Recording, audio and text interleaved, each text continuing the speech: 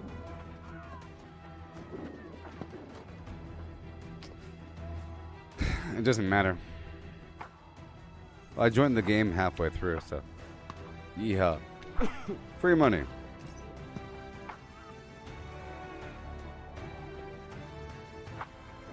Well, now we know that this right here gives you an automatic last hit or some garbage. Perfect. My gosh. Person had perfect timing.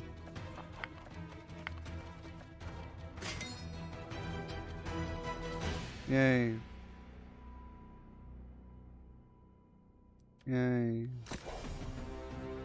And or yay.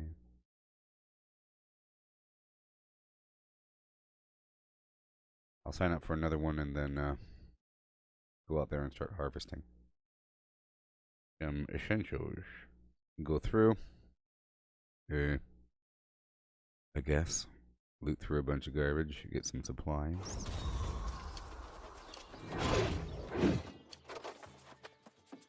Sign up for another one.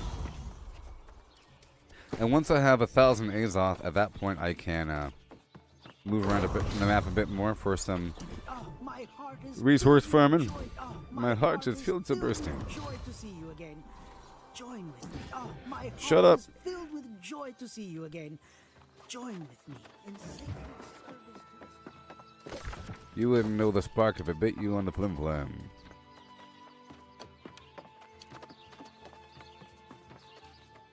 They call me Peter Joffrey.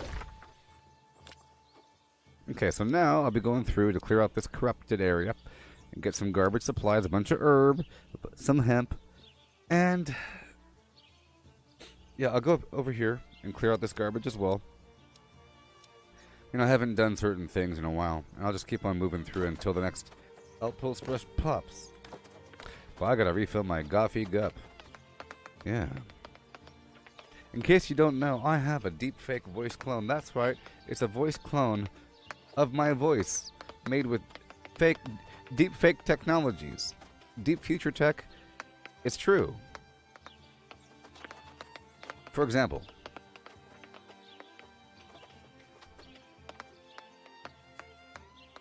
here is the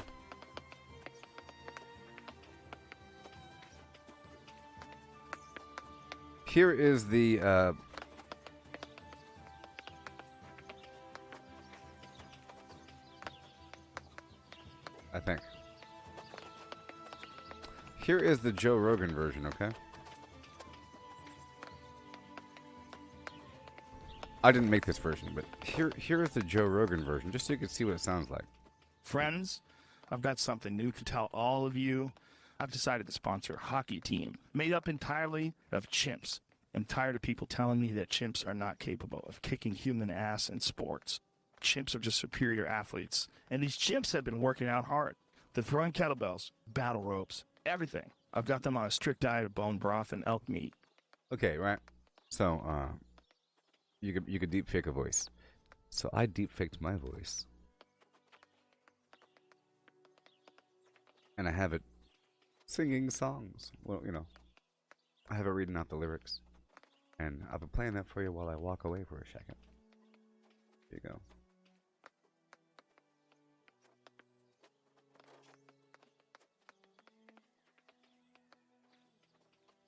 Sheep should sleep in a shed. She sees cheese. The blue bluebird blinks. For fine fresh fish for you. Cooks cook cupcakes quickly. We surely shall see the sunshine soon. 6 slimy snails slid slowly seaward. For furious friends fought for the phone. Which wristwatches are Swiss wristwatches. 77 benevolent elephants. 6 sleek swans swam swiftly southwards. Biddy's big bunny bobbled by the blueberry bush. 5 frantic frogs fled from 50 fierce fishes. If a dog chews shoes, whose shoes does he choose? No need to light a night light on a light night like tonight. If you want to buy, buy. If you don't want to buy, buy. The great Greek grape growers grow great Greek grapes. Fresh fried fish, fish fresh fried. Fried fish fresh, fish fried fresh. Give Papa a cup of proper coffee in a copper coffee cup.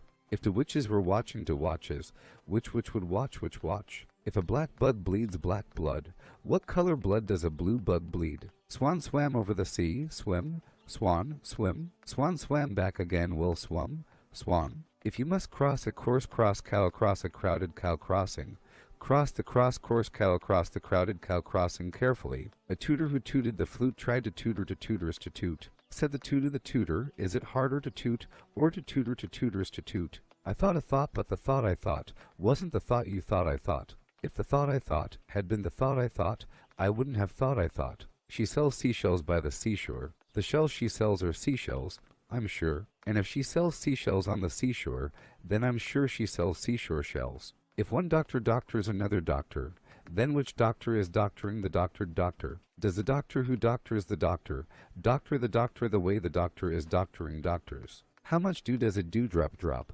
If dewdrops do drop dew, as do dewdrops drop. If dewdrops do drop dew, Betty Botter bought a bit of butter, but, she said, this bit of butter's bitter, but a bit of better butter mixed with this butter might just make my bit of bitter butter better. So Betty bought a bit of better butter to make her bitter butter better. Blame it all on my roots. I showed up in boots, and ruined your black tie affair. The last one to know, the last one to show. I was the last one you thought you'd see there, and I saw the surprise, and the fear in his eyes, when I took his glass of champagne, and I toasted you, said, honey, we may be through, but you'll never hear me complain, 'cause I've got friends in low places, where the whiskey drowns, and the beer chases my blues away, and I'll be okay. I'm not big on social graces. Think I'll slip on down to the oasis. Oh, I've got friends in low places. Well, I guess I was wrong. I just don't belong. But then, I've been there before. Everything's all right. I'll just say goodnight, and I'll show myself to the door. Hey, I didn't mean to cause a big scene. Just give me an hour and then, well, I'll be as high as the ivory tower that you're living in, 'cause I've got friends in low places, where the whiskey drowns, and the beer chases my blues away, and I'll be okay. I'm not big on social graces. Think I'll slip on down to the oasis. Oh, I've got friends in low places. I guess I was wrong. I just don't belong. But then, I've been there before, and everything is all right. I'll just say goodnight, and I'll show myself to the door. I didn't mean to cause a big scene. Just wait till I finish this glass. Then, sweet little lady, I'll head back to the bar, and you can kiss my ass. Ba-da-da, ba-da-da-da-da-da, ba-da-da, ba-da-da, ba-da-da-da-da-da, ba-da-da. There used to be a graying tower alone on the sea. You became the light on the dark side of me. Love remained a drug that's the high and not the pill. But did you know that when it snows, my eyes become large and the light that you shine can be seen? Baby, I compare you to a kiss from a rose on the gray. Ooh, the more I get of you, the stranger it feels. Yeah, and now that your rose is in bloom, a light hits the gloom on the gray. Ba-da-da, ba-da-da-da-da-da, ba-da-da. There is so much a man can tell you, so much he can say. You remain my power, my pleasure, my pain. Baby, to me you're like a growing addiction that I can't deny. Won't you tell me, is that healthy, baby? But did you know that when it snows, my eyes become large and the light that you shine can be seen? Baby, I compare you to a kiss from a rose on the gray. Ooh, the more I get of you, the stranger it feels. Yeah, now that your rose is in bloom, a light hits the gloom on the gray. I've been kissed by a rose on the gray. I've been kissed by a rose on the gray. I've been kissed by a rose on the gray. I've been kissed by a rose on the gray. There is so much a man can tell you, so much he can say. You remain my power, my pleasure, my pain. To me you're like a growing addiction that I can't do. Yeah. But did you know that when it snows, my eyes become alive?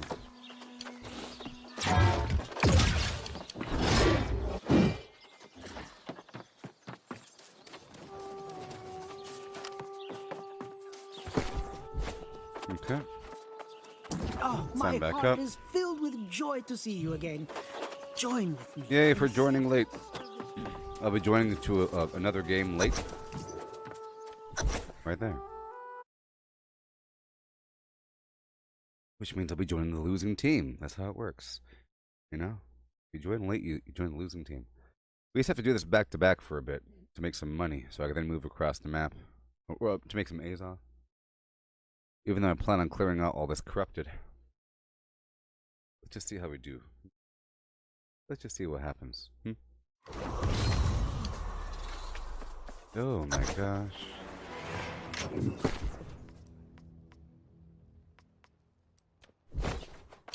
Oh my gosh, they are winning.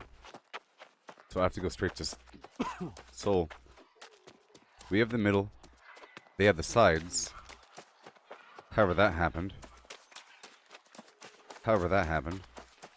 See, this is a situation I was talking about where you have the option of taking your entire crew and going straight to their base.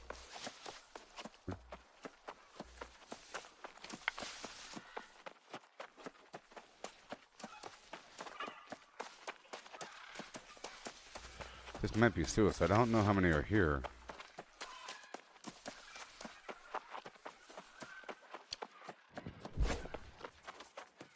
It could be 0. They just walked out. Okay, here we go. Oh, I don't have the right food. That's why. That's sort of a big deal. I think they're coming back. We'll find out in just a moment.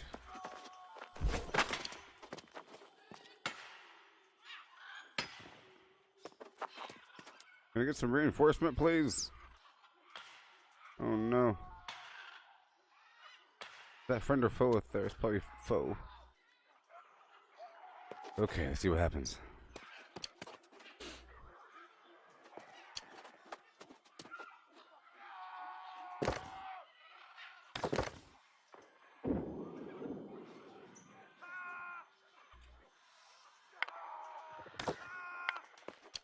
Okay. And now I'm joining the Zerg ball.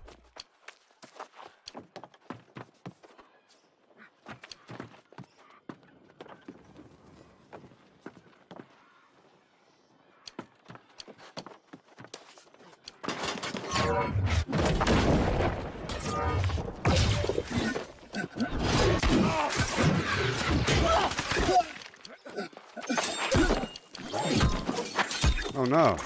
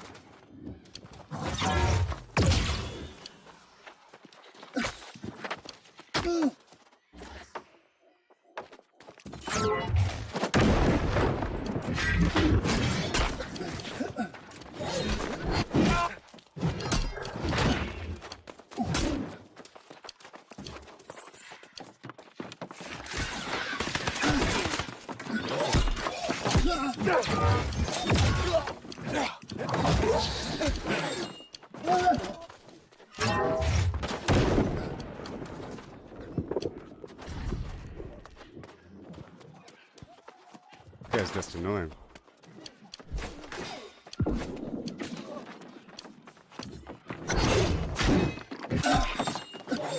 This guy's very powerful.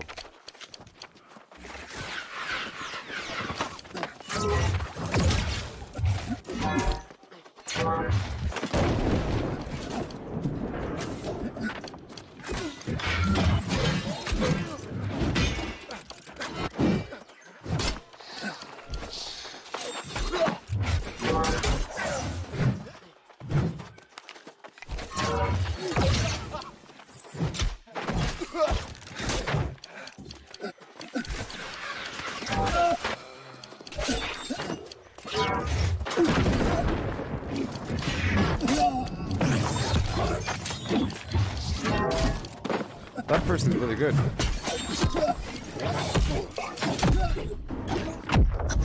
Well, that person deserves a gold star. Well, he has the best armor on in the world, so... You know. The problem is he has, like, the best gear in the world. Is, like, the best... Is the problem.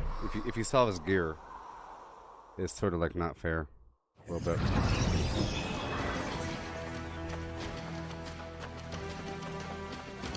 Well, the main issue was that none of us were ranged and he was ranged. That's another big factor. If any one of us was ranged, then, you know, it's sort of inevitable. Sort of. Depending on how many hits you can take is the main problem. See, the main problem here is that normally light armor has the compromise where you don't have that much defense, but he was taking a bunch of hits from people. And I have full strength, You know?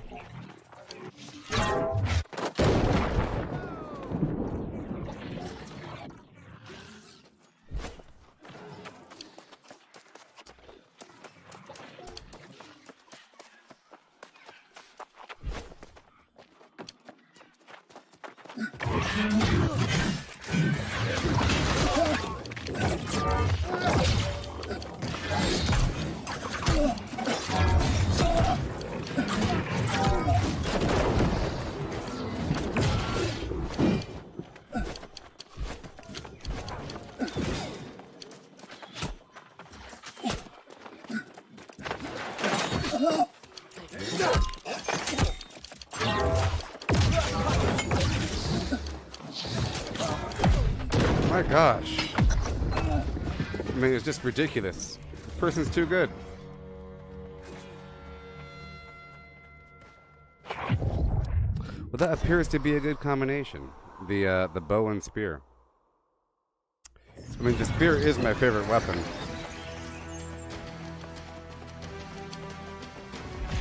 Seems like you can't do anything about it. And light armor. It's just she has very strong light armor. Normally there's a compromise where you can't take but one hit. You could have a build like that and it's all powerful, but it's balanced because you're not a tank. So it's not really fair. That's what I gotta say.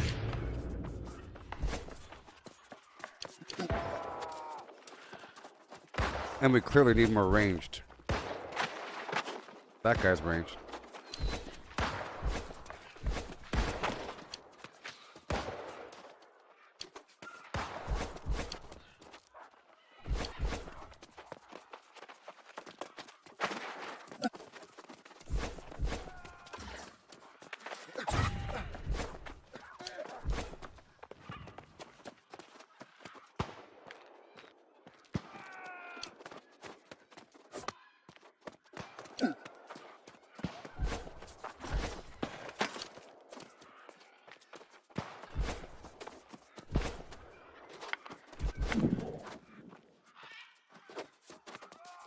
I don't think it's right for that volley to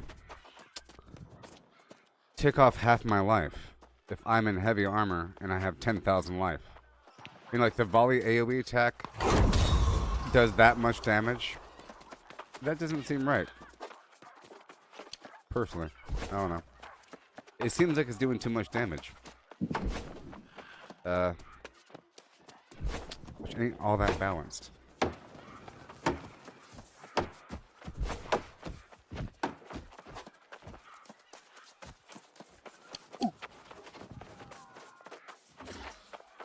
Doing some absurd amount of damage with crazy survivability. You could take 1,000,000 hits from people and then escape. Crazy.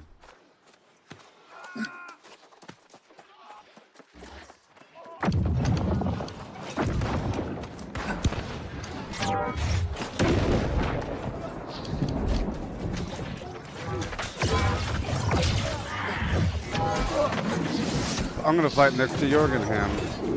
This guy's good. I think if we fight together, we'll be fine.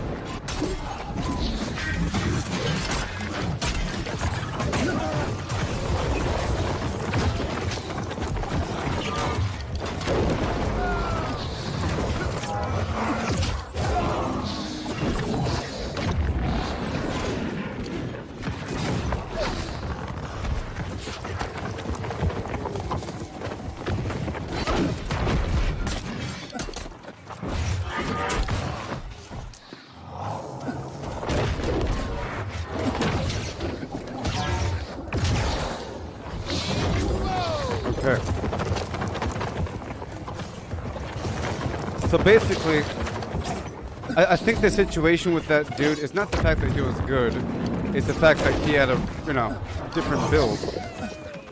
And it's dangerous to play away from other players without the proper composition.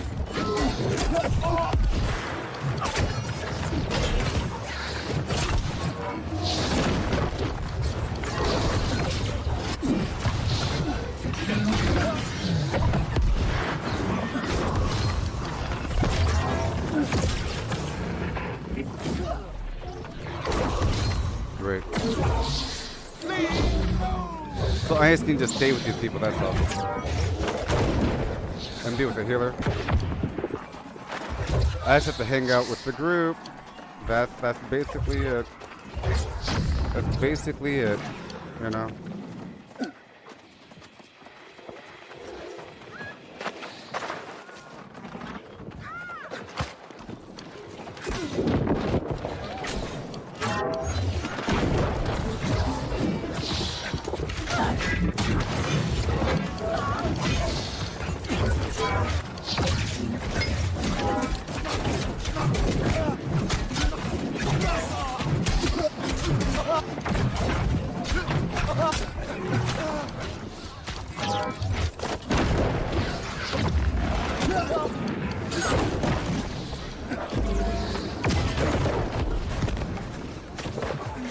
Go around the back.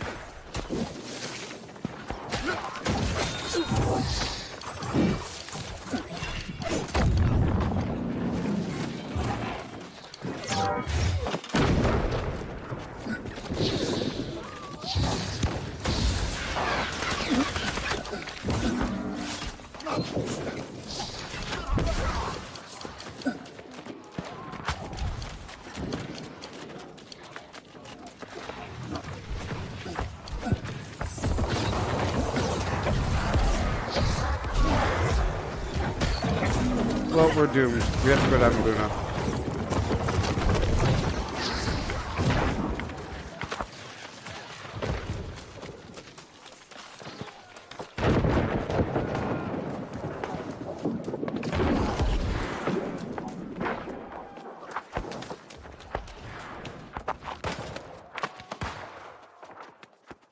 Come on, are you guys coming? See, try to do something. No one listens.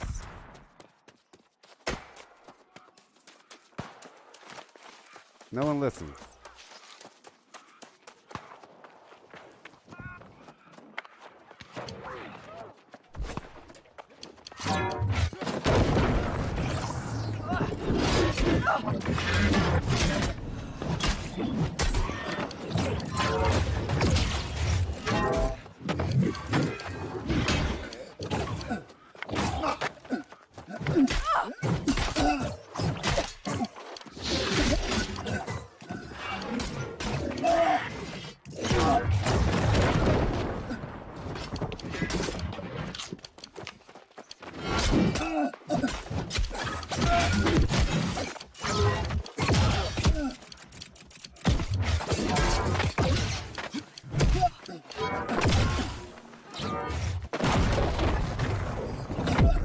Thanks a lot for the reinforcement, anybody.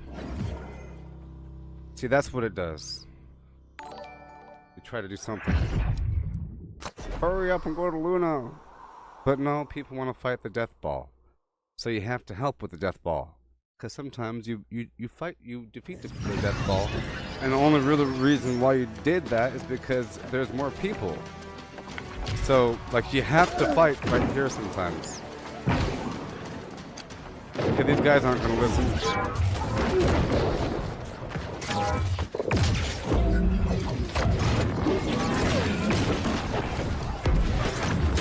Got him.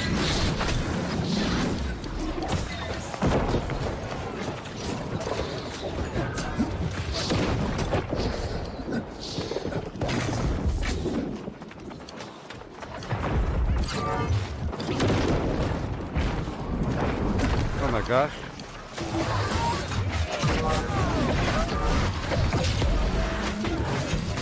Yes.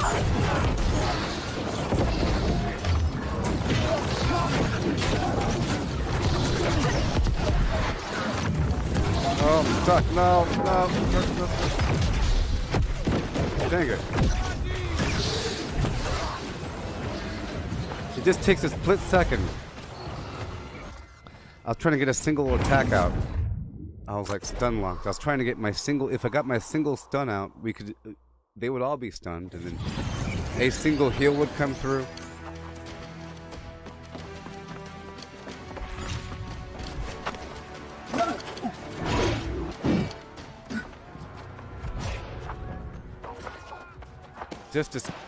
I seem to always be on the team that does not have the brute. That big old boss. Terrible. That thing.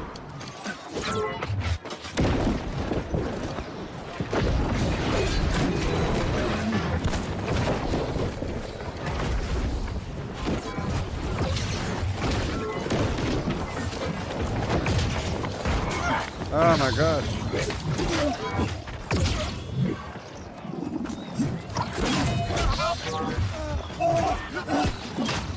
Nope.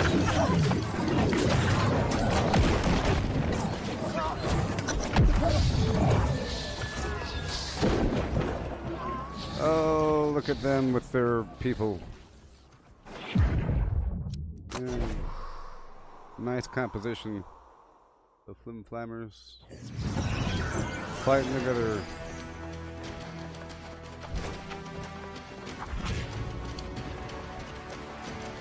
I try to be a hero sometimes. I was trying to save that person from dying, but then the army came in from the right, and nobody came behind me.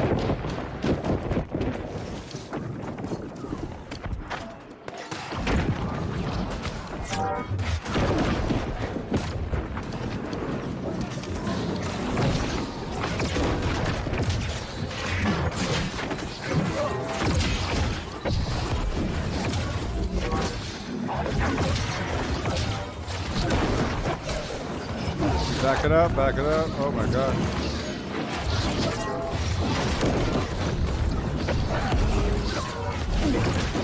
Come on.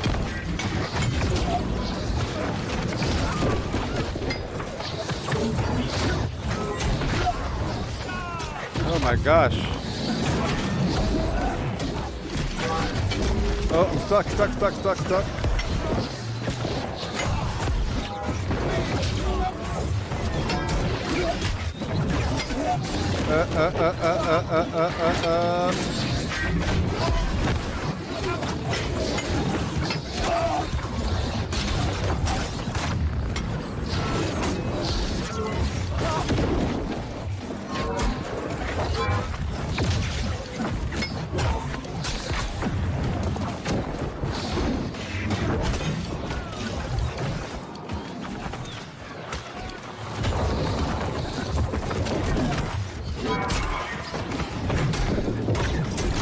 Back it up.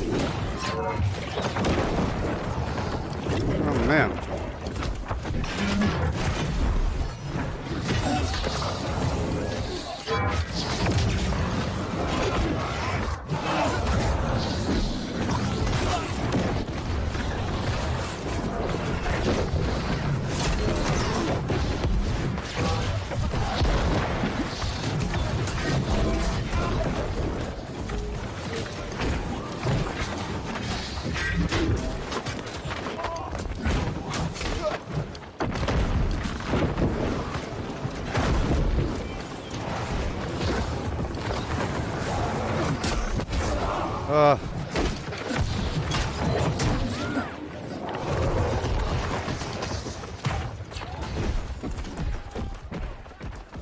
Pretty crazy, isn't it?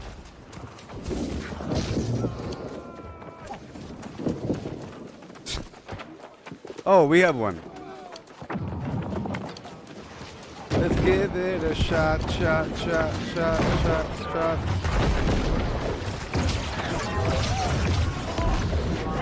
And now they're all dead.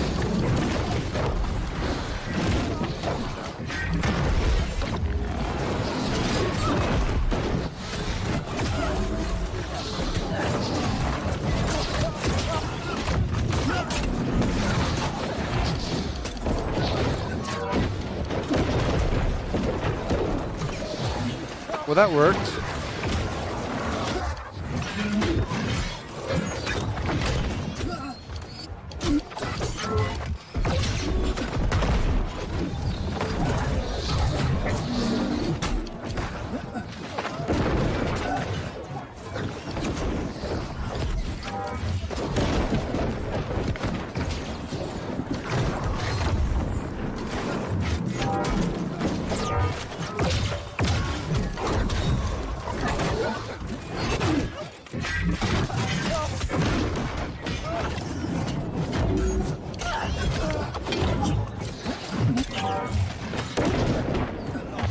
I'm alone. I'm alone.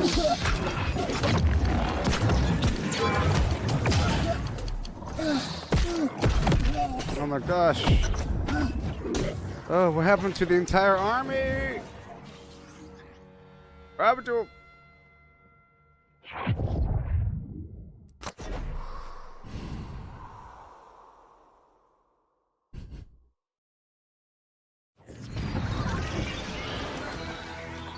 Baron.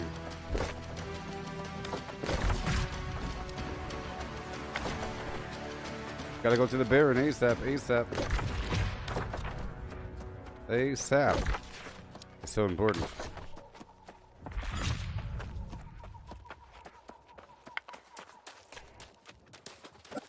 Oh my gosh, yeah.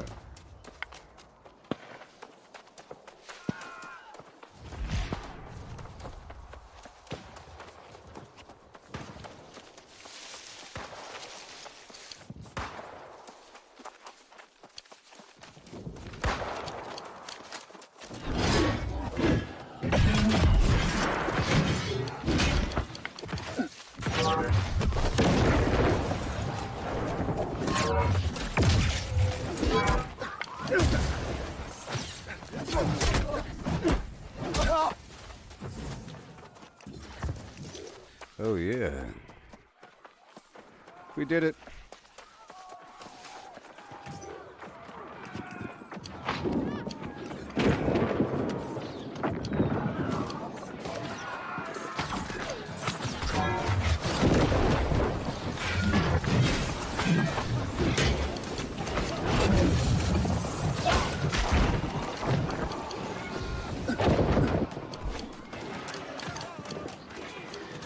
Come on.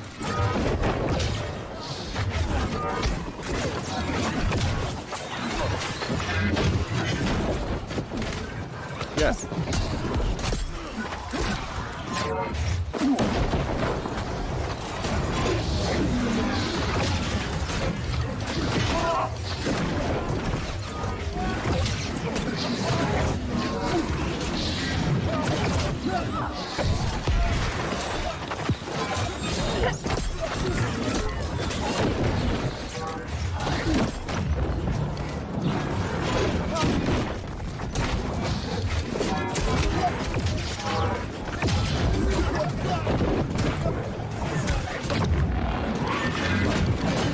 Yes.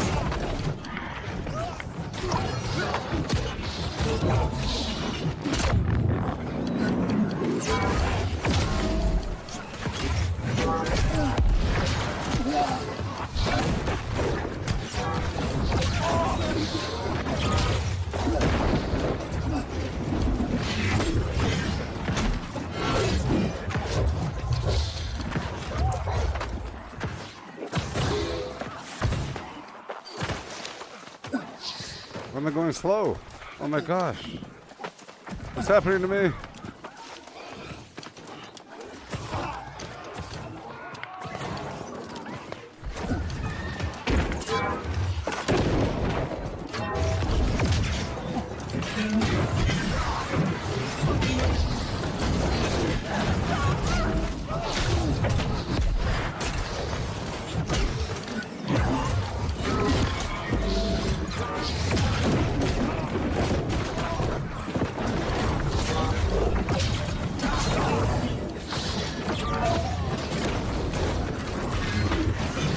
What?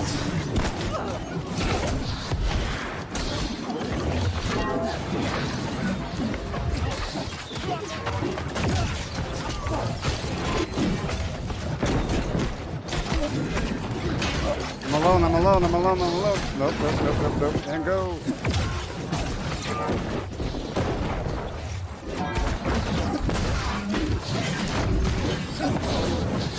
Oh no.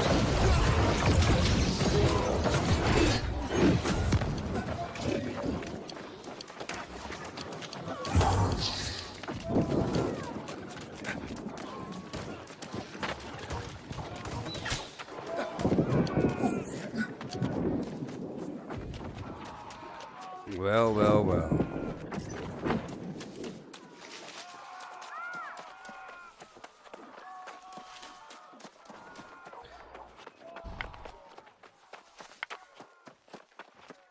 But that was a good little battle back there.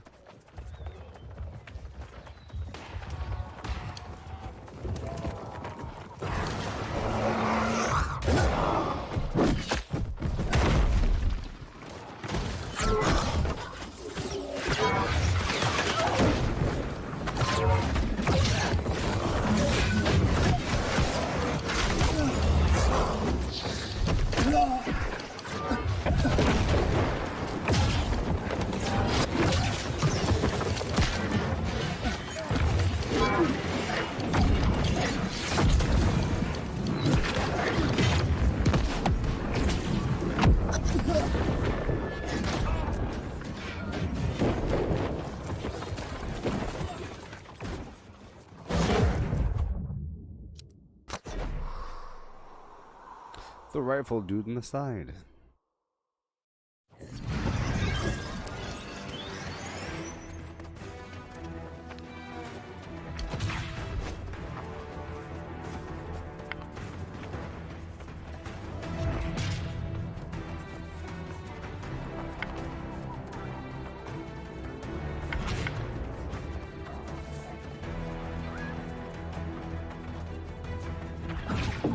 So that should be the rule. Like, unless you're on a pre-composed team, trying to make some sort of plan doesn't work.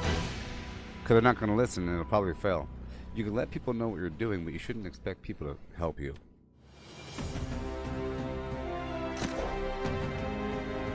Okay.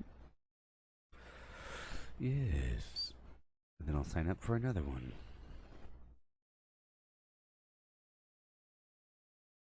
Maybe I'll join one as it starts, huh? And not horribly late.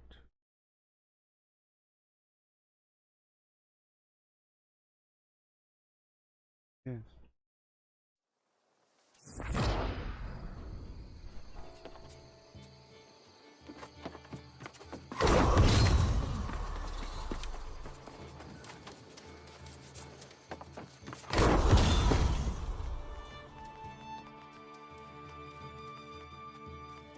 Okay.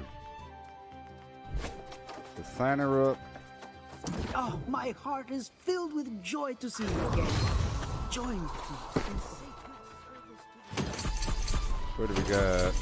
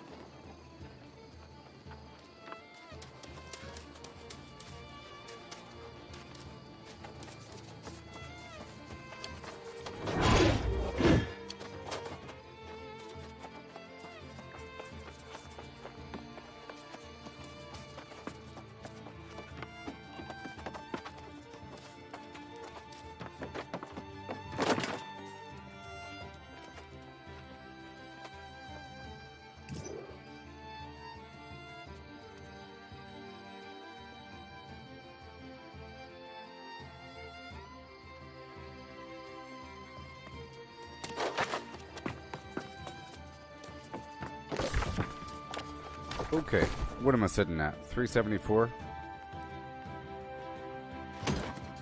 476?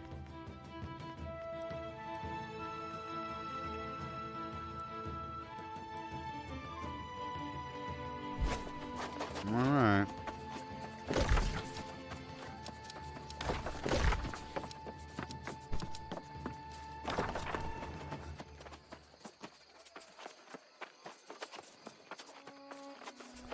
Okay.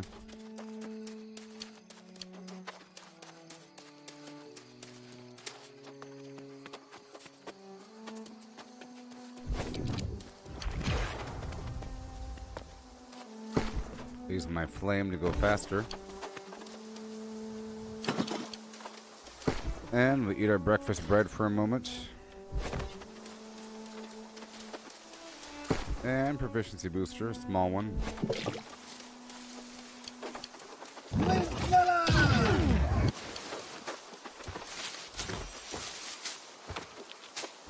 Wait for this next outpost for us.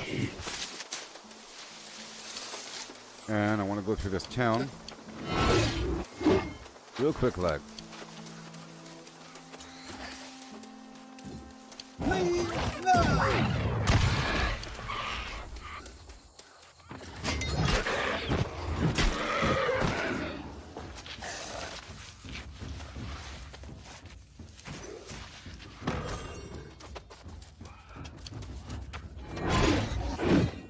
Yeah.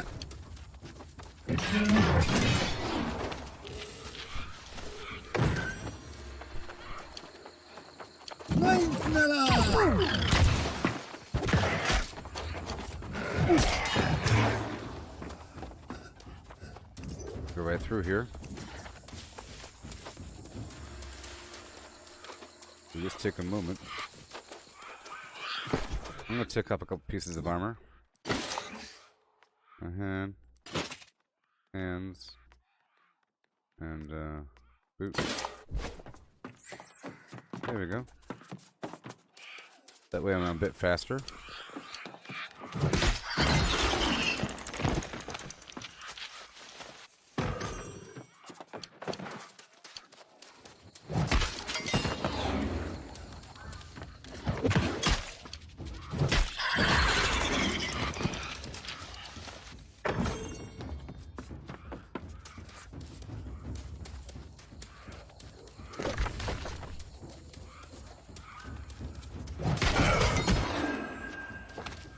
Just a little way less.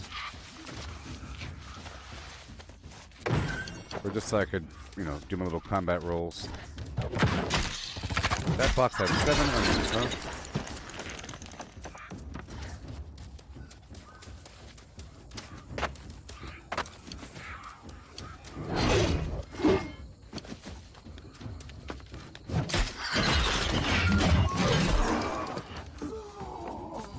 The horror.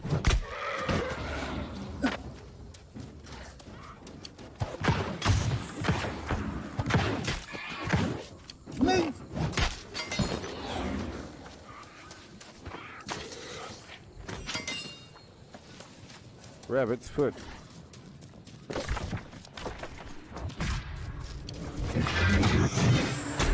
Thank you.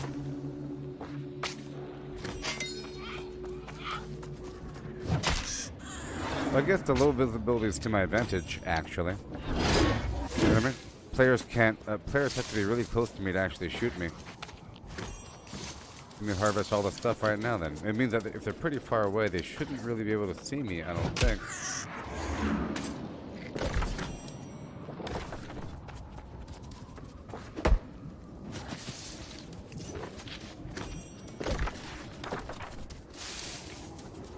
I can barely see. What is this? A monolith?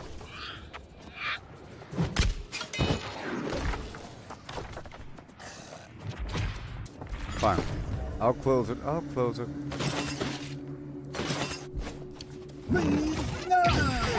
I'll close it.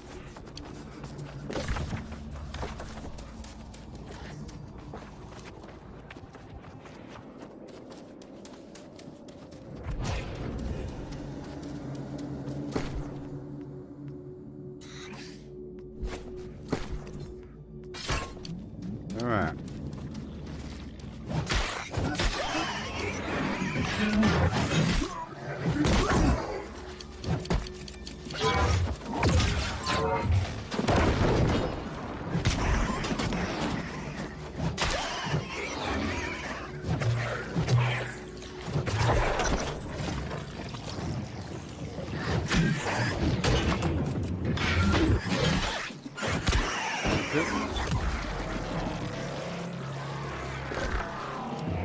Portal.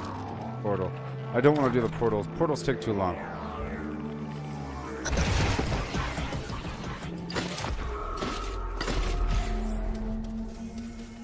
Okay. Let's keep on going. Yeah. Queue up for a few more outpost rushes.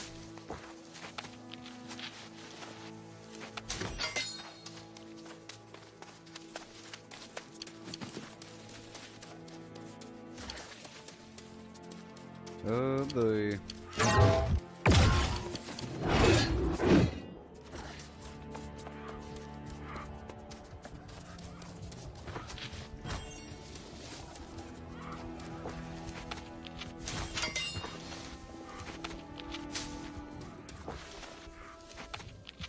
Oh yeah. Doing what I can do.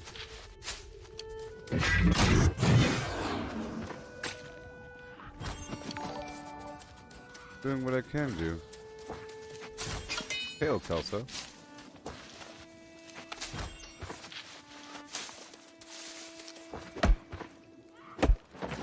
I don't want that tree.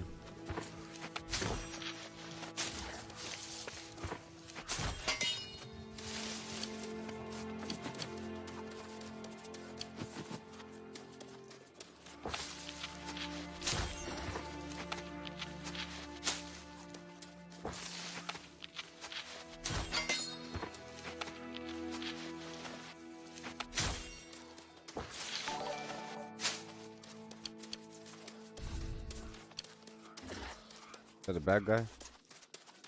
I don't know. I'm just collecting some resources until the outpost rush begins, you know? Yeah. Cinnamon.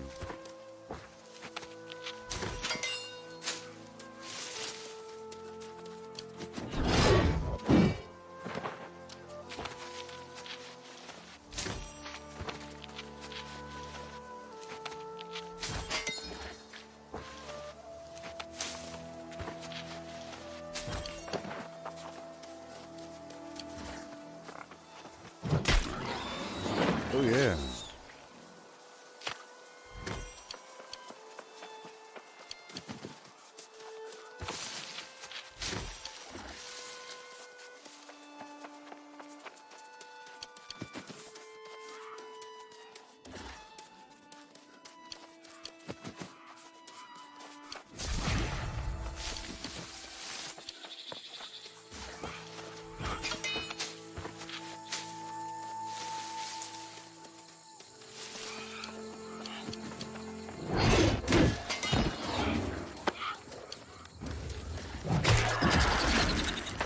Thank you.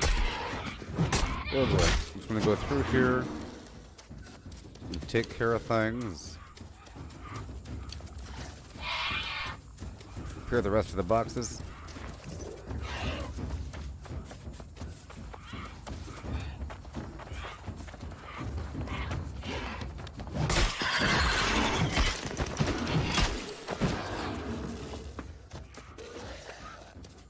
Okay. There is a big box upstairs, I believe.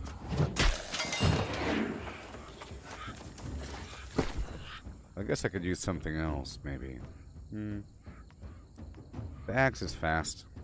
I mean, the axe is fast for movement, but it's not really fast for combat, you know?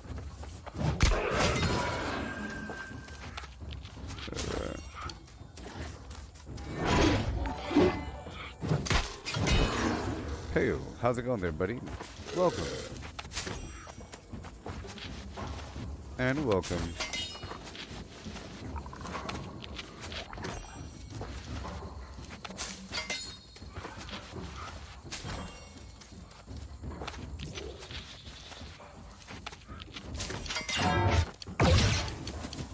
Oh.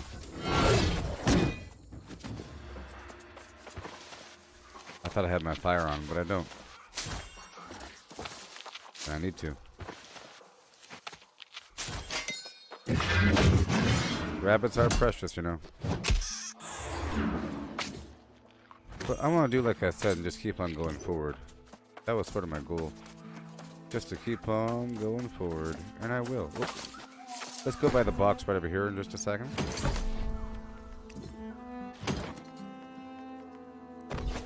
There we go.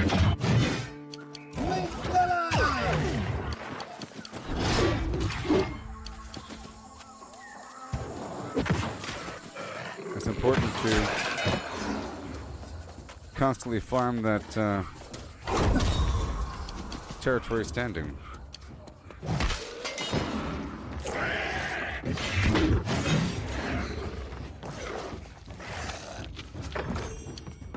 Oh, yeah.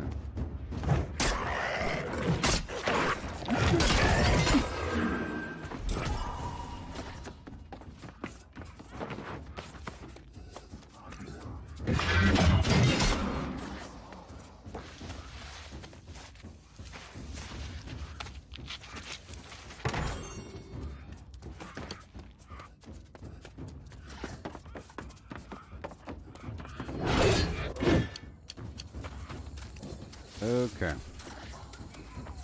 We'll go through these final buildings.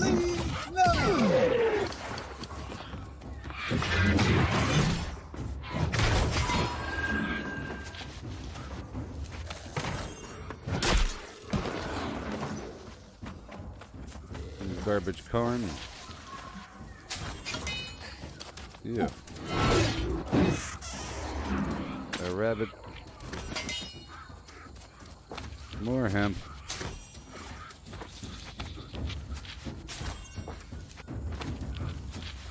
Well, I might as well just wear my fishing gear,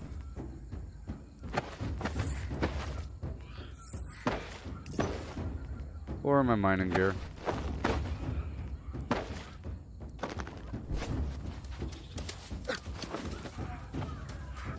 More of a balance.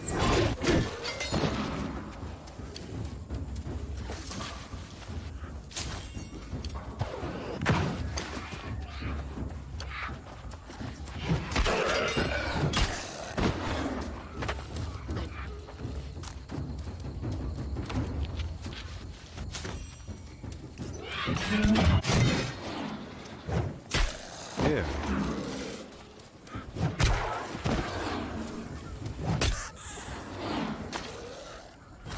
Ugh.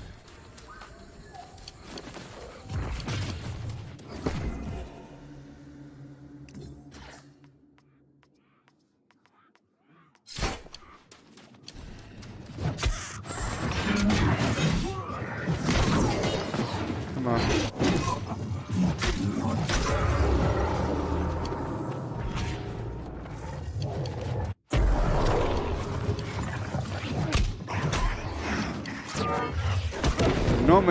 Normally I like a blend between intelligence and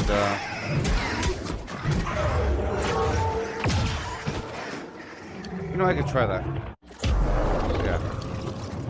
I might try a slightly different build, like my actual build.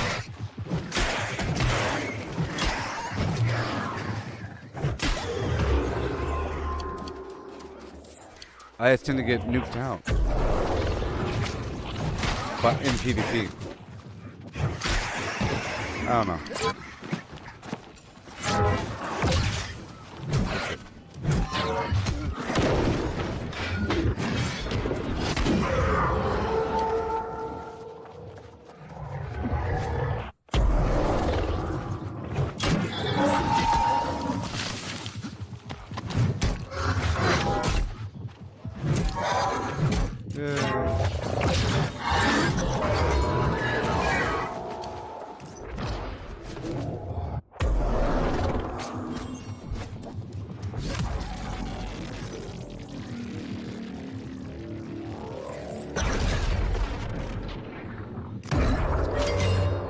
Yay!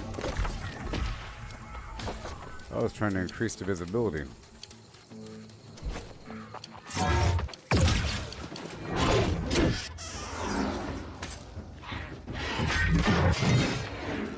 Okay. We're at 10 out of 40. I don't know if it's going to queue anymore. Maybe people are doing some sort of dungeon or something. Maybe there's a war active. I don't know.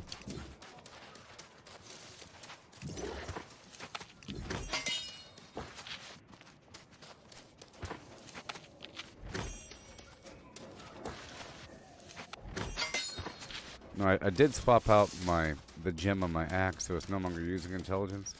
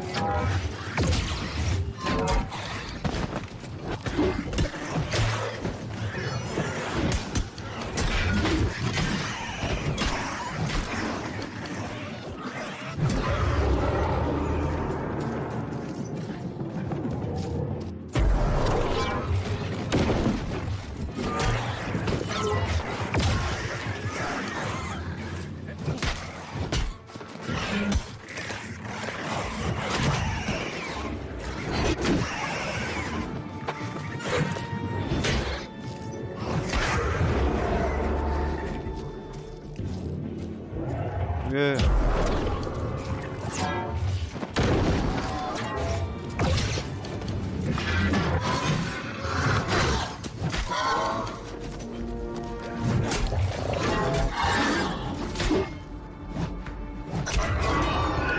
It's not that bad, actually. It doesn't take that long. It doesn't take that long.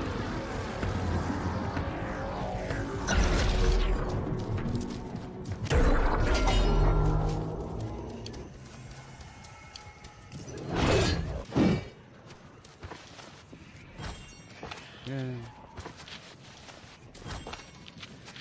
Herbs.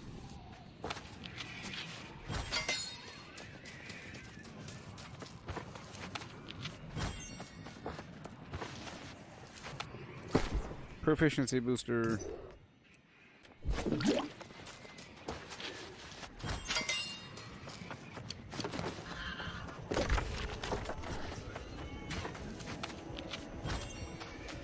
Yep. Oh yeah. Wonderful.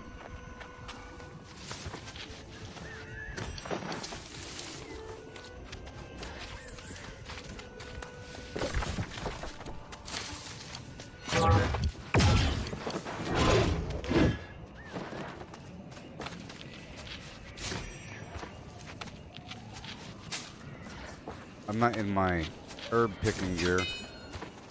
Maybe I should be. Once I max out on Azoth, I'll shift things around a bit. Get some new plans going.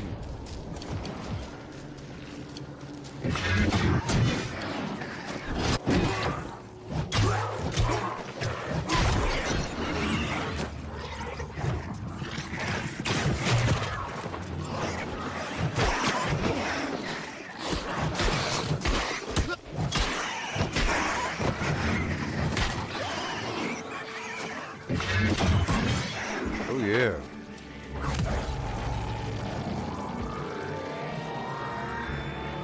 Oh yeah.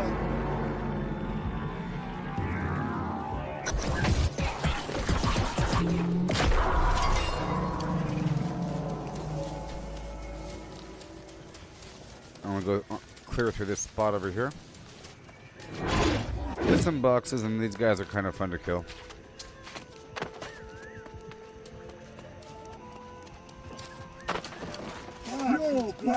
Yeah.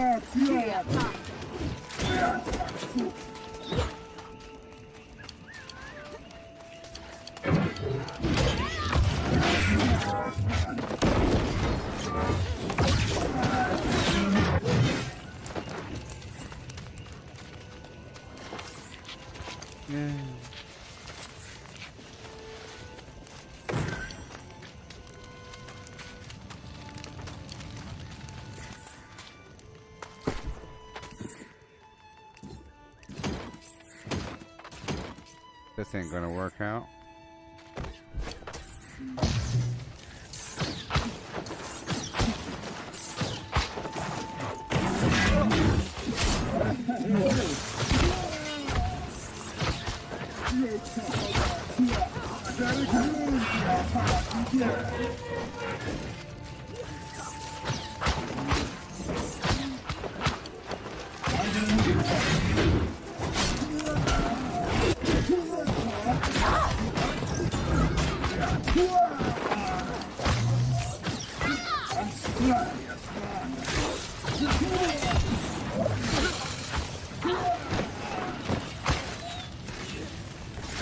So exciting.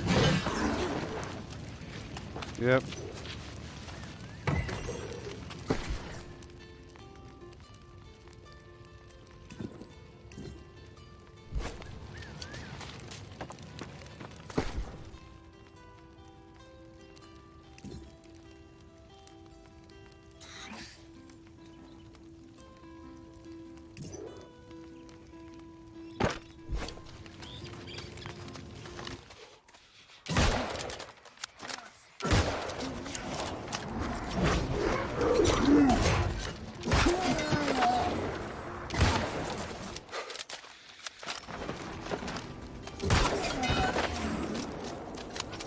Okay.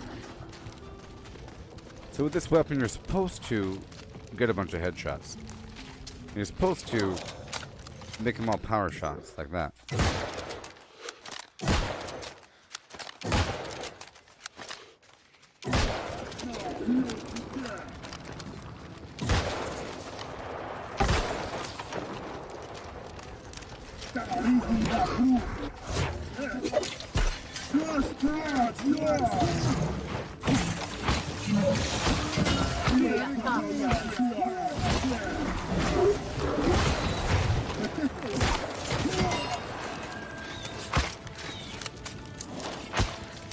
Forever.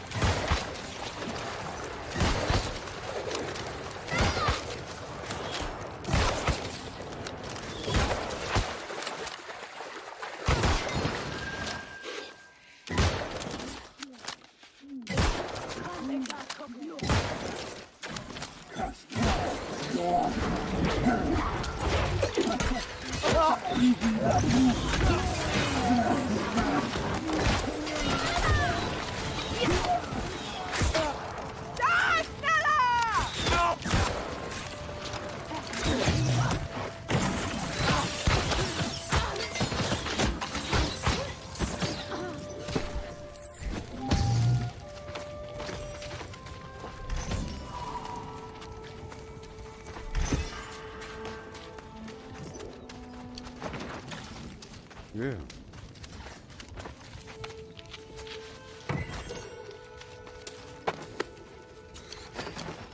Yeah, that weapon's only really good if you have a build for it. And I'm sort of all strength right now. So I'll be swapping out once I get more A's off and everything. I don't know if there's going to be another outpost rush. We're only at 14 out of 40.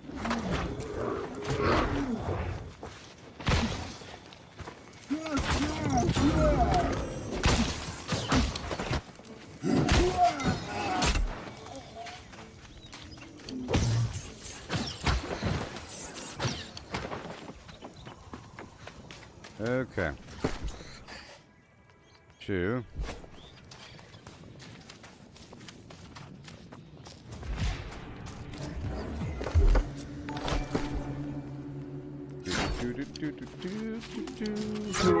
Yeah.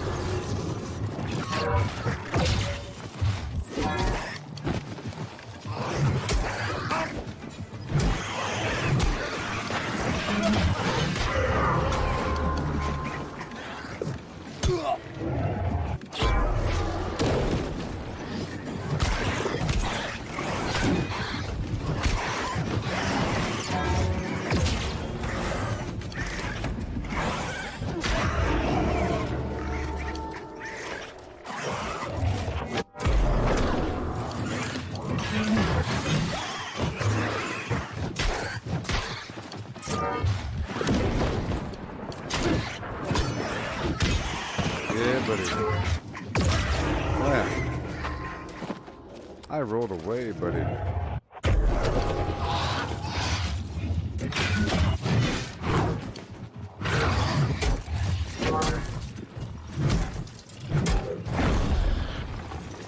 Blam, blam, blam.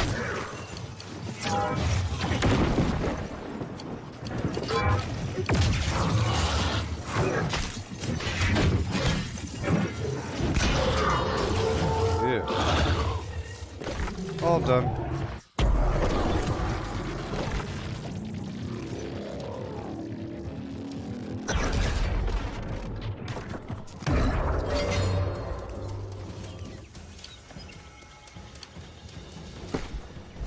Okay, 5 seconds.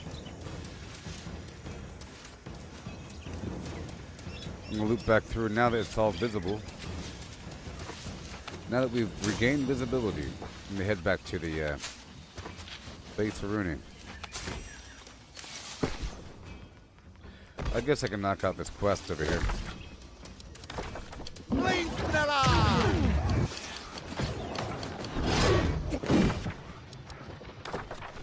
That one's not on the map.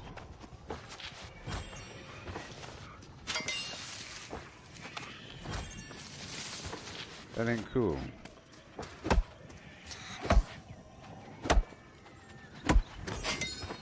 Yeah, so my goal is to have more Azoth water than I do Hyssop. I want the Hyssop to be the bottleneck because it's easy enough to get a bunch of Hyssop. It takes 10 Hyssop per infused health potion. So you get a bunch per.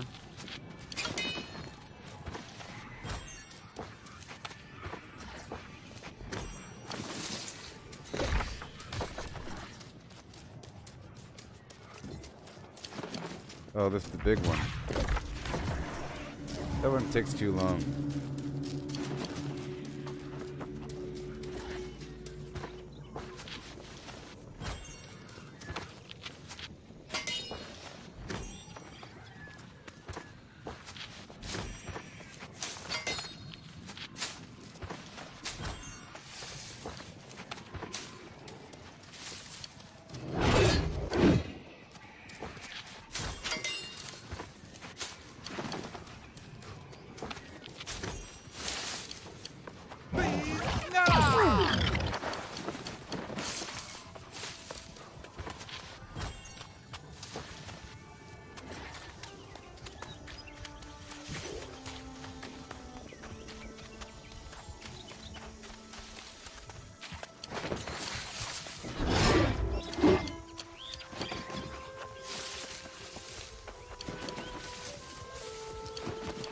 Back across the field we travel. For fun.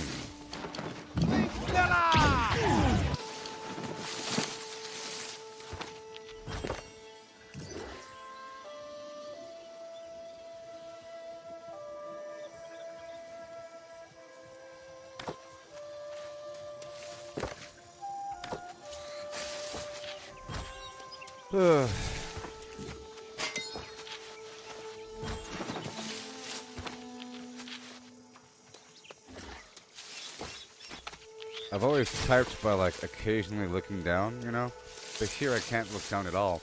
And I've typed with basic autocorrect, always enabled for the past several years.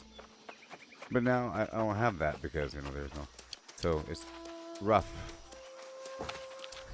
Rough typing.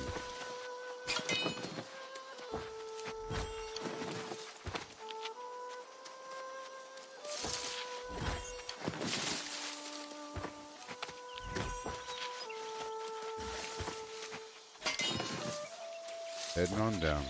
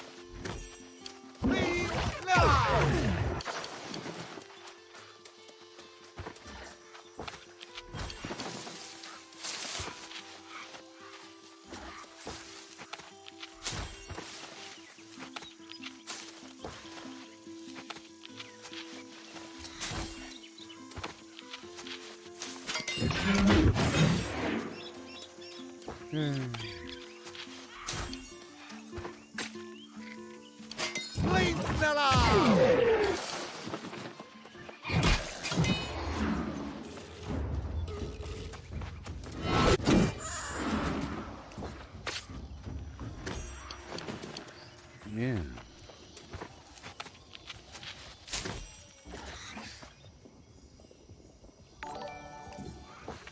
Hey there, Debbie. How's it going there, buddy?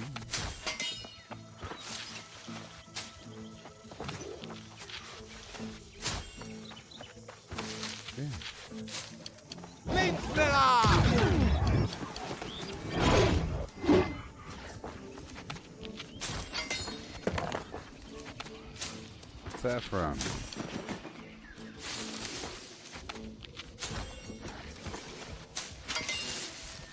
They wore off again.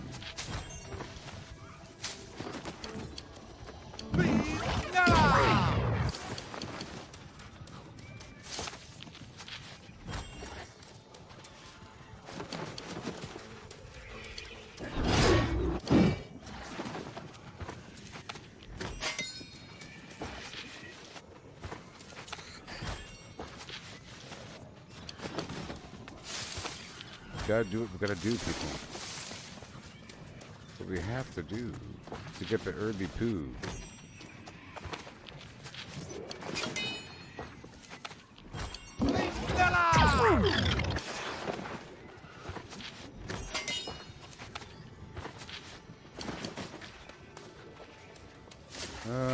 Okay.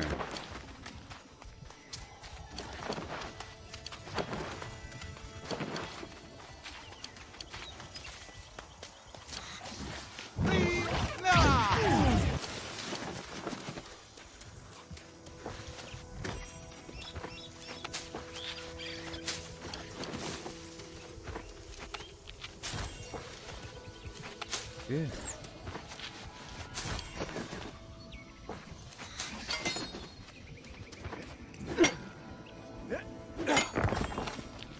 Rats. Oh boy.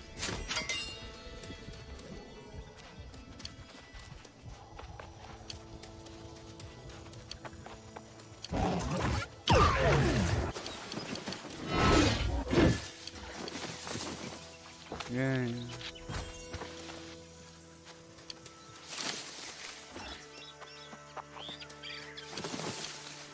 Now we move on back through to do what we have to do.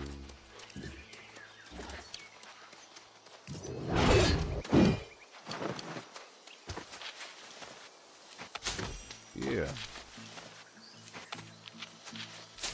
A bit more fiber. We'll carry it right on into the main base. Big old pirate ship up there.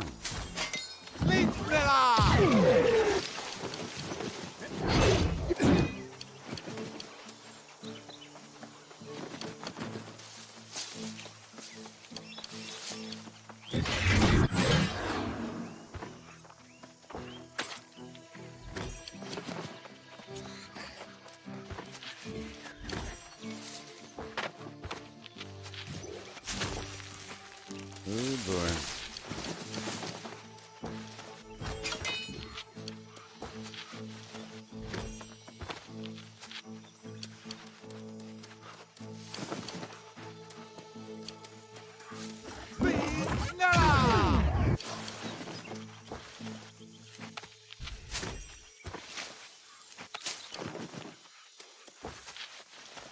Phase 5.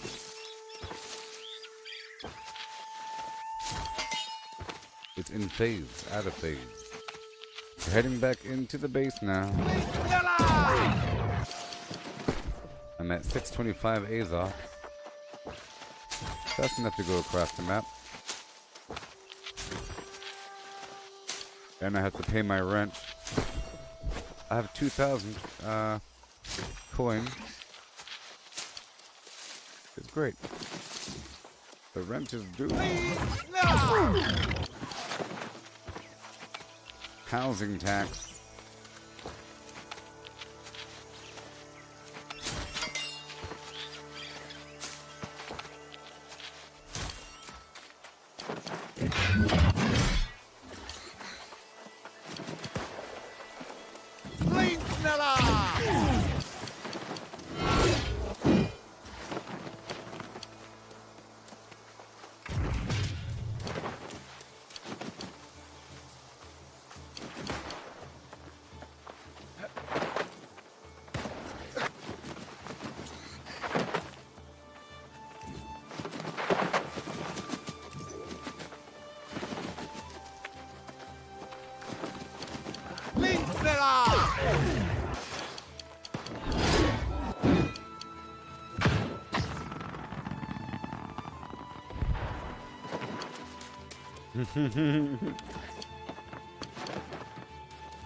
Hilarious.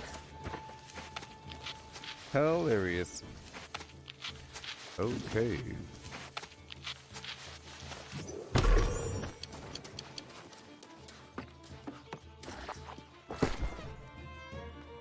Okay, let's drop off whatever I could. Alright. I'll drop off all the bad bait.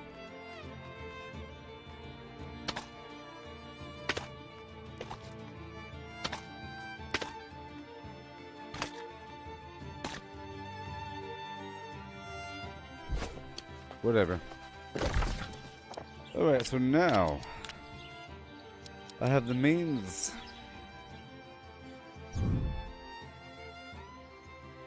I have the means to do what I gotta do.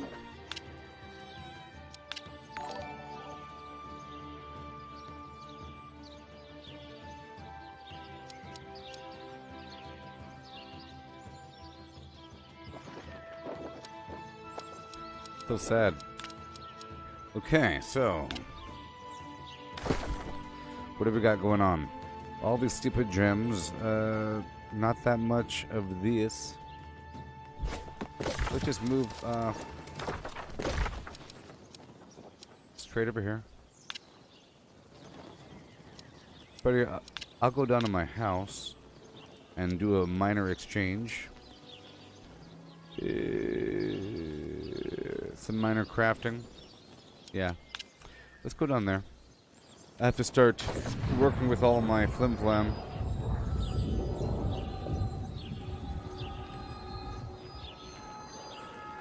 Yeah.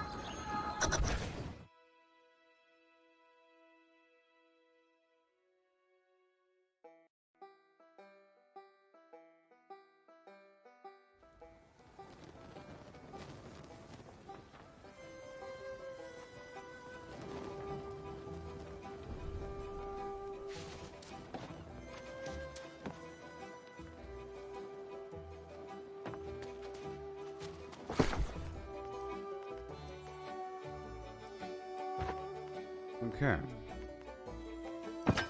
Done. Not the silver.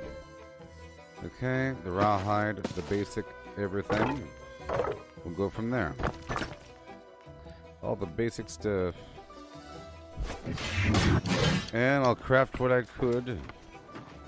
Let's see if I can pay my rent now. My house is disabled over here. Pay the taxes. Hey, that's so cheap. Yeah. That means I could probably buy a couple things. Let's just see.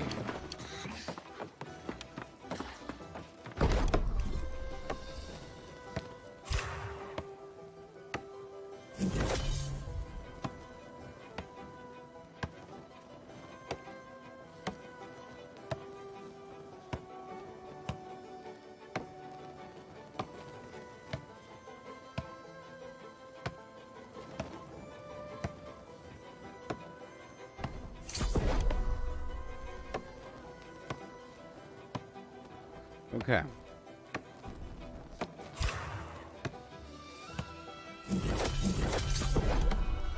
Lumber.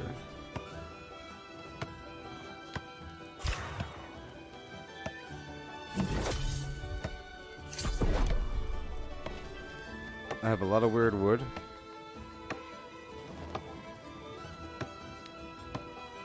I'm trying to figure out what to farm and what to buy. Just to push myself along. I have a growing pile of weirdwood plants that keep moving over, but I haven't worked with them in a little bit. Let me see here. Tier 4. Rugged leather. Coarse leather.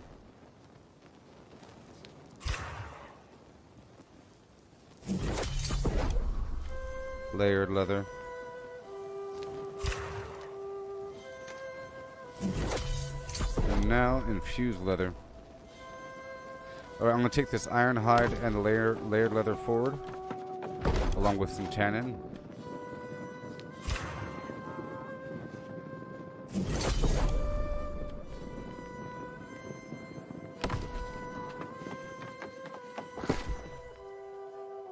Alright, so some tannin. The aged stuff. And then this, and then that. Cool. Awesome. Now, let me see the wood. I'll move back across the map first to do some working down there, just to see how we're sitting. I would like to... Let's just price a couple things. If the green wood and aged wood are very cheap, I'll go ahead and buy some. And I mean, if they're very cheap. I'm just kind of curious. Before I move on out of here, I have this stack of weirdwood logs. And I mean very cheap. 6 cents is about okay.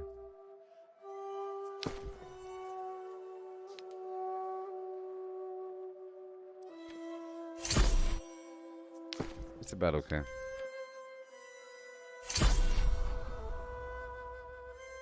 Aged wood better be cheaper, but it's not. Oh man.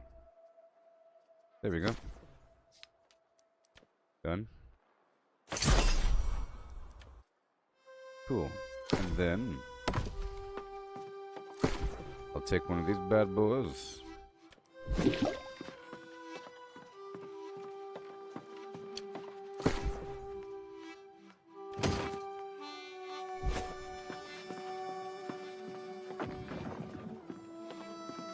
I'm just going to process a few of those logs and then move them forward to Everfall and see what I can craft.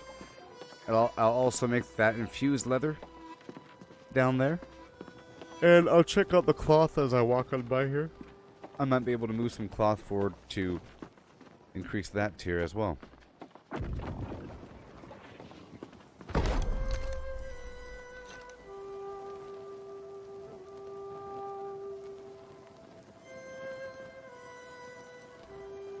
The wire fiber. I have no silk, so we can't really do the cloth right now. But I can process this and that.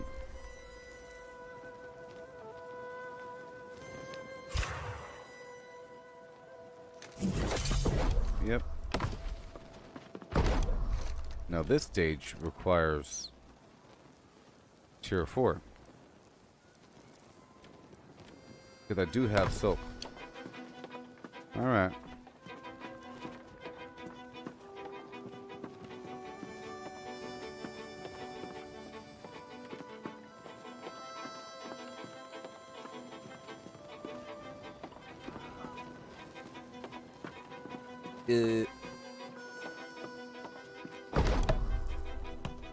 Here we are.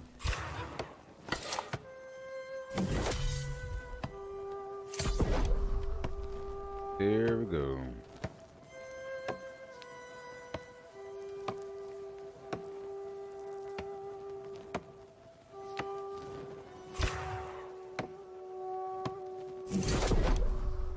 We're running low, don't you know? But that's a good thing in the end. Start with the good paper.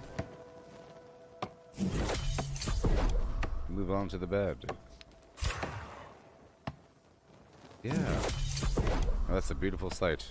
That's a beautiful sight.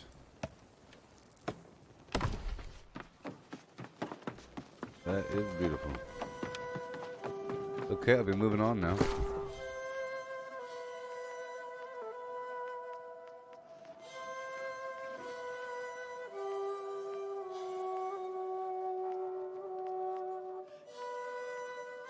Okay.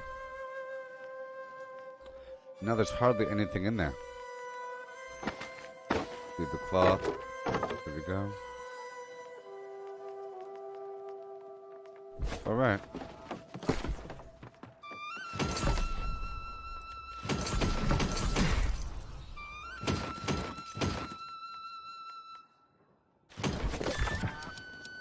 Let's go turn in a quest or two.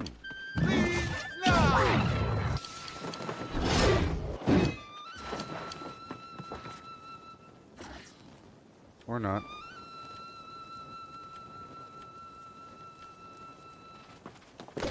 Okay, we're moving on.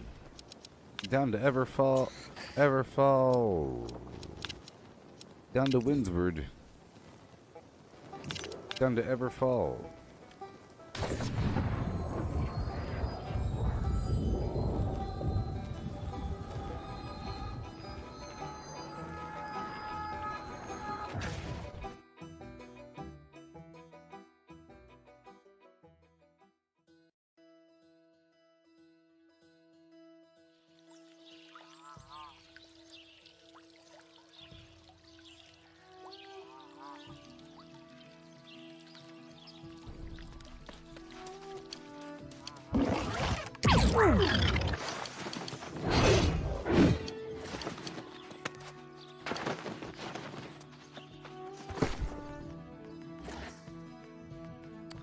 Okay.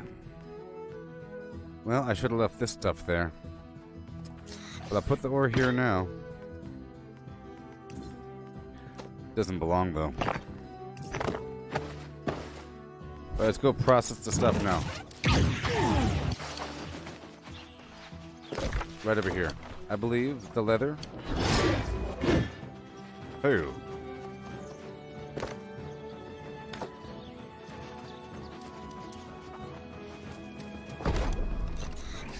Infused leather. Oh yeah. Here we go now. Ooh, I'm a master tanner. I'm level 200 tanning. Cooldown threshold 10. Wow, if you craft 10 items, you have to wait a whole day. Whoa! So now I have a job to do. Every day I have to craft 10. Wow.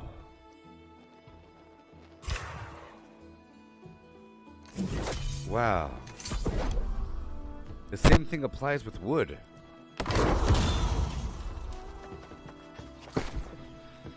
Wow, I can make runic leather now. That stuff better be worth a lot of money if you only craft 10 per day. But my luck, it's not going to be worth a lot of money. I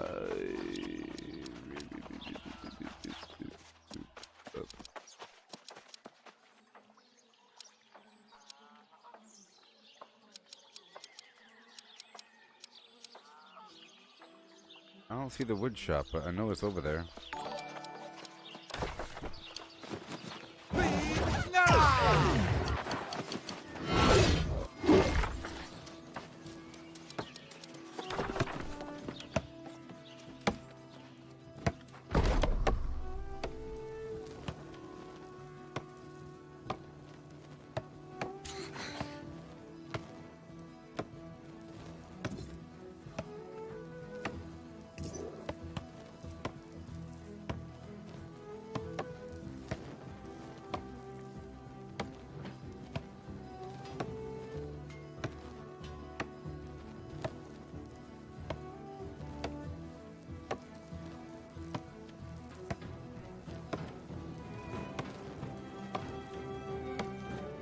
Alright, so now I have to make sure that I craft 10 of these per day.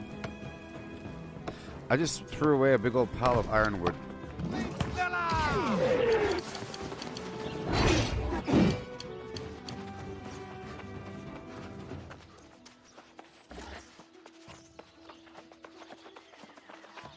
Kind of curious.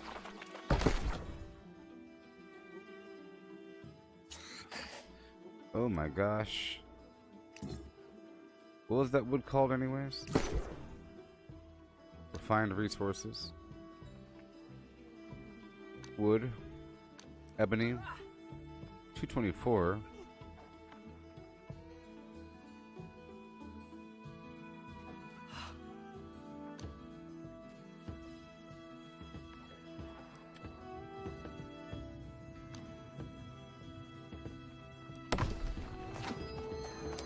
Alright, well, now I have to really focus on getting those resources up and running. It's a big deal. I have to make 10 of those. So how much is this runic leather going to sell for? All the money? Not enough.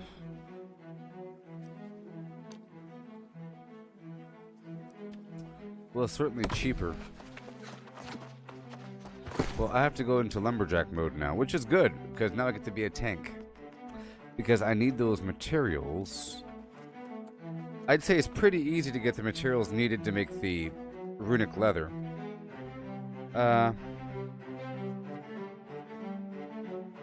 As for smelting, I'm not there yet. But I am, yeah. Yeah, cool. It's like a whole new job once you hit the end. Once you hit the end.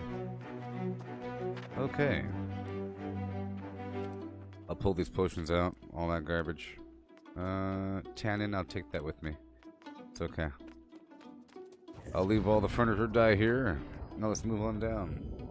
Yeah, so now I have to get into Constitution mode, logging land. Oh my gosh. I have a new goal. I have a new goal. That's so exciting. Oh my gosh. See, I love restriction. Restriction's awesome. It gives you purpose. I have to craft 10 per day. I have purpose now.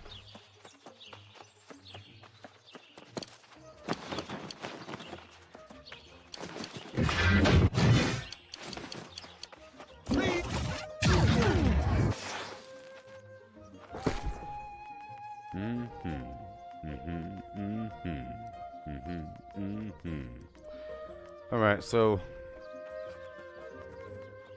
let's not fish for a little bit. It's just too confusing after a bit. I'll put over my PvP gear as well. Well, maybe I'll fish, but I don't know. It's just so many items. Okay, so my lumberjack gear.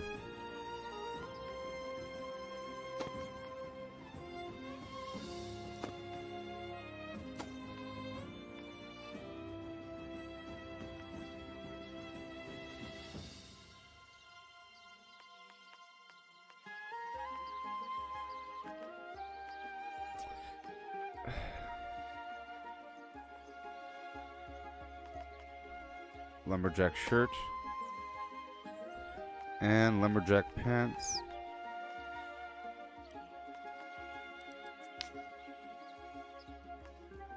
Lumberjack pants.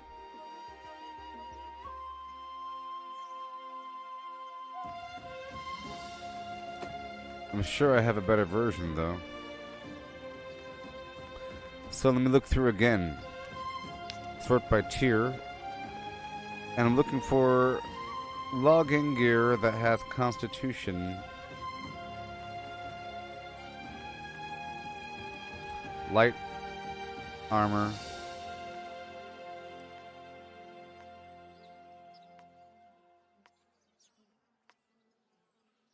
Light armor. Maybe one piece of medium.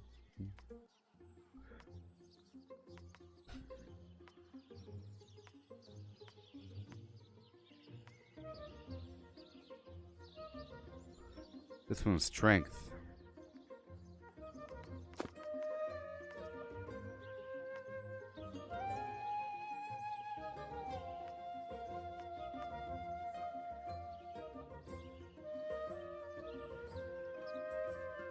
Ah. Okay. Ugh.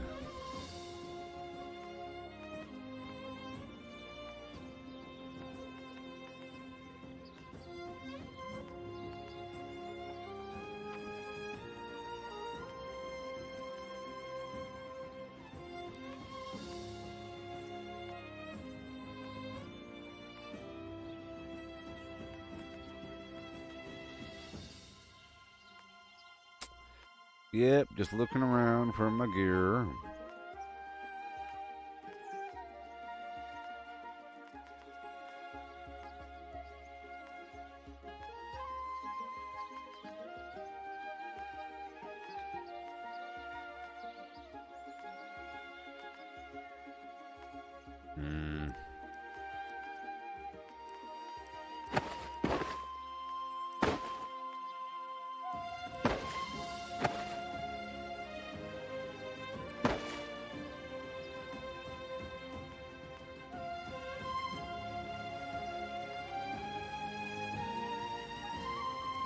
There you go. Okay. Con. And I'll move all my points over.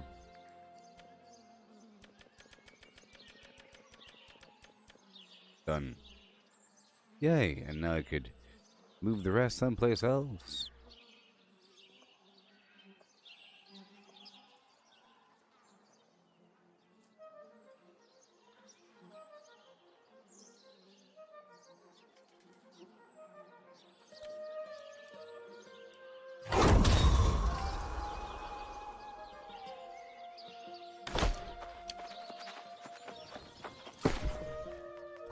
Alright, and now I have my mining set and my flim flam set.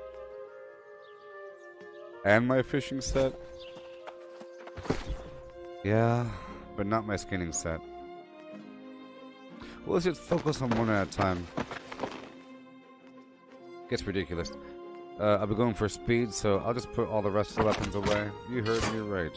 And I'll just dump all of these. No big deal. No big deal. In here, in here. No big deal. But I do want a few items with me. Some of those. Okay, the rest can go with me. Maybe.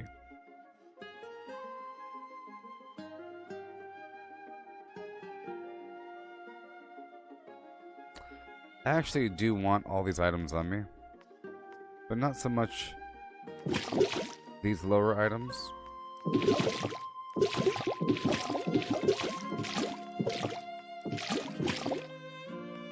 There we go. Sure. Now we move on. I'm ready for the login. Do I have the food I need? I have 5. Is that enough? Probably.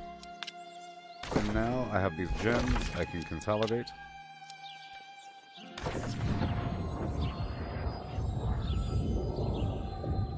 Yeah.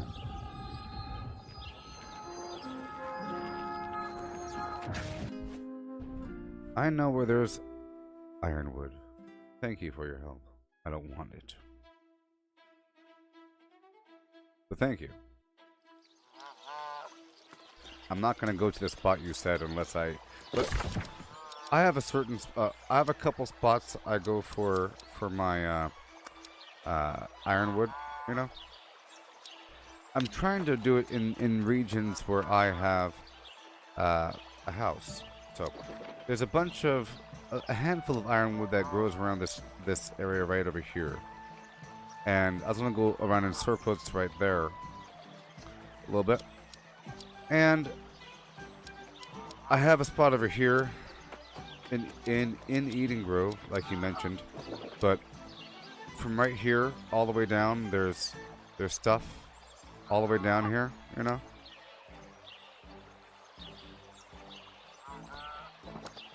And it's pretty much everywhere.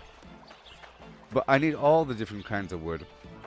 I am focusing on the ironwood, but I want all the wood. You know, because you have to have all the wood to flim the flam. Yeah, and yeah, I like to form my own farming routes. Okay.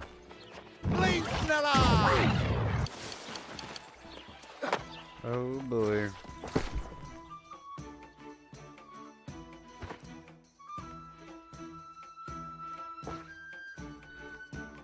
I'll sort by weight.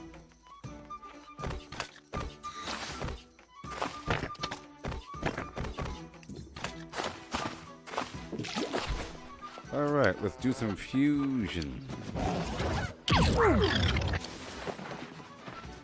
I'll do a tiny bit of fusion. A little bit. Or whatever. That's why we're here. Some alkahest. I said some alkahest.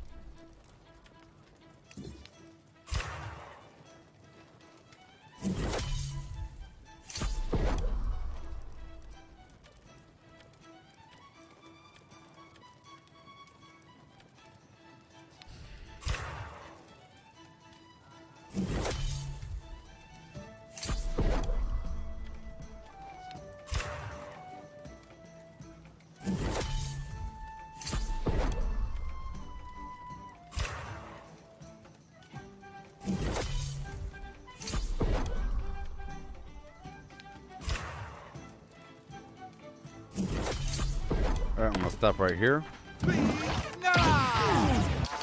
And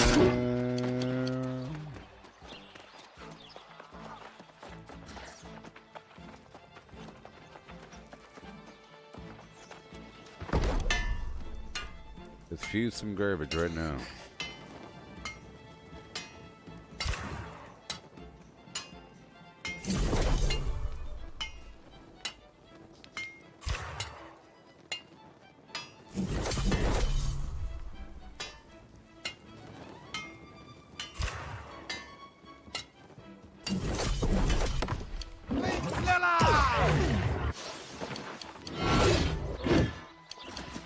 we'll finish up the job.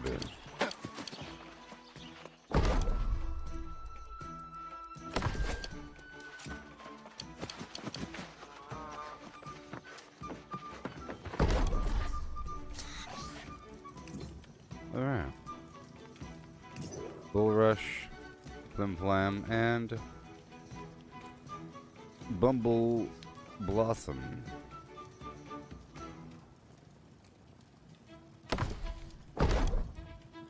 I said, you know, I think I'll do this outside because it'll be free outside. It's free if you do it at your camp. You've got to have the resources on you when you do it. Or whatever. Or whatever.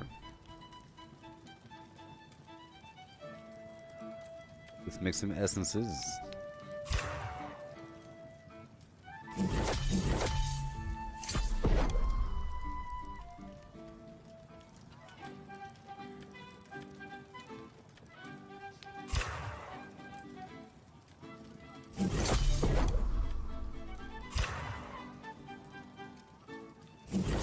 Yeah. We are doing all of it.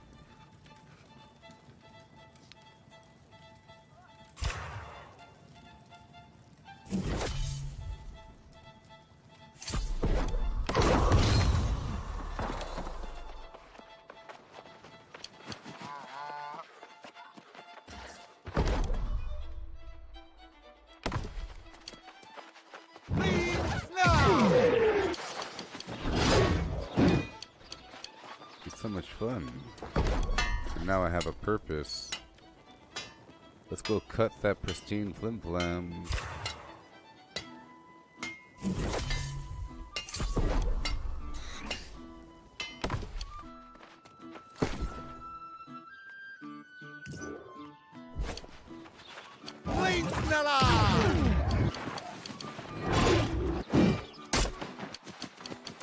Yeah.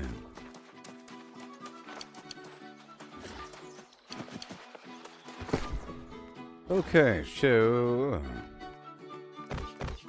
drop off those gems. Sure. And now I can drop off some of these. Sort by weight. Have a lot of oil. Let's take half the reed with me.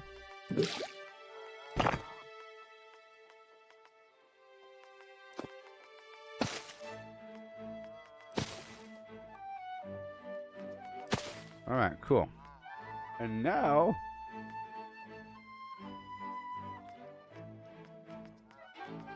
I should have dropped that off at the other location. And that. Alright, we have to move back up and across 2 more times. 2 more times. And that. That.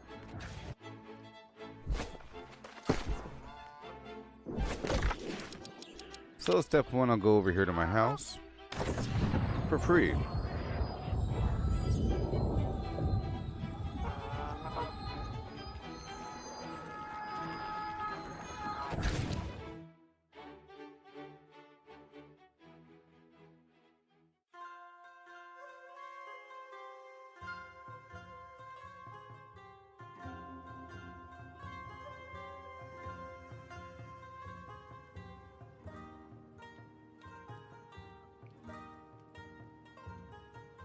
Boom, bam.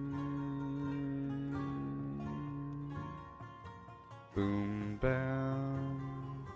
Beam, bam. Boom, be doo. And a boobity boom, be doo. And a boobity boom, be dee. And a boobity boom, boom, boom, boom, boom. Alright, cool. Drop off that. These guys, my refined stuff. All my good gems go here.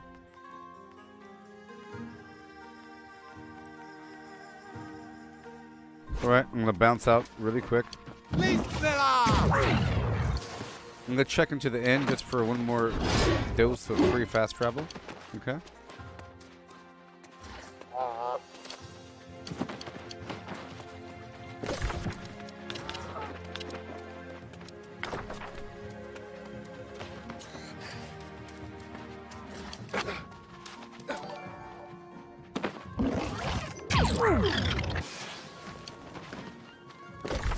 The inn is right over here. And I'll be right back here. I think I'll be chopping down wood here somewhere, you know? Up there, up north, and I'll just go through a couple times and go there with a nice empty inventory. That's what I'm doing right now. Rest your weary feet here at the Dark Knight Inn. You are an offensive stereotype. Okay. Uh-huh. Yep. Mm-hmm. Uh-huh. Alright. I'll drop back by here. Again. And then back by the other spot again.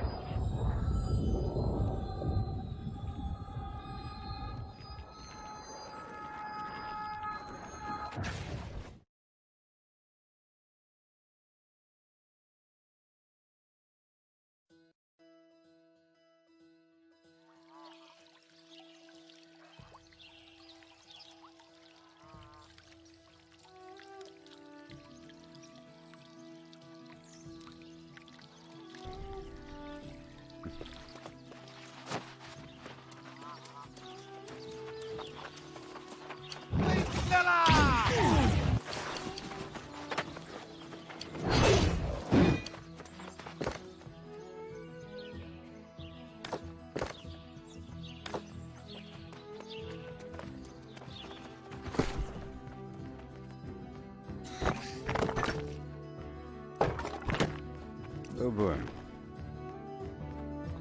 All that's taken care of, and now we move back down the way. Hey there, Taslima. How's it going? Oh yeah. What to do and what do you say to me? Right about now, besides hi. How about hail? How about hail?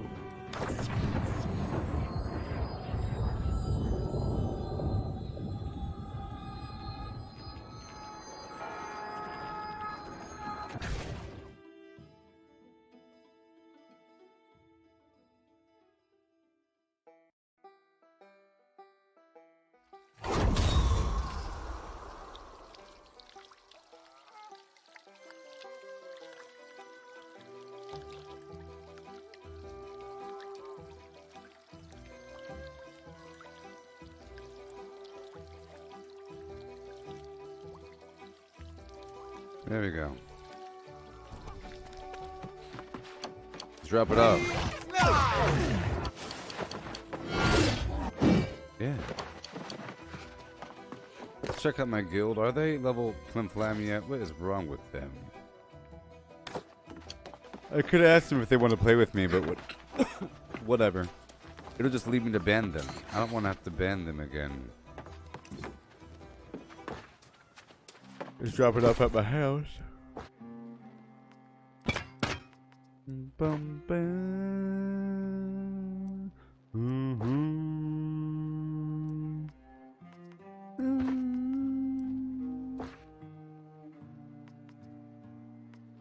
I'll drop off all the bait here because I'm not really fishing right now. Yeah, that makes sense. Yeah. And I'll drop off all this other food besides my lumber. I have food out there in Brightwood. I could pull some food out of there. Yeah, I'd better be believing that one time.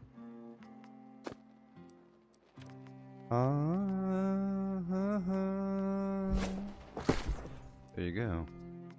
I don't really need any food on me. Nope. As for these potions, they belong here. Here. And I don't need most of that. This can be thrown on the ground and burned. This is dropped out, and I'm stuck with these 20 pounds. So there we go. Basically empty and ready. emptyandready.org.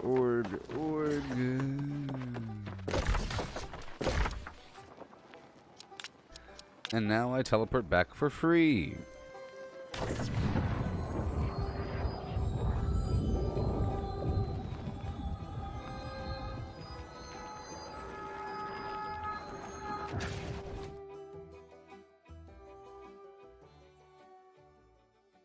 Yeah.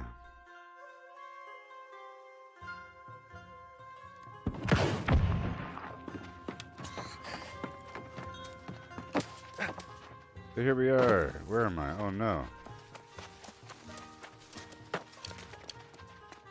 It's time for me to chop some wood in the sacred grotto of Flim Flam.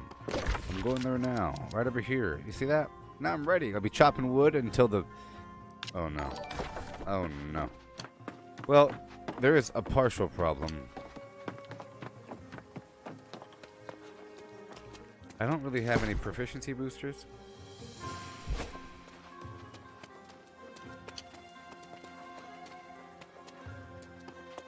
I don't know.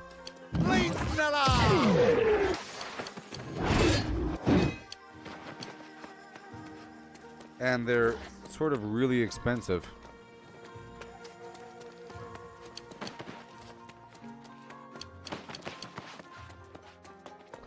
They're really expensive.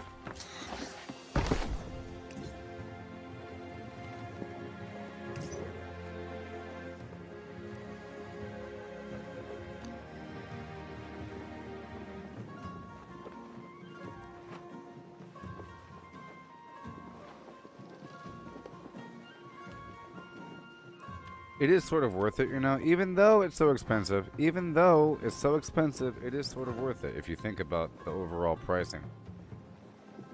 You know. So I might have to go ahead and do it.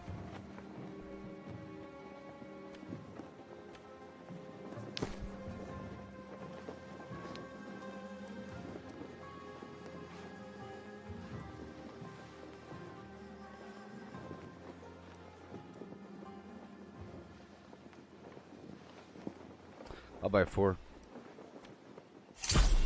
Sickening. Spitui. That's why I need to farm a bit more resources.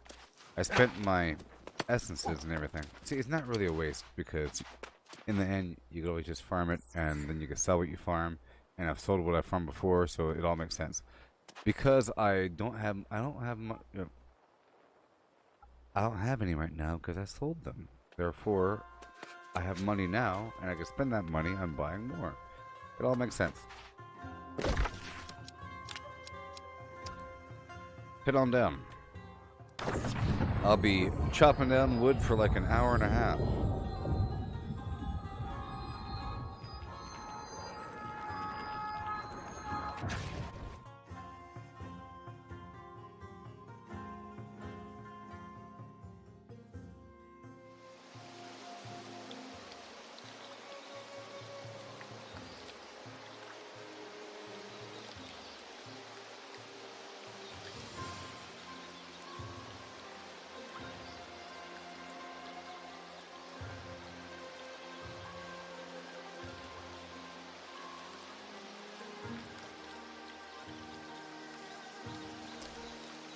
Alright. So here we are. I'm in my logging set. Okay. I have full constitution so that I have increased yield, faster logging speed, chance to cut down trees in a single hit. I have the salted poultry with cabbage for extra logging luck, and the strong proficiency booster to increase my yield by 10% for 20 minutes, and I'm in PvP mode, so we should be good to go. Okay. So when I come back, we'll be chopping down trees for an hour and a half. Yeah.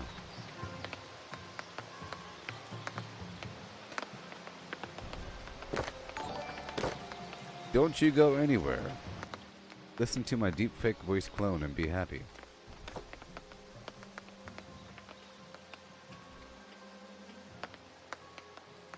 How does a bastard, orphan, son of a whore, and a Scotsman dropped in the middle of a forgotten spot, in the Caribbean by Providence impoverished, in squalor, grow up to be a hero and a scholar? The $10 founding father without a father got a lot farther by working a lot harder, by being a lot smarter, by being a self-starter. By 14, they placed him in charge of a trading charter, and every day while slaves were being slaughtered and carted away across the waves, he struggled and kept his guard up.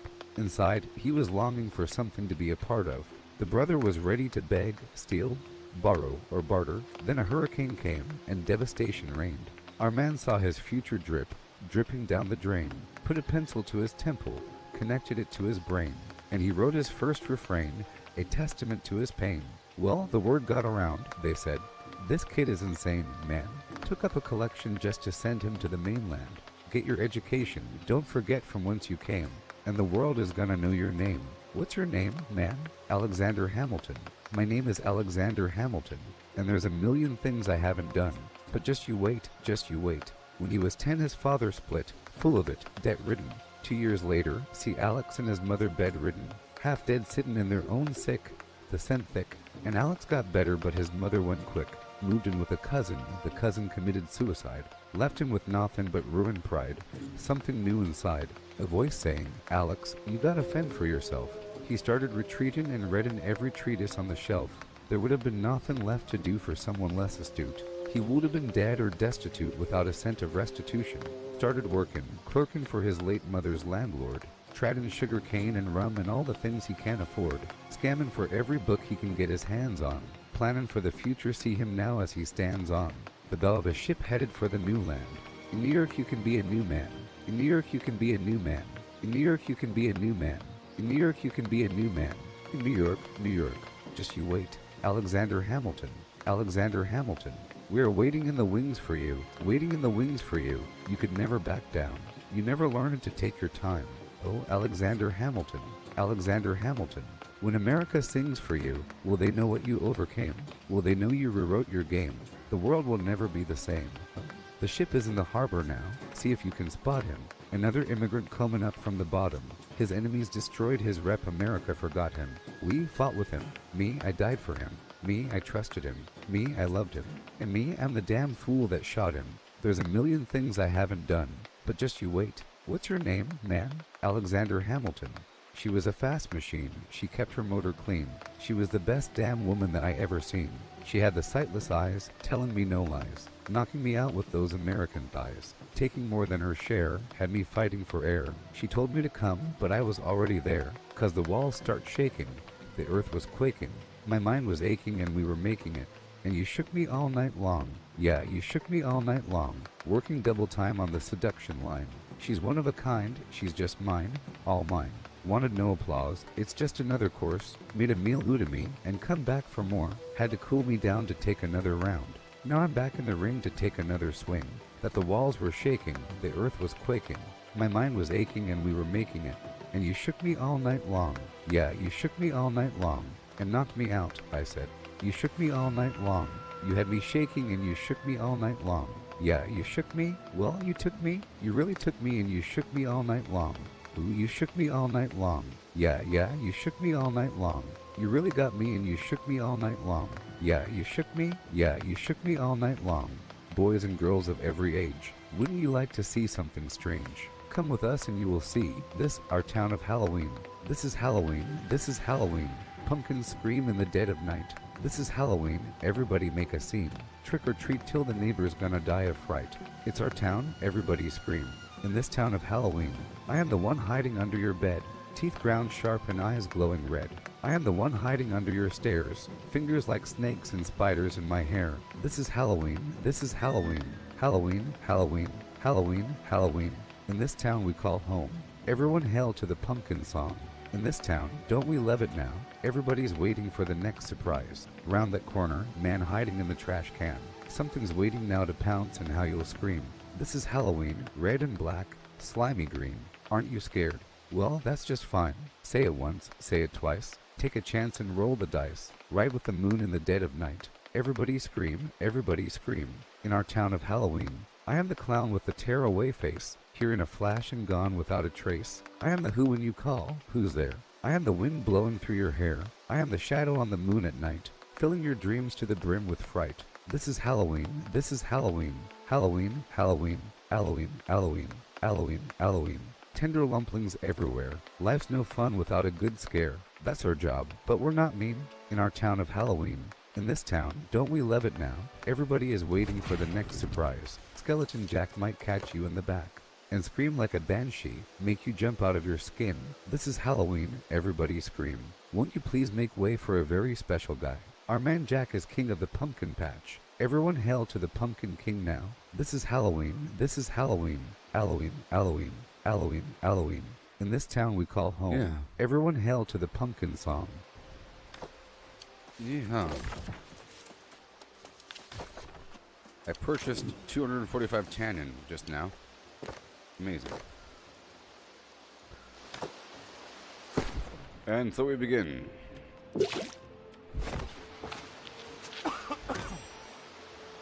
Do it.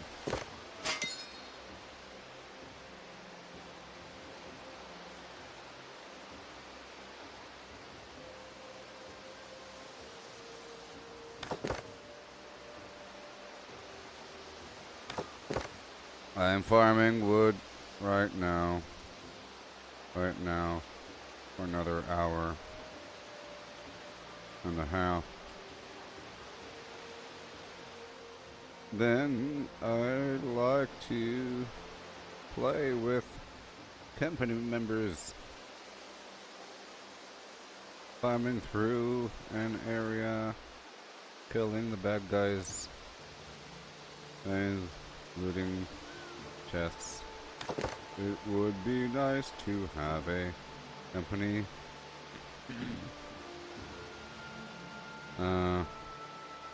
Moving through the map every so often. Yeah.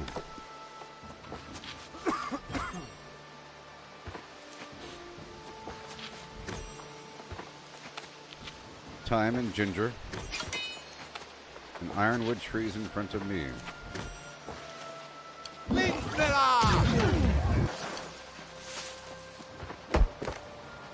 I'm live on YouTube, Facebook.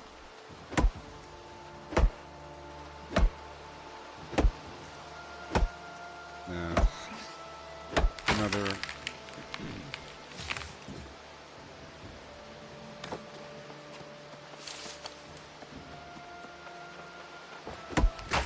Yeah.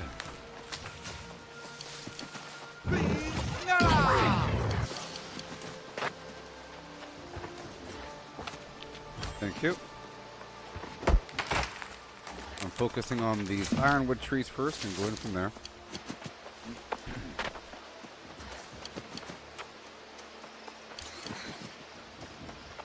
Indeed.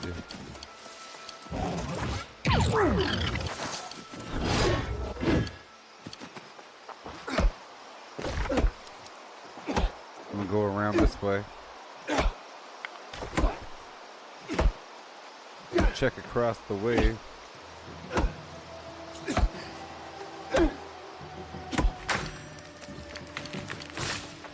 So hopefully I get this exotic material. I know it can drop from any tree.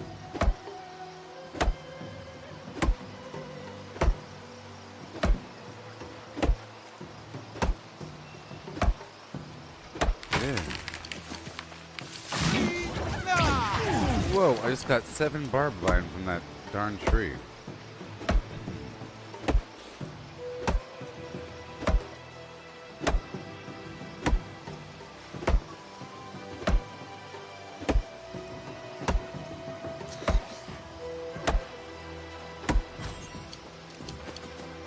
Oh yeah.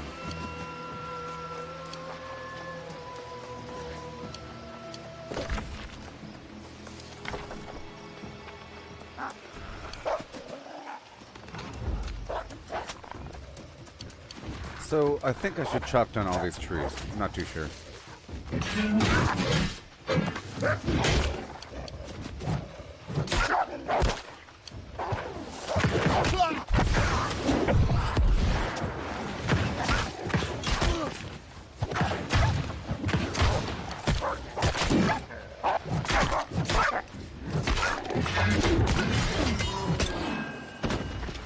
That's the main issue with having full constitution tank situation.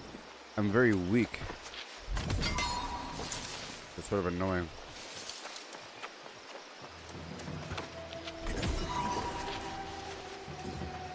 You know what? I think for the first test, I'm just going to chop down wood right here. Okay? I'm going to chop down wood right here and just see how quickly the first of all how quickly those ironwood trees respawn, and I would like to see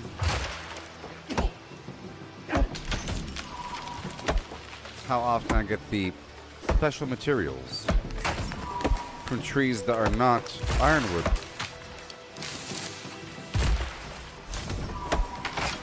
I mean, it might not drop at all. I haven't looked at the charts.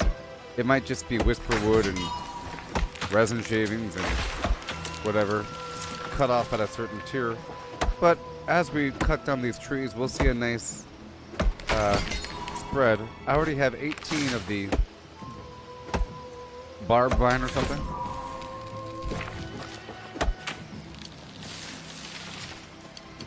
So we'll just see. And I'll just work my way towards the next spot, maybe. I'll work my way up. I don't know, we'll see. Then come right back. Yeah.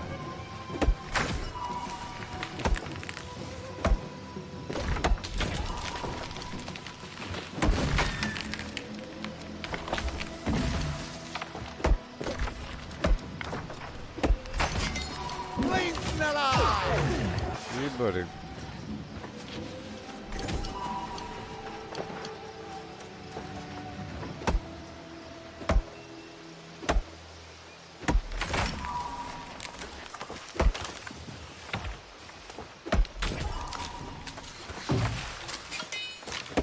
Well, I don't know.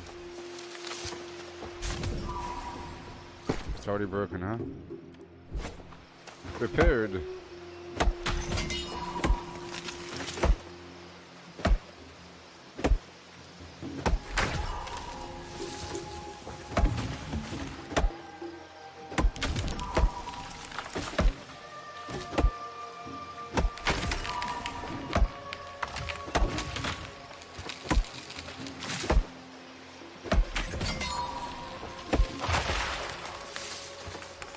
I'm looking at it. I'm getting those other materials quite often. Yeah. Well, at least now I have a goal. I have a goal of every day I have to get those materials because I have to produce 10. And I don't want to farm them. Sorry, I don't want to buy them. I just want to farm them. And I'm pretty sure I'll be able to get what I need if I just focus doing it. And to really produce it, I need all the wood. I gotta farm here for a bit. Maybe do like 3 rotations through, waiting for those ironwood trees to respawn a couple times over. I came here with an empty inventory, okay? So plenty of wiggle room. We need a ton of resources. My tannin purchase went through, so I'll be able to use my material converters to convert that over to standard sandpaper if I need to.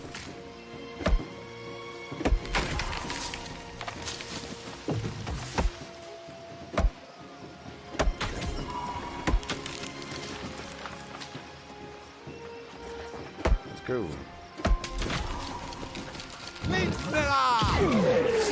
I'm getting a fair amount of whisperwood. I am. It is very satisfying to cut down a whole forest.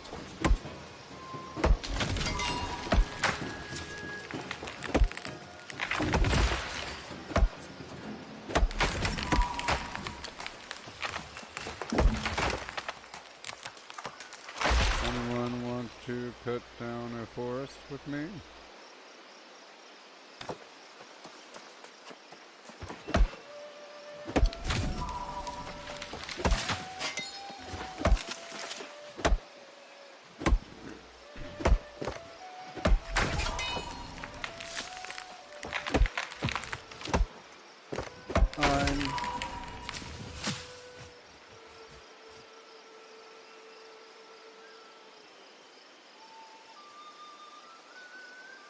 Trying to find forward these resources.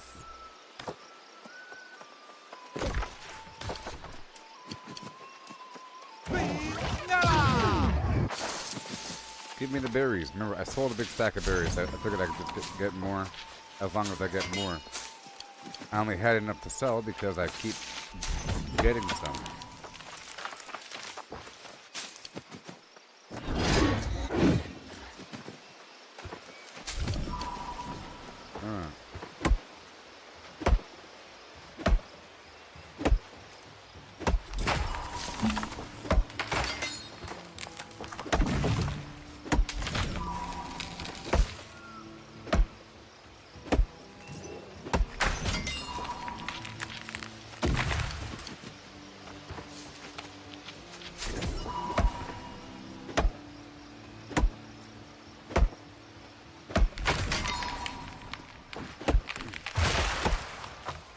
All these players not in PvP mode is crazy.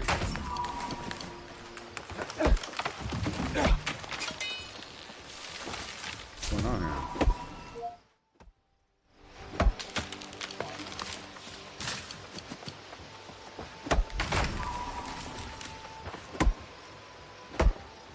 These are my trees. That's the third player I saw, and they were all green. Now the thing is, players are able to enter PvP mode from a shrine, not just a settlement.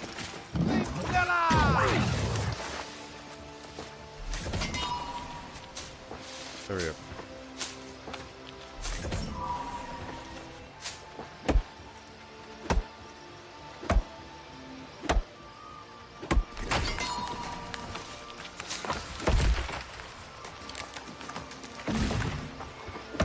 Yay.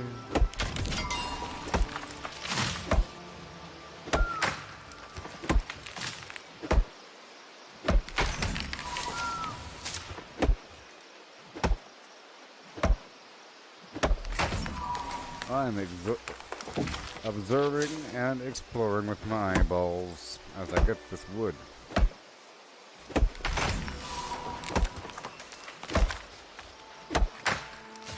I'm just waiting for the next respawn of this ironwood just so I can see the ratio of non-ironwood to ironwood for the respawn.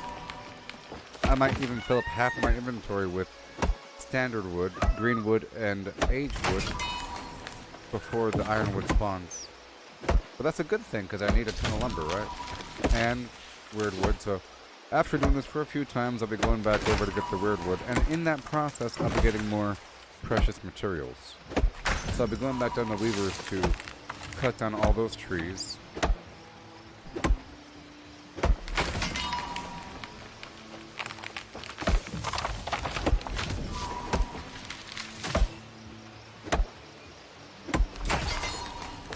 Now here's the thing. I don't need to have full constitution. That's just to cut down trees fast. And I only really need to cut down trees fast if I'm cutting down these trees. I don't care about... It's only if I'm cutting down a forest. If I'm cutting down like 2 or 3 trees, I don't need to shift my build over to full constitution. But if I'm cutting down a couple hundred trees, then maybe. Like now. My point is, I'm thinking about getting the weird wood next, and some of the weird wood involves fighting angry earth enemies, and right now I can't really fight, so my build sucks. So, I would have to move my points over to intelligence or something, and then use my fire, and then use my axe and everything.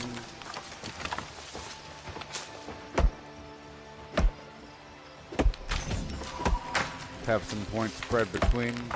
Change up my amulets for strength and intelligence.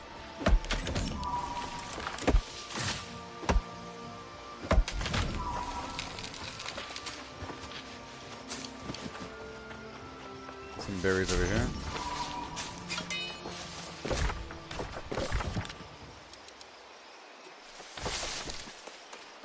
Let me go back through.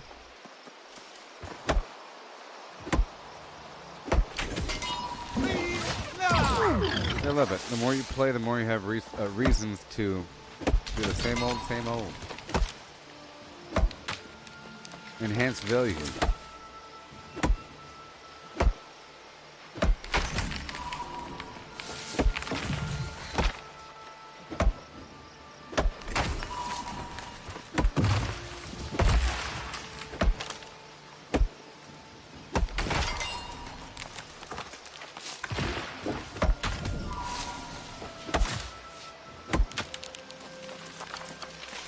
Yay.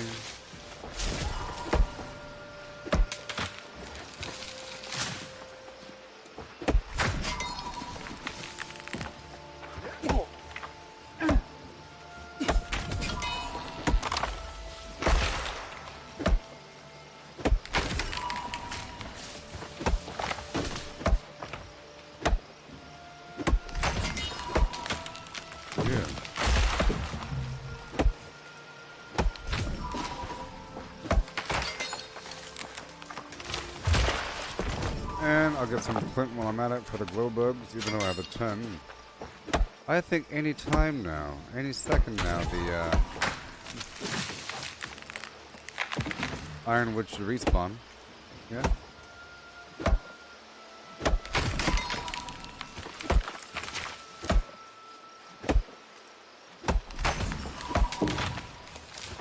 Indeed.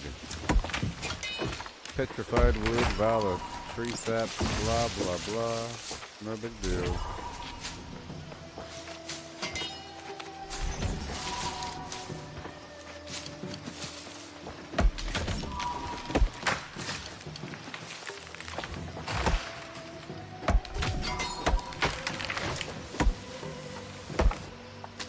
It's definitely working out. It's definitely pretty fast, you know. The tree chopping is pretty fast.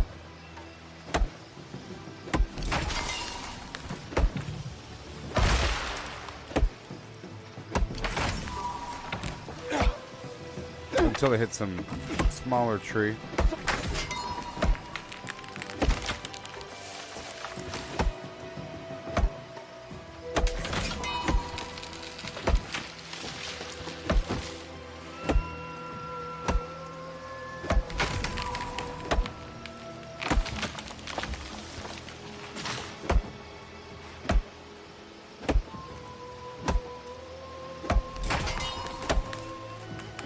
Yep. Getting our trees chopped, baby. Yeah, I think by the time my inventory gets half full, the ironwood should respawn.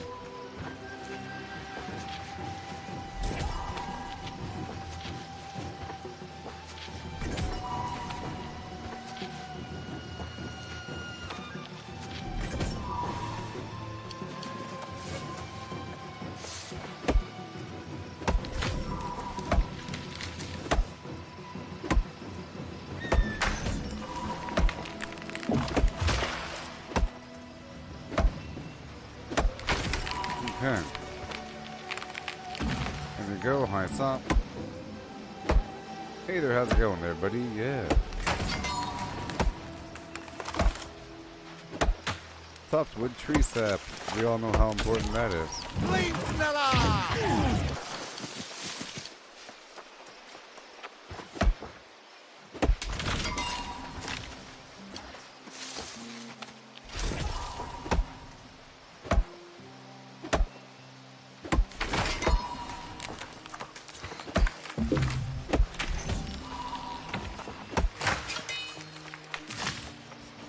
Are they back yet? I think maybe. Pretty soon. Pretty soon.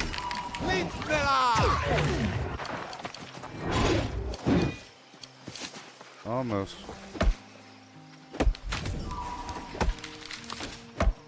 These other trees have respawned.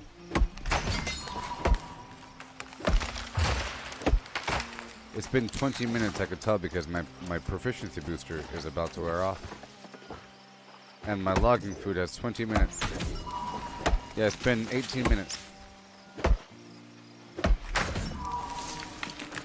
That way we could really identify the timing here.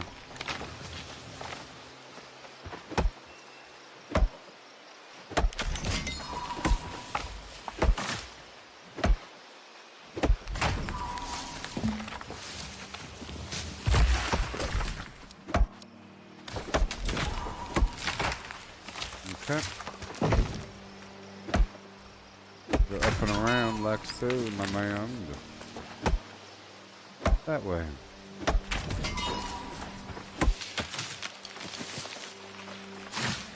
There should be some flint here and there. You know the deal. Yeah.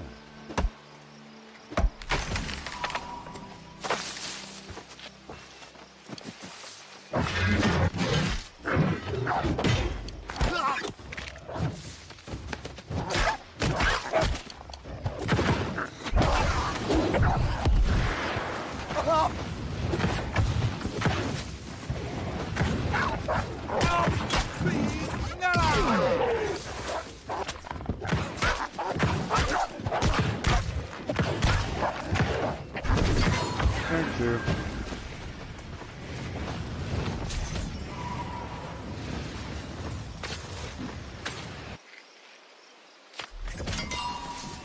All right. See, there's people always doing something. There's a couple groups active right now in Reekwater and Merc Flim Flam and so forth, and they're asking for people to join them, and they're getting their groups filled up. But I don't want to do that yet until I can carry myself. I don't like to mooch.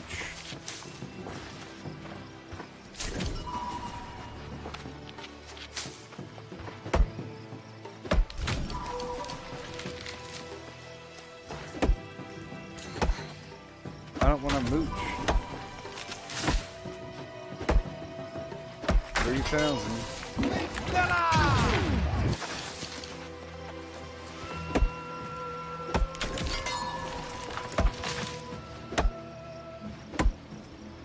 And now the proficiency booster has worn off. Using number 2.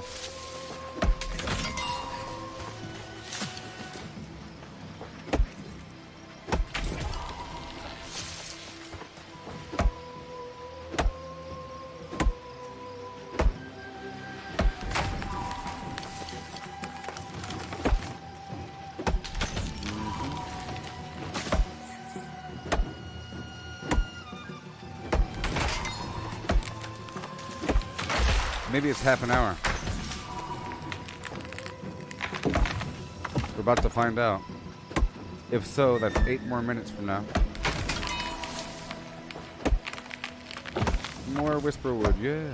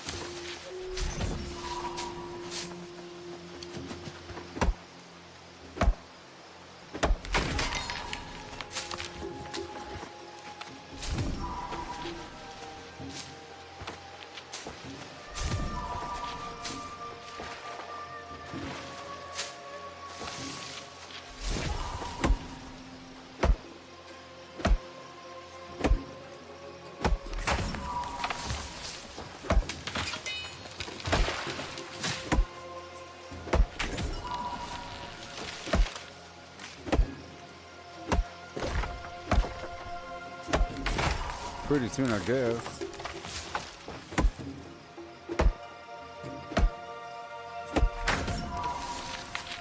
Once those trees spawn, I'll leave.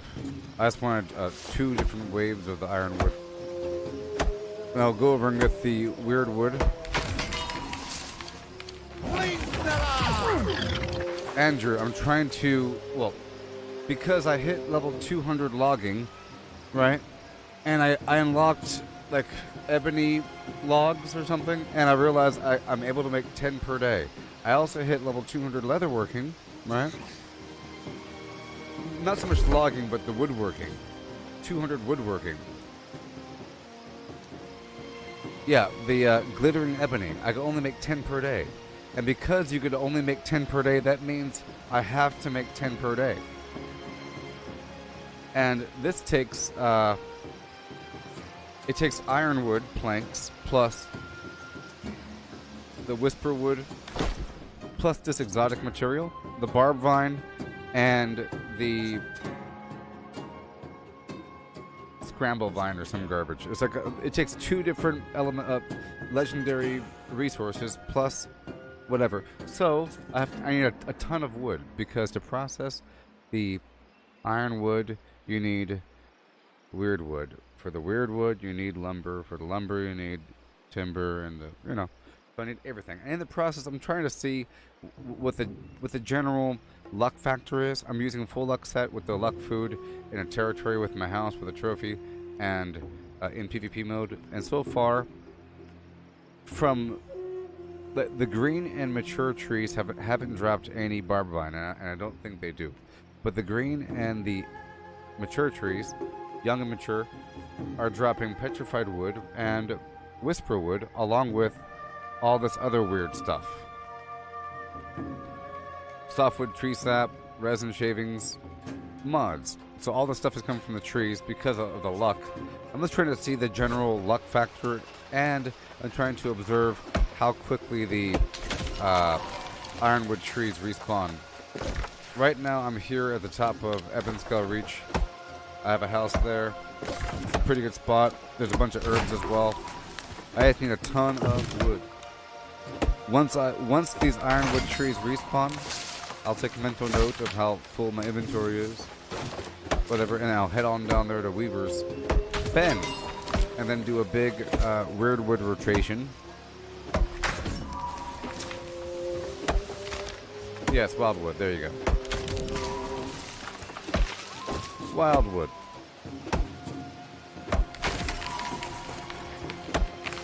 Yeah, I'm just trying to see, in general, spread of luck. Oh, it's back. So it's been 16 minutes. Let's just say 15 minutes.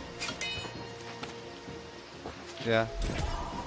About 15 minutes? No, 25 minutes? Sorry, yeah.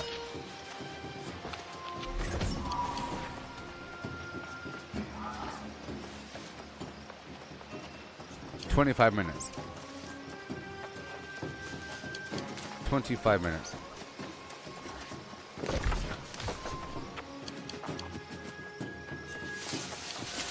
$25 minutes, baby. Yeah.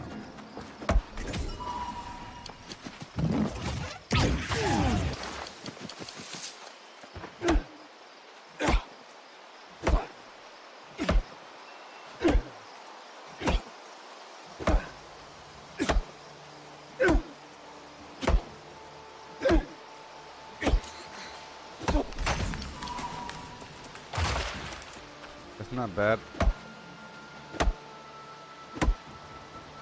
That's not bad at all.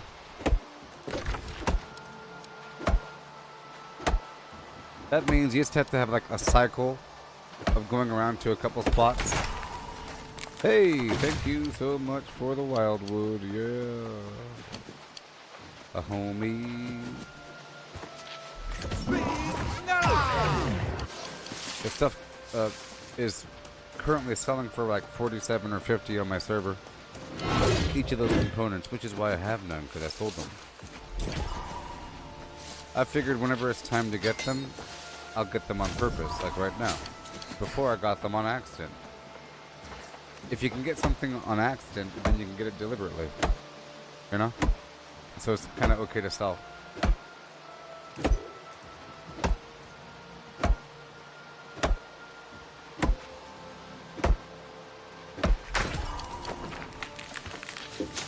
How's your progress coming along there, Andrew?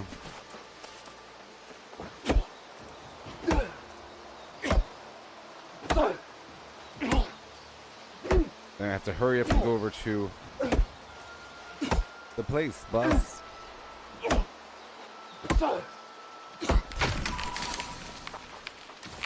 I'm so weak right now. Have to swap out a couple things. I guess I don't need full constitution. Just maybe 200. Past a certain point, it no longer really matters. Well, that was luxuriant. Let's get the heck out of here right now.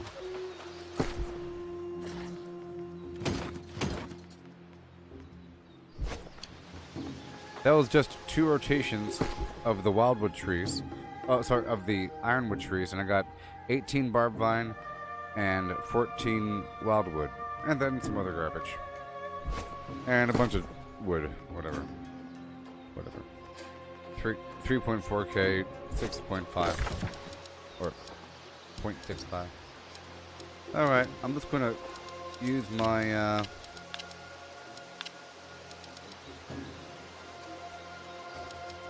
there it is. Okay. And I'm gonna hurry up and go through the place to get a bunch of wildwood. And then I have to eventually swap my build out. I was trying to extend the use of these buffs. You know? I want these buffs to last.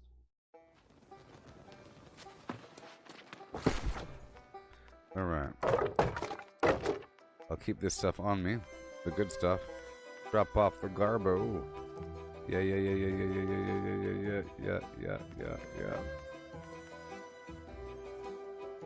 Angry Earth. That's fine. That's fine. Okay, I'm going.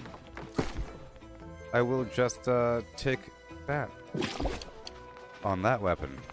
Done. And on this weapon. Yes. I used the Ancient Guardian weapon coating for increased damage versus these enemies. I already have 50 strength. I'm okay.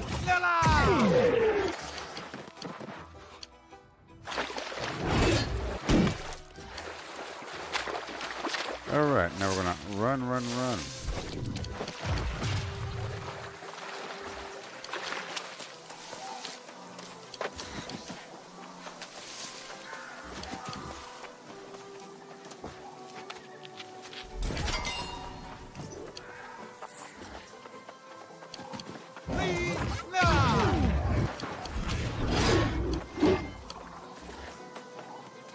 Alright, here we go.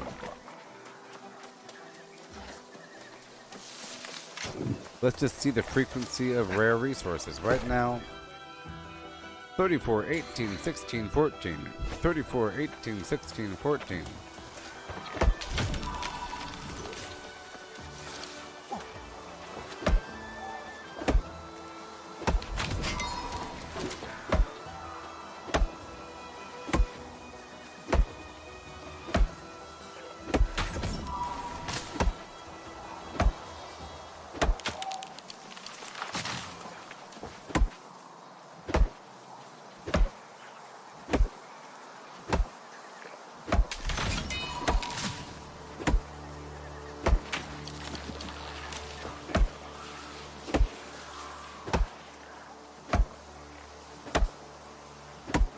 Zero.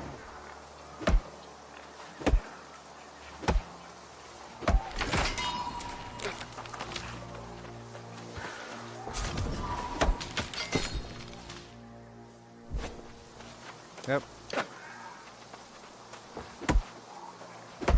34, 18, 16, 14.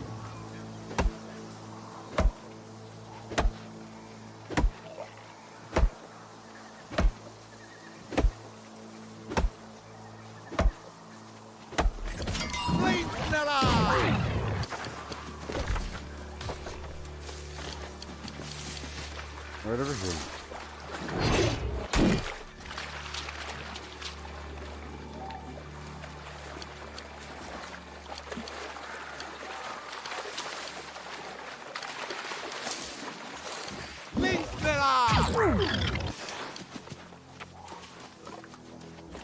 Yeehaw.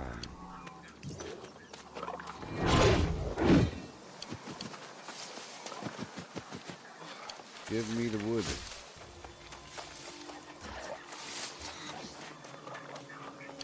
See, all along this way there's a bunch of weird wood. This is one of my locations for it.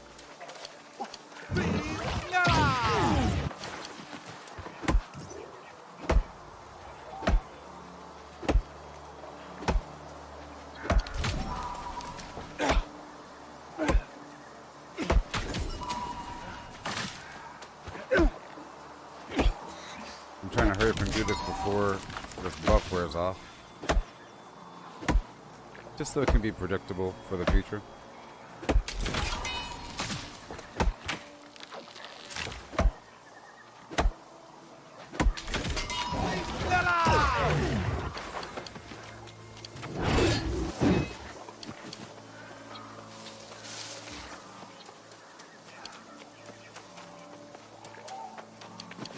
There's so many.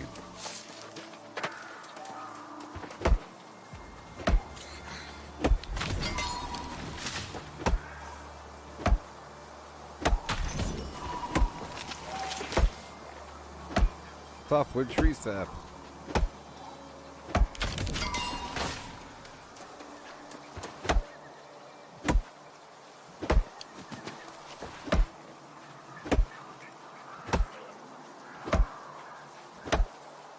Imagine if I didn't have full constitution. That'd be crazy.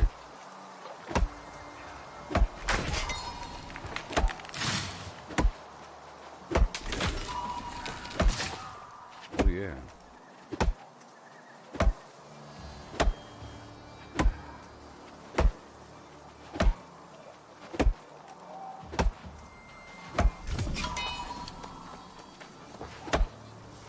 Oh, leave me alone, boer. Got 4 more minutes here.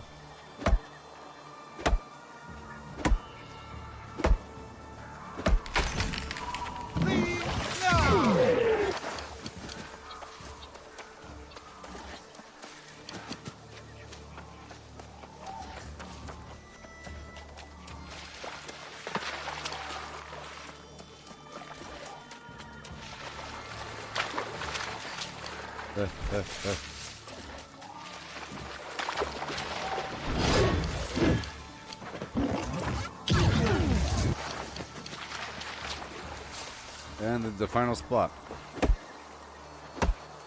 All with enough time to spare, so it didn't take that long at all.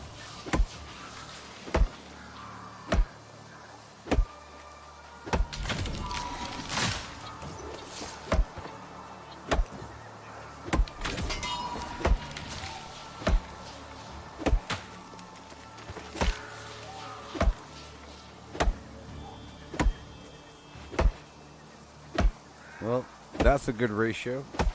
Weirdwood doesn't really have that much. Let me go chop down a bunch more of these ironwood trees.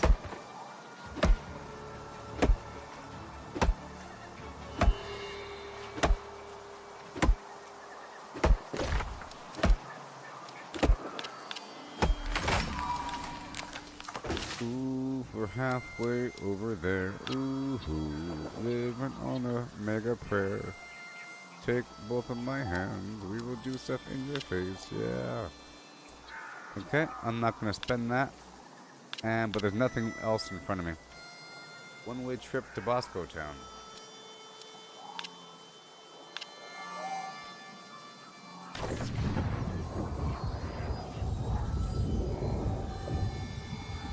That was more of an experiment. I'll do some minor processing, or I'll drop off the things. I gotta hit this cave. Not like it really matters. Not like it really matters, huh? Oh boy. Alright, let me do some quick processing.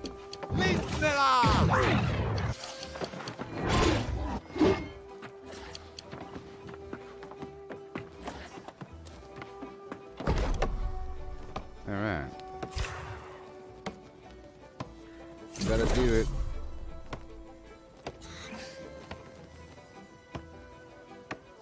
Boom. I'm converting all the tannin over to sandpaper. Isn't that cool? Yes, sir. You see?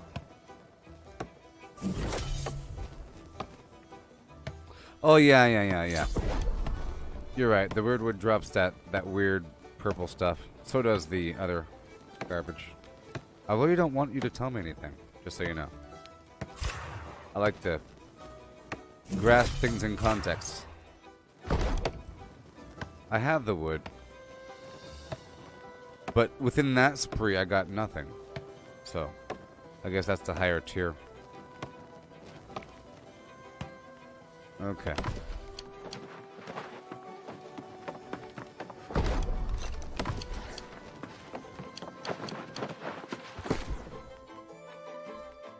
Yes. I don't want your observations to chime in with my observations. Okay. Alright. Now I'll move on back down. I'll leave the timber. And some of that.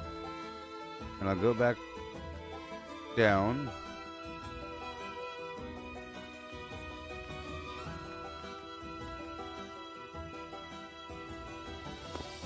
To the other place. Really quick. Really quick. And then go back up north.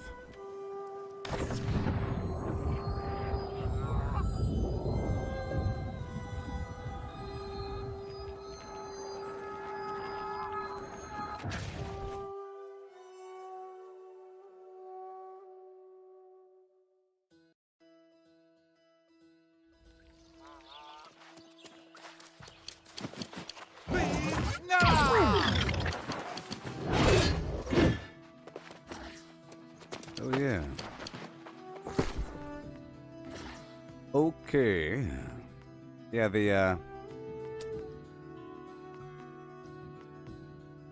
quill bark and ebonwood. Quill bark and ebonwood.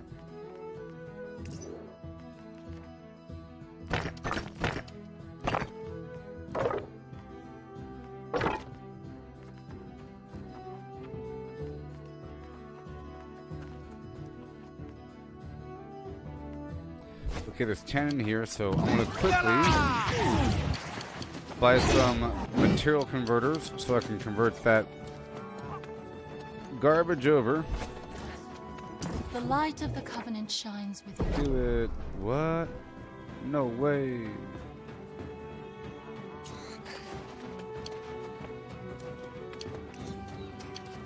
Mind blowing. Fine, I'll pull it back over. I've been slacking on my faction missions. I only have 63 tokens.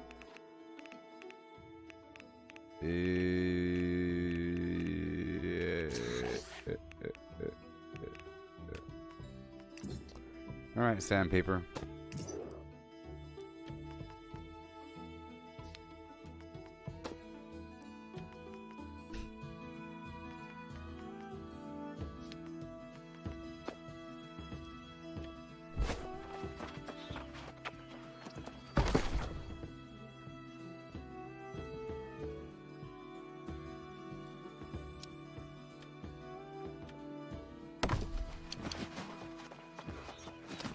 Fine. Fine. Take you and I'll leave you. I have no sandpaper here. That's fine. I'll pull you out. I'll pull you out. Sort by weight. Pull you out. Alright. I'm going to, I guess, make a few items of furniture. Let's make some furniture to clear out some of this weight. I've been stockpiling the weird wood planks and star metal, but we've reached a point of no return.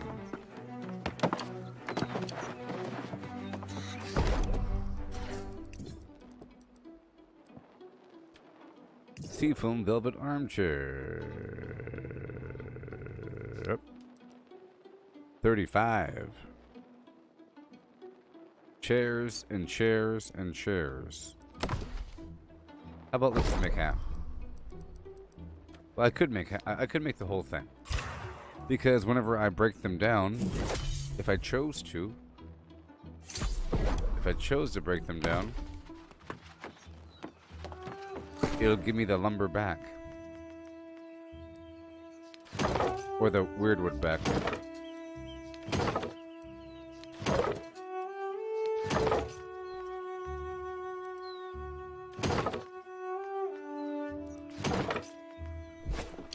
Alright. I'll keep 5 chairs. Been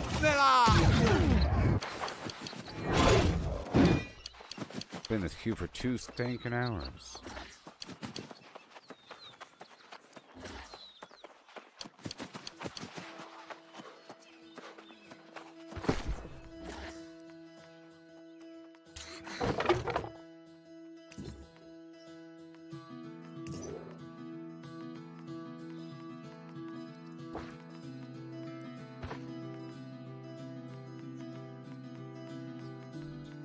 Okay, now we're all fine and greasy. Fine and grease-filled. And now we can go back and do more. .org. Well, let me check one thing.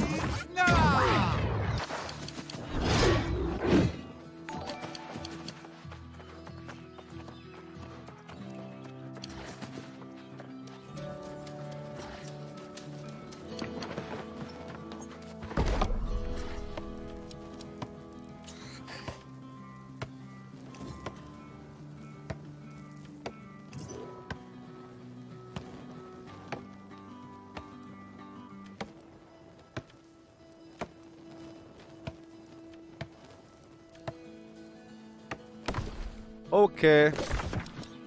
That's just me being a big old silly person.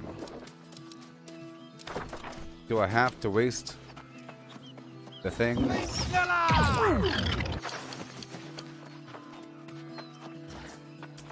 Because I forgot to grab the sandpaper. Let's just grab some obsidian sandpaper if I have some. I'll pay for the obsidian sandpaper to transfer. It's all about the weight. So in that case, it'll be cheaper.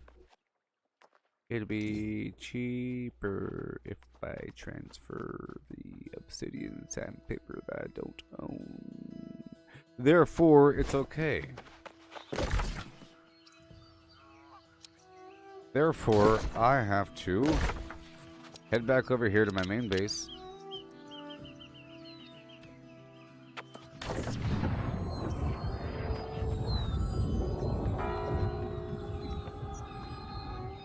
See, I've been operating with the lower tier refining reagents for a while, and now I have to elevate and focus on using the higher tier, because it's forcing me to.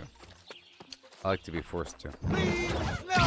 Whenever I convert over higher tiered stuff, I use the higher tiered material, because I know that I get more of a bonus out of it, but now it's making me.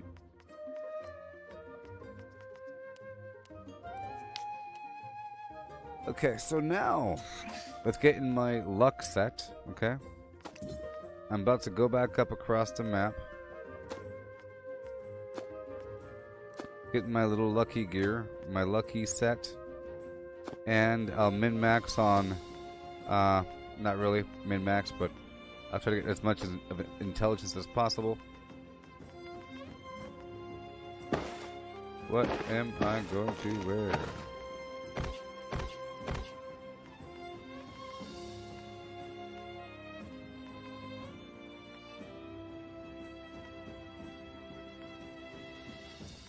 That can't be my best chest. I think this other orange weird looking thing was better.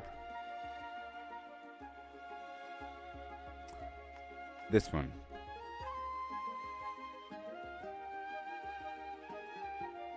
It's only better specifically for my Void Gauntlet build. I try to make a build to amplify my Void Gauntlet from Flammering.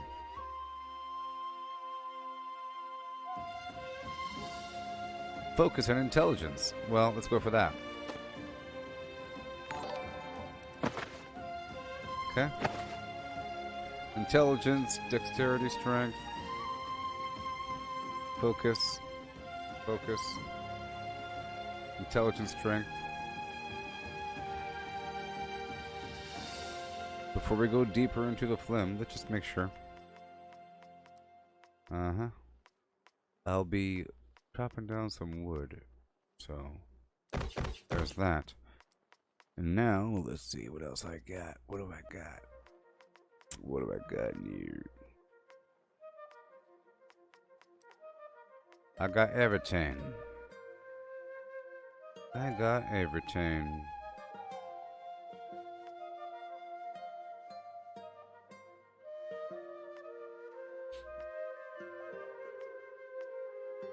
I am just trying to focus on luck.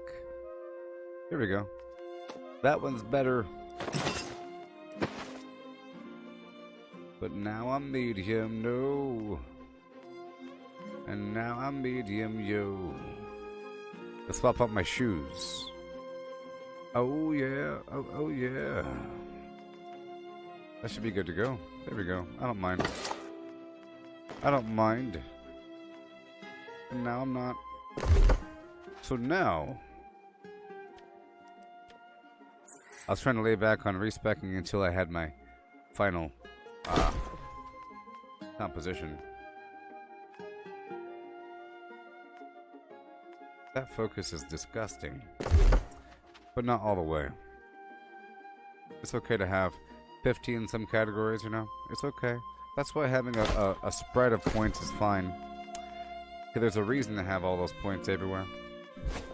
And as for my items, I guess I have to go back now. I don't need anything else from here, I don't think. Let's find out. I have no other weapons on me. So, ice gauntlets, hammer, gun, spear, void gauntlet, life staff, bow, rapier, but not the sword and shield. Bing! Yeah, that's right.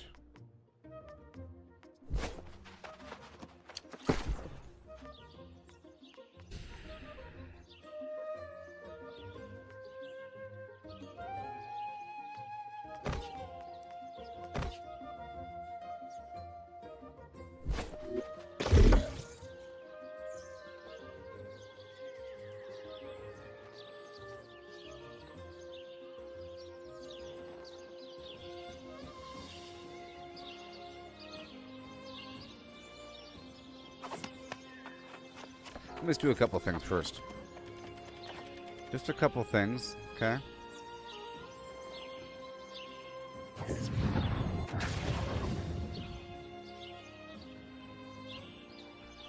Just a couple things.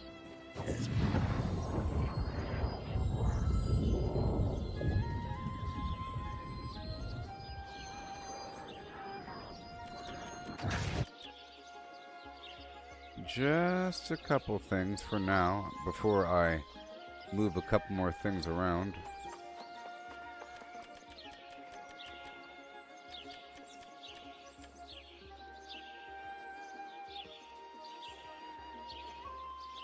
Just a couple. See, this increases my crit chance, you see.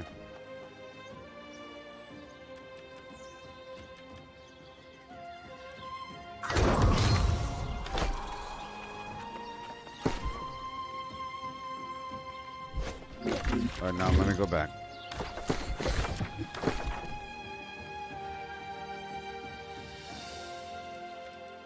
Okay, prepared. Okay.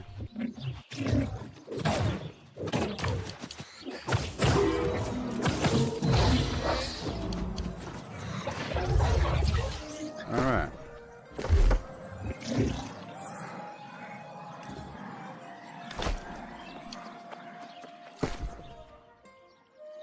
Yep. See, it has lower raw damage, but I get the damage by making the enemy weaker, so it's kind of okay. It's sort of like invisible damage.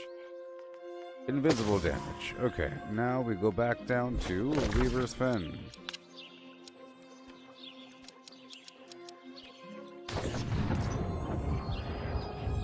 Hey there, Simon. Oh, you're back? Hey there. Oh, what's up with Fallout? Well, you know, I've been playing this game for, well, you said you came back to my channel after 4 months. Well, why'd you leave for 4 months? You shouldn't be complaining about things.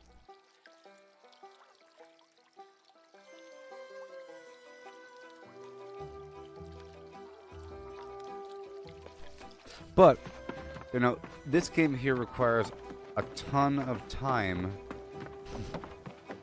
You gotta work hard in this game, and this game here, New World, has long-term flimflammery. Super long-term. I'm not done with Fallout 76. You know, I'm not done with Fallout 76. I'm not done with it. Of course I'm not. That's just flim-flam talk. Oh boy, it's time to put down my chair. This place deserves a brand new chair. Ooh, luxuriant. Luxuriant.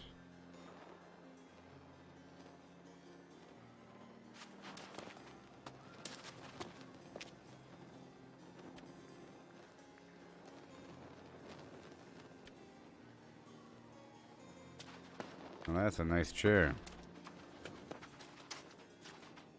Boom, boom, boom, boom, bam, boom, yeah, yeah, bing, bam. Oh no, oh yeah. Well, you're gone. You're gone. You're gone. Seafoam, baby. Seafoam USA. Seafoam, their foam. Everywhere foam.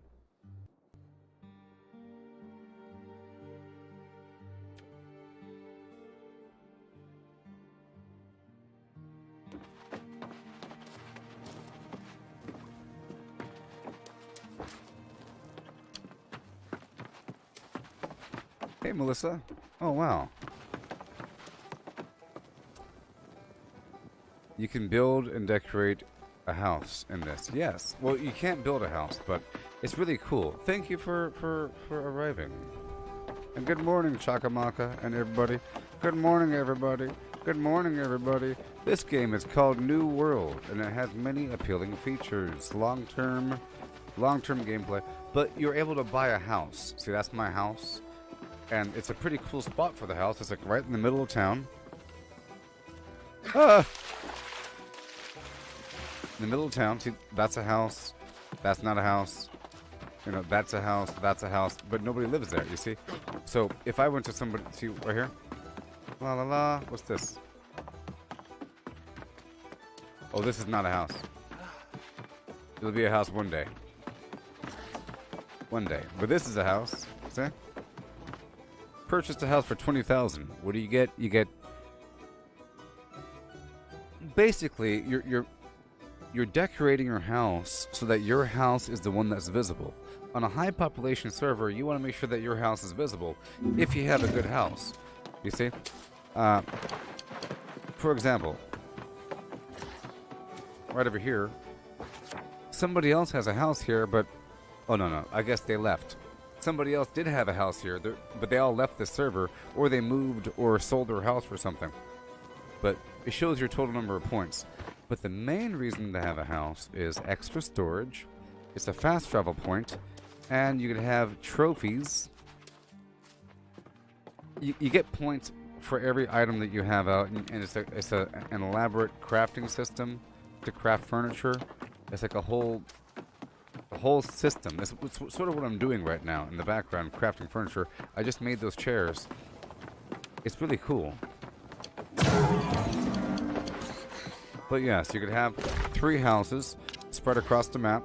I have a house here at Reaver's Fen, or you could have 3 houses in the same location to have overlapping fast travel. You see, I have a house over here and a house over here in Reekwater. I used to have a house in Monarch's Bluff. A 3-story house. A 3-story house. It was good, but then the taxes were too high. It's an elaborate part of the game, you see. This location is called Weaver's Fen. It's owned by the Giovannia Goombas, member of the Covenant faction. And right now, the property tax is extreme, but it says 2% because the developers are providing some extreme discount, but it should be 20%. Yes, there's house taxes. See, property tax, trading tax, refining fee, right? Whoever owns this place, the Giovanni Goombas, they say extreme, ha ha ha, we're jerk people, but it's not really about being jerks. You see, there's crafting workbenches at the settlement. And you could only craft certain things and refine your materials at a workbench at a settlement. You can't have like your own house. So you can't have your own thing over here. You can't have like your own little camp somewhere where you could build up and do things. You can put down a camp but just like a survival tent, where you could make basic little foods and like maybe some arrows and a basic crafting tool, but that's it. That's it. You can't make the more advanced foods.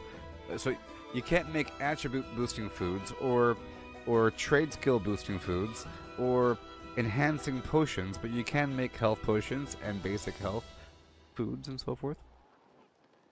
So you're forced to come to a town, is my point. You're forced to come to a town. And every town is here, there, you see? This one has tier 2 workbenches. Isn't that cool, Wendy? It has tier 2 workbenches, which means if you want to make anything tier 3 or above, you have to go someplace else. And the level of the workbench goes up and down. It goes up based upon whoever owns the place, the Giovanni Goombas, if they decide to upgrade something. So I'll show you. Let me show you.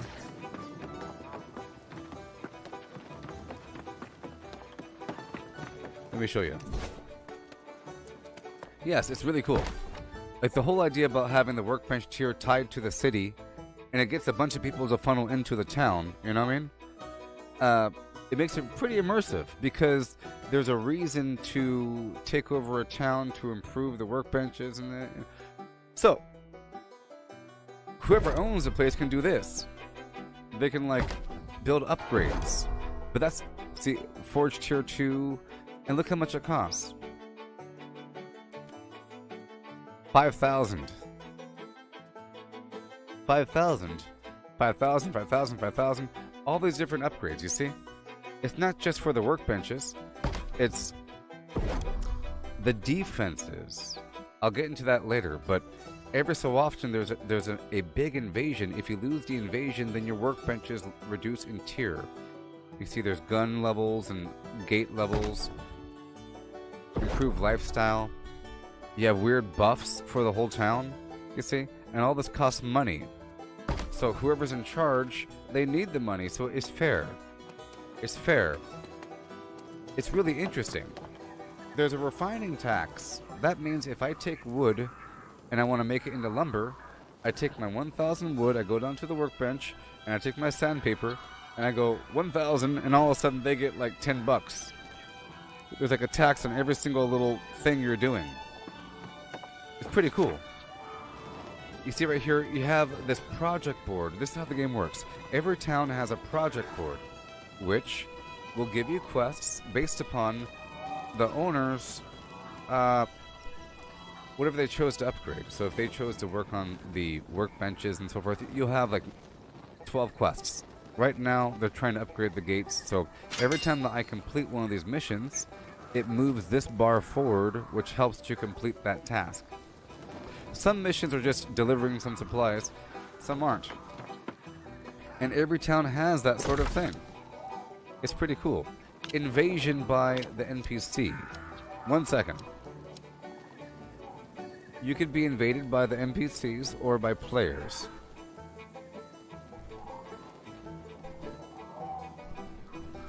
You want to see my house? Well, my house sucks. You don't build anything.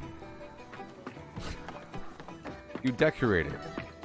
You decorate. See, it's real estate. There's a house. I mean, the houses are pretty cool. Like this town is like a weird rickety swamp Tim Burton town. It's really cool. I mean, look at it. All the houses are like leaning in the mud. You know, some houses are bigger. The goal is to have a house that costs $20,000. I used to have a good house at one point. You know, like that house right there cost $20,000. Has a patios and everything. This house right here was the cheapest house in town. But I the goal is to put a bunch of stuff out. You get points. So I'm putting out whatever I can have, okay? The game will give you things on occasion. It's pretty cool. Like this little bucket thing, that chest thing. 1 second. Like that thing I got from like some random box somewhere. Okay, but beyond that, you're crafting it. Like that little silver thing, that pot, like you get it from the wild, or you have to deliberately craft it. It's not like Fallout 76. It's way more deliberate and intense and real. Like, to make that chair, it takes timber and steel, you know? Like, you have to... So in Fallout 76, you don't have to refine any resources. What if you had to refine the resources? Melissa, you don't upgrade your house, you just get a better one.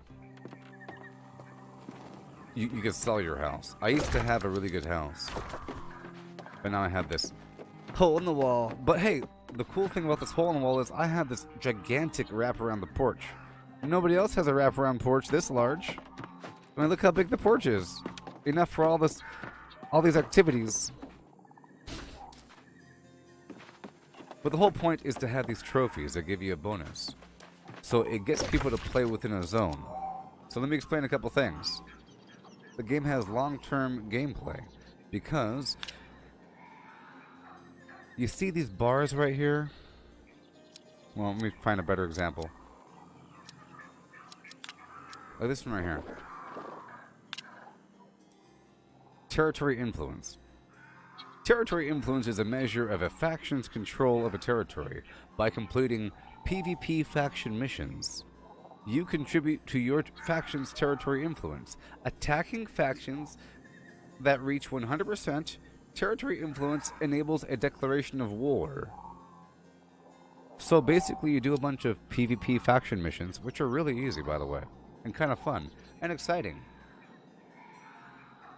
Easy and quick and lucrative and fun and easy and exciting and stupid.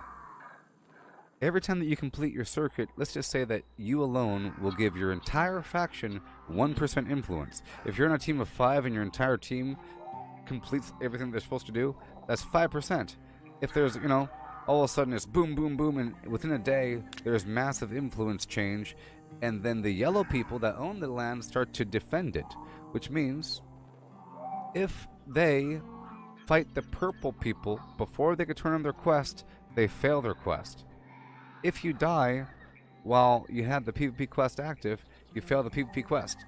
So, to prevent war, people really have to start getting out there and man the roads. En masse. Like 30 people.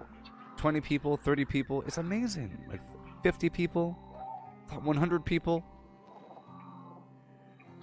Not on this server, but still. It's amazing. So, let me show you really quick. I'll explain the invasion thing in just a moment. That's war. The war is a 50 versus 50 battle. This game really wants you to have other people in your life, and you can't do certain things without other people. You cannot solo dungeons. You have to have 3 people to do a dungeon. I've been doing most activities by myself as much as possible, but I am the leader of a guild. It's really this game is really engineered towards other players. A lot of other players. You can do things by yourself, but they really want you to have other people. I'll explain that in just a second. But you have a guild, boom, and whatever. One second.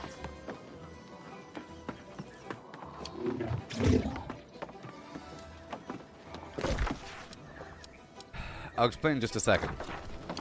Information must be presented in the correct order for correct neural processing. I know how. Always welcome to I know how fight for brains work. justice with Okay. us, here in Weaver's Fen. So there's 3 different factions.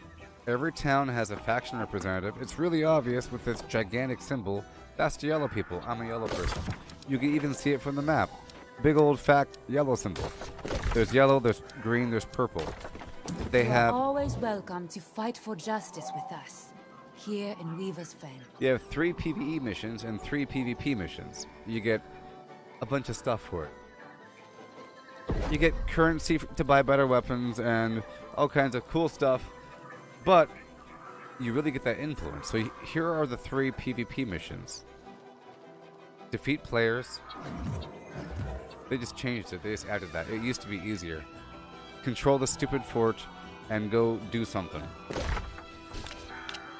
So the go do something thing is just run down here in the swamp, go pick this up and drop it off right there, and then run back without dying. Exciting!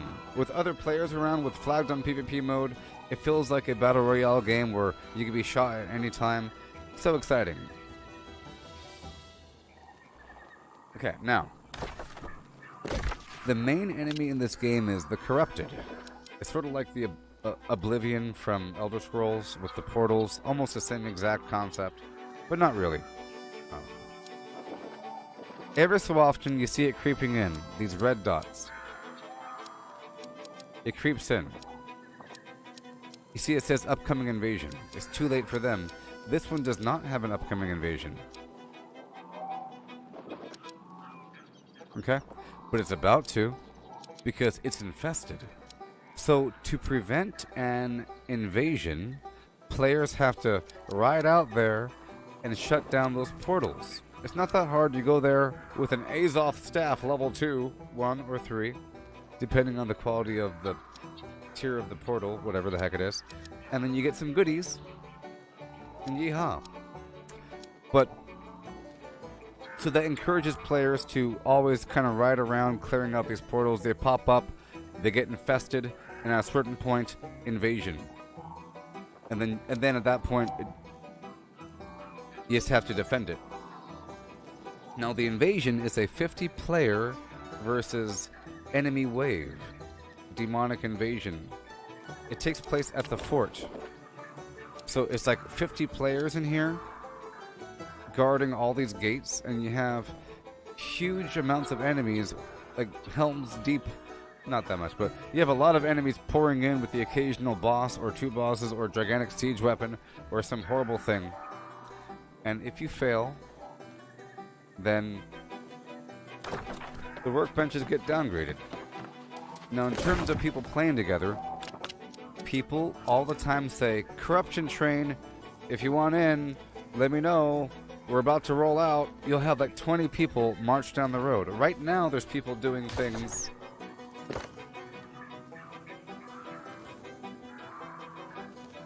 Right there, see, look.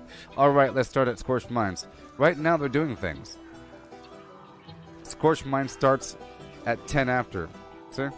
Elite Train meet at Scorched. See? Elite Train, Corrupt Train. It's a lot of people. And these areas need people. Because some regions of the map say recommended players 5. You see that?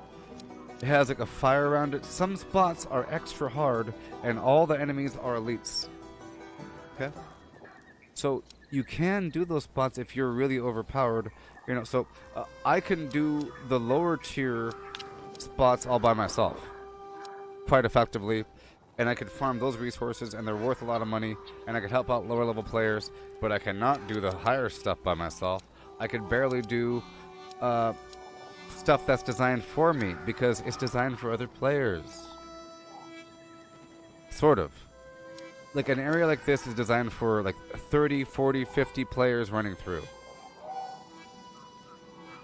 It's sick in a good way. It's like an ocean of people. It's amazing. It's amazing. So yeah. Right now I'm trying to queue up for this outpost rush thing. It's a 20 versus 20 PvP mode, which is pretty epic. Right now my server is dying. The game is sort of not... It's sort of dying, but not really. We're all waiting for a server merge because there's...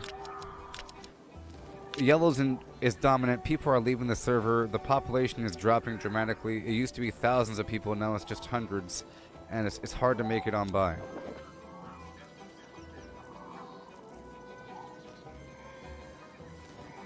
It's hard. But I'm trying my darndest. So, I've been... Yeah. So, it's a sad, sickening thing. When I first heard about a server merge concept, I'm thinking, what? Server merge? But all of our progress, how does that even make sense? What about all the stuff we're doing? It doesn't matter? Nothing matters anymore? But now we need it because this thing is so dead, sort of. I've been holding out hope for weeks. But people are leaving all the time. They're leaving to other servers. See you later, I'm going down to a different server. Bloop, bloop, bloop, bloop, bloop, bloop, bloop. And now it's a ghost town, which is good because of the resources, like Fallout 76. But it's bad because of the outpost rush and just the general liveliness of the world. There's supposed to be a lot of people running around at all times. You know? You shouldn't be pulling teeth to do anything. It should be really easy to do anything. And there's people all the time. Because, like I said, you need 3 people to do a dungeon. You cannot do a dungeon. It won't let you start unless you have a party of 3. So for the server merge, apparently, a lower server will merge into a larger server, which means I'm going to be transported magically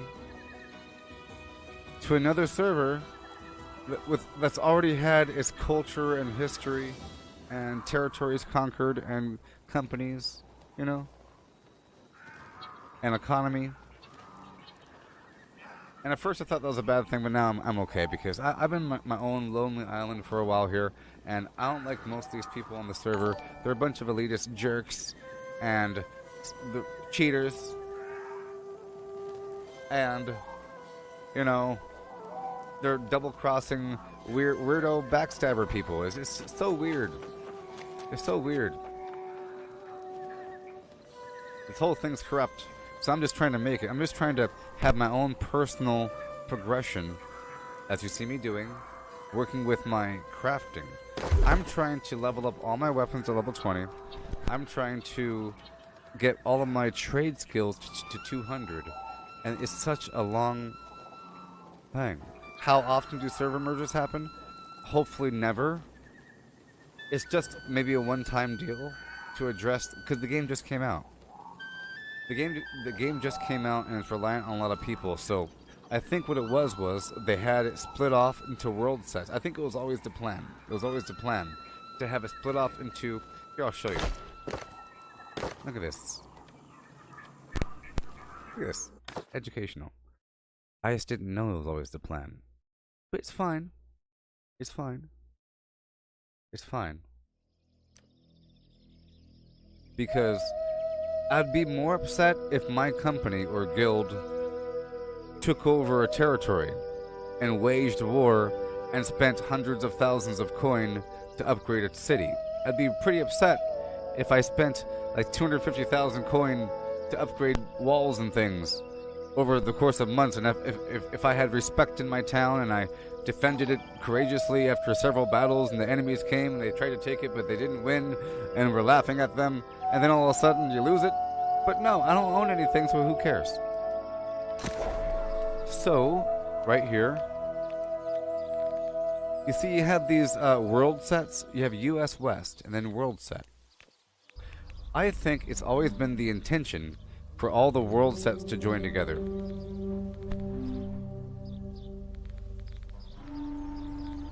Right? Like, you have Camelot, which is a high population server, and the rest are low. Same thing over here. You have this one high, the rest are low. This one high, the rest are low. I think we're all going to merge into the big one. You know? I think we're all going to merge. I think what they're doing is they're expanding the population of the big one, like El Dorado, Camelot, whatever. And then, whomp.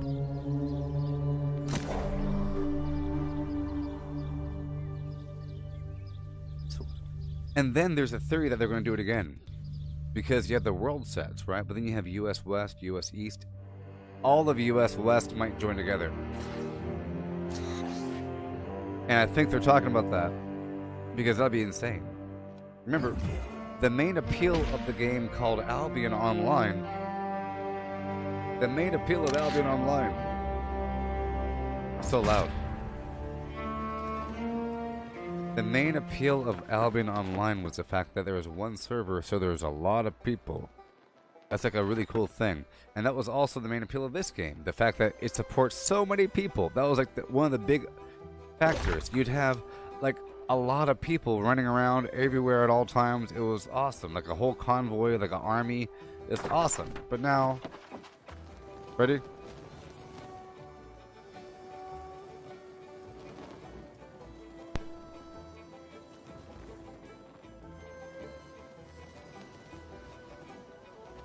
Hello?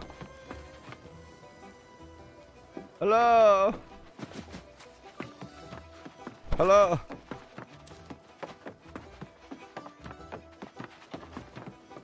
Hello? Hello?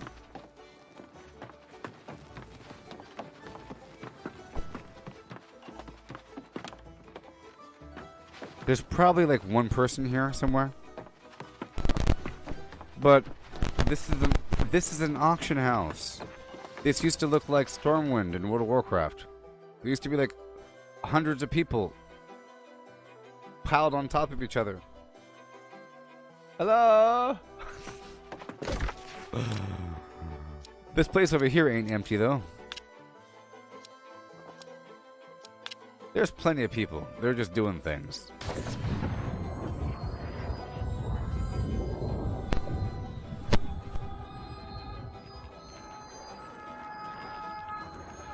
The fast travel system's pretty interesting. It requires a separate currency that governs the entire game. It's all driven by Azoth. A-Z-O-T-H. It's all governed by Azoth. It's like solar energy or something. Azoth governs your fast travel and respecking your weapons. So yeah, as for see, there's people here. But there should be way more people. There should be like a lot of people like piled up. But right now there's people, there's a lot of people right now running trains. There's like 30, 40 people doing something over here, you know, so it's kind of a big deal. And there's people all over the map doing something, you know. I mean, jeez. Yeah, but as for the skill tree, these are just all the different trade skills: weaponsmithing, armoring, engineering, guild crafting, arcana, cooking, furnishing. And they're really cool how they work. You gotta trust me, they're really unique sort of and immersive, and it really feels like you are in that profession because it takes such a long time and so many things you have to make. And it's pretty, like, especially with the cooking. I'm level 200 cooking, 187 arcana, and the rest are pretty low. I'm working on it over time, like furnishing, you see, little wicker basket and so forth, little lamp and so forth. Like, to make a bunch of that thing, you have to get the resource, just like Fallout 76, but you have to refine the resource first. And they want a whole lot of it. And you have to improve the skill. Like, there is no furnishing skill in Fallout 76. You just get the plan and you make the thing. You get the plan and you make the thing. Here, you have to... It's really important. Here, I'll show you something. Let me show you something. Maybe, huh? Price. No, I can't show you right now because it's bugged. But there's trophies, and the trophies give you a massive bonus, and they're like one of the most expensive things in the game. Because get this, what if you could play in a zone and have massive bonuses to combat and gathering and luck, and have it really stack up? If you have 3 houses in the same territory with max level trophy. Right now, my houses have the lowest level trophy, but hey, at least I'm able to have a trophy. Before, I didn't have a trophy. So, because, for example, if I wanted level 75 furnishing, so I could start making my own trophies, combat trophy, gathering trophy, luck trophy, right? Then I would have to make 1,000,000 quintillion round sunny rugs, and 1,000,000 little baskets, and some chairs, and some dressers. And that costs a lot of resources. I'll show you. Right now, I'm in the middle. Just so you can fathom how much work goes into making a single chair at my level. Because it's a high-end chair. It starts to feel like you're in the furniture business with some really good materials. See, look. This is the workshop. Okay. Video games are so yellow pigment infused 15. This is some stupid drapes. 15 infused silk. 5 orichalcum ingots and 3 yellow... Okay, 1 second. Okay, orichalcum ingot. So 15 infused silk. Let's go over here. I want you to understand what it means. I want you to understand what it means.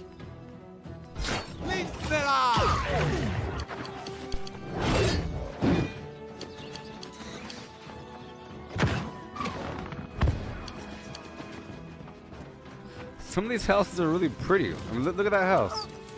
You see? Look at that house. And you're able to enter somebody else's house.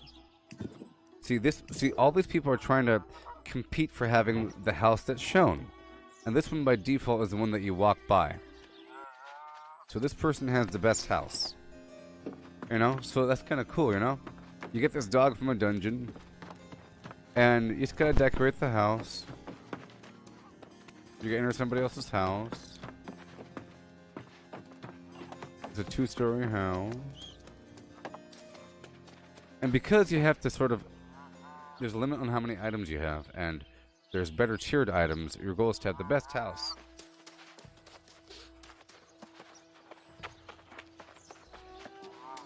Darn. So over here, right?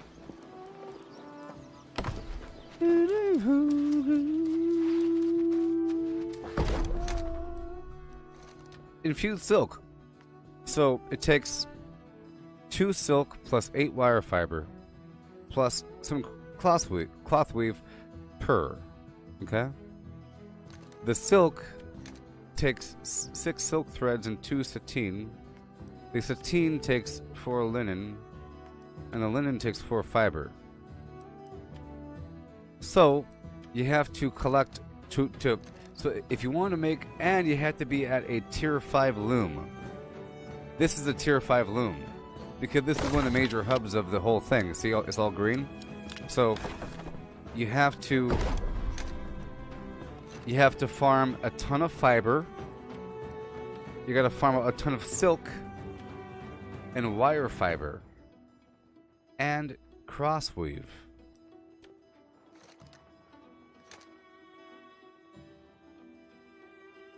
And all that stuff is in different spots of the darn map.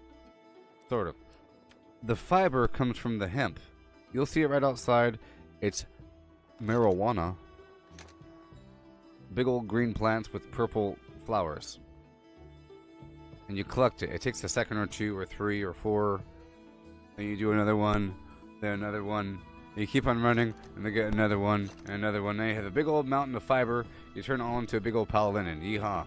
Now you got your big old pile of linen. You gotta process that, and it reduces the number. You see, it goes thwomp, thwomp, thwomp, thwomp, you know? Until finally you have your infused stuff. But, of course, to even have that stuff, you have to have a high enough loom, or, you see, to even be able to produce that stuff, which I'm able to. I'm at 185. Look, you have to be level 150. And I'll let you know. It takes a long time. I'm gonna cry.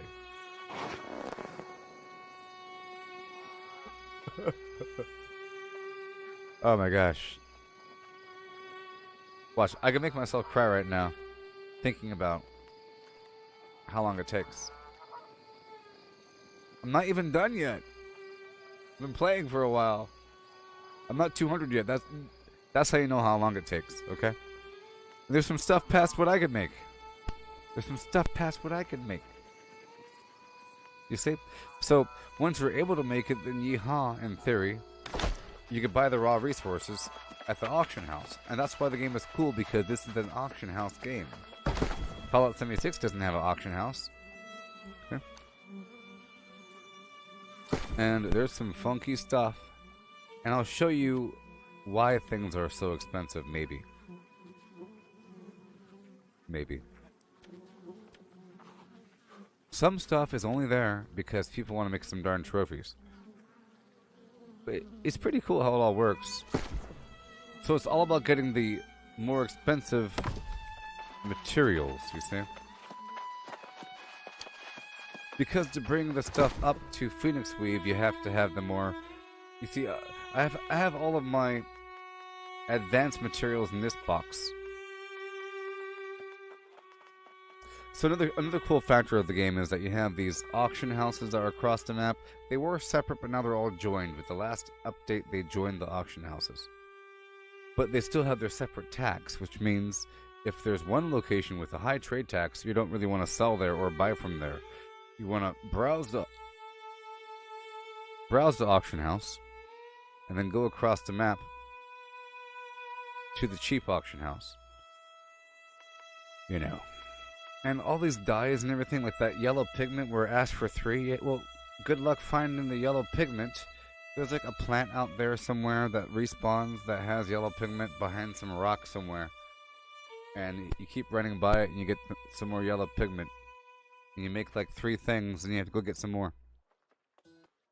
You know? So it's really about increasing your luck and farming the supplies to get the high-end materials to then make the high-end stuff.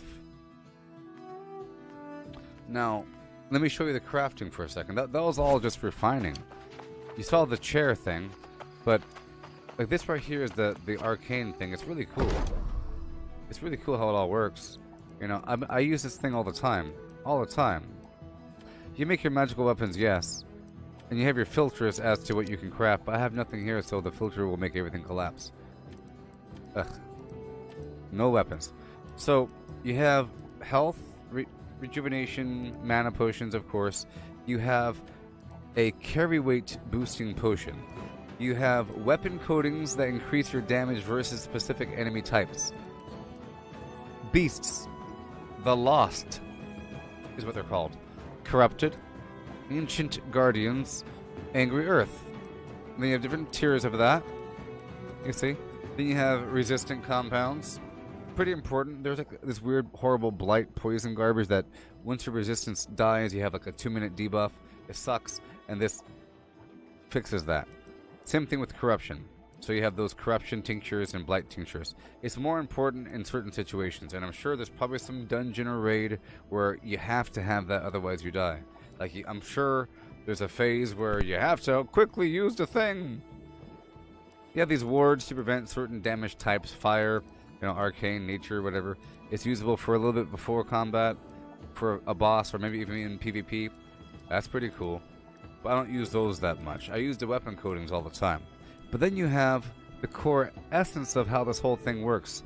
Literally, you have this arcana material.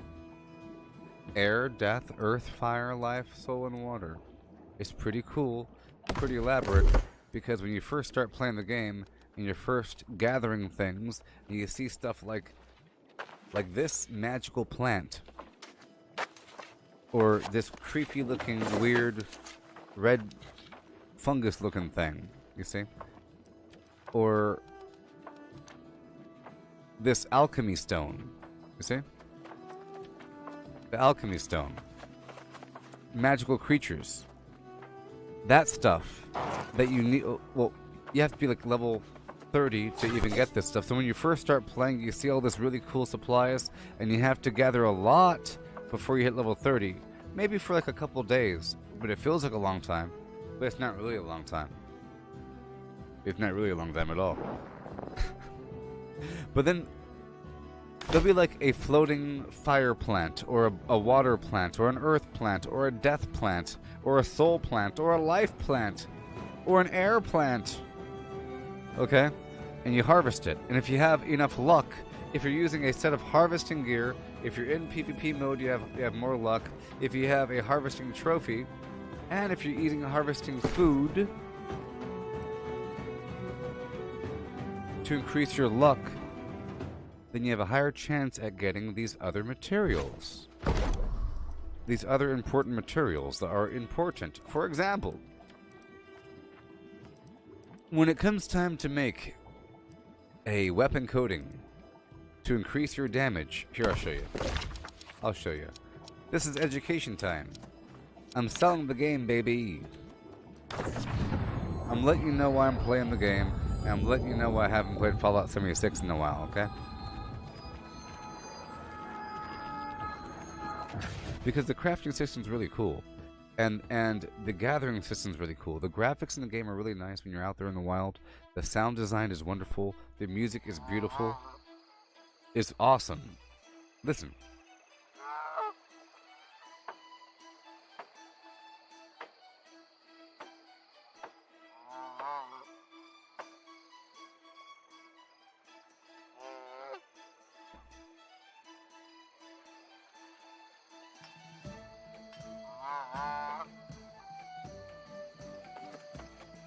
Yeah. Huh, huh, huh, huh, huh, huh.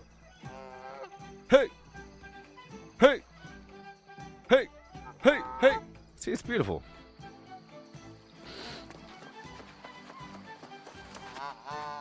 And whenever you're chopping trees, the sound echoes. I'm sure you've heard it. If I'm mining, the sound echoes. So this is PvP, and the sound echoes. And yes, people can walk up and attack me. Not in town, though. Not in town. But out there, yes.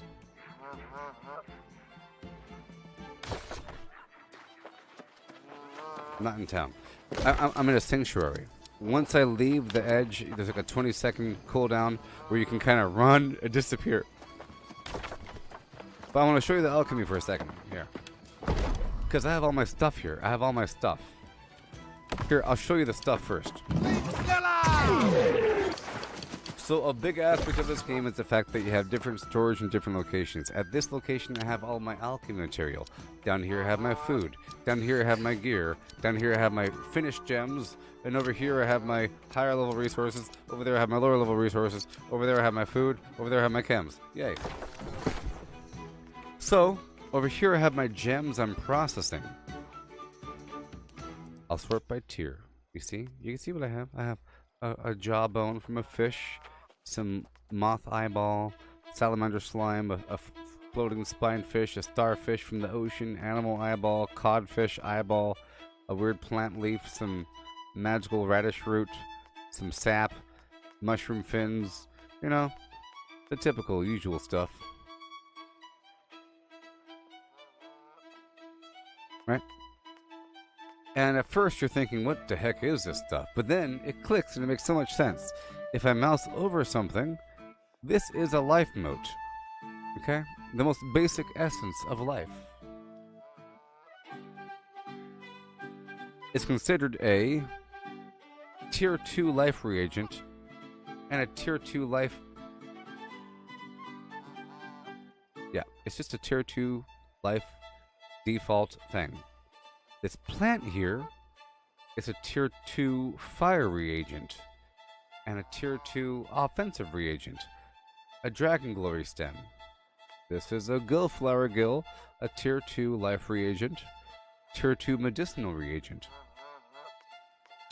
Blightroot leaf, tier 3 death reagent, tier 3 offensive reagent.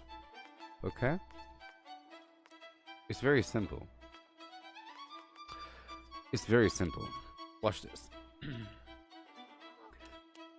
These materials here come from Blightroot. Blightroot is a death plant. If I'm walking around the map, it's considered a magical plant. You have to have at least level 30 harvesting to get it. And a harvesting sickle scythe. Like this. Harvesting luck. While harvesting, you gain an 8.2% chance at finding rare items. Such as Blightroot stem, Blightroot leaf, and Blightroot flower. If you're unlucky, you just get death motes. Get that? If there's a fire plant, if you're unlucky, you just get fire motes. If you're lucky, you get the fire blah blah stem, the fire blah blah leaf, the fire blah blah flower. Right? So for example, Dragon Glory. We have the Dragon Glory, well you can't even see. Right here. The Dragon Glory stem, the Dragon Glory leaf, the Dragon Glory flower. And over here, light. We have the stem, blah blah, and blah blah. And they're considered different tiers, okay, of the same thing. Now, an interesting thing is that was a tier 4 death material. This is a tier 4 death reagent. But that is the same exact thing.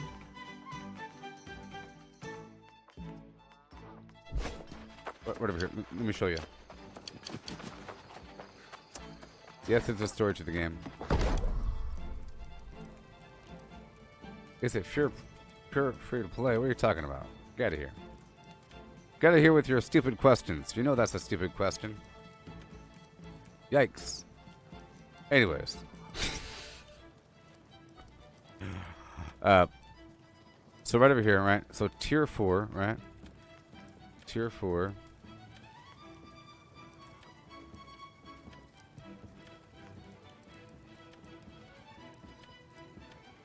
Well, here's a better example. So this lost thing, it wants a 1 second.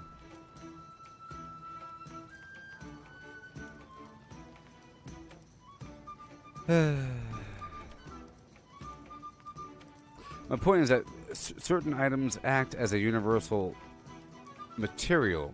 It's just a very simple tier system where you have the universal thing, which can be considered the mote, wisp, essence, and quintessence for tier 1, 2, 3, and 4. Or sorry, tier 2, 3, 4, and 5. So you go around getting the materials. It's pretty cool. Yeehaw. For me to make health potions, I have to specifically collect this plant here, get a bunch of water, and this special water that I get from around the map that spawns in endgame zones. It's like a big bright blue puddle, and I get it whenever I go. This comes from any herb bush, and you end up with thousands of it. It's pretty cool. And I make that stuff all the time. You know. But yes, there's story. Well, you have to buy the game, so it's not really free to play. That's like a weird term, you know. There is no monthly subscription. But this game is made by Amazon, and they want you to have an Amazon Prime subscription to get the free stuff. You know. So I think, you know, it's made by Amazon. There is a story. I'm trying to figure out what it is. I mean, you know what the game is about and how it works. That's what I'm trying to sell you on. What is the basic principle of the game, and how does it have long-term growth? You know?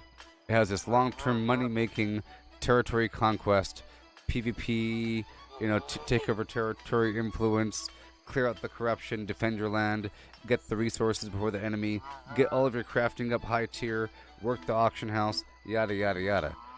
But there's a corruption invasion happening. The demons are coming in. Basically, what the heck's happening over here?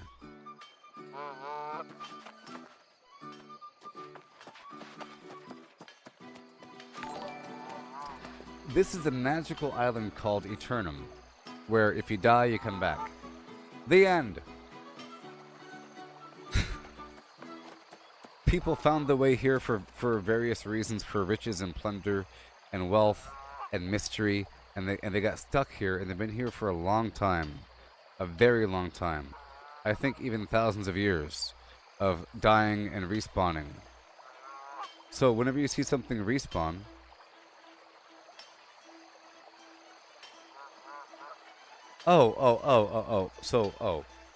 free to play meaning choose your own adventure, non-linear.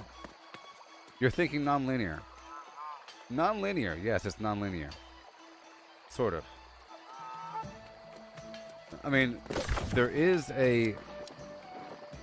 I mean, this game is great because it's sort of self-governed with what you do, because you give yourself jobs, elaborate jobs, and so this is a whole other conversation. There is a main storyline and a side quest storyline that you really need to follow along. And there is an Inquisitor, there is a faction rank series where you have to go through and you have to follow that quest line to improve yourself. As you level up your weapons, you unlock quest lines to improve those weapons, or to make really good weapons for that version. It had to go across the map and do a bunch of stuff. And there's a bunch of dungeons and, you know, your typical MMO stuff. What I was doing just now was describing all of the non-MMO stuff. You know, Everything I just described was what made it special. I didn't describe all the normal stuff. You know? Like all the normal stuff that it has. You have a million bajillion quests and side quests. You know?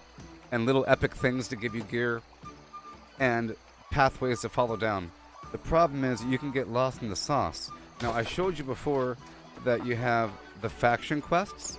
They give you 3 PvE and 3 PvP forever. Non-stop, forever. It's almost like a daily quest vendor, but it's like a 5-minute daily quest vendor. It just repeats forever. Forever. And it just involves going to a spot, searching 5 boxes, or whatever, or like killing a boss. Go kill that named boss in that area. In this map. Again. Because they respawned. You know? Something like that. And a person might end up doing nothing but that stuff. From town to town to town. Because if you pick up 3 quests from here, and from the next town, and the next town, all of a sudden you have like 30 quests, and none of them are storyline. And you're not making any progress. So, the answer is yes or no. You don't have to do the storyline. You can do all kinds of other weird stuff to help out the world, and it really feels immersive, like you're doing something. Like here, like I said, every town has the faction person and the project board. And the project board is to help out the town. And every project board has different quests. This one doesn't have any because they suck. Whoever owns the town sucks because they're not actively upgrading anything. Therefore, this town has no quests. But there are quests over here in the corner to deliver things. But I don't want to deliver these things. But if I wanted to, a person could be a worker bee and say, okay, I have to turn in 200 aged wood. I'll do it. I'll get that territory reputation, XP, and coins and help out the town upkeep. Yeehaw. Yeah. That's a pretty bad example there because there's nothing to do. But yeah, like the jewel crafting, it takes those elemental motes to harvest. So, for example, a typical gameplay cycle, now that I'm level 200 fishing, I'll make sure to have my fishing gear on me and my mining gear on me. Well, I was doing the past couple days. I was gathering a bunch of gems by increasing my mining luck, mining trophy, all the PvP mode, the mining food. Because food's elaborate. I'll show you that in a second. All the ingredients and everything. And getting a bunch of gems and then fusing them and cutting them using alchemical materials. But also with fishing, you get a bunch of gems as well. So, but going across the map to the fishing hole, because the fishing holes respawn at a certain point, you know.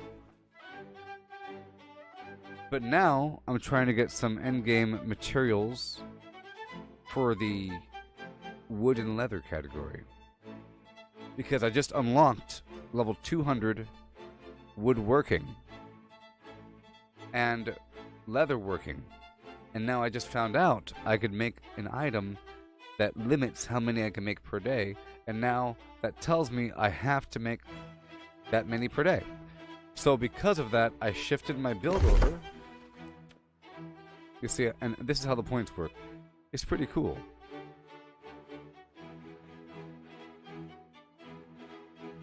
So I might temporarily move all my points to Constitution so I could chop down wood better. Because on top of just giving you health, at these bullet points, it give you something special. Strength is for mining, dexterity is for scanning, intelligence is for herb plucking, focus is for fishing, Constitution is for logging. So increased logging speed, reduced durability loss, decreased weight of logs, increased logging speed, increased yield while logging, and you have a chance to cut down a tree in one swing. So I was doing that for a bit, going through, getting a ton of wood in an area with a bunch of good wood, killing the animals, collecting the herbs, farming in an area, right, for a bit. So you might move your points around every so often, and move your gear around just to go get some resources. Pretty cool, because you have that luck food. Then you might have to go get some specific resources to go make some specific food. So So let me show you the cooking really quick.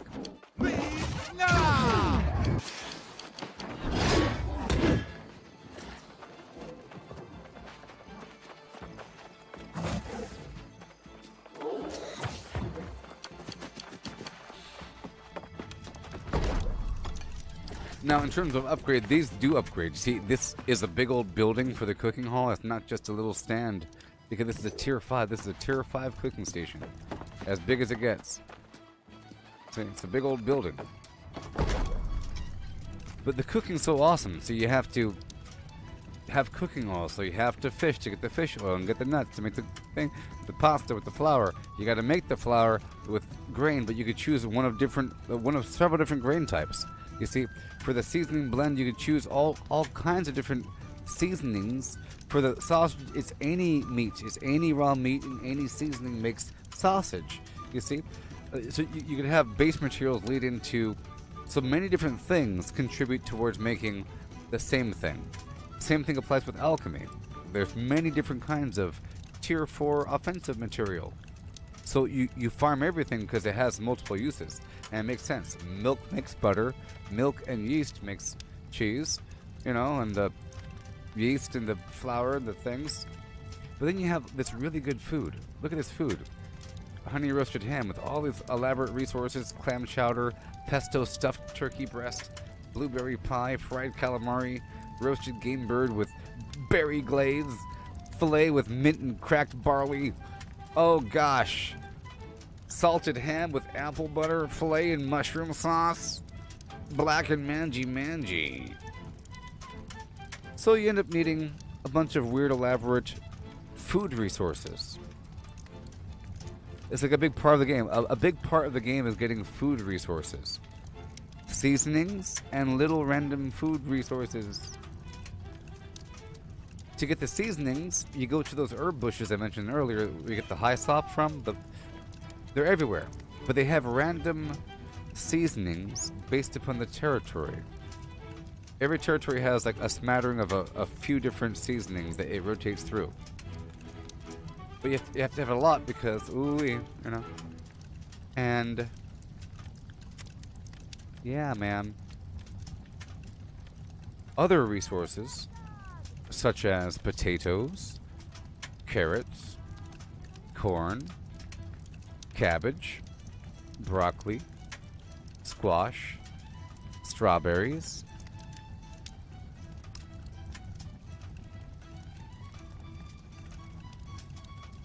and I'm sure several others that I'm not thinking of at the top of my head right now, grow in the ground in a farm, not tomatoes, not onions.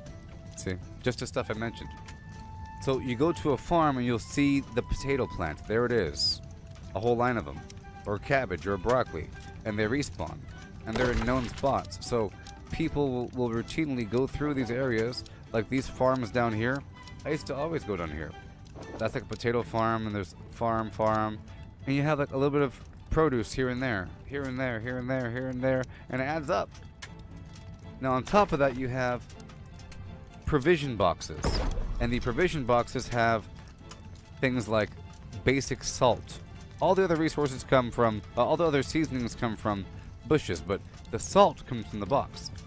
And lemons and oranges and coconuts and watermelon and onion and tomato and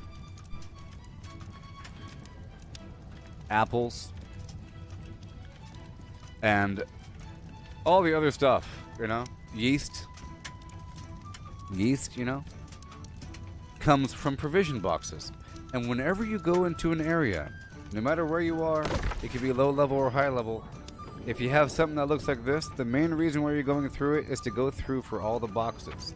And the crops, yes, but there's going to be a box here, a box there, a box here, a box there, a box here, and it'll be either supply boxes or provision boxes. Supply boxes have the refining reagents that you need to process your materials. Very important. Sandpaper for wood, tannin for leather, solvent and wire weave, or whatever the heck it's called, for cloth, and, you know, sandpaper, flux, so for flux for the ore. You need all that stuff in mass quantity. If you harvest like 2,000 silver, you need a lot of flux.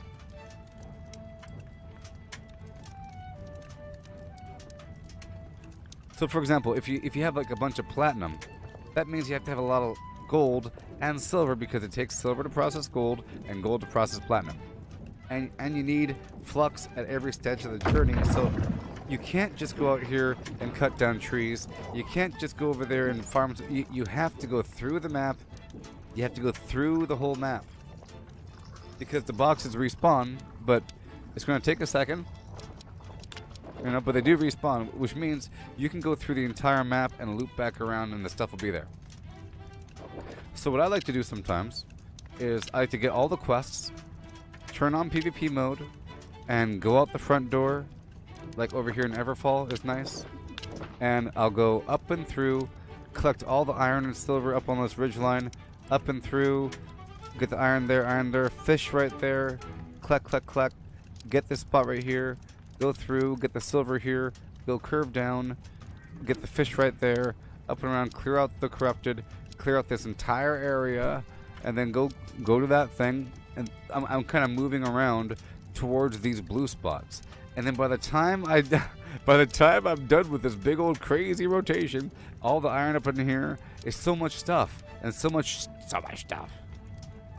And really cool locations like skeleton people, ruins and so forth, and mountains and really awesome waterfalls and everything. And you're going around clearing out the demonic portals, and you feel like you're doing a really good job, like you're really preserving the land, and by getting influence and helping out your and making your presence known while you're at danger. You know? Go turn in, get a bunch of stuff, get some faction influence, yeehaw. Yeah. With an eyeball on all the stuff. So you're going through all those things, and by the end of it you get a bunch of refining reagents, you get a bunch of the provision goods, and you can sell all of it. You can sell, like, people need some cinnamon. You know? I need 3 cinnamon. I need a lemon. Where's the salt? Where's the salt? And you got like 30 of them. Oh boy, yeehaw, here comes the money. And now you know how to play the game. Yeah, but the food's really cool. You say, really cool. Like the hearty meal is a good example. I don't have any food here, so you can't really see. But many different foods fit these categories. At my food... Here, I'll show you. Let's go down to my food house. The food house bazaar town. See, I'm spending my Azoth just to show you.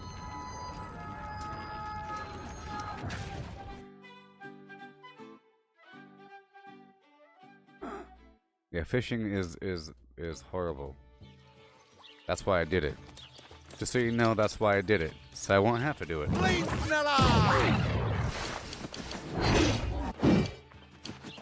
Let me check and see if there's a war. Hey, look, there's a war. So, today, tomorrow at 6:30 p.m. Pacific Standard Time, there is an invasion, and I'm joining the battle. You see? So that's what I check every so often, because there is an invasion every so often. It takes 50 players.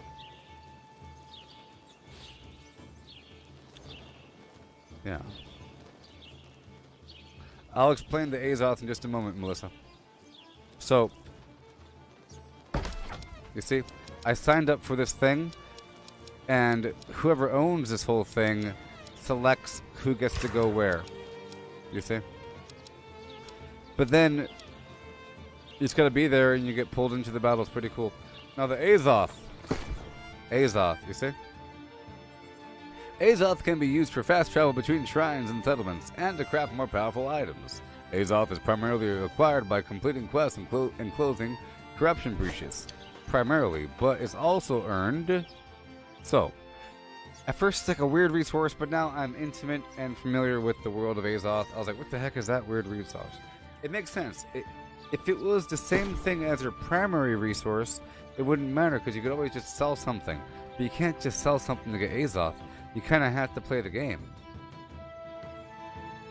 Now, on rare occasion, if you're lucky, the enemies drop a vial of suspended Azoth that gives you a certain amount, like 80 Azoth or some garbage. If you're lucky. And you can sell that item. Okay? So you are able to buy Azoth.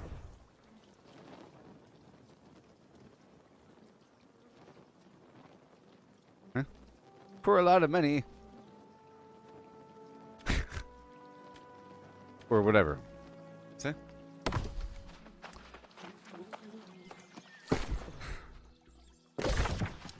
You get 20 Azoth for closing a level 1 corrupted portal. Closing a level 1 corrupted portal is really, really, really easy. So easy, I'll show you while we have this conversation. Let me show you how easy it is to close a level 1 corrupted portal. You get 20 Azoth. Alright, on top of that, my bags here have Azoth attuned. Whenever I gain Azoth, I gain 4.5% more. My harvesting tools have Azoth extraction on them. 45% chance to finish 45% chance when finishing gathering a node to gain 1 Azoth. So I have that on my harvesting tool, on my logging axe, and my skinning knife. Okay? 45% is quite a bit. To watch. No. Yes. You see it right there? It said Greenwood and then Azoth. I got 1 Azoth. So let's say I need 68 Azoth to fast travel, but I only have 65. I go outside and I chop down 6 trees with a 45% chance, you know? In theory. Now, certain things are faster to harvest than others.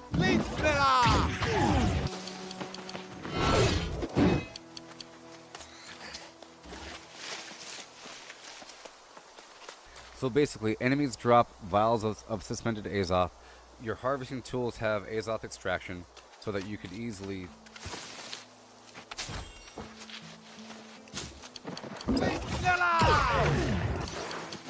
3, 2, 1, PvP mode is on.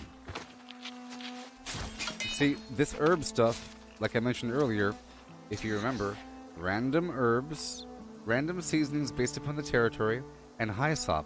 It takes Hyssop to make those potions, the infused alkahest. Azoth.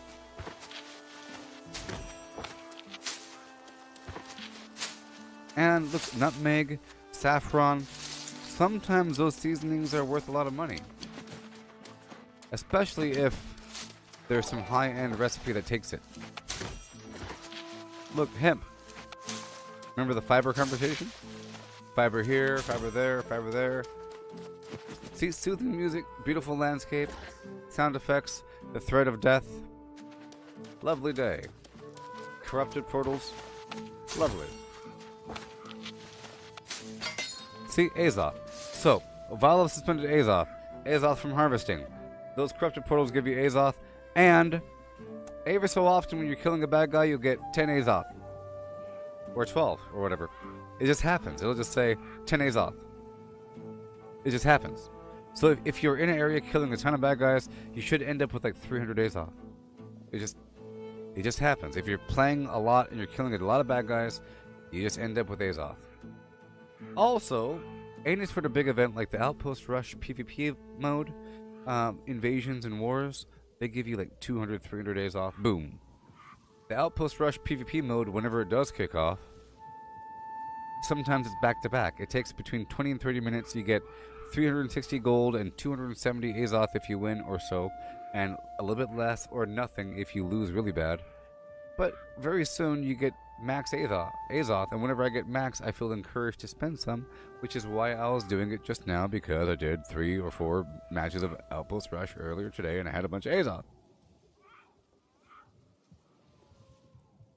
Because whenever I don't have Azoth,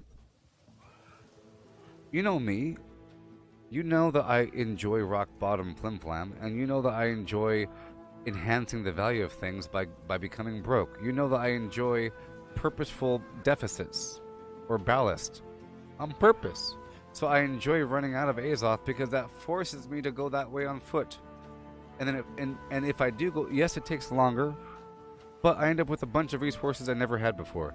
And sometimes I find a new sub-route where I end up with more resources. But sometimes I have to go across the map to move things. I have to move all kinds of resources en masse in big chunks. Boom to boom, boom to boom. It happens all the time. Uh-oh.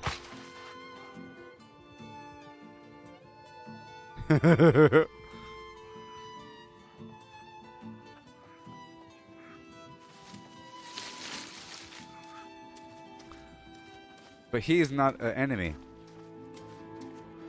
He's not in PvP mode. Woo, got my heart beating. But you can go low. Isn't that cool that you can low crawl in this game? Ha!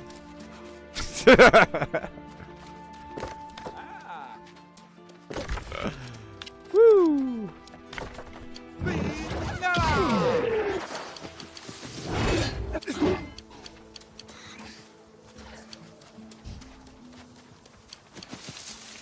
Bing boom bam bing bam boom.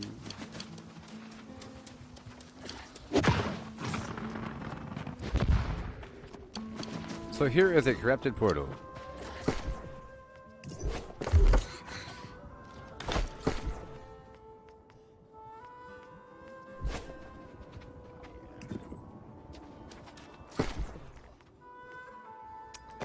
All right, I'm gonna go full mage for a second, okay?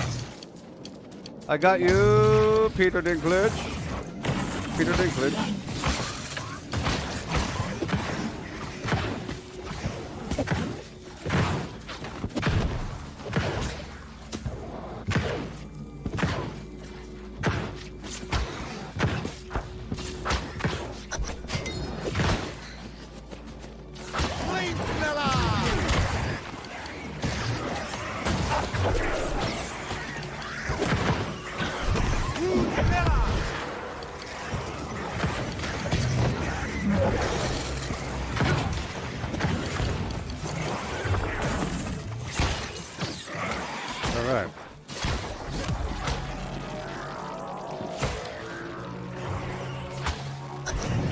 Done.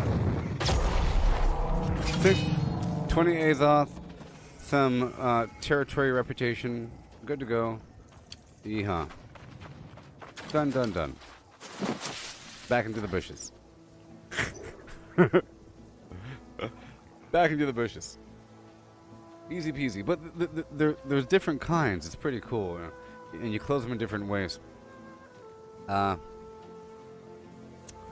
was going to say something else. I'm sure I'll remember it.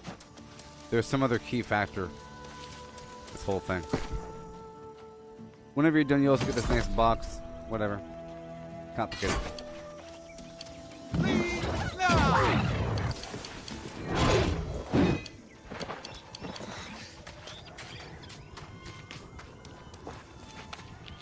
Yep.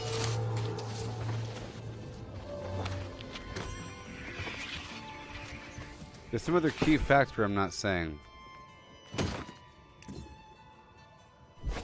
Some other key factor.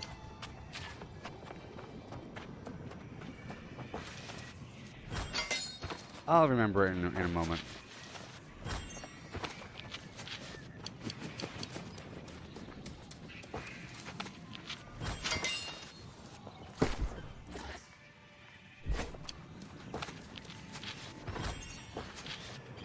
Let's go this way.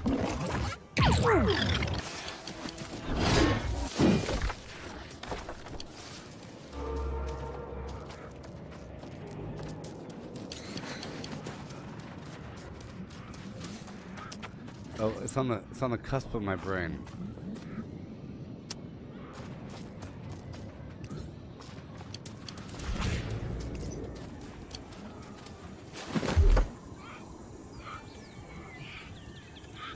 Well, I'll talk about this for a second, okay?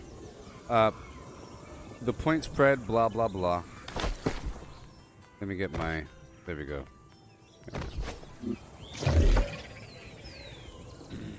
Your skills... You mentioned the skill tree, okay? This right here was just... This just like your... This is like an overall assessment of your skill level. This is my gathering level, my refining level, and it shows me what I can refine. But it's not like my skills or anything. This is my skills. Well, weapon mastery. That's where the skills are. And they're tied to your weapons. So every weapon has 2 different skill trees. You see? That's what I was going to say. Okay, Azoth is used to respec. Azoth is used to fast travel. Azoth is used... Yeah, that's what it was. That's what it was. Because I haven't really talked about Azoth all that much. I was about to talk about it, but I want to show you really quick how fast it is to close the portal here. But I'll explain the rest really quick. Really quick. So Azoth is used to fast travel.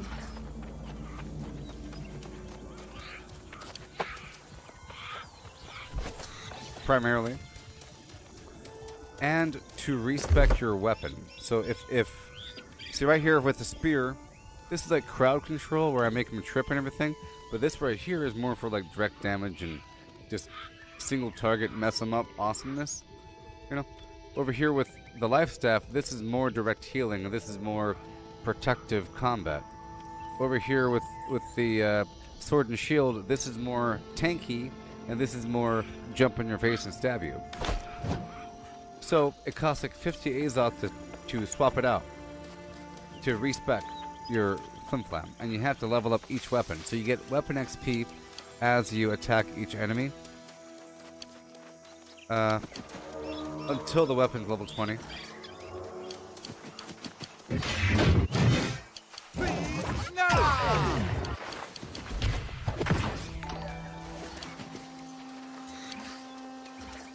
Now this enemy over here is level 10, right?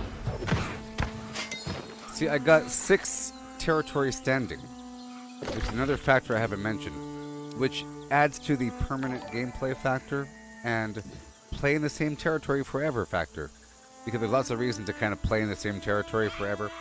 Because you earn territory reputation, or territory standing, it's called. Right? I'm level 41 in this territory, so lower trading tax, faster gathering speed, increased storage, increased territory standing gain, lower house fee, and everything. So over time, you're able to increase the rate at which you level up by... If you always choose to increase the territory standing, then you could increase faster. But you don't always have that option. It gives you 1 or 3 options, and every so often it'll give you the thing. But now I'm able to kill these lower level guys and get 6 points. So it's nice. Which then gives you more reason to play in that area. Another open world MMO. Aren't all MMOs open world?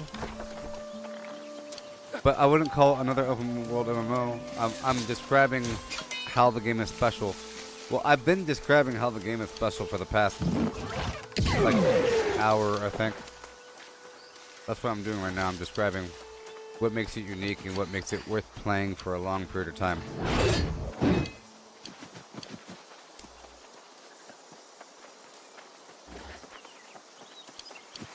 And what does MMO even really mean? There's a lot of people. It's online. In the end, shouldn't every game on Earth be an MMO? I would think. Eventually, Mario's going to be an MMO. In the year 2035, there should be a Mario VR MMO where you live in the world as a plumber and you kill mushrooms the size of a car. It's inevitable. So, it's not a bad thing. It's an obvious thing. You know? As I was saying, oh, another online game. Yeah, it's the year 2021 or something. Therefore, games should be modern enough to have multiplayer support. But let me show you something over here. Over here with crafting. Right over here with crafting. Whenever you go to craft something, you can choose the quality of material, and you could use something more than what it's asking for, which increases the potential gear score. And you could add a little mod to make sure it has certain stats. You can give it the best possible material. So if I was making if there's like some level 5 character, you really want to just make him godly, you use like the highest weirdo tier metal for some level 5 item, and you pump in Azoth. So Azoth increases the chances for attributes, perks, and gem slots. So for example, I made this right here because with the last update, they released a new weapon called the Void Gauntlet. And I realized I was able to make it because I was above 150 Arcana. So I went to the workbench and I was like, cool. And I already had the resources for the most part. And I used the best possible resources and I pumped in the Flim Flam. And I made a really good item. And yeah. It has a higher crit chance and everything. So, yep. Azoth is used to pump up your items. And you'll need a lot of it if you're making a bunch. Like if you're making a bunch of items. So because it's random, because you can't fully determine the quality of your item. If you're making a bag, for example. Like bags are a big deal. If you're making one of these funky old bags, you want to make sure that it's the best possible bag because it's so darn expensive to make. It takes its greater inner holding from the faction vendor. You know? You want to make sure it has this adder stone for extra carry weight and everything and whatever. Or maybe you want to reduce the weight of certain things. I would like to have different bags or different varieties to reduce the weight of lumber and mining and give you different perks and everything. You really want to pump in all these points. I made a bag for someone the other day, a level 40 bag. This bag right here, the highest bag I could make. And I made a really good bag for him. It had increased luck on it.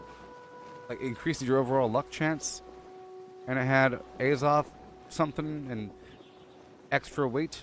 Fantastic. Fantastic.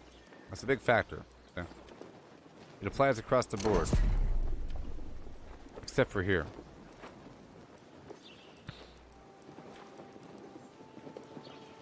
Get all that?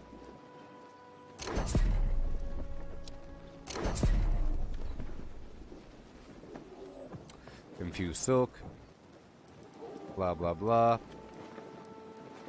Asmodium. Level 60.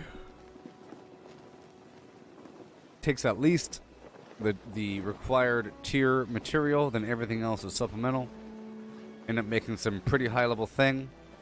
You need a bunch of Azoth because you want to make like 10 of them or 5 of them because it's random. And you might have some really cool perks. Just like in other games. You have perks, you know, and you want to hope that they work out for you. For the most part, my perks don't work out for me. I'm sort of just going for the primary stat and maybe a slot, you know, or something,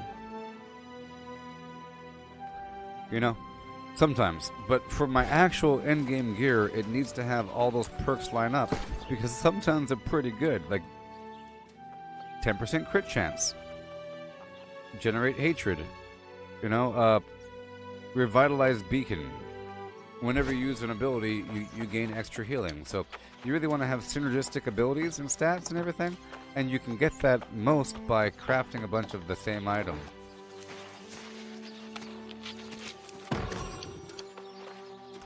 Okay, everybody? And now it's time to play the game. I explain things. I did.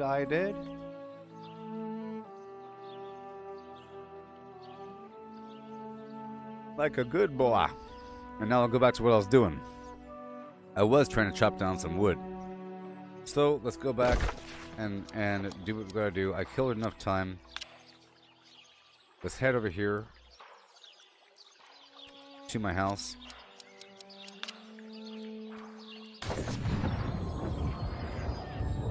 I plan on chopping down some trees.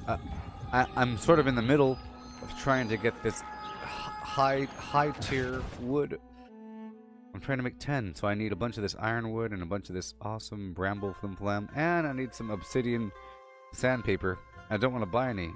That's just ridiculous. So I'll have to eventually farm some high-level area to get it. Here we are. I'll put my mining gear on.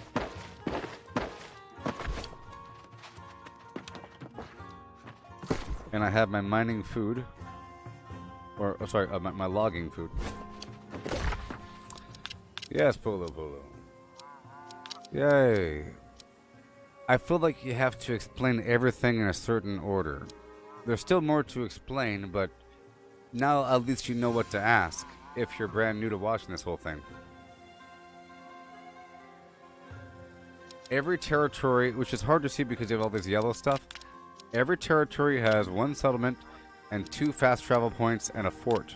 The fort, if you conquer it, it gives your entire faction bonuses. They're different. A lot of them deal with fast travel cost.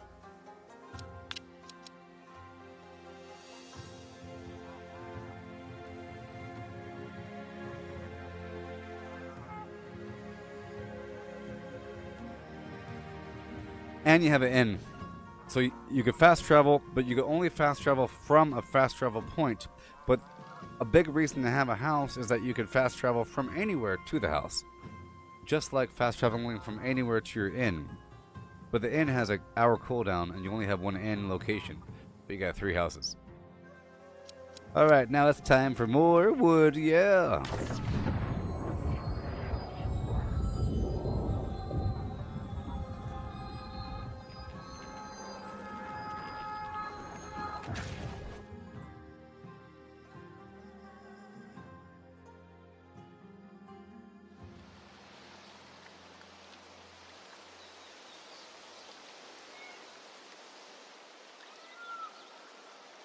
Yeah.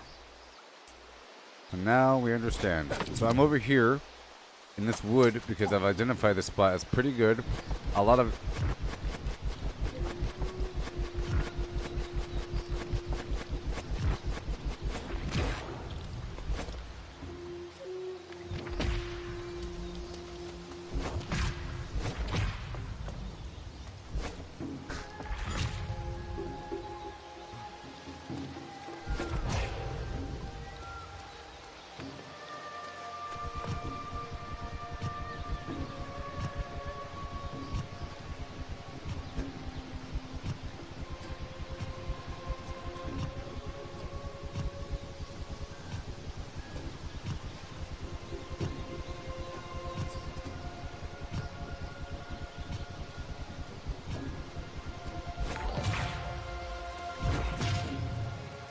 Yeah, there's a bunch of stuff here, and there's a bunch of these little purple herbs here.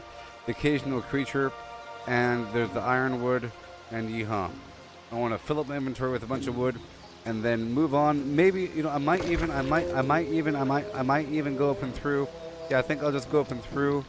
You know what? I think I'm just going to go up and through, up and around. Every so often I test my build to see if I'm strong enough.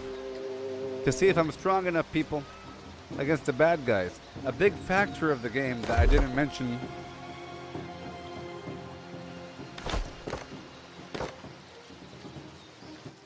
A big factor of the game that I didn't mention is the fact that resistances and vulnerabilities are a huge factor.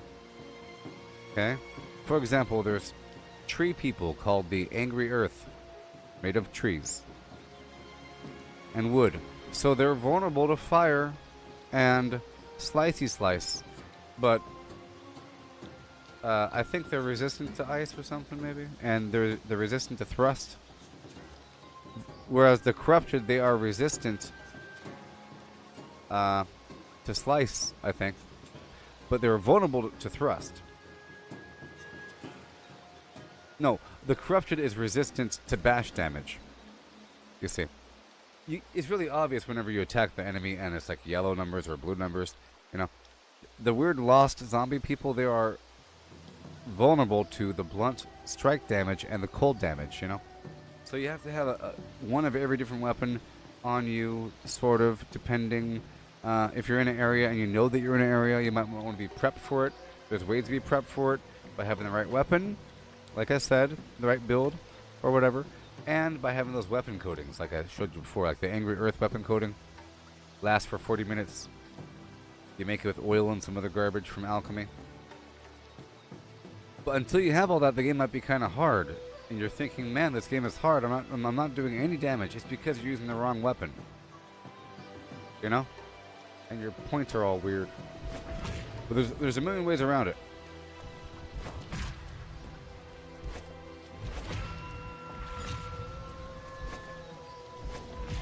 Yeah. So now we all know. What I'm doing for a bit is I'm trying to work on my profession, so I'm just trying to get a ton of resources. Every so often I'm forced to go through some other location to go get some other resources. You know? Right now, I'm wearing lumberjack gear for extra logging luck with the logging food and all the stuff in an area to cut down all the trees, especially the good ones, to get the good materials, get some herb in the background, some hyssop in the background, the occasional animal, and I'll probably clear around this lake and might do some more exploration. I might explore up and around a bit more just to see. I'm pretty sure there's some ironwood up here, and I'll go up and around, see if there's any Azoth water. But what there will be is a bunch of really hard bad guys that will probably be really hard to kill. And we'll see in just a second. Next time on Dragon Ball Z. I'll be right back. Yeah.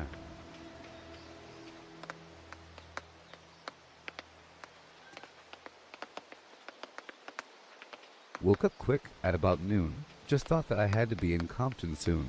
I gotta get drunk before the day begins. Before my mother starts flim-flam about my friends. About to go and flim-flam near went blind. Young flim-flam on the path throwing up gang signs. Ran in the house and grabbed my clip. With the MAC-10 on the side of my hip, bailed outside and pointed my weapon. Just as I thought the fools kept stepping. Jumped in the foe, hit the juice on my ride. I got front back and side to side.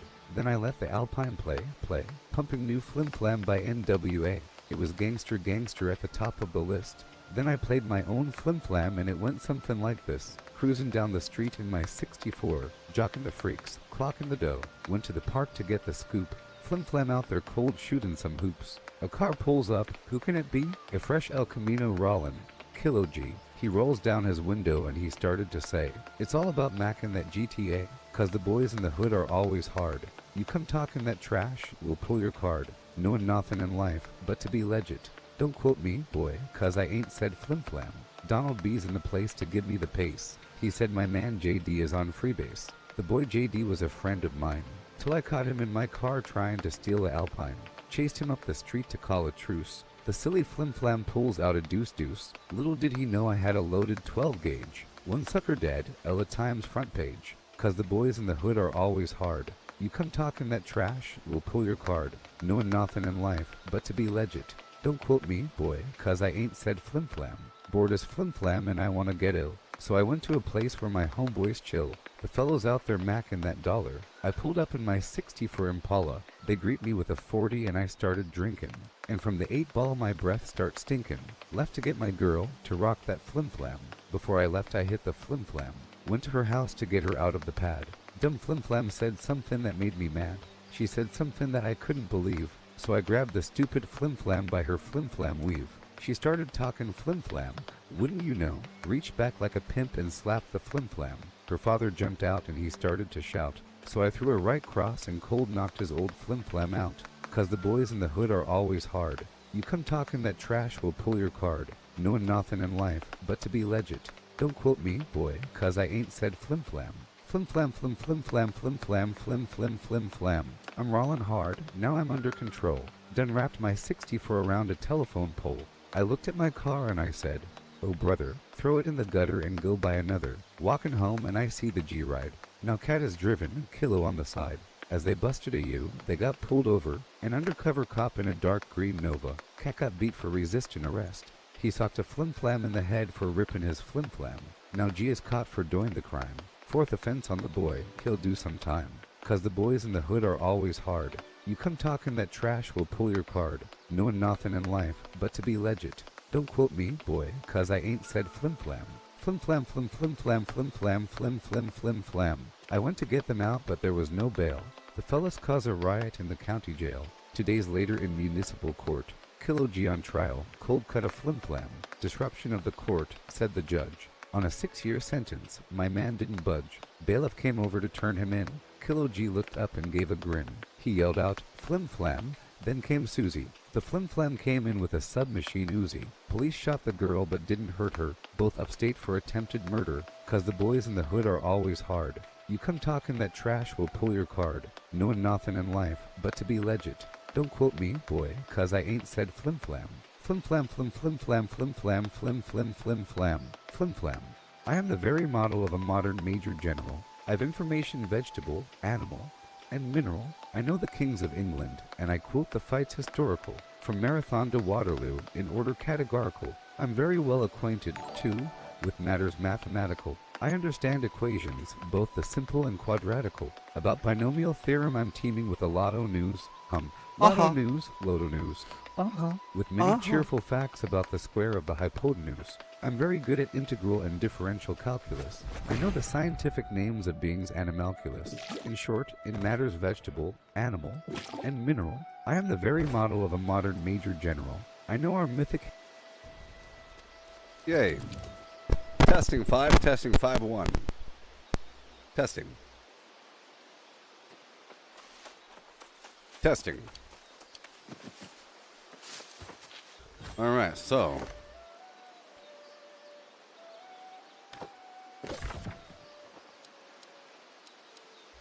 Let's work on this garbage right now. There's so much to do. There's so much to do. I'll have a transition in my gameplay eventually whenever I reach some new plateau.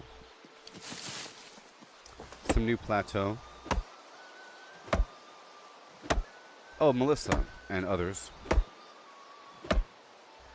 It seems like I'll be having this schedule for the next couple days, I guess.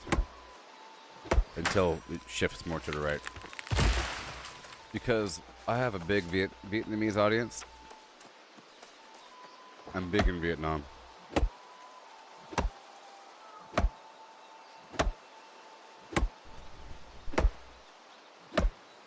I'm big in Vietnam.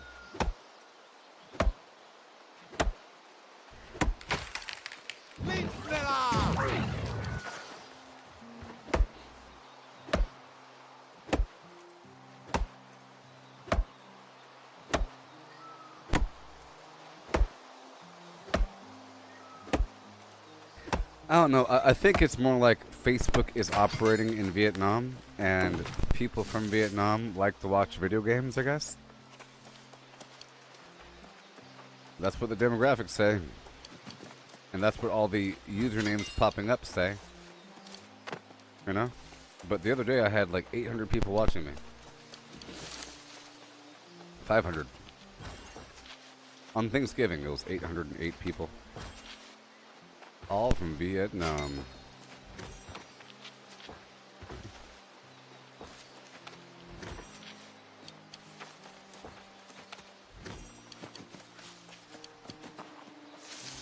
Boom, boom.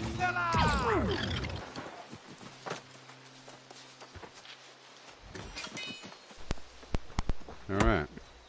Let's get them trees.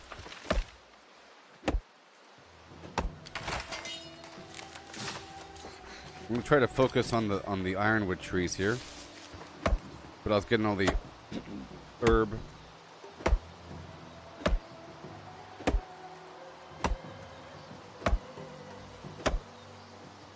If everything goes according to plan, this stream should hit like 50 or even 75 or even more, maybe even 90, depending on how long I last and when I start and when I end.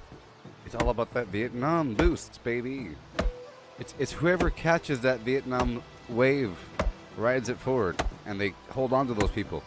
If I log off, if I stop streaming, and then somebody else gets those 800 people, they hold on to them all day long. It's whoever gets them first, baby. Hail, Damien. secret.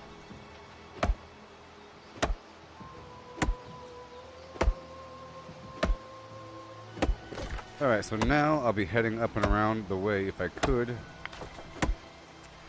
I'm not quite sure about my build, but we'll find out.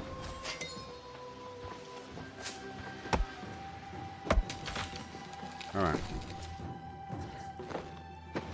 Let's pop it back over and make sure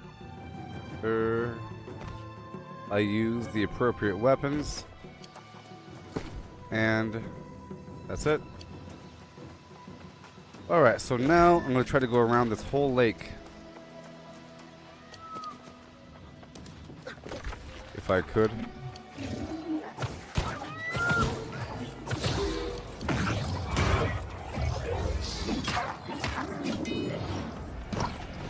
Alright.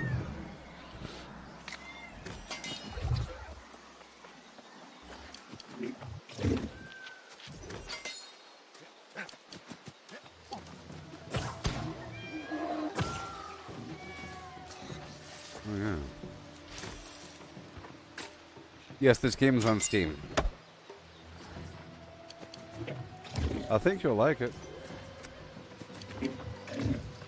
Once you get into it, it's pretty satisfying with all the harvesting and the long-term gameplay and the crafting and all that, and the money-making. All the money-making auction house working is pretty cool. So I'm about to go through a bunch of combat as I go up and around this lake. Up ahead, there's going to be some situation. These birds are good because they have a chance to drop eggs.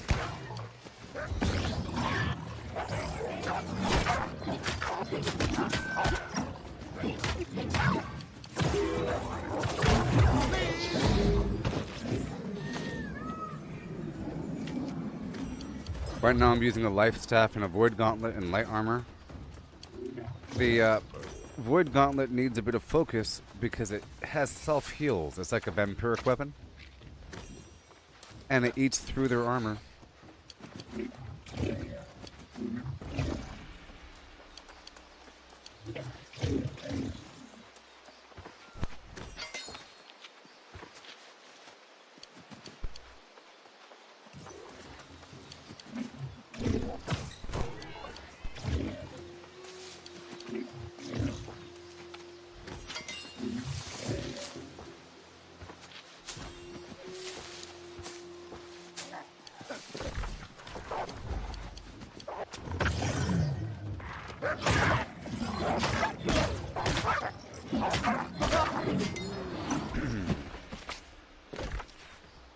Okay, up around the lake here. See, I got some Azoth from that skin. There you go.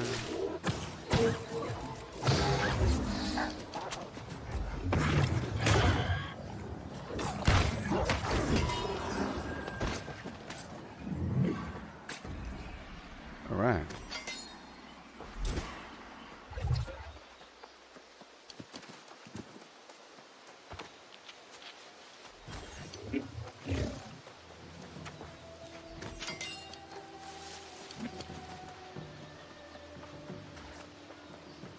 Okay, we are entering new territory or whatever.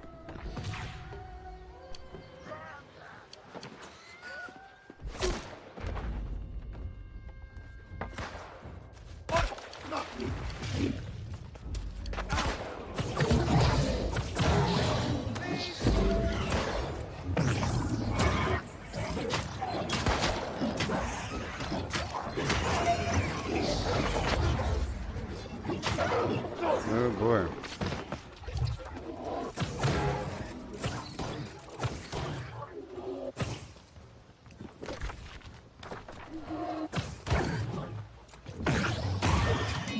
Well, that's definitely not what I thought it was going to be. This is way more elaborate than what I thought it was going to be.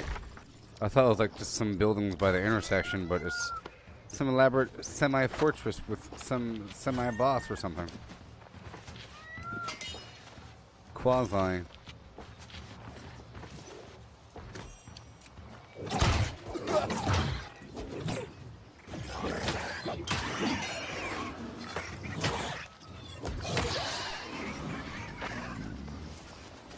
the Void Gauntlet. .org. Give me your skins.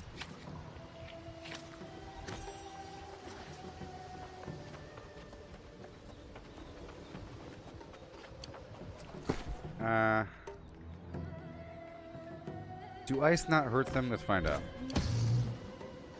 I don't remember. Yeah, see, they are resistant to ice.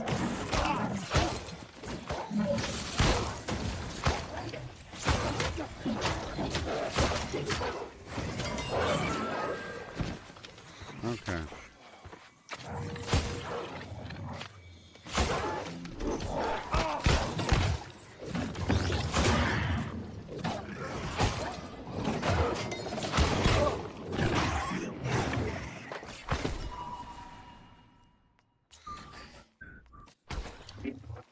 I'll use my spear.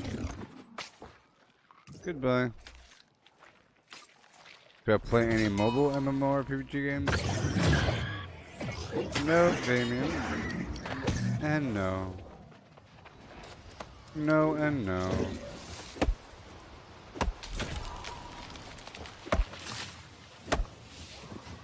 No, I'm gonna go all the way down and then back.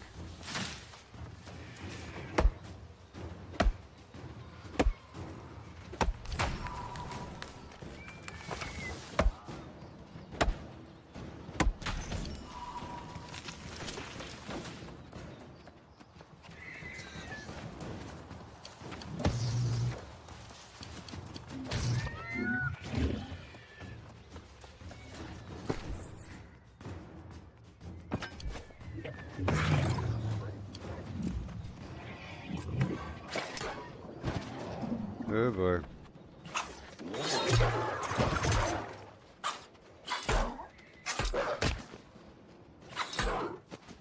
And boom. Good stuff.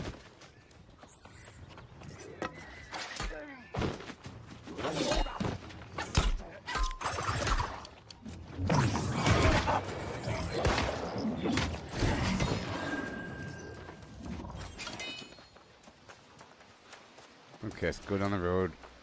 I'll get the wood and come right back.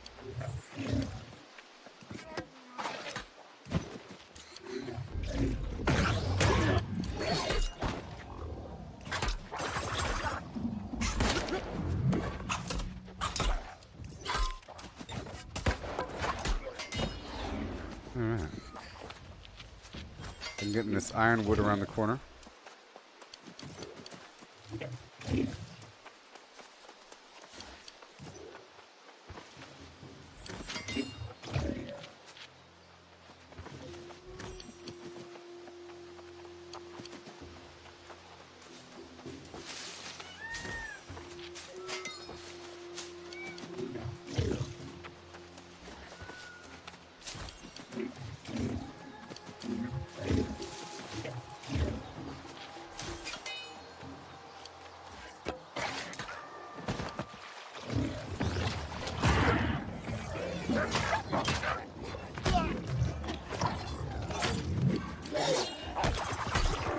Okay.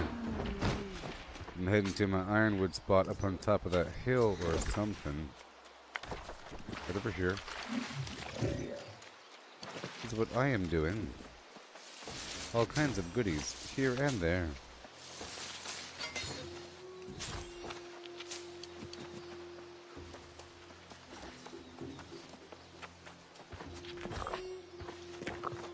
I mean, you know, the speed really is irresistible.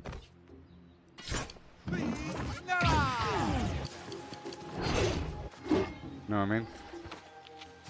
Pretty irresistible. Hello and welcome, and hail, yeah.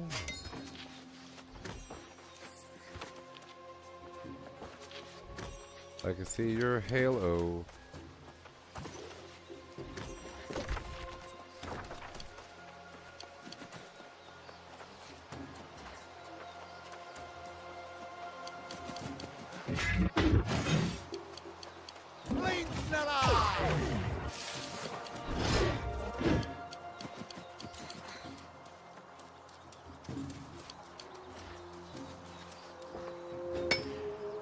I'm not going to be using the mining food because I don't want to waste my logging food I just ate.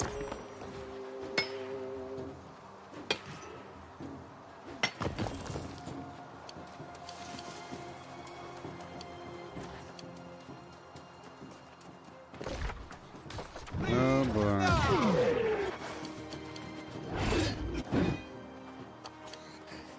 And here we are. Trees.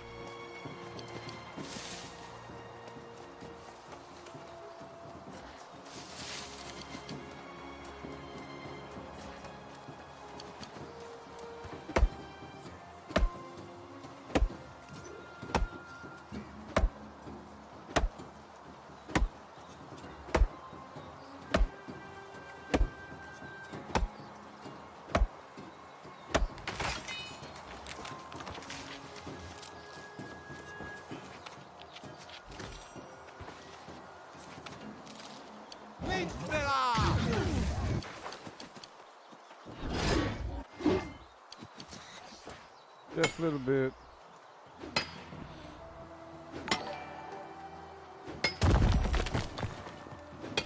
Just a little bit. Got some cyan, magenta garbage over here. Violet.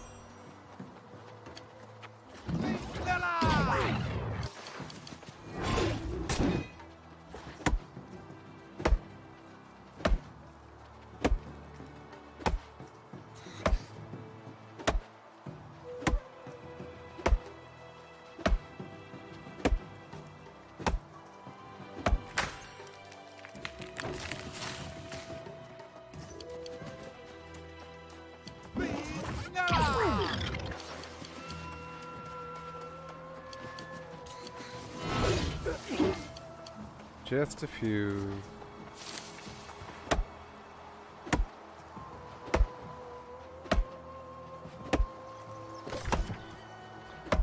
Okay, well, good thing I'm going over here because I have to go here anyways. I had to go here anyways. I just haven't done it. And I'll be getting the boxes I need because I need the 10 obsidian sandpaper. That's all I need.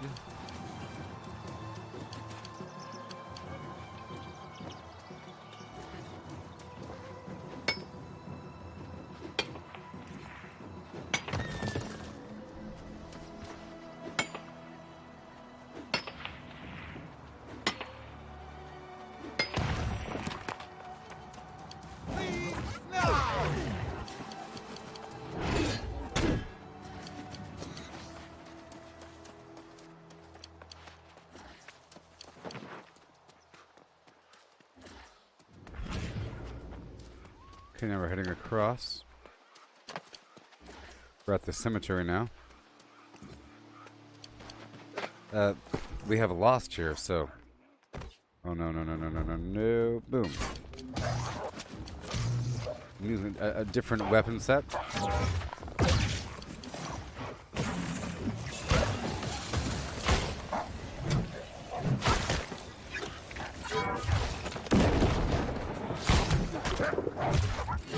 Yeah. And I skinned them.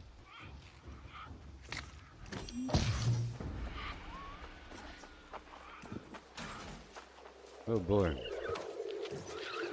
Well, this should be fun. Let's just see what happens, huh?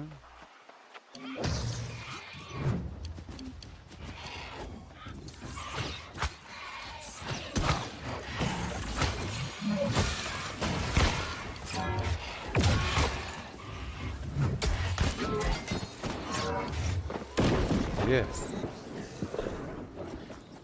So now we check this whole cemetery for boxes, if there are any boxes.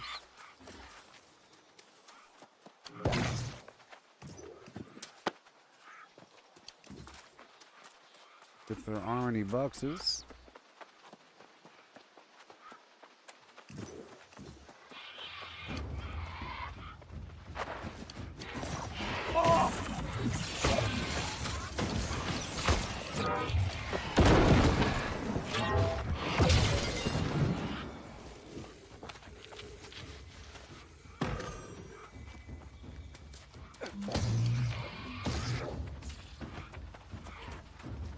Yeah.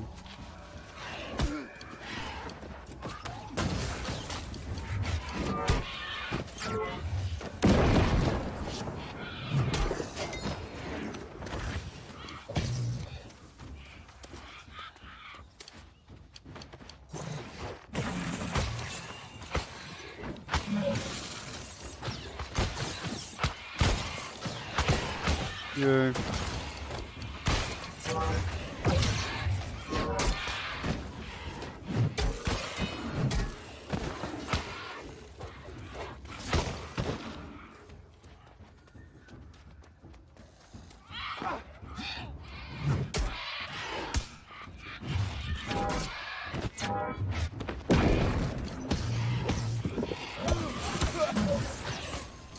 Yeah.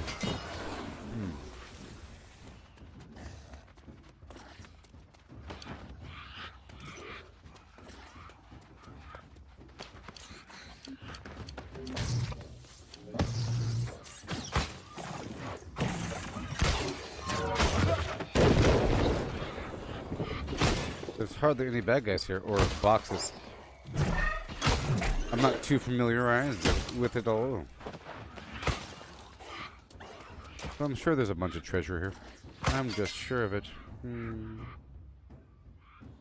I'm so sorry. I didn't know just what to do. But now I know. In trouble. With your eyeballs still unglued.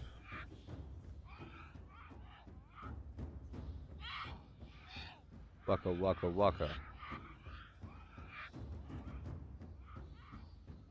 Waka waka waka.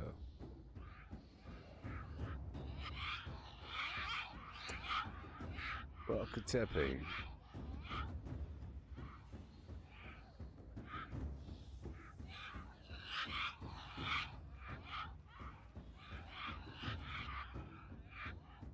Give me 1 second, please.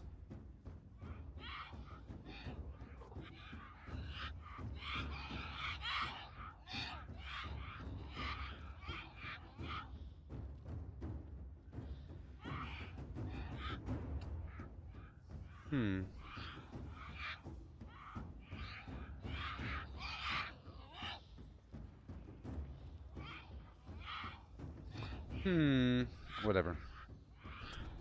Whatever, people.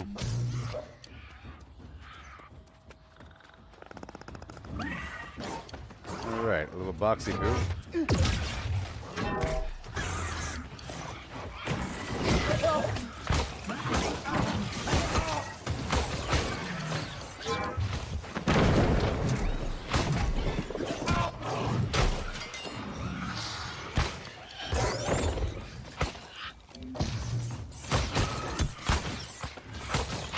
Oh my god, why is he? Oh no, he's too strong, he's too strong! What the?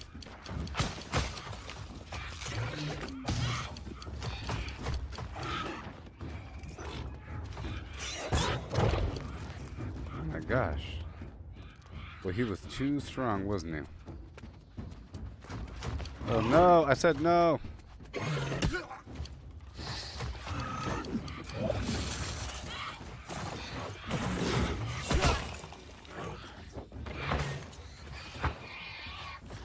Oh my gosh. Oh no. What? What in the world's happening here? Why is he still outside? Why is the boss still here?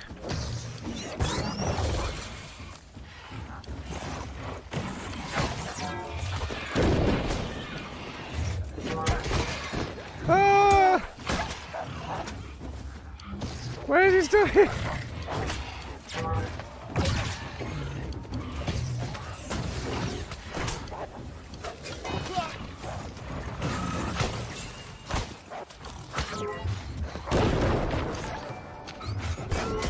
I'm way outside the cemetery.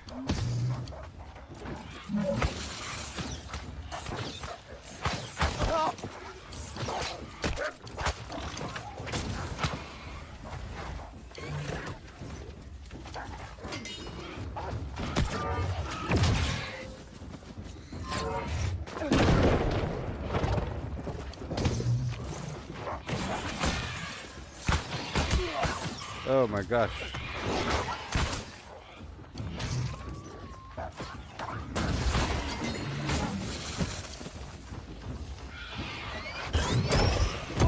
Oh no.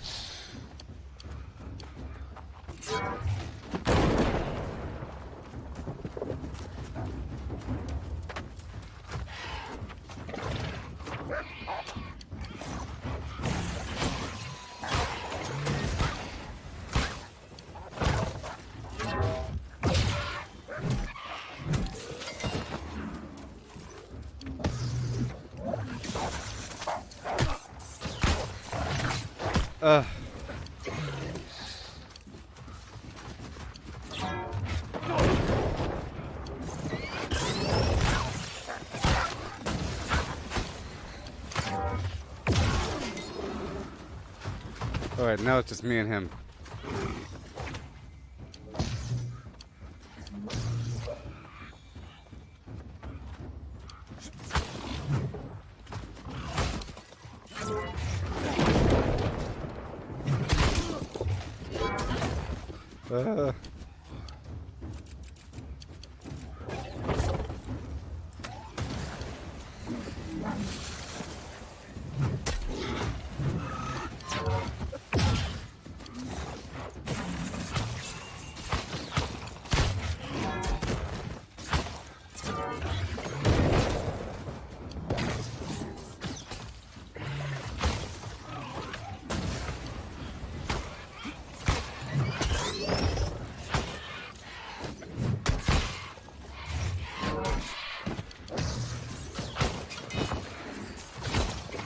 Oh boy.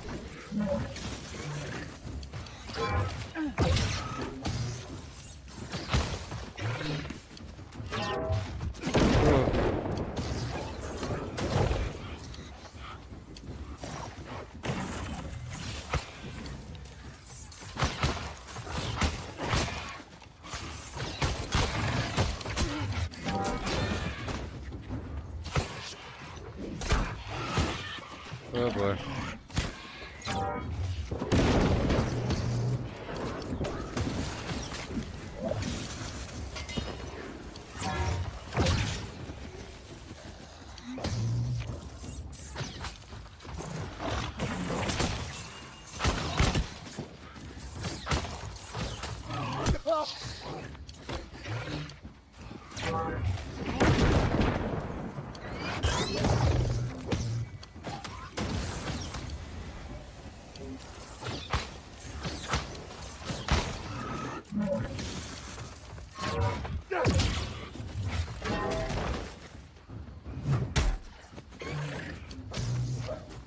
Oh boy.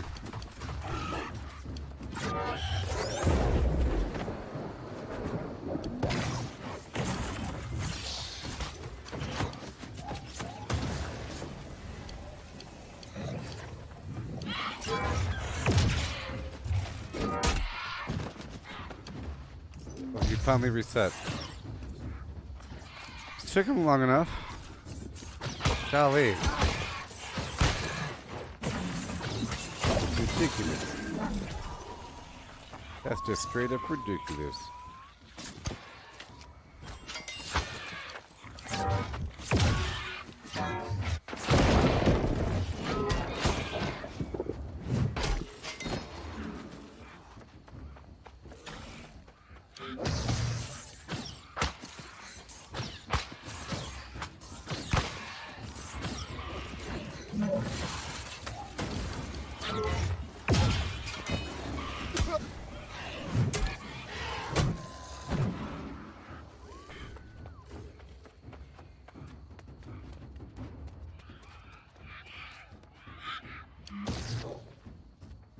Now, are they vulnerable to the void damage, I think? Aren't they? I think they are. I think they are.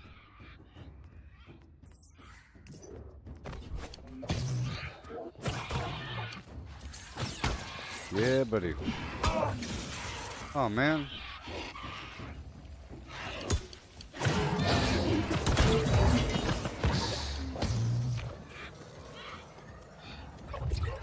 I could try to use both the life and the ice.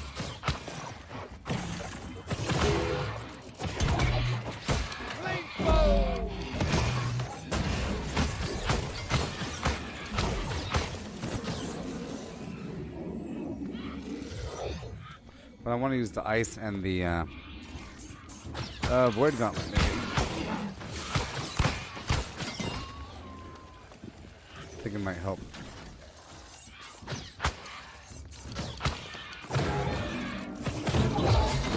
But ice in life also works versus these dudes.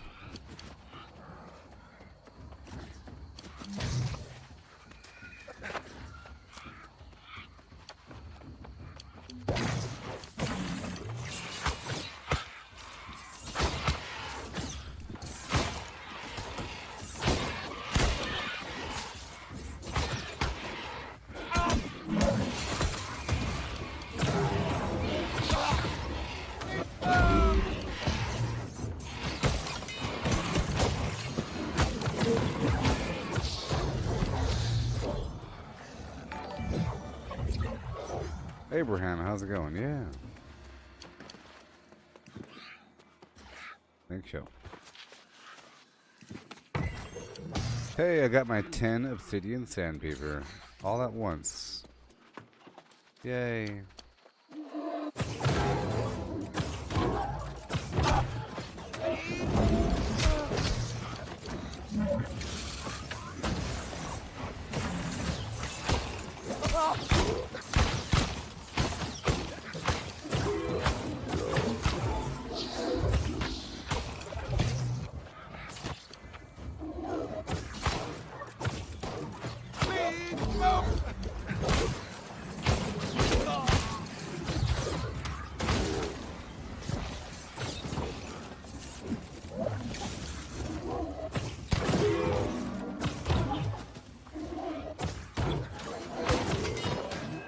He wasn't that bad.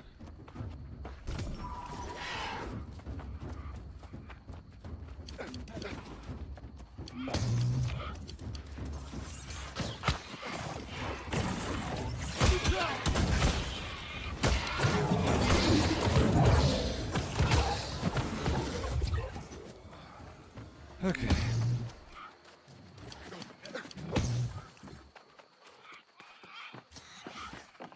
Boxes.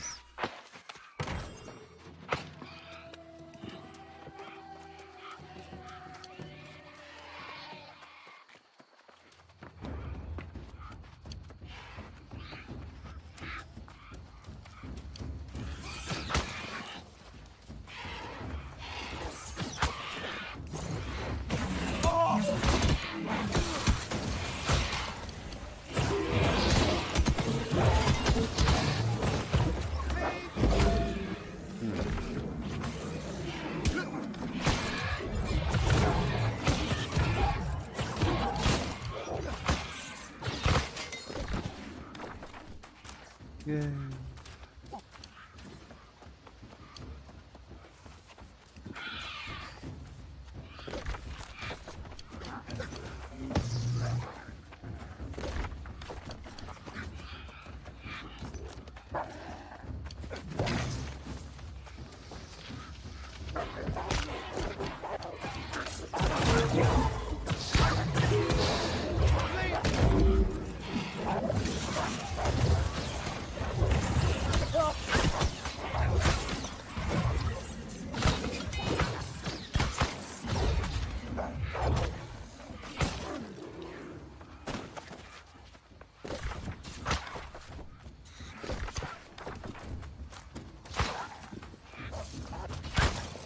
There it is.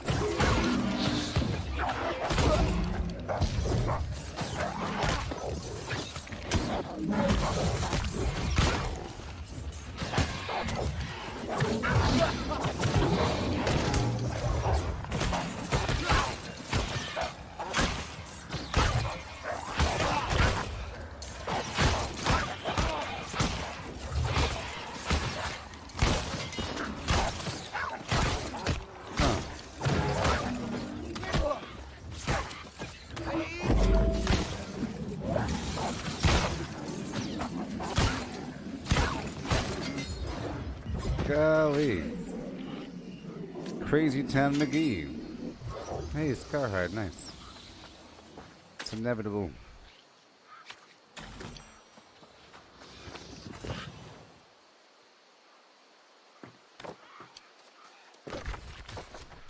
Okay.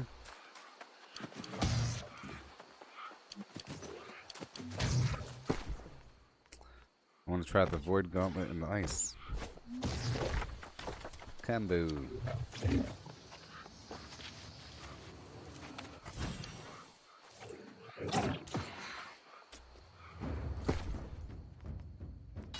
Hammer.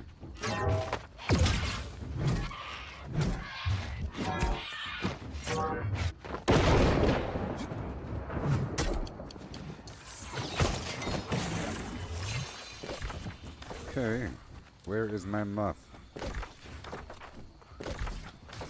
It's on top of the rock.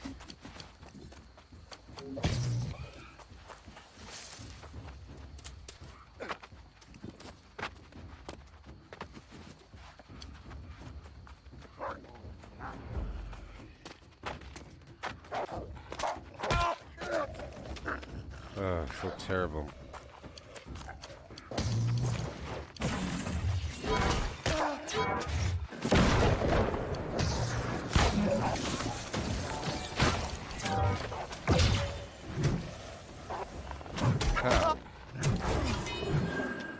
Alright.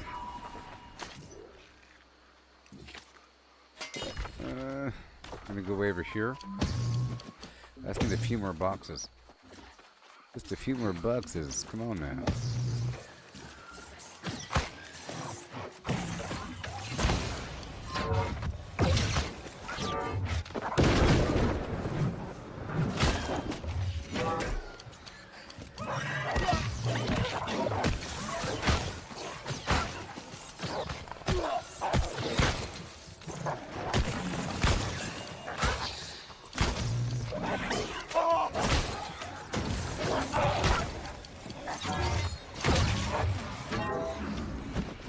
Yeah.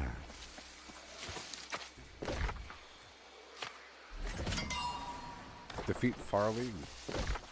I don't know if I could defeat this dude.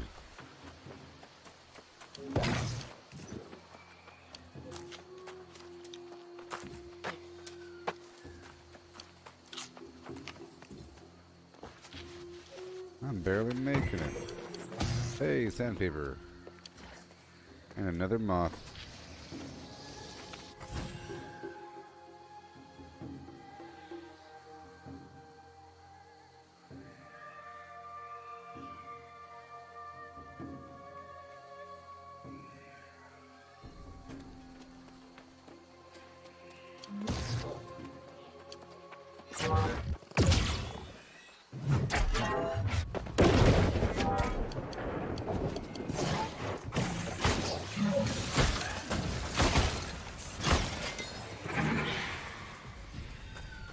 Soul.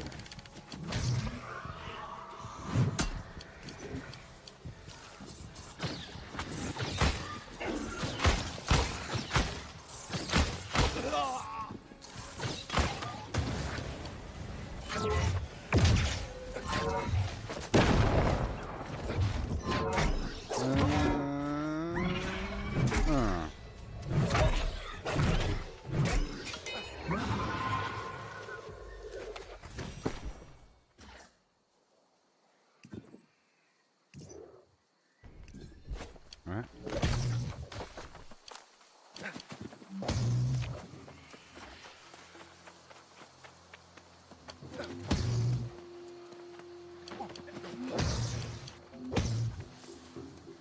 And here are the bucks. It's working out so far. The quest is completed now.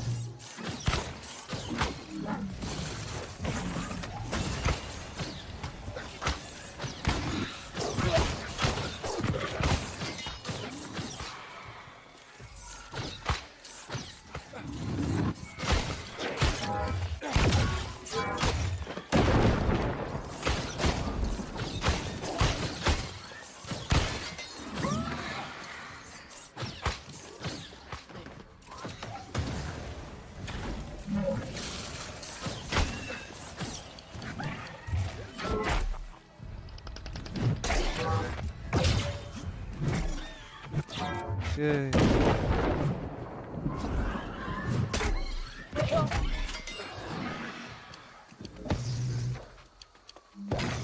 Okay, and now we keep going up the hill. There's some more death motes right over yonder. That's right.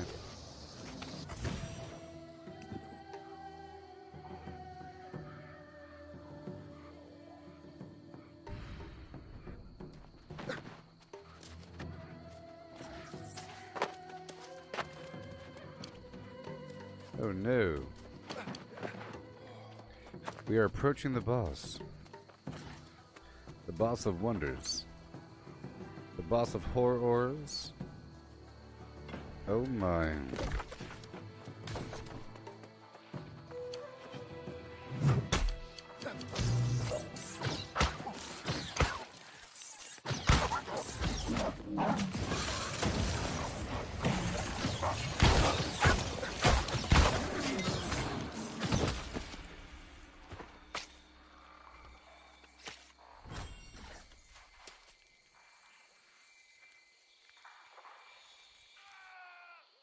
What? There's a player here.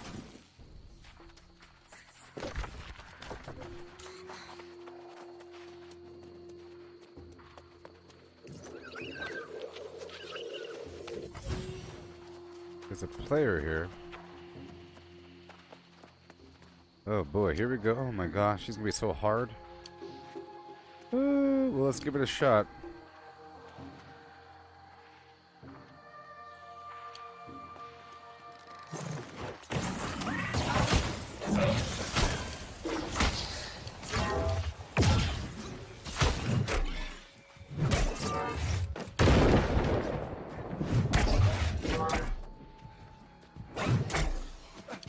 Oh, he's so strong. It's so stupid.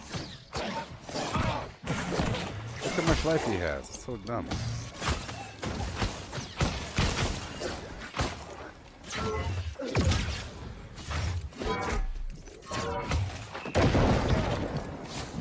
Oh, this is so dumb. He has so much life.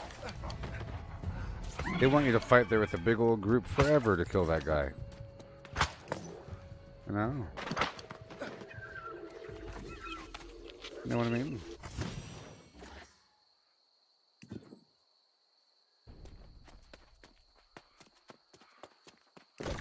Where am I now? Some other part of the same graveyard.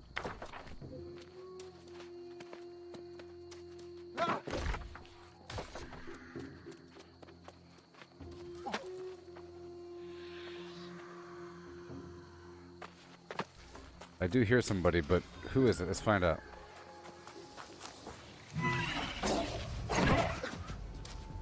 Oh, jeez.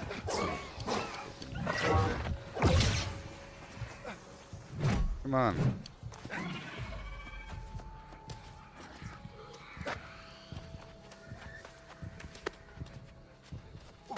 There's somebody over here.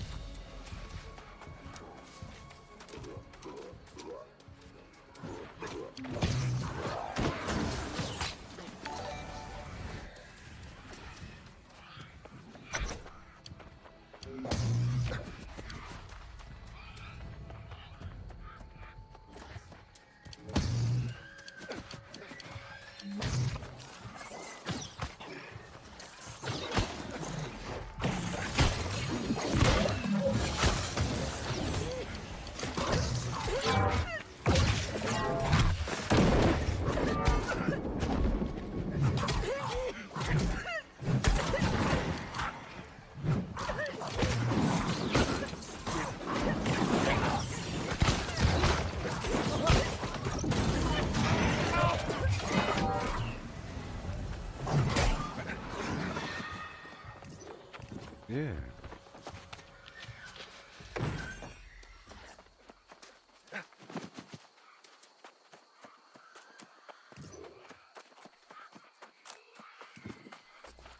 Who knows what this guy's doing?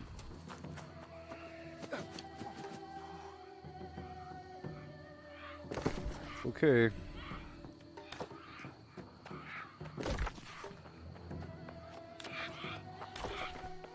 Goodbye.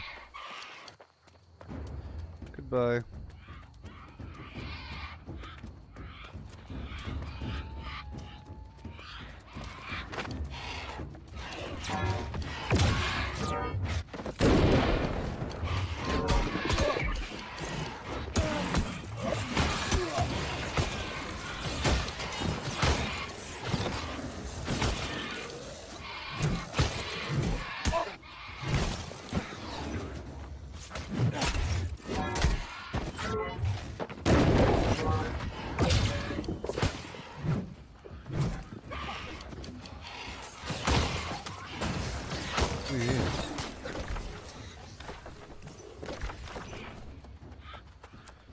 Yeah, I got my soul wisp and get the heck out of this.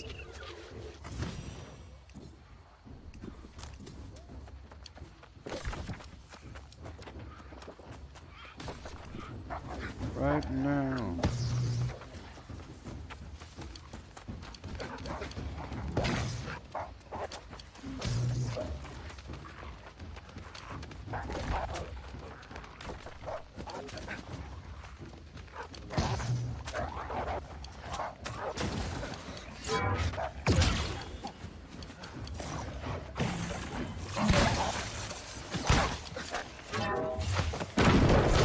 Yeah, buddy.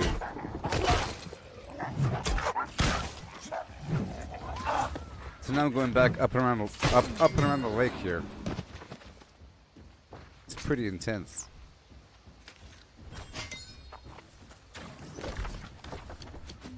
Earth shell turtle.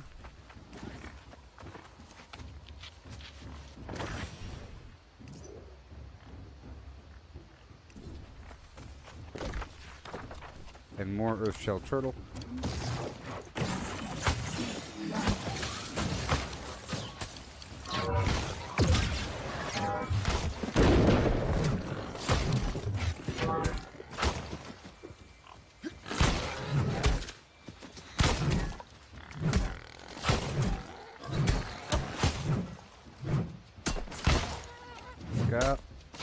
Golly. Oh boy.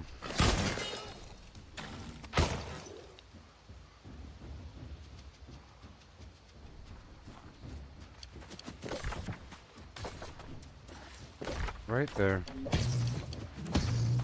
And there might be fishing across the way. Okay. Let's go.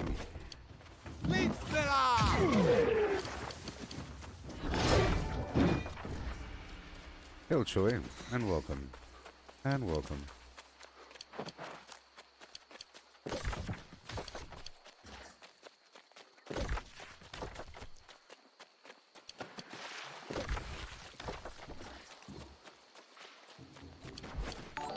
Well, you got to hold on to what we got. It doesn't make a difference if we make it or not. We got each other, and that's a lot. We'll give it a shot. Halfway there.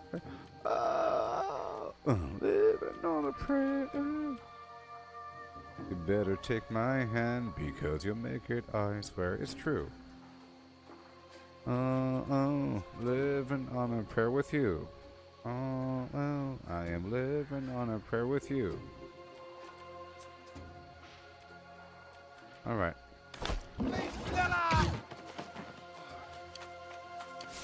That'll work out.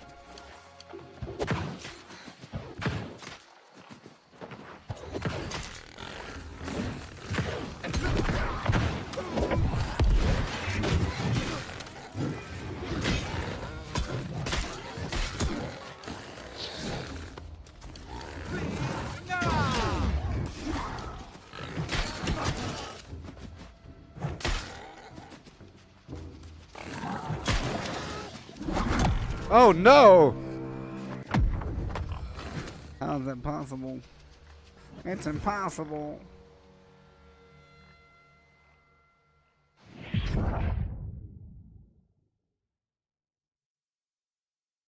It's impossible.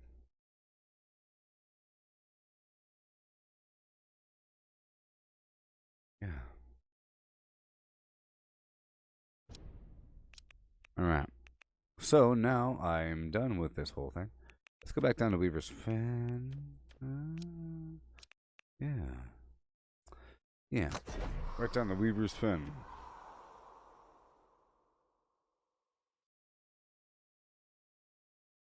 I'm ordering some chocolate chip cookies and coffee.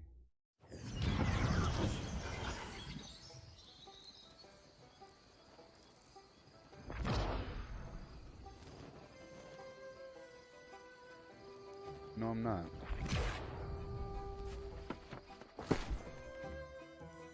Okay, so now I have how much? 24? Is that enough? I don't know. But now I'm moving items forward across the map. Remember, I needed the sandpaper that I didn't have. And I want to put some stuff back. Yep. Back and forth with the back and forth. Some hardcore Fleming. Let's pull that food back out. I was trying to get all streamlined, and that really messed me up for a while. The streamlining messed me up for a while, I'll tell you that much. Okay, so I want to go back across the map and process what I got. I got the sandpaper, and I have to do more faction quests.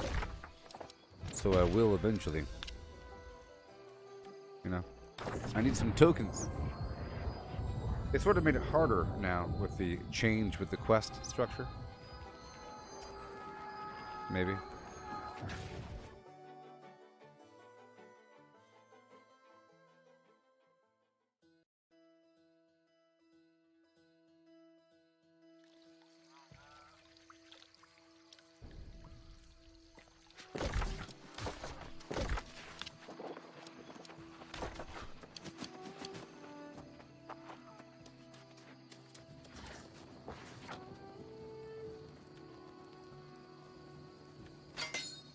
Okay.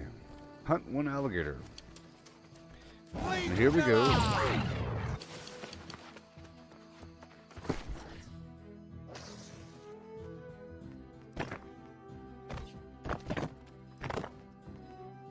Alrighty.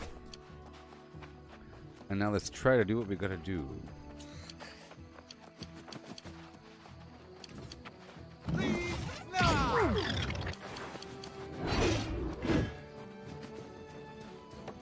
Maybe I can, maybe I can't. We're about to find out. Okay, I need how many? 5. Let's make 10.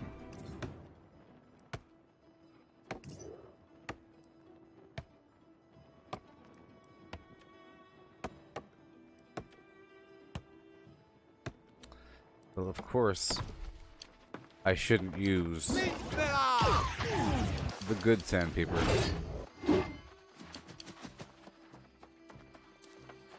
Let's buy the bad sandpaper.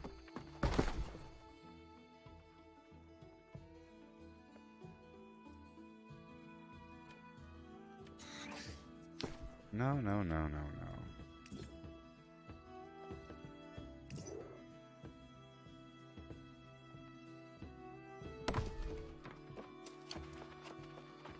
I think each item is like 50 cents. If I were to transfer it over from Weaver's Fen.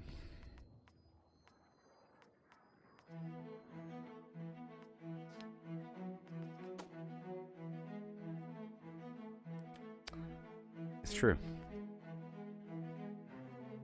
But you know what? I think that's okay.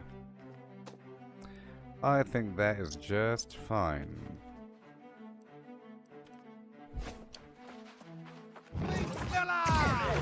Because I want to do this thing so I can move on with the rest of my game.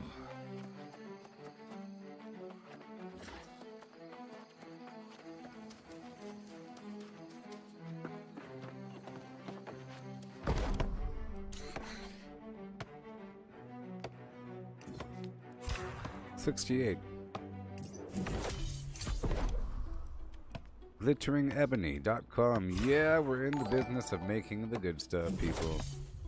You saw it here first, folks. That is correct. And now I'm good to go. I made the thing, yeah. And now I can do what I want to. Oh no. I made the thing.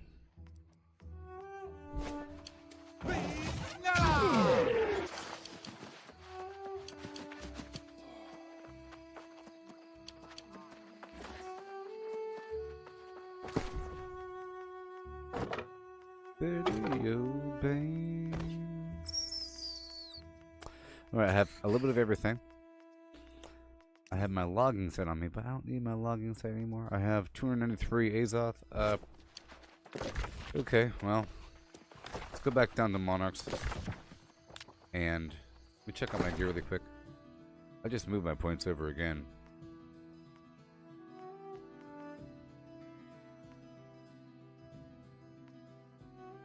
I guess those boots don't need to exist.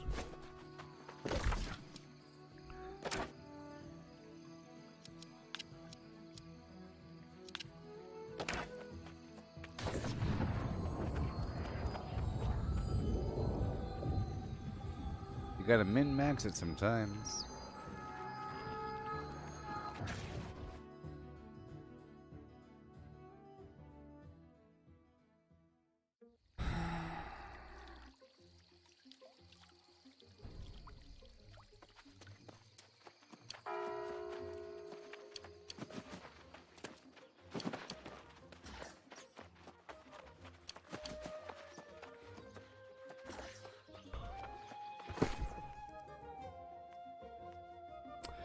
I'll pull out this green garbage for a second. We don't need it.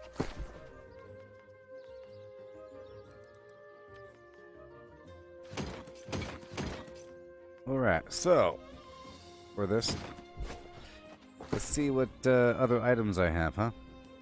I got some good stuff in here. Sort of. Some different versions of builds that are vaguely okay. Here and there. It's a complicated mess.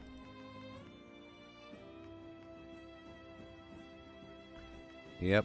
So I get I'll put away my logging gear for now, and I'll pull out my harvesting gear or something. I don't need it really, do I? I guess I can go back to my skinning gear. Yeah, and I could work on my bow and I could work on my bow and rifle and hatchet a bit more. That'll be fun.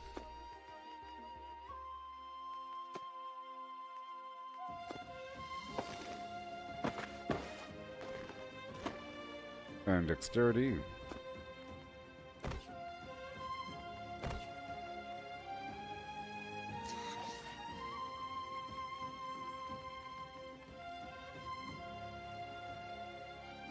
Strength. Strength.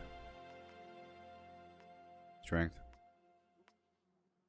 Focus.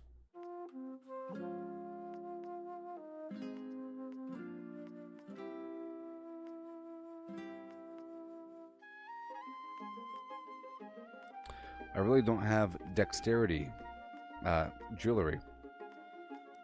I could settle with that intelligence stuff because if I'm using a rifle, that's what I'll need.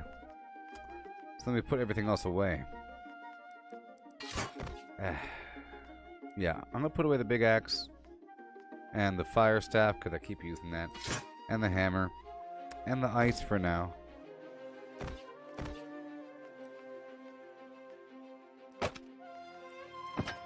I used the spear and the rifle,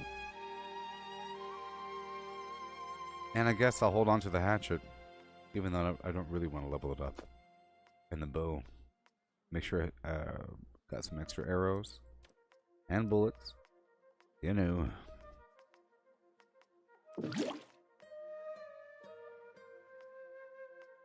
I have some infused coatings. Be using some of that, and some foods. Dexterity, dexterity, strength, dexterity, constitution, dexterity.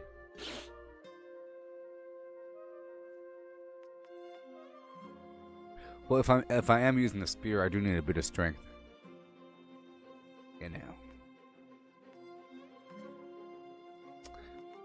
tiniest bit of intelligence. So I'm going to swap out.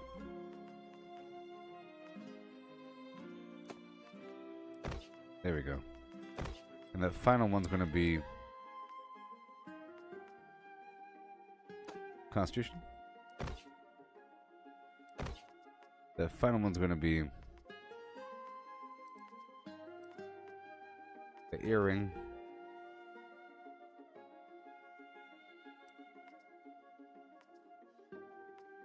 Right there, strength.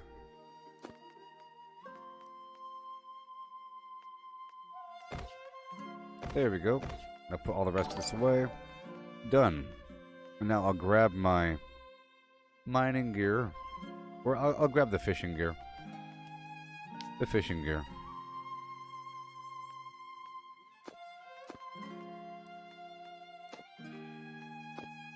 That's for the default. Okay. And I'll use all the rest of this stuff. Just hanging out and doing it. Strength. Dexterity. Strength. Dexterity. Alright. And now. Oh boy.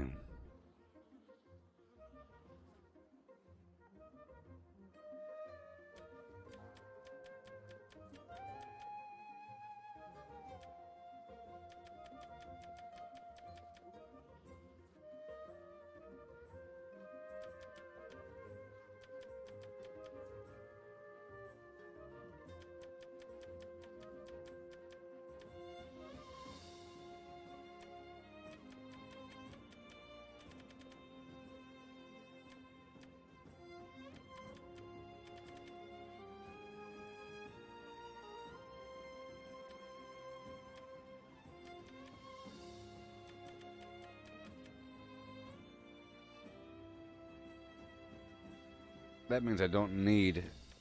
This means I don't need that dexterity jewelry, and I can put on the intelligence jewelry instead. Right there. Yep. Wait a minute. Wait a minute.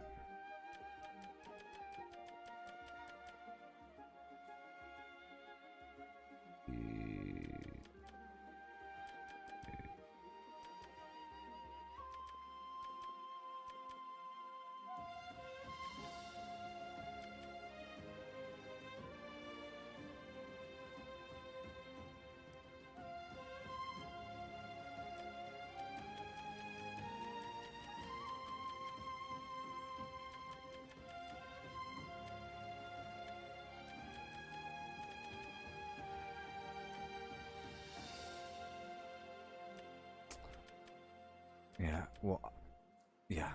This means I need to have the intelligence jewelry on.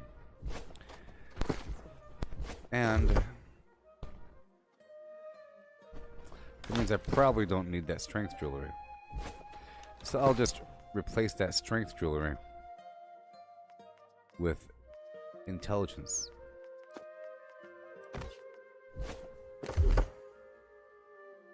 Yeah.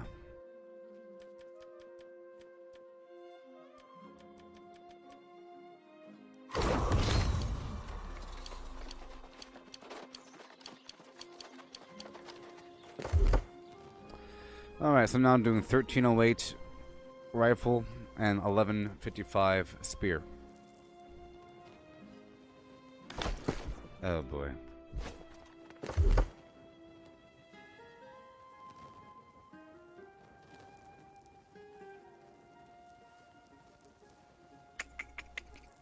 You know, I'm gonna waste the money for not paying attention.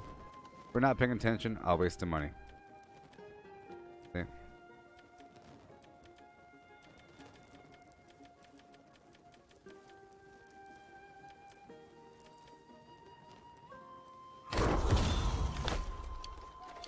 There we go.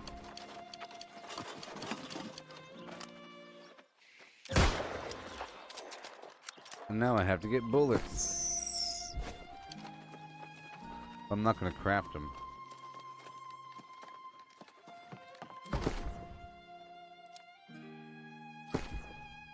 All ammunition. 1 penny. 1penny.org. I'll buy 500. And I'll buy 500.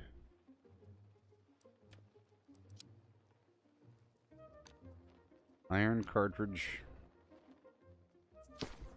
2 cents. Oh no.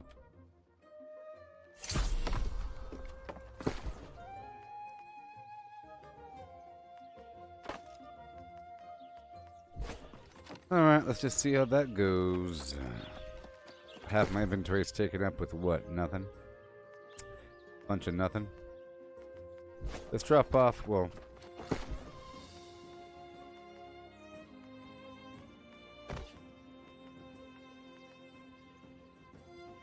Let's drop off half of that bait there. Done. Sliver. And now I'm ready for the skinning session. I would go over here to this cave, but there's no music over there. There's no music. Show me the music. It's okay. Yeah, so I'm gonna go back there, and this time I'll bring my mining gear with me. I'll leave the fishing gear.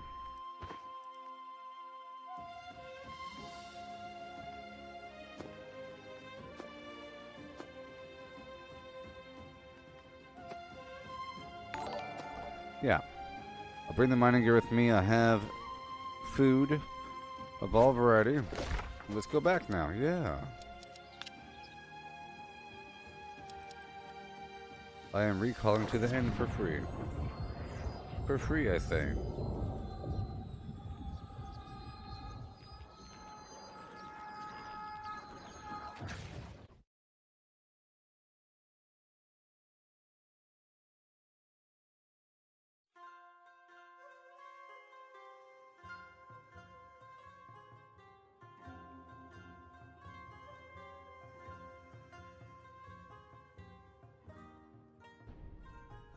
Yes.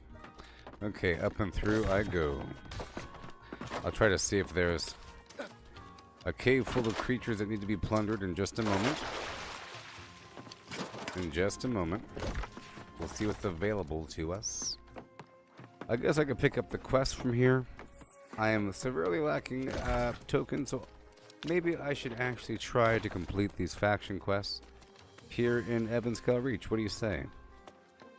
What do you even have to say? I welcome you in service to the light. What is your bidding? I welcome you in service to the light. What is your bidding? What we have to say is that it's too hard. I can't do that. I can't do any of that. I can't do any of that. It's all too hard. It's all expeditions and bosses. But I can do this garbage down below, which is relatively easy. So, I'm going to try to maybe go down the hill, turn in the garbage, and this time instead of turning in,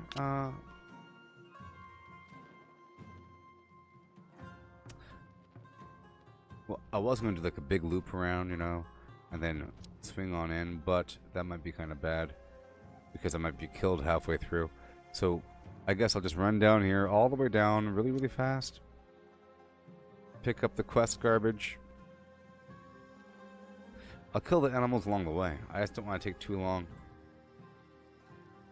I guess I'll just go into the cave and work my way through and do what I have to for like an hour until the inn resets. Just for the skins, just for the ore, just for a bit. Okay. Just for a bit. That's the plan. And that is the plan.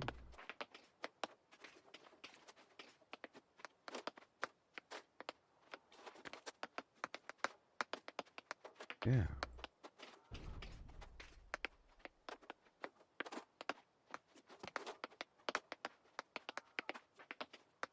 Is this the real life? Is this just fantasy, caught in a landslide? No escape from reality. Open your eyes, look up to the skies and see. I'm just a poor boy. I need no sympathy because I'm easy come, easy go. Little high, little low. Any way the wind blows doesn't really matter to me, mama. Just killed a man, put a gun against his head, pulled my trigger, now he's dead. Mama, life had just begun, but now I've gone and thrown it all away. Mama, didn't mean to make you cry. If I'm not back again this time tomorrow, carry on as if nothing really matters. Too late, my time has come. Sends shivers down my spine, body's aching all the time. Goodbye, everybody, I've got to go. Gotta leave you all behind and face the truth. Mama, I don't want to die. I sometimes wish I'd never been born at all. I see a little silhouette of a man. Scaramouche, will you do the fandango?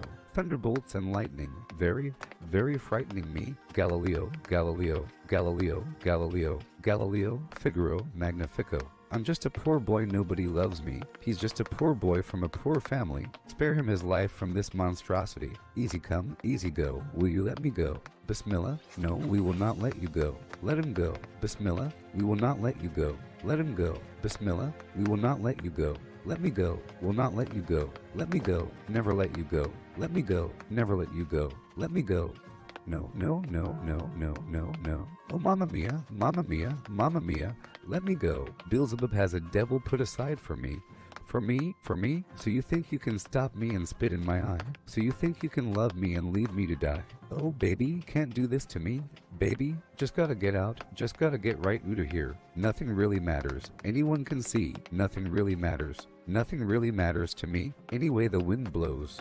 So hot in hair, so hot in. Want a little bit of, and a little bit of, check a little bit of, just a little bit of, just a little bit of, just a little bit of. I was like, good gracious ass is bodacious, flirtatious, trying to show faces, looking for the right time to shoot my steam, you know, looking for the right time to flash them keys. Then, I'm leaving, please believin'. Oh, me and the rest of my heathens. Check it, got it locked at the top of the Four Seasons. Penthouse, rooftop, birds I feedin'. No decidin', nothing up my sleeve and no teasin'. I need you to get up on the dance floor. Give that man what he has skin for. Because I feel like bustin' loose, and I feel like tootin' you. And can't nobody stop the juice, so baby tell me what's the use. I said, it's getting hot in hair, so hot, so take off all your clothes. I am getting so hot, I want to take my clothes off. It's getting hot in hair, so hot, so take off all your clothes. I am getting so hot, I want to take my clothes off. Nelly, hang all out. Hey, why you at the bar if you ain't popping the bottles? Come on. What good is all the fame if you ain't flimmin' the models? I see you driven a sports car, ain't hitting the throttle, and I be down and do 100, top down and goggles. Get off the freeway, exit 106 and parked it. Ashtray, flipped it, time to spark it. Gucci collar for $1, got out and walked it. I spit game cause baby I can't talk it. Warm, sweet and it's hot up in this joint. Voclock, tank tip, all on at this point. You're with a winner so baby you can't lose. I got secrets, can't leave kankin'. So take it off like you're home alone. You know, dance in front your mirror while you're on the phone. Checking your reflection and telling your best friend. Like, girl, I think my butt getting big. It's getting hot in hair, so hot. So take off all your clothes. I am getting so hot, I want to take my clothes off. It's getting hot in hair, so hot. So take off all your clothes. I am getting so hot, I want to take my clothes off. Nelly, hang all out. Mix a little bit. With a little bit. Nelly, just fall out. Give a little bit. With a little bit. Nelly, hang all out. With a little bit. And a sprinkle like that. Nelly, just fall out. I like it when you. Girl, baby, make it. Stop plassin'. Time wastin'. I got a friend with a hole in a basement. What? I'm just kidding like Jason. Unless you go and do it. Extra, spread the news. Nelly took a trip from the Luna to Neptune. Came back with something thicker than in Sassoon. Say she liked to think about cutting in restrooms. It's getting hot in hair, so hot. So take off all your clothes. I am getting so hot, I want to take my clothes off. It's getting hot in hair, so hot. So take off all your clothes. I am getting so hot, I want to take my clothes off. Check it. Nelly, hang all out. It's getting hot in hair, so hot now. So take off all your clothes. I am getting so hot, I want to take my clothes off. Check it. It's getting hot in hair, so...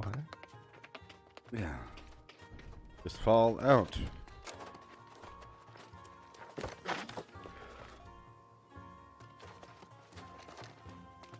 Okay, here we go. Time to go. This should be fun. Minus the ammo cost. Do some weapon leveling. And some resource obtaining.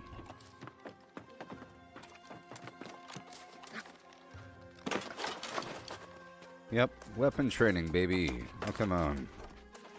Weapon training 101.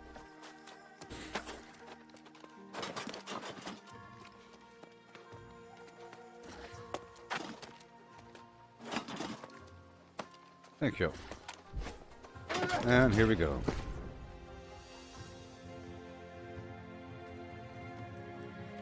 There we are.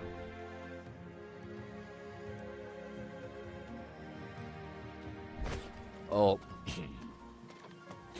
I'll take the breakfast bread first.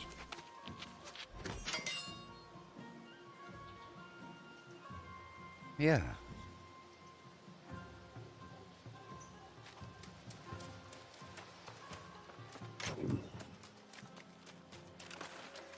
I'm gonna go through here and kill some creatures between point A and point B, sort of.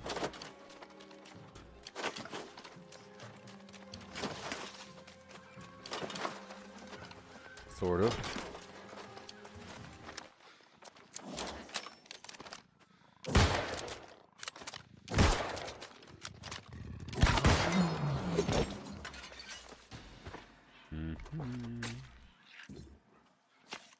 Yes, sir.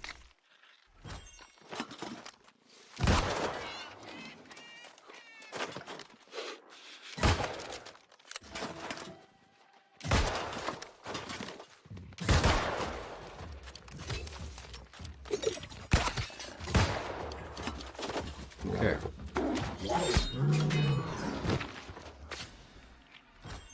Well, guess I gotta eat the savory fish cake.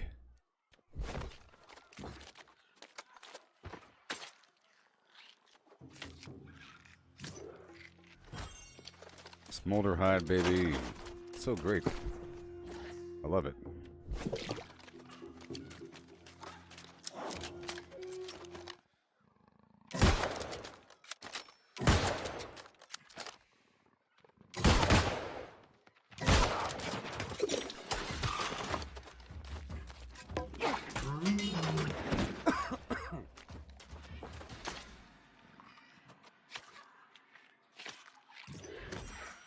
Yay.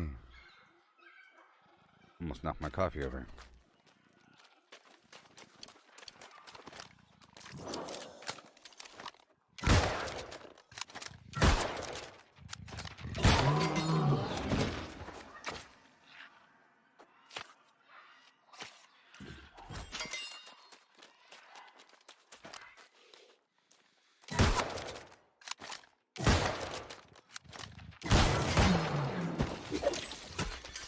It's pretty expensive. Pretty expensive, you know? I think I'll play my own background or, you know, music.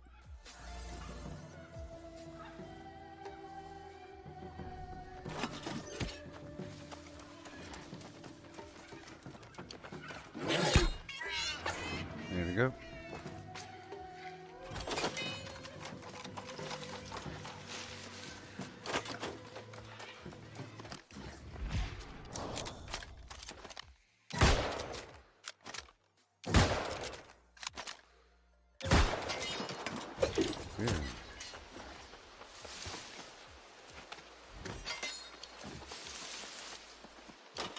Make her way on down.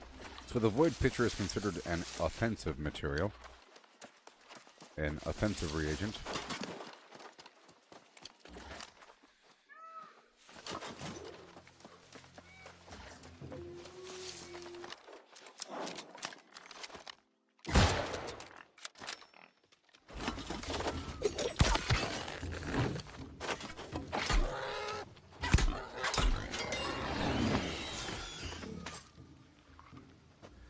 Hi ho diddly boo.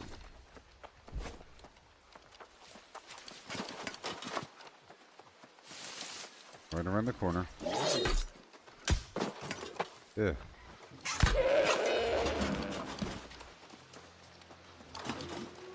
I'm trying to go into the cave up to the right.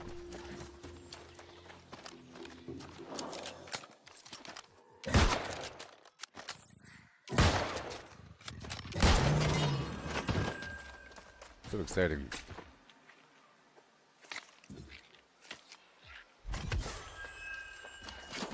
Animal Eye. Tier 4 offensive.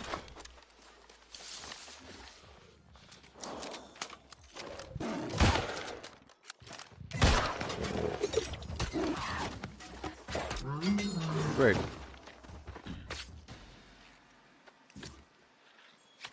It's working. Animal Eye.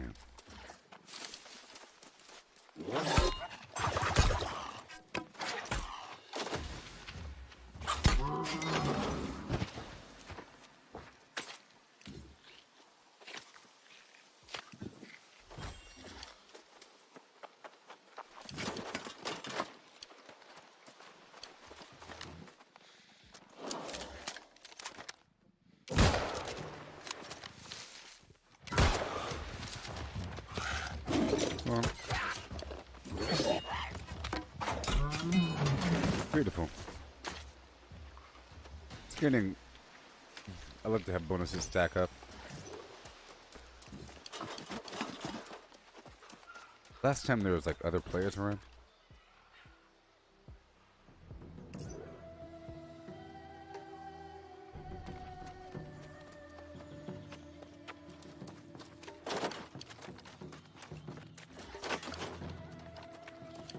Alright there.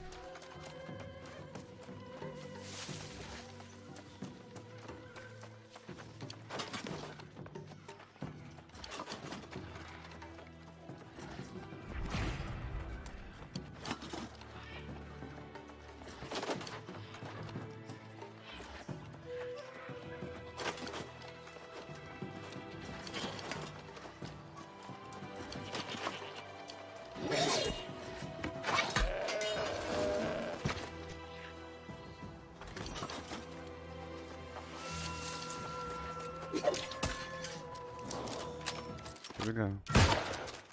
Back of the head. 3 bullets per, huh? Kind of pricey.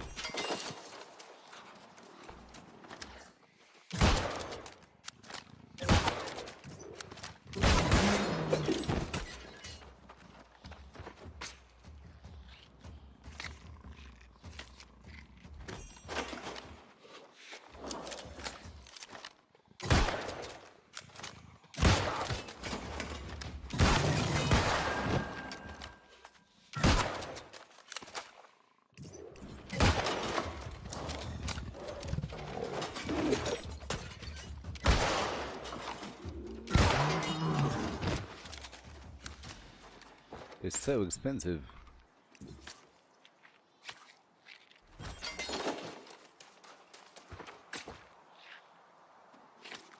For high level creatures. Higher chance for the goodies.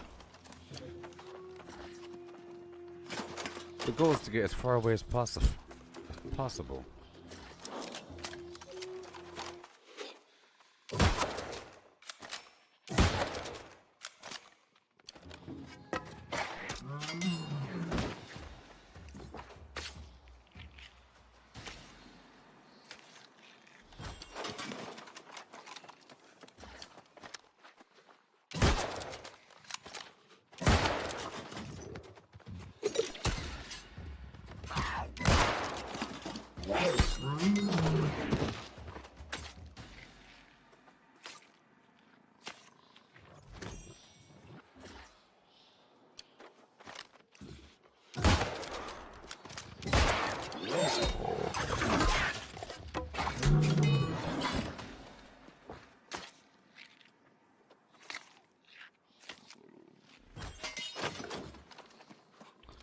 Alright.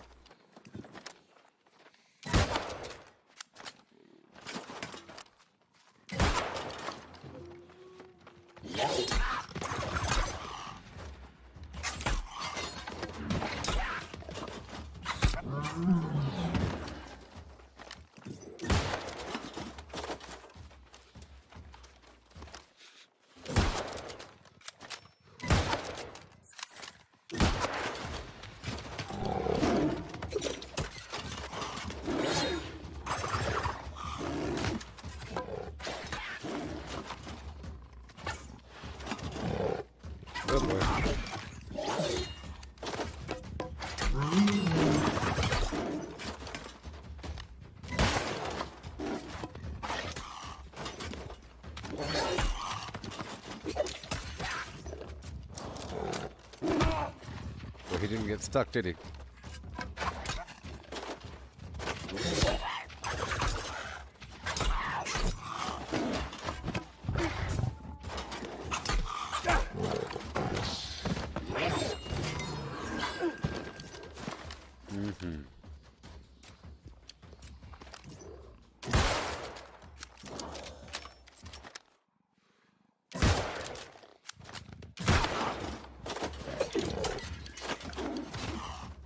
Okay. And skin the plimplums. Go, go, go. What have we got in store? Trying to get these exotic materials.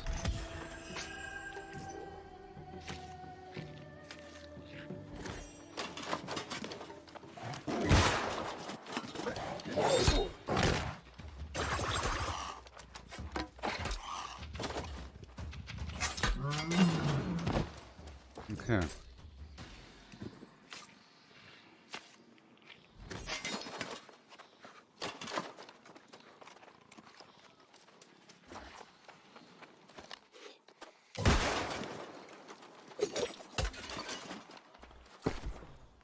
Alright, now I'm going to get into my mining gear.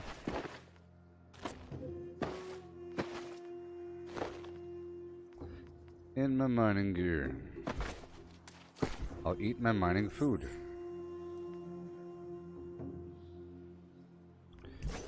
Oh boy.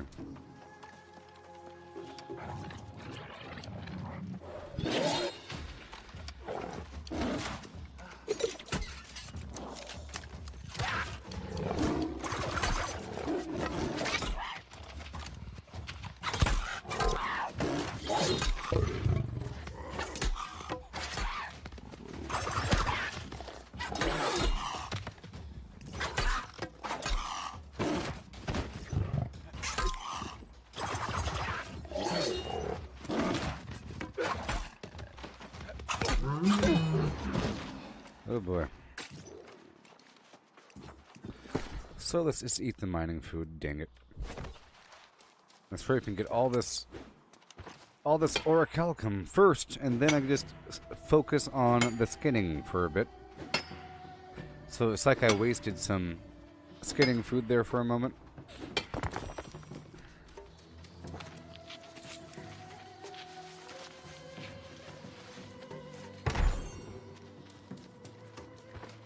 Yeah, let's go. Trying to get those awesome gems.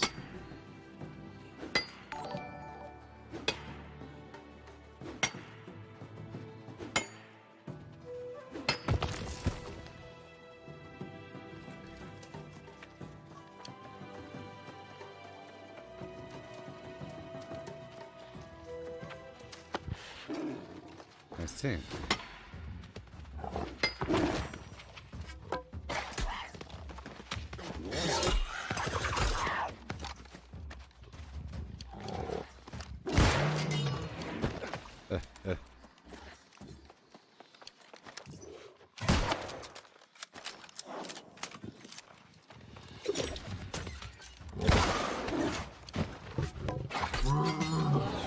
I'll skin him afterwards. Oh, this is the platinum and... Oh, this is the platinum mine and orichalcum mine. My goodness. I was going to kill all the tigers here and skin them at the end. I'm pretty sure their bodies last for a while.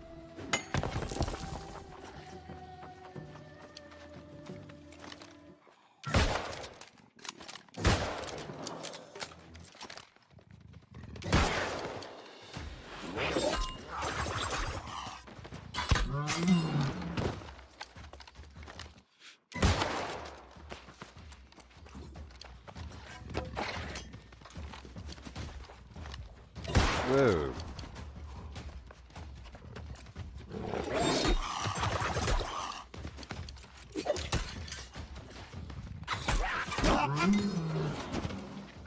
Yes.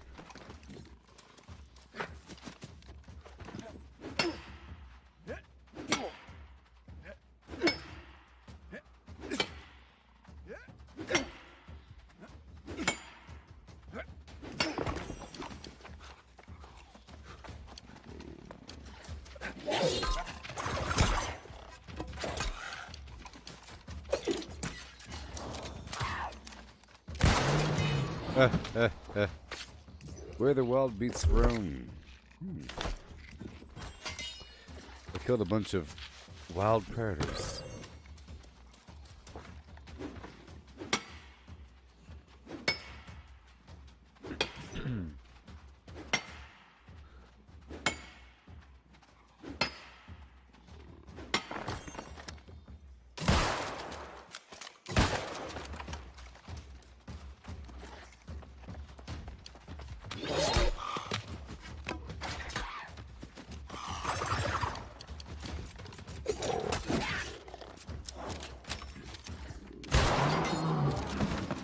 Yeah.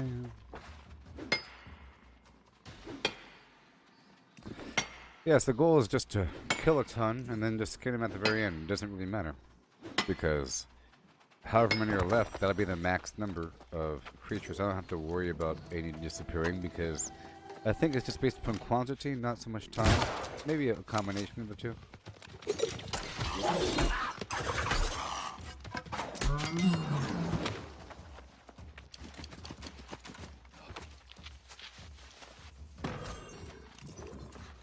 Oh, that platinum's gone. But there is silver over here.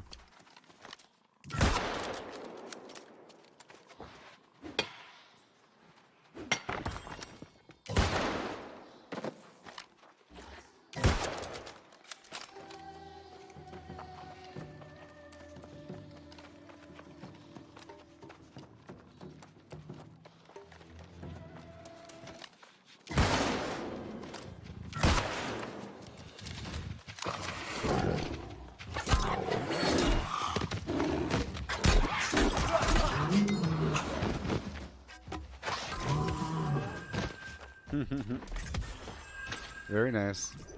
Well, I'm not going to skin him yet.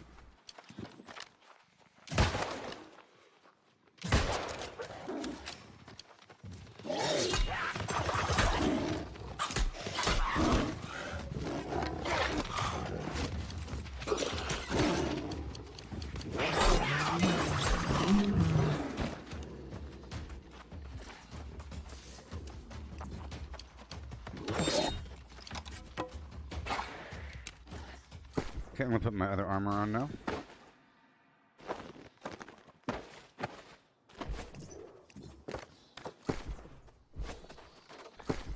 And I'll go back to the fish cake.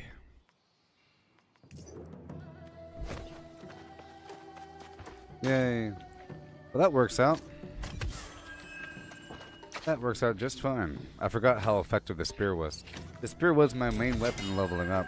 It's just I've been using every other weapon since, and I've learned to enjoy every weapon in their own little way. But I haven't gone back in time as much.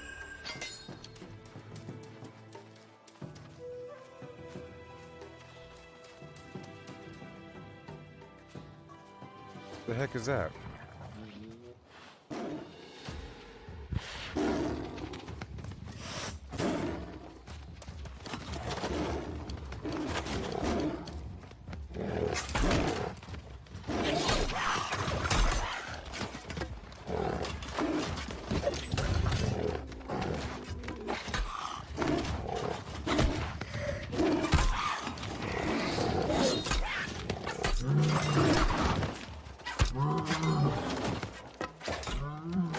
Yeah. So easy.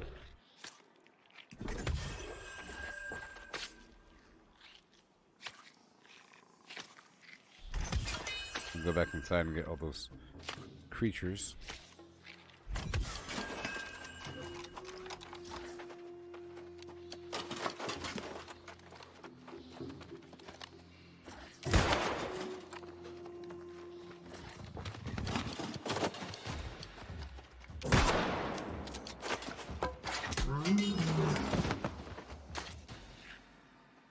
Yeah, this is working out. The rifle is pretty good because in this situation, if I want to pull a bunch of things to me from really far away, is good in that sense. Not so much to kill it with the rifle, but just to pull everything towards me.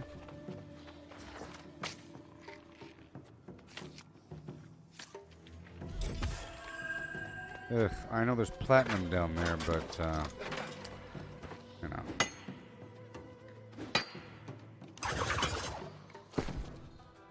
Fine, I might as well put the armor on.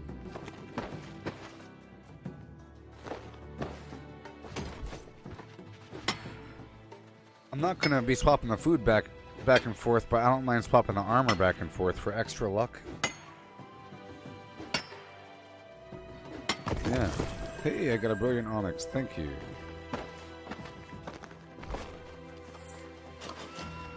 I dyed this armor.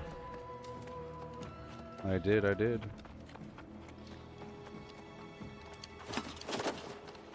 don't think I need saltpeter.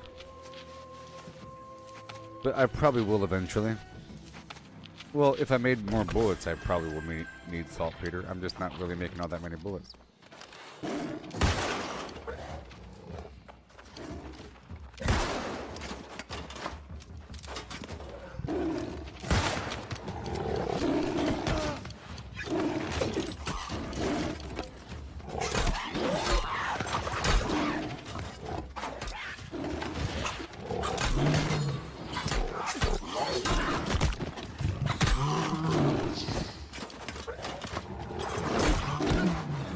Yeah.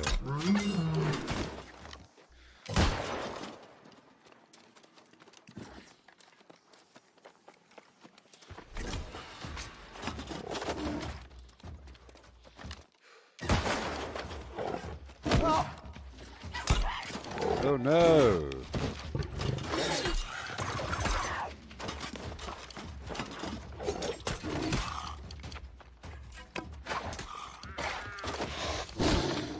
These guys just don't seem all that intimidating with their big old goofy faces.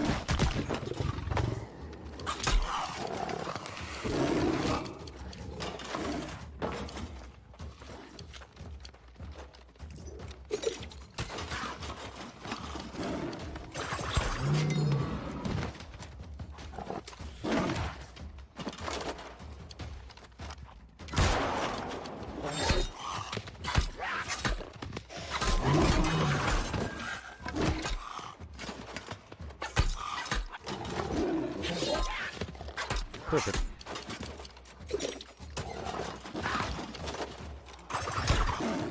Yeah.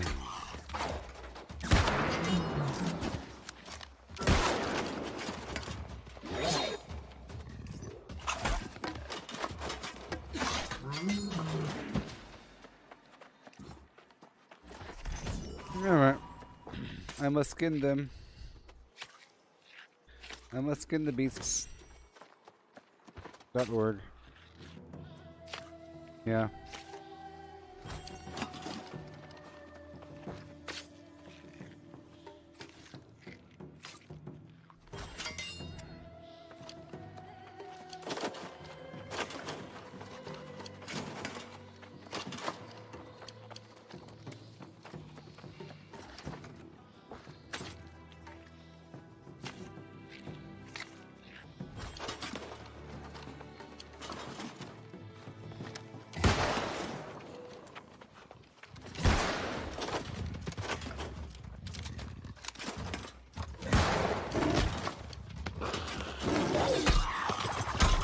Yeah.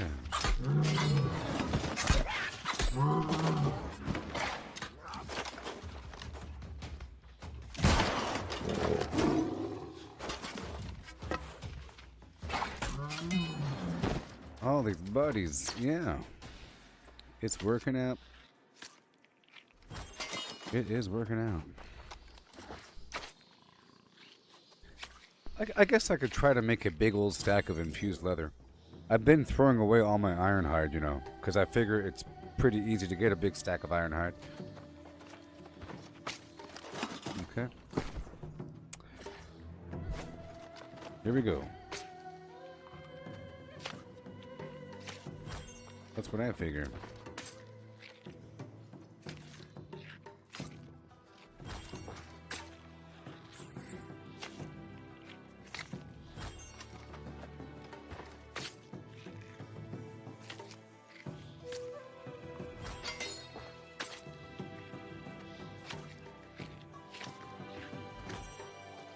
Okay, here we go.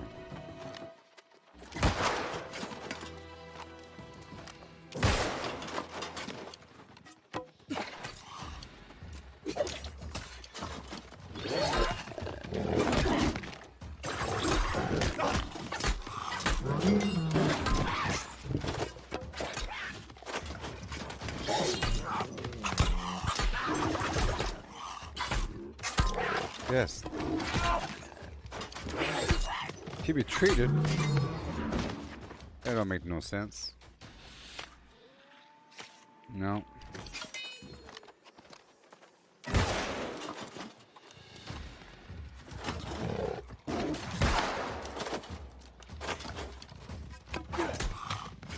Sometimes I chase forever and sometimes I don't.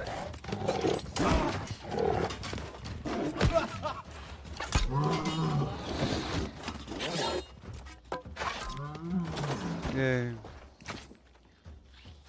I'll check outside and get a big old pile.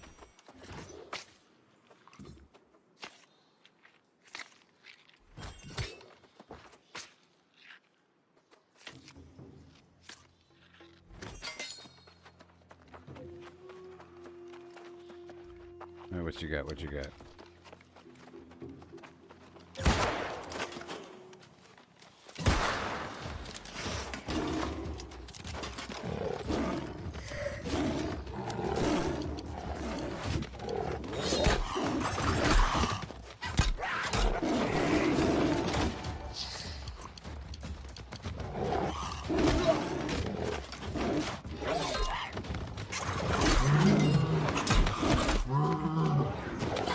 Pow.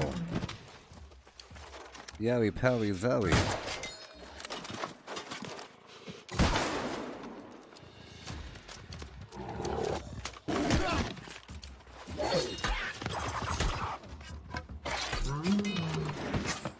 Yay. And now we skin.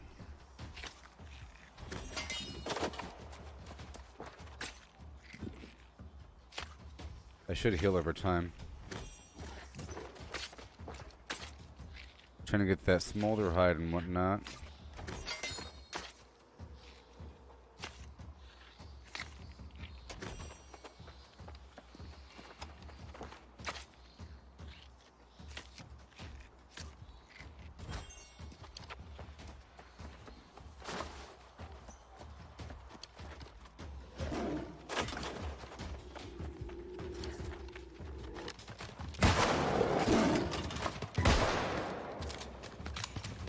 Come in there.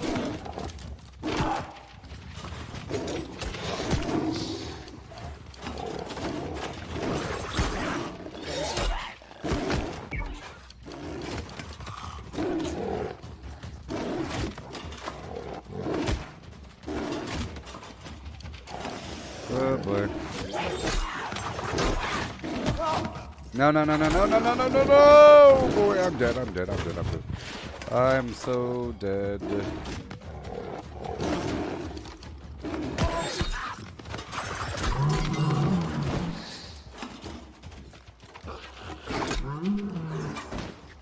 Woo-wee. I have to do larger pools to test myself. Shift hide.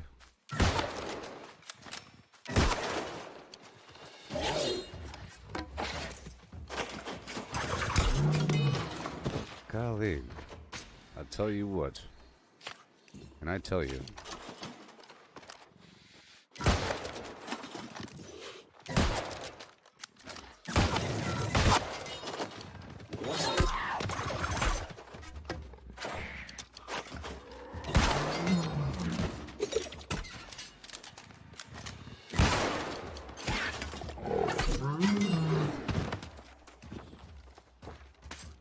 Yay. Awesome. Awesome.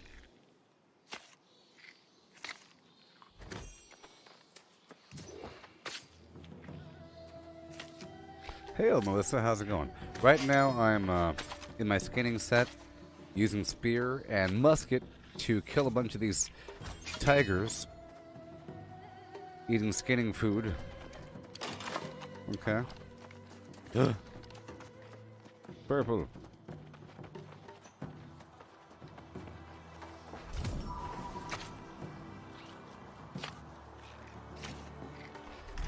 And I'm leveling up my musket in the process. So I don't have all the skills yet.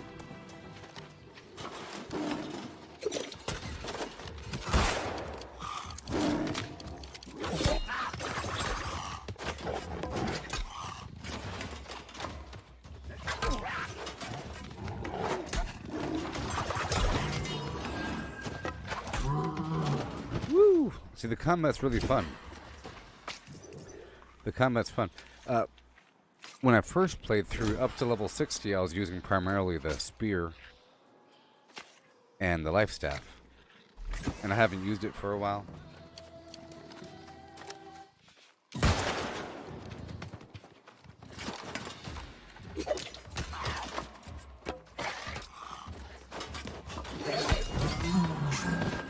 Oh, yeah.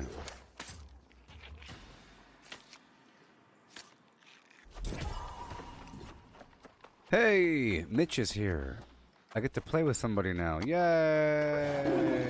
I get to play with somebody, and you get to see it now. You get to see me play with somebody in the stream today. That rhymes.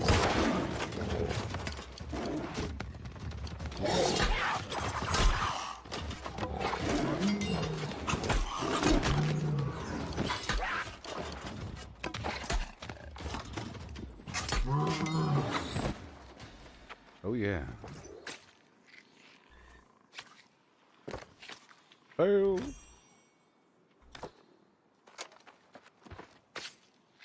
The Thunder King. I am a Thunder King. I will tear you a thunder. I was torn a thunder.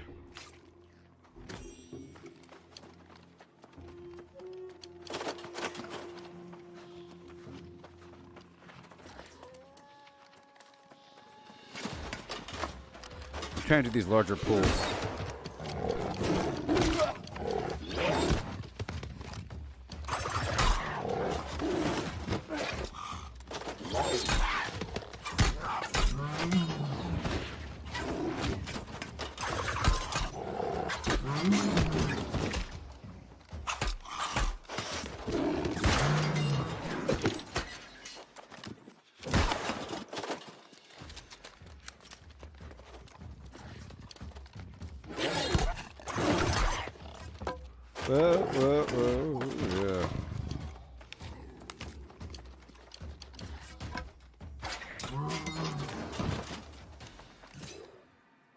Yeah. Oh, oh, oh, yeah. Oh, oh, oh, yeah. Oh, oh, oh, yeah. Oh, oh, yeah. So exciting. I hit a new, so it's cool in this game. I keep hitting these new benchmarks, some new plateaus, like maxing out fishing so I can fish better, in theory, or getting the fishing gear, or getting a full set of skinning gear, or, you know, being able to do certain things and then doing them. So I'm doing one of those things now. After identifying, because this is a pretty good cave.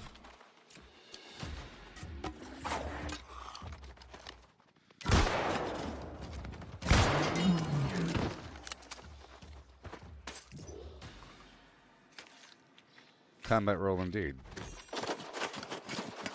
Light armor can combat roll. Isn't that cool? I love games where you can combat roll. I think you know that. Combat roll. Even in games where I can't combat roll, I still try to combat roll. It's one of those Jurassic Park goats.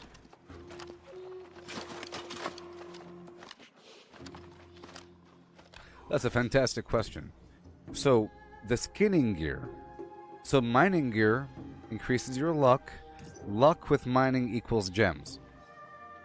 Lower tier, like ore, gives you lower silver, better, and you know. So you have a higher chance to get better gems with the better ore. So in this cave, there happens to be platinum and orichalcum, which happens to have the higher tier gems like this brilliant onyx, and that's from having mining luck. So rare items with ore, O-R-E, is gems. So in the animal world, it's exotic skins, like the shift hide, or the smolder hide, or the other hide. There's another orange hide. And those are used to make... You could use them as really high-tiered leather. Like I was saying before, you're able to use any leather when it asks for leather, and the better leather that you have, the better it is. A tier 3 item needs at least a tier 3 material, but a tier 1 item can use tier 3, tier 4, tier 5.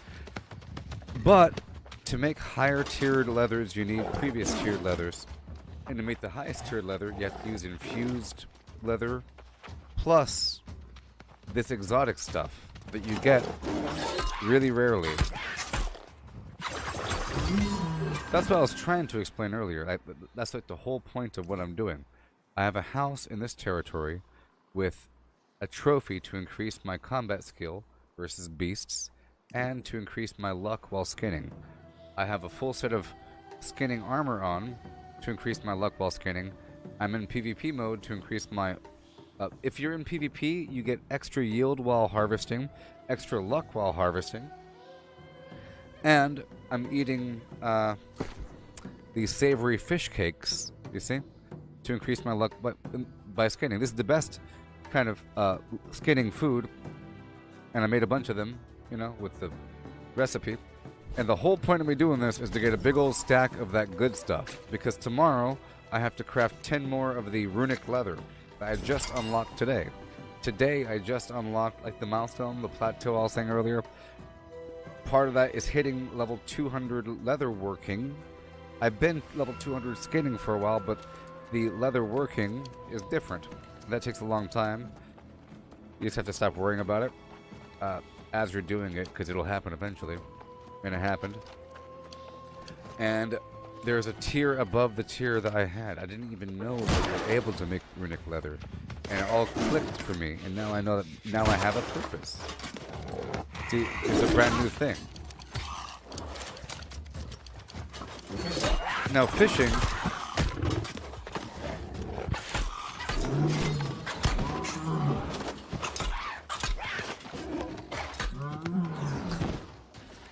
Now with fishing, I don't think I have the gear on me. Yeah, I don't have it on me. I don't want to keep too many sets. But the fishing, it has stuff like better chance of catching better fish at a whatever % chance of catching better fish or bigger fish. It's better or bigger fish during daytime or nighttime. Line tension, cast distance. Typically. Bigger or better fish during daytime or nighttime. Cast distance during daytime or nighttime. Line tension during daytime or nighttime. So it's combinations of those things is what's on the fishing rod and the fishing gear.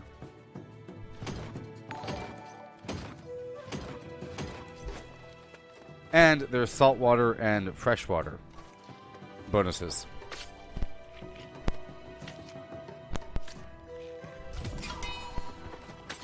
But it's rare, you know. If you see how often I get that material. See, I just got... So it also gives me... Sorry, I forgot to mention. It's not just for the skins. Creatures give you exotic meat.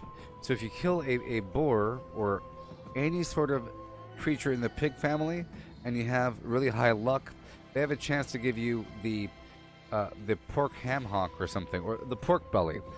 There's a green tier food and a blue tier food. And then you have prime red meat, for example. The poultry of any variety has a chance to give you egg, poultry breast, poultry thigh, as opposed to just straight up poultry. And these guys have a chance to give you infused claw, eyeball, and those are used in crafting, alchemy, and cooking. So it's lucrative in many angles to have high skinning. Yeah. And like the wolf has wolf loin, like tender wolf loin.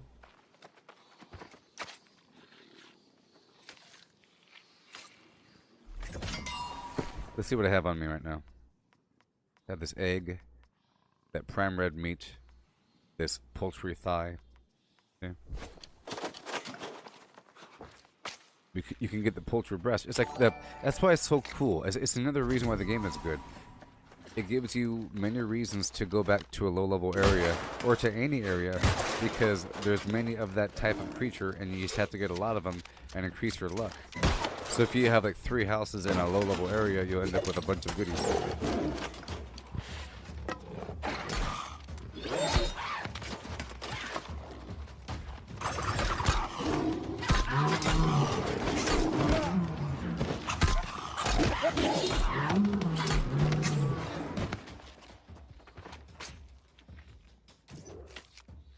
They have stuff like that. And with fishing, you have, so the fish you can get, you have like normal fish of different variety. Hey, look, I got Scarhide. Look at that. That one creature gave me 9 Scarhide, an animal eyeball, infused claw. Sometimes you get showered with goodies. That's really good. In all this time, that was the only time I got that material. Like I said earlier, I got, there's some other orange thing. It's Smolderhide and Scarhide is what I need. I need basically 10 of these per day. Plus 10 of the infused leather equals, whatever.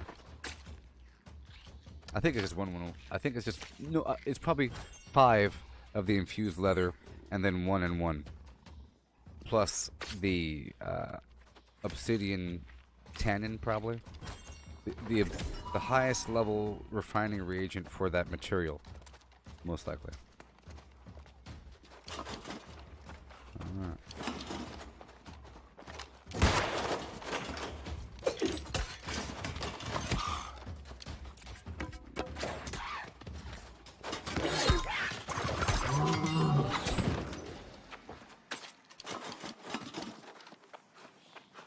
Yeah, so the fish. Sometimes you get like a large fish. Basically, the end product would be different types of fillets of different quality, like 3 different qualities of fish fillet. There's probably some specific foods asking for those specific kinds of fish. But typically it's any fish. But they're different tier of the same meat. And then you have squid. And they provide squid flesh for calamari. With lemon. Coconut encrusted garbage. But yeah. But squid have a chance to have ink, which is used in alchemy. And it's a big deal. Because you need it for the fishing questline, so people really want it. And then you have clams and oysters that have pearls, which is used for luck. If you put a pearl into your armor, you increase your luck. So this game is all about luck. Kind of like old school Diablo is all about luck, magic find.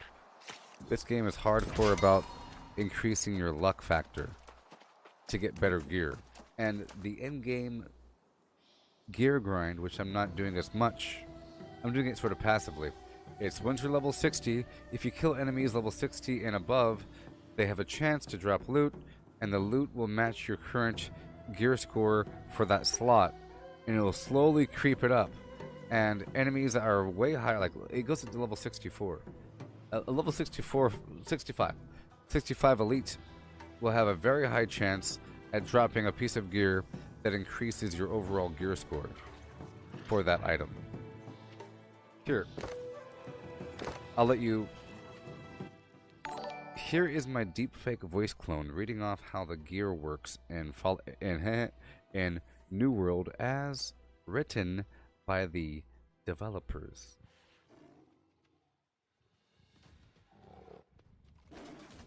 If you don't know what the high watermark system does, it's a system that kicks in when your character reaches level 60 and ultimately governs the power of gear drops you receive as you venture into the more dangerous areas of the world and fight powerful enemies. When an enemy or container drops a piece of gear for you, it rolls on its gear score. During your leveling experience, this gear naturally progresses with your level, so as long as you're fighting enemies that are above your level, you're getting drops that are in a power range that is good for your level. When you reach the level cap, this mechanic changes a bit. At 60, you gain an upper geese limit on drops that gradually increases as more powerful drops appear for you. This upper limit is per item type. For armor, it's based on the slot type, and for weapons it is based on weapon type. Only item drops affect your HWM. The moment the item drops, your relevant HWM is increased. You don't even need to pick the item up. Crafting an item or buying one from the trading post will not give you an increase, but it can be a great way to give yourself an edge in search of more powerful gear in the more dangerous areas of the game. Not all enemies and containers are created equal in the case of the HWM system.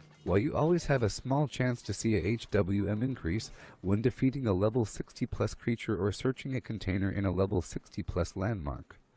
Each level beyond 60 has a soft upper limit on the likelihood of an HWM increase. Similarly, event reward containers will respect your current HWM and also have a small chance of increasing it. What this means is that while you'll reliably see HWM increases up to Gs 530 when defeating level 61 enemies, your chances of seeing something beyond Gs 530 from a level 61 enemy is significantly lower than it is from a level 60 to enemy. Level 64 plus enemies are capable of reliably dropping gear up to Gs 600. The system isn't fully random, either. Each time you defeat a level 60 plus enemy and don't receive a gear item that increases its HWM type, you're slightly more likely to see an increase the next time. Additionally, some enemies, such as those found in elite landmarks and expeditions, have a higher base chance of dropping items that increase your HWM. Level 60 plus named enemies are even more likely to drop HWM increasing items, and expedition bosses will always drop an item that increases your HWM. Some of you may feel that competing for drops from powerful enemies in the open world is suboptimal in crowded areas. And you're right. When lots of disparate groups are all attacking the same enemy, there is a smaller chance that those groups will see drops. If you want to maximize your chances of getting HWM increases in a more controlled environment, expeditions are a great way to do it. Garden of Genesis and Lazarus Instrumentality are full of elite monsters to fight, and the bosses guarantee that you'll see an increase every time they drop a gear item for you. So there you go. That's how the gear works in the game. Yeah.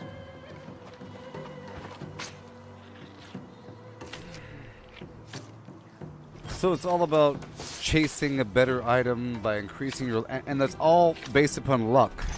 You see, if you have the highest luck possible, all that applies even more. I'm surprised that thing didn't even talk about luck. You know, it didn't even mention luck or your house and trophies, but those are big factors, because among those trophies you could have a pure loot luck trophy.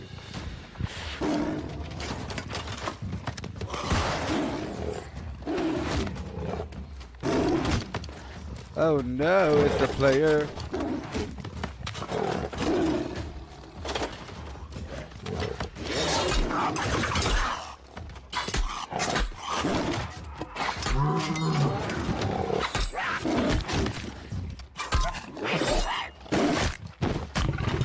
Oh no, it's a player. It was a player, buddy. I ain't alone in these parts. They're out there and they're watching. They're sniffing around the cave entrance like beasts of the field.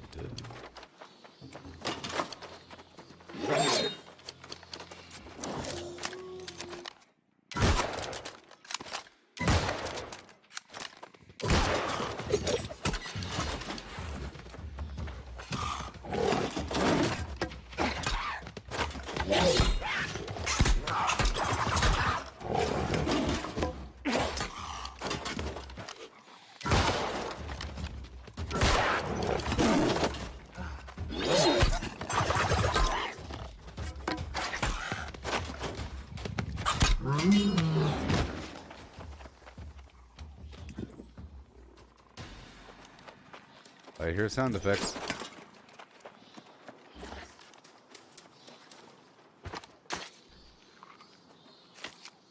Yes, so, that's a great question. With the whole sharing kills, this game is great. If you're in the same party with somebody...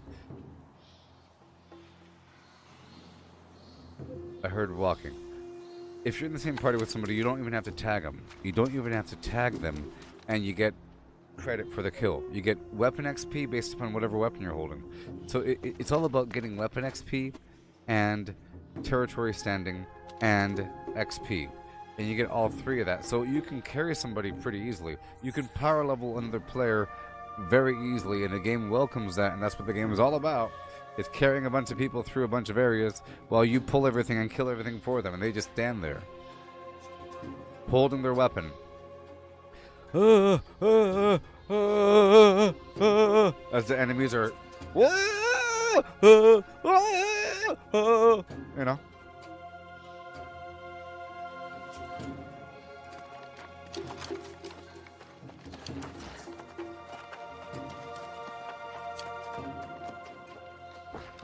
But yeah, but if you're not, you just have to tag it. You just have to hit it. I think there is a minimum cutoff for how much damage you have to do, but if you're not in the party, you just have to tag it. It's not last kill. It's any tag counts. So the game really, and you can join a party with the enemy faction if you're not in PvP. So loud. So just recently, with the last update, the game increased the benefit for always having PvP turned on. They increased the yield that you get. The thing I mentioned where you get increased luck, increased harvesting or gathering yield, and gathering luck, and overall loot luck. That was with the last update, like a couple weeks ago. So now you have PvP turned on, and it sucks because you can't help somebody out. Before, you would always be around other people and then always kind of help them out. Join a party with 3 different factions. Doesn't really matter. And then you disband. People usually will quickly invite you to the party if you're in an area farming some bad guys and then leave the party. It's typical. Back in the olden days when there were people running around, if you're in an area with a bunch of bad guys and there's other people there, the first thing you want to do is invite them. Or ask to be invited to their group so you can get credit for the kills. You don't feel bad like you're killing things, you know?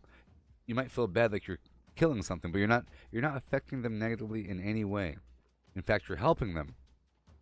The only way that you are affecting them negatively is if there's creatures and you want to skin them, or if there's mining nodes you want to farm that, or any sort of visible harvesting nodes or trees or whatever. All the resources, but all the boxes are all shared, you know? And loot drops are individual. Other players can't see the loot drops.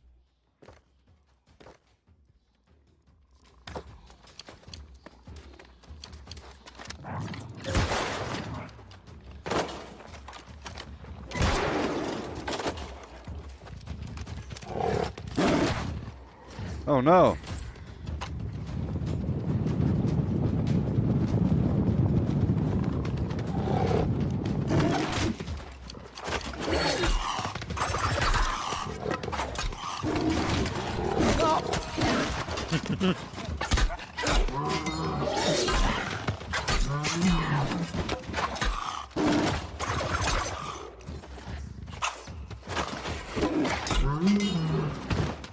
Whew.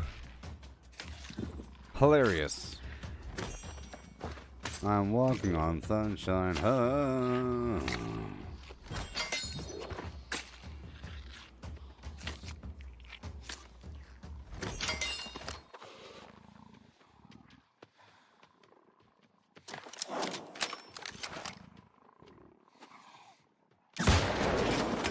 I was robbed.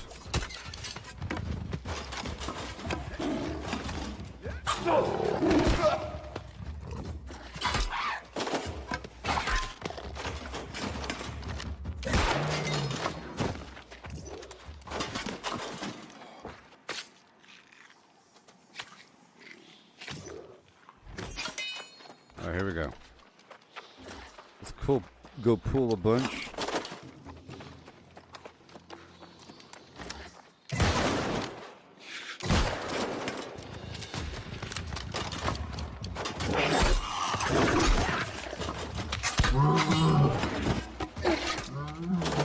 Yeah, the spear really is nice, you know. It really is nice.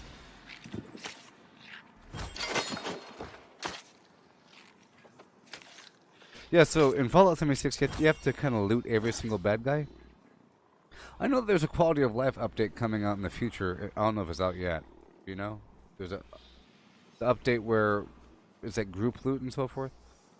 That'll help things out. But you normally don't have to loot bodies in this game, besides the animals.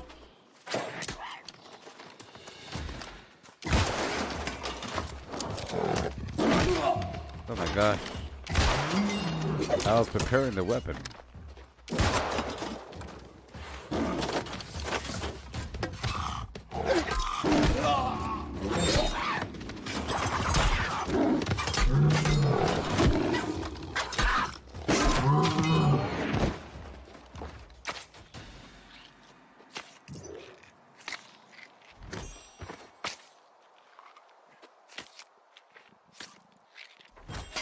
So I'm going to reapply my French toast. For 18 dexterity and 12 strength for 35 minutes. Isn't that amazing? The spear uses dexterity and strength. This musket here uses intelligence and dexterity.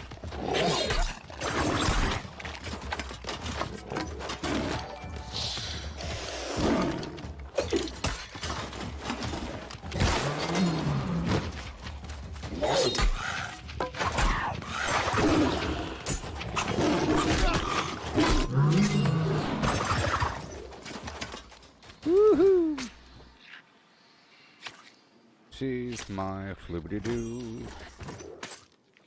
Gabba gabba hey, looking at you. Yeah, so the food is really, really awesome. It's like such a substantial. Well, to compare it, armor, like 20 dexterity, is basically like having a whole nother piece of gear. You know?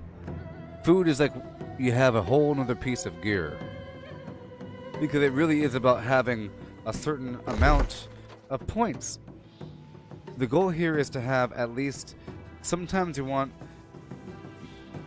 a nice composition, maybe like 250, like if you're like a mage, you want to have a certain amount of focus and mana, you know, a nice composition based upon these bullets. So it helps you get there. And sometimes you might need like a little bit like boom, or like just a little bit boom. And it helps you close that gap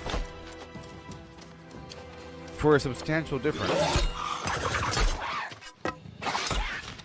Like crit chance or something. Crit chance increased damage to light and heavy attacks from physical and so forth.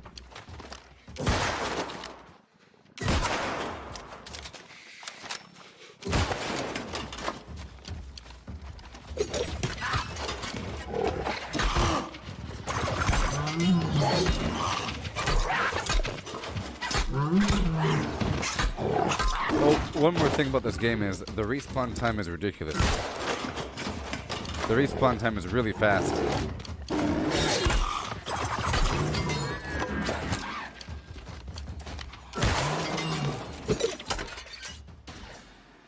But it looks like I have to reapply my savory fish cake. That's my last one. I'd start heading back eventually. I like to farm until my inventory fills up, you know? And then once it's full, I try to make sure that there's nothing I can get rid of. Like you're able to salvage your excess items. See, you're able to lock. So these items right here are mine. These items I just looted, but they're a lower level, level 50, level 48. Some of them are bind on equip, like this right here, bind on equip. I can sell this in the auction house. This right here, bind on pickup, I can't sell.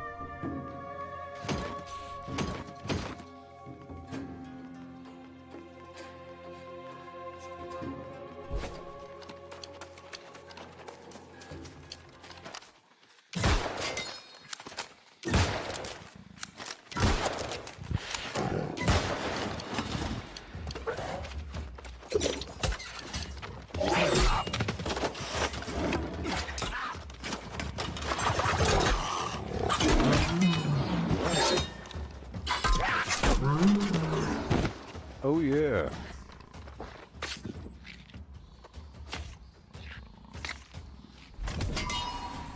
Hookah chaga. it's still, you know, clicking in my brain how things work and how to appreciate and like the value of things. Like those animal eyes. They're pretty good, like I mentioned before. They're tier 4 offensive reagents, which is used in all of those weapon coding things. Like this right here. Like these weapon coatings to increase my damage versus a certain enemy type. Because if I don't have that, I'll have to have something else of tier 4 variety. And it seems like I will have a lot because I'm in this cave killing high-level creatures wearing full luck, you know? So they're actually pretty rare. They hardly ever drop on these creatures. It's just you end up having a lot because you don't know what they're for. And they drop on occasion, and throughout your entire gameplay, you end up killing a lot of creatures. And over time, you end up with a little stack of eyeballs. And one day, you're like, oh, that's what they're for. It's sort of like in Fallout 76.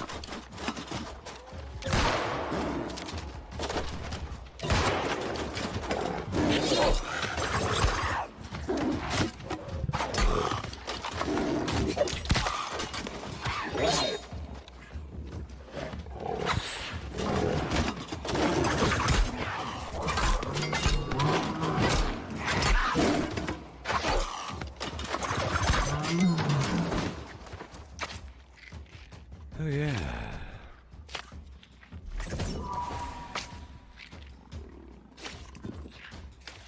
So I usually end up with some excess amount of ironhide to the point where I throw it away, because to process the ironhide, I need to already have a layered hide, and layered hide takes a amount. So rawhide from the common creatures, like all the normal creatures have rawhide up to a certain point, and then it turns into thick hide. Okay. So rawhide you process into coarse hide.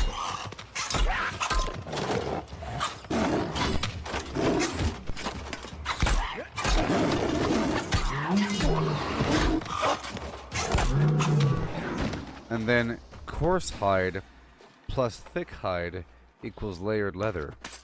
And then layered leather plus this stuff equals infused leather. But all along the way, you have to have tannin. You know?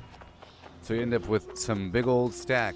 So I might have 3,000 thick hide waiting for more than that. So what, I need like 10,000? So either way, I have to end up throwing away something. Or selling it. It's just, because of the supply and demand nature of the game, it's really bizarre.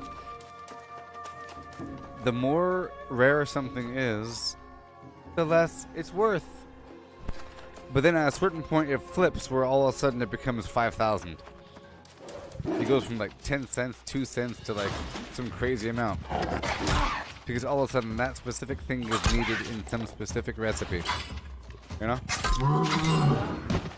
And there's people that need that thing, but they don't know how to get it. But everybody else has a mountain, you know? I'm sure people have a mountain of infused claws because they have no idea what it's for. You know what I mean? Therefore, it's worth nothing. It's worth 4 cents. It's worth less than like a rock. Because people know what to do with rocks. You know? It really is amazing. It really is a supply-demand issue. You know what I mean? In the apocalypse, gold is worth nothing. Because nobody wants it. It might be really rare, but compared to the demand, it's zero. I got these platinum coins. Okay, thank you. Yeah, I'll take that loaf of bread, please, or that bag of sugar versus that gold brick. What am I gonna do with that? Look at it. Garbage. You know. But if you were making a computer, I'm sure you want gold for the circuitry, or platinum or lithium for batteries. But unless you're making batteries, who cares about lithium? You know what I mean? Imagine there's some kid that gets inherited a lithium mine. He's like, well, lithium mine? Who cares about that? No, dude, that's batteries for the electric cars. You're gonna be rich. I just don't understand lithium. I'd rather have, you know, like diamonds or something. Whereas diamonds are worth nothing because there's a bunch of them and there's a bunch of fake ones, and you know, we've been in the diamond business for a long time and we know how to make them. You can't just, well, you can, but you can't just make lithium. A little bit, you know what I mean. So it's similar here. It's really interesting. When you're first leveling up, you get very excited, okay? And you're like, ooh, I'm about to hit some threshold where I can start crafting higher tiered things. I can start getting that weird blue tree up on the hill. Well, nobody wants that blue tree up on the hill because nobody is able to craft with it. Nobody has tier 4 crafting to use that recipe for that weird tree on the hill. And if they did have that recipe, they're able to chop down that tree on the hill. That's how it works. If they're able to use the material, they'll just get it themselves. With exception.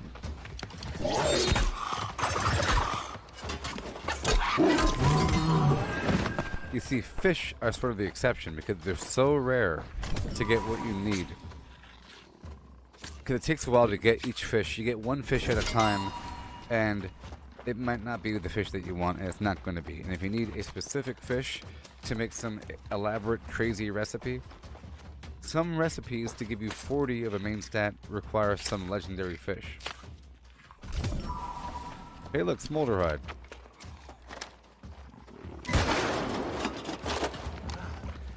So in essence, from what I've seen on this server, all this legendary stuff goes for about 10 a piece or more.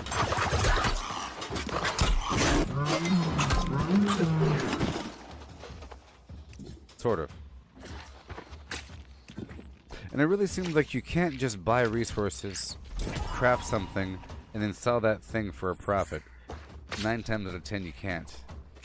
You can sort of do it with gems to cut them, but it seems to be just even, or a loss, and rarely you get a profit out of it, because everyone's looking to do that same exact thing, so the price is sort of regulate. You know, because there's a million people that are looking to make a profit, so they're going to buy out a bunch of resources that are in the profit range versus the final outcome. If there's some elaborate chair that somehow people want, yeah, oh yeah, the chair market's high these days. If not, it's going to sit there in the auction house for two weeks.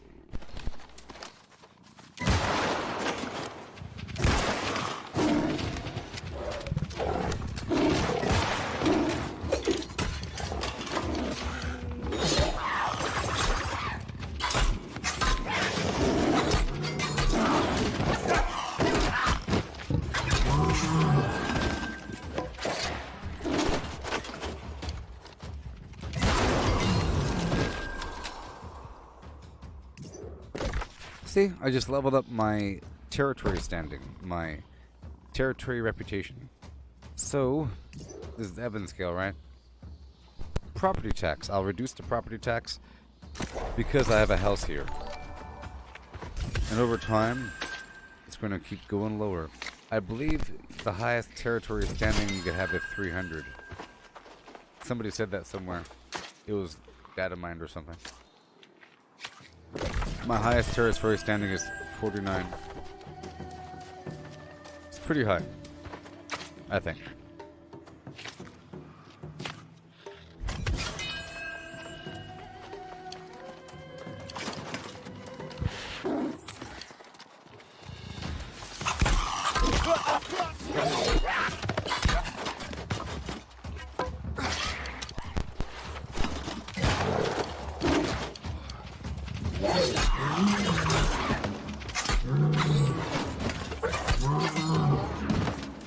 Awesome.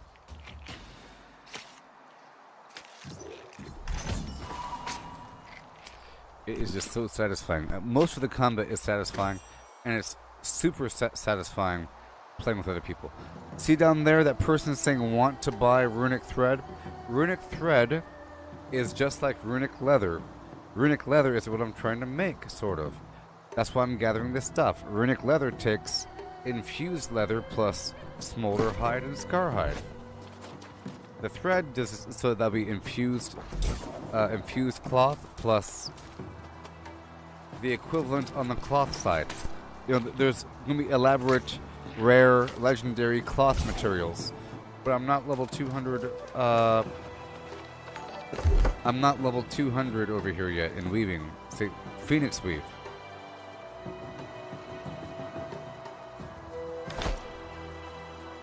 Oh, never mind. Runic thread. Sorry. That's a component. Sorry. That's a component that drops. Oh, look. Ironwood tree.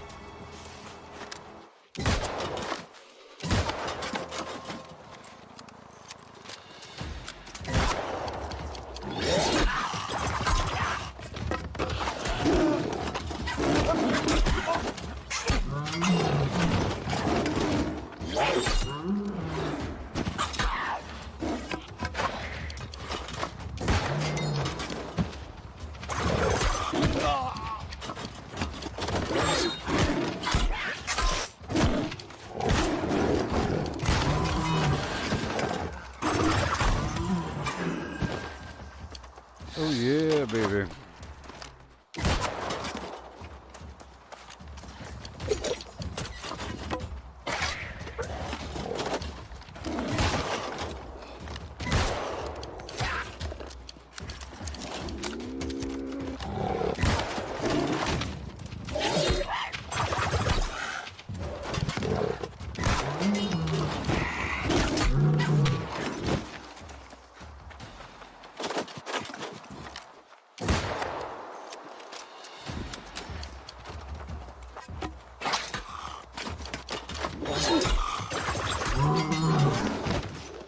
Okay. See, they rarely drop loot. But that's based upon my loot luck rate. I have another set of gear that is that focuses on actual loot luck. Like this right here.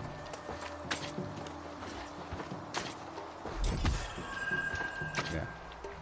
Gear, mods, potions. Vial of suspended Azoth. I'm gonna drop half of this.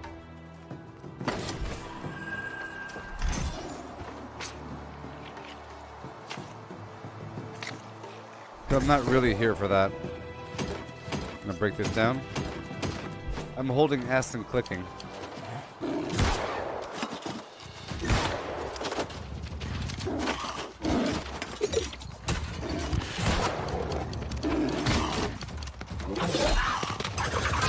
Wow.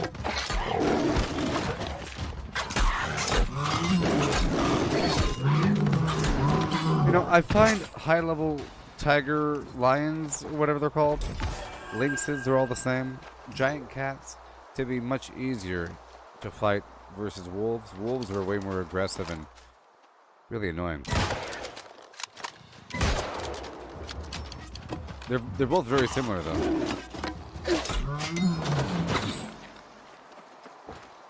I don't think the wolf swipes with a paw. Okay, I don't think the wolf has a gigantic paw. The wolf has more visible teeth, but this guy has much larger teeth. Well, I gotta destroy the items over here somewhere.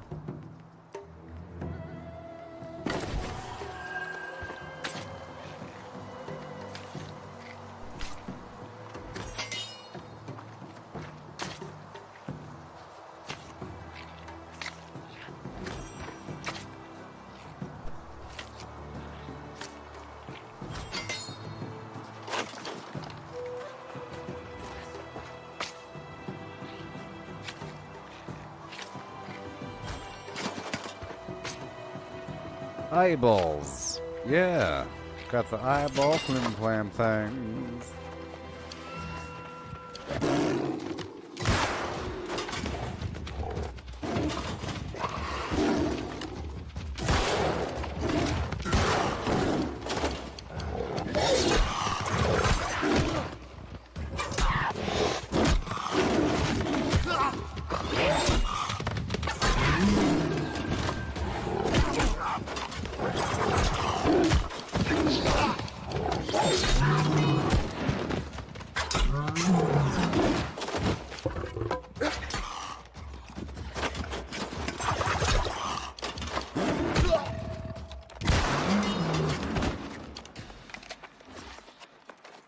Oh my gosh. Oh my. I am Smolderhide Rich, baby. It's a good test just to see how much I get over time. I can't wait to get better trophies. That's why I'm trying to work on my furnishing. It just takes us such a long time. Such a long time to get my furnishing up. You either have to be really, really rich to buy the resources, like really, really, really, really, really rich, or spend a long time farming a bunch of supplies from across the map. A long time.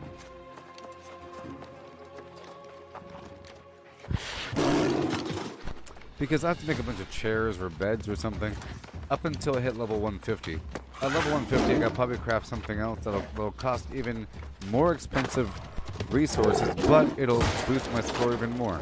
You know, I'm trying to craft a bunch of items until I can craft something more expensive and boost it even further. I'm not making a bunch of teacups. You know, I'm not making a bunch of wicker baskets here.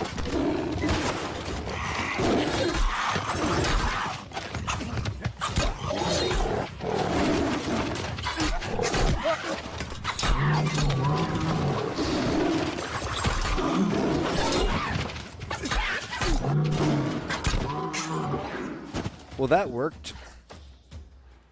That was easy. That worked just fine and well. I'm still standing.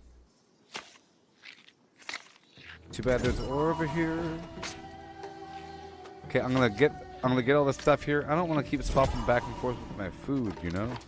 But I will swap with the armor because we have this really high-end ore that's spawning up in this cave. And I want those gems.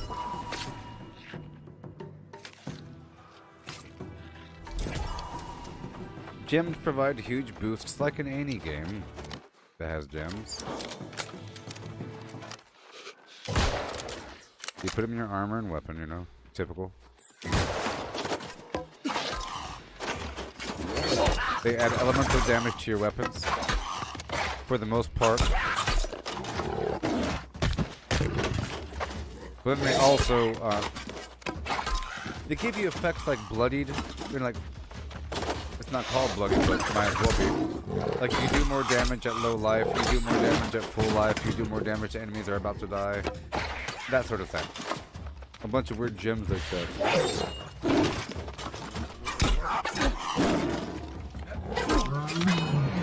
And then you have protection against different elemental types or against like strike damage, slash damage.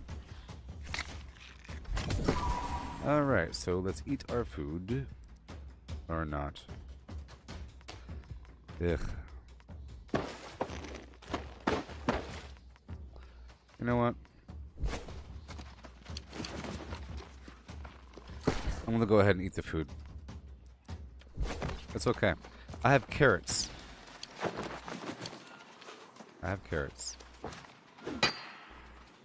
But the gems hidden inside this thing are pretty darn important.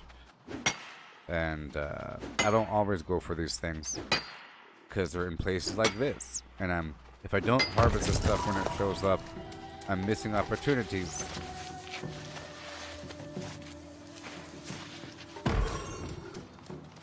Nice. So look, I got a natural clay amphora. That's an item for a house. It's so exciting to get a furniture item, you know? So exciting to get a furniture item, yeah. So exciting. Beep beep boo, beep beep boo, beep beep beep bop a dee beep beep.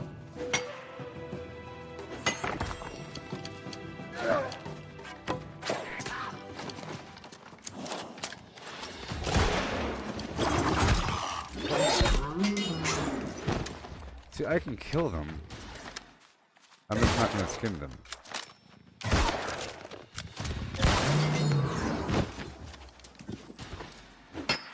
Yeah. Get this material. See, I have this other mine I go through, full of gold. in just a few platinum. This place is full of orichalcum and platinum. Orichalcum is the best metal. Therefore, it has a chance to have some good stuff. That one had 4 brilliant aquamarine. Yeah.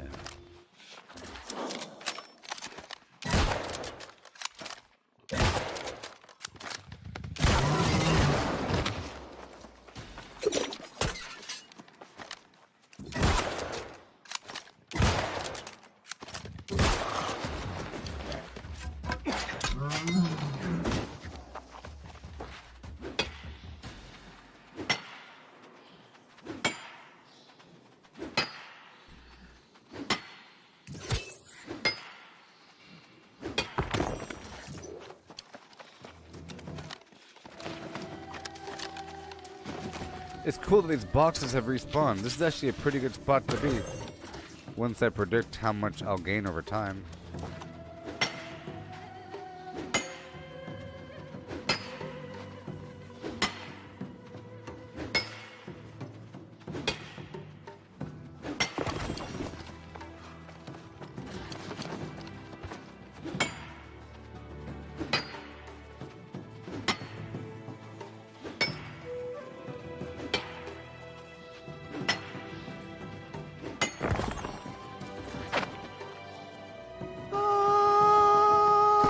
Saw that?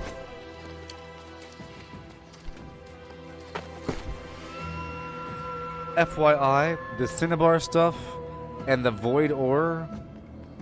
The Void Ore is worth so much. Where'd it go?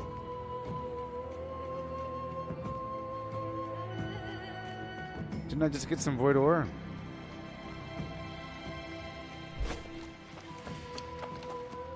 The Void Ore turned into a bar. The Void Ore should be worth like 1,000 or 5,000 each. That's what I'm saying. It's more important to get that ore than the skin at this time.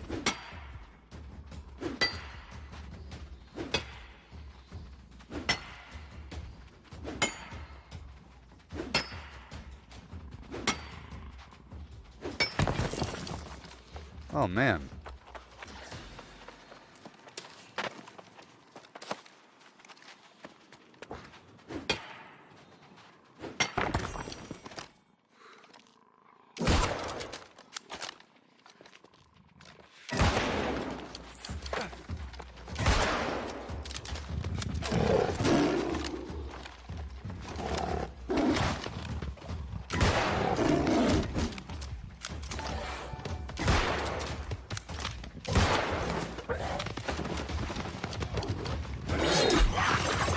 Hello.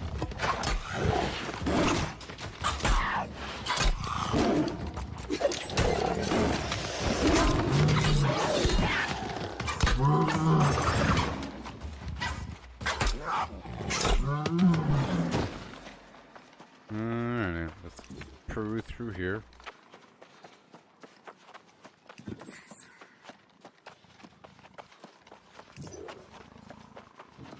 I think that's all the ore. Yeah, pretty sure.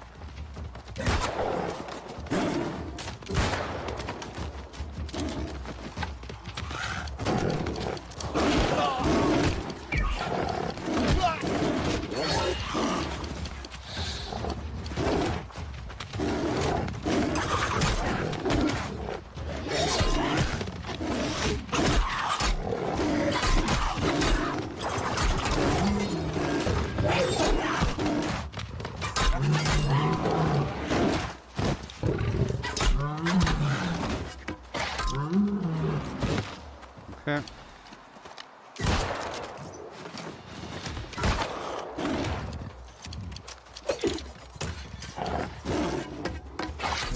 Perfect. Let's check it around really quick. I can loot those guys afterwards.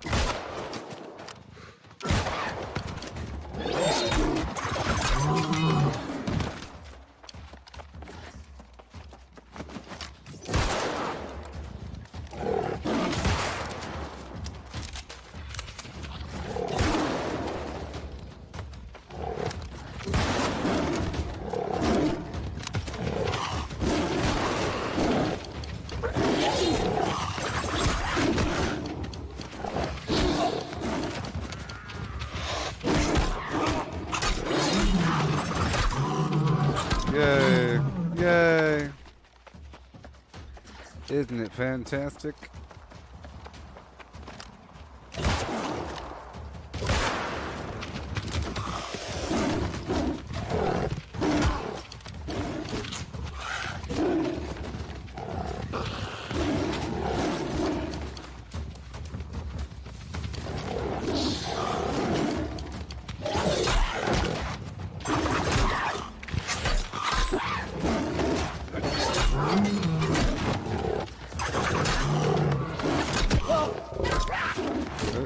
Okay.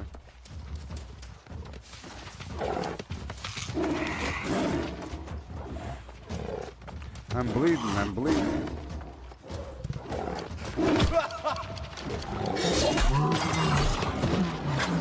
Okay. Exciting.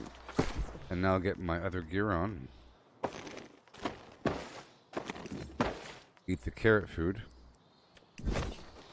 And go back through.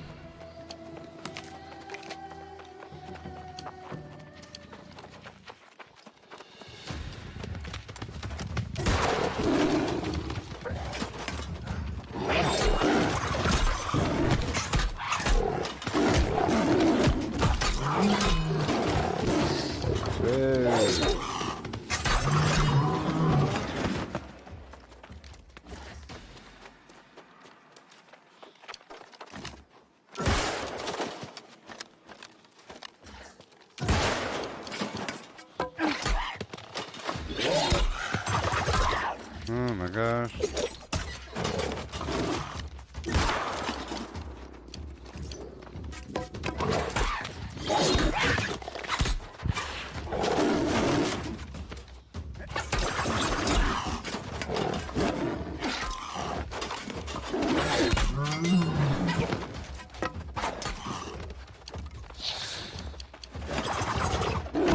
Oh, I knew it.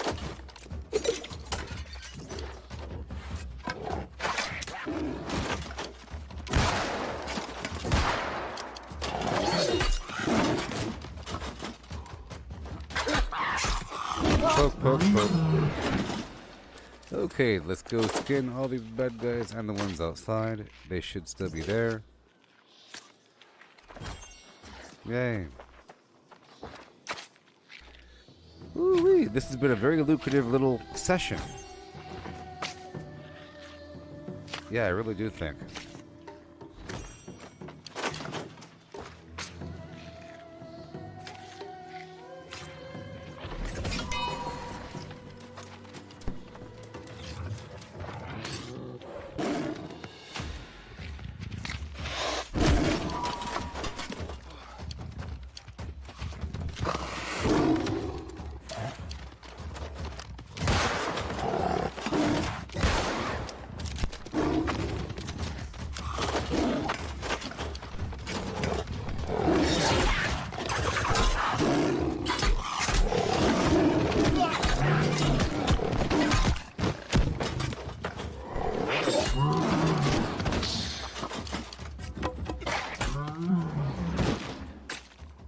Alright, now let's work outside and get all those skins. Wow, I'm getting so much.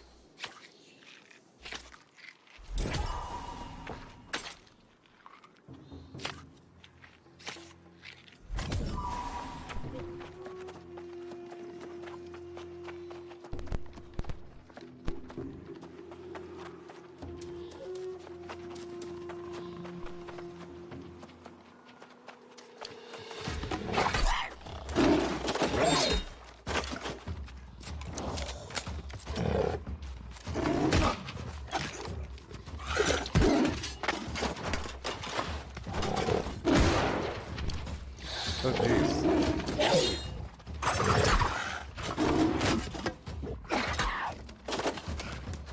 Pow.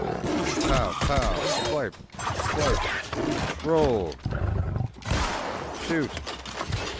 Spear. Throw. Tap. Swipe.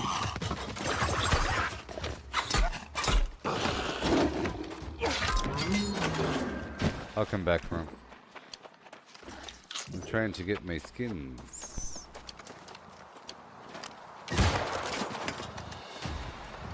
Oh no, they're not here anymore. Okay, well that proves that.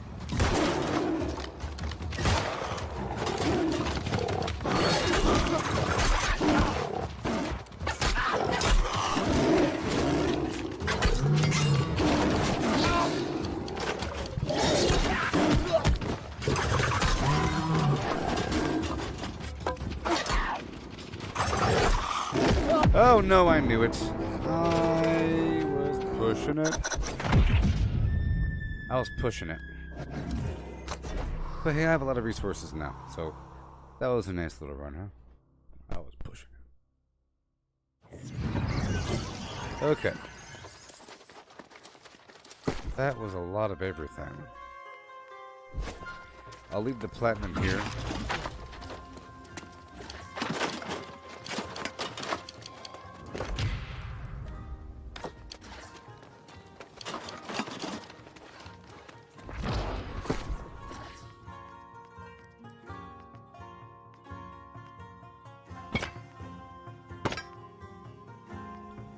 So it wasn't Voidor. Dang it, what the heck? That's so weird. It was supposed to be the Voidor. Oh, come back to me. Alright, let's go over here. Alright, now I'll move across the map and... well, that was a pretty good spot. That was a pretty good spot. And great activities that we just did there.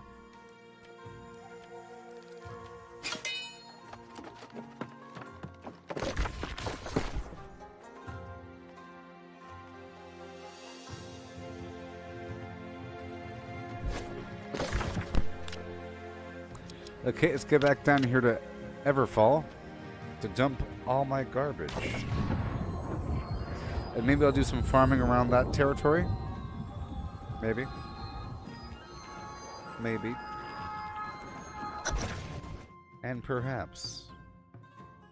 That was a great farm, wasn't it? Wasn't it? That was so cool. That was a great test, and it turned out wonderfully.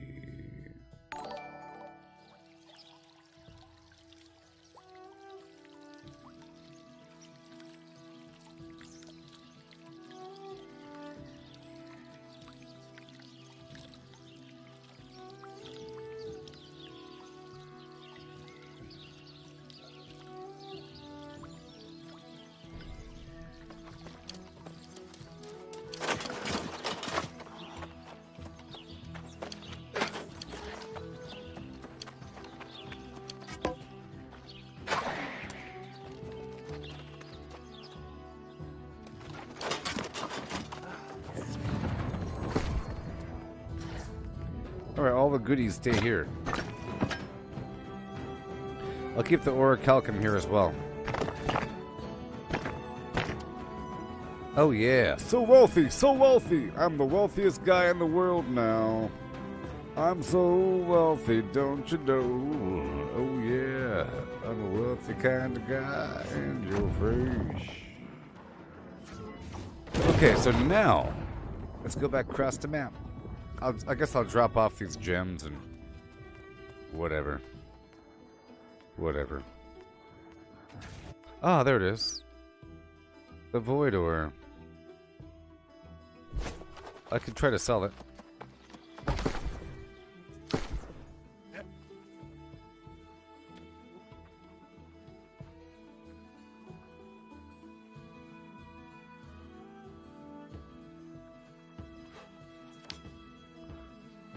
Look at that, it's so amazing.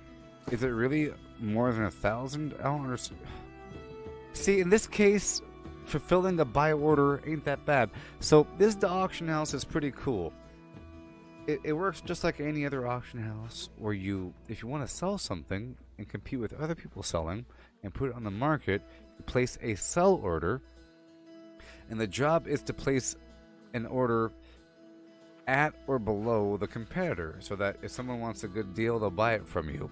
If you're selling in bulk, you could sometimes get away with a slightly more expensive or a fee because you're selling more at once, or you know, you don't have to undercut if you sell more of the same thing.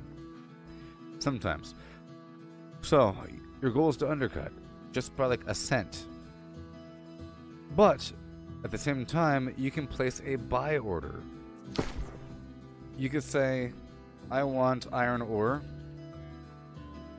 or something, right?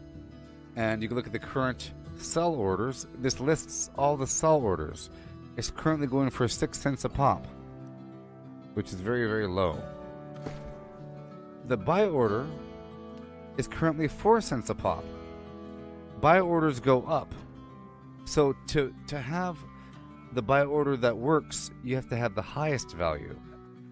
Because whenever a person wants to sell something,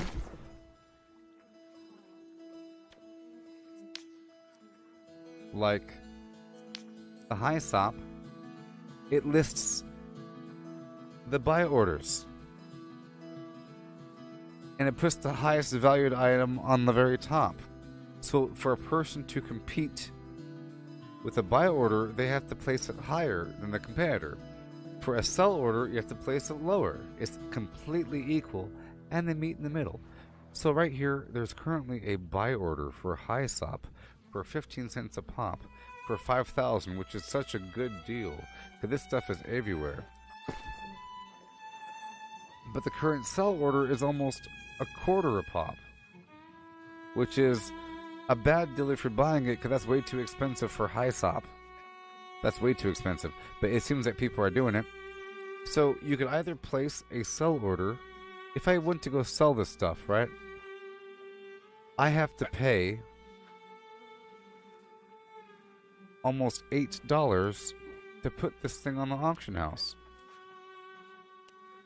I'm earning 25 cents per unit.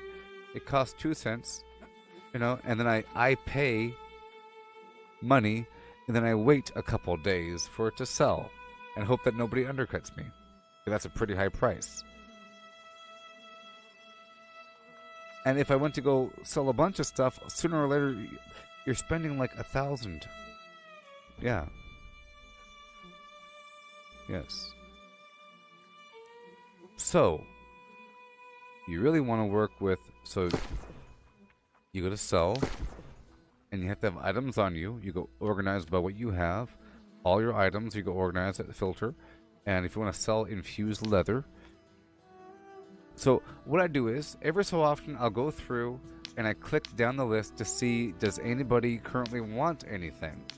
Not so much. I used to place sell orders, but now I fulfill buy orders. I fulfill buy orders. You see? And I look around. See, this is a horrible ripoff for 1 cent. This same item goes in here for 10 cents, and that's also a horrible ripoff. Someone should buy it all out. That's an example of a high item going for nothing. Right here, infused silk going for $1, but in the actual market, it's almost $4. So people are using this system to buy large bulk. So sometimes I do it. So for example, sandpaper.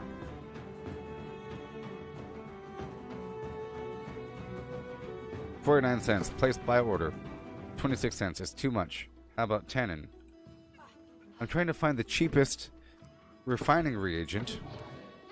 3 cents. So I'm going to place a buy order for 1,000 tannin for 4 cents. It only costs 45 or so. It's hardly anything. For 2 weeks, boom.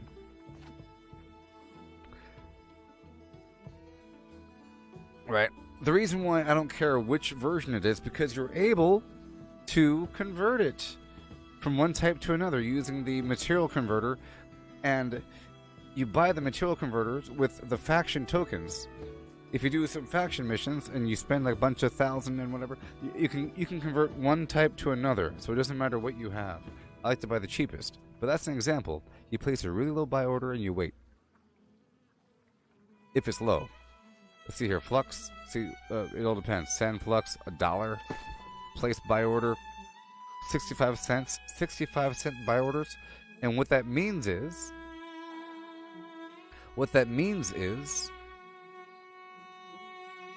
if you have a bunch of flux, you could sell it.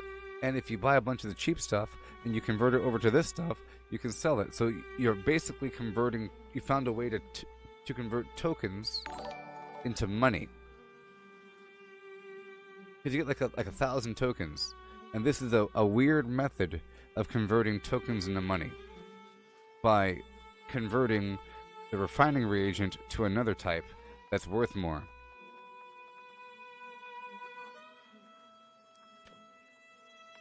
Yeah. And then you can see your orders.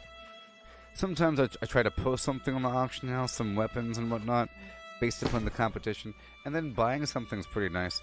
So, for example, if I want,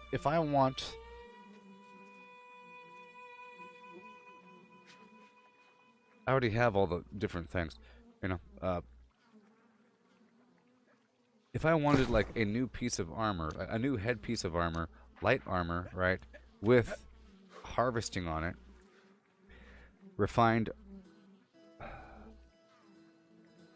harvesting luck, right? And then I just can't afford, right? And then sort by gear score. And now I look around for items that fulfill my needs. Shibbity boobity booty, by the price, yabba yabba yabba yabba. And then if I really wanted to, I could type in that number, that name, the gear score, you know, whatever, and just keep on going through the pages. Can't afford's pretty important, you know. It's that filter that really helps. But a lot of things are way overpriced and way underpriced. Like this stuff here is so underpriced. So, oh my gosh, why is it so cheap? That just makes me mad.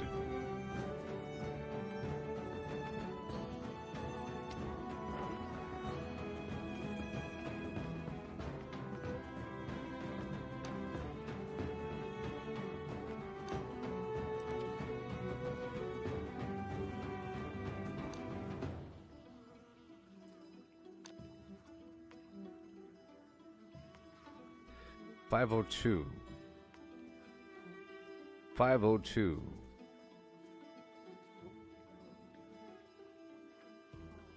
I don't need the thing.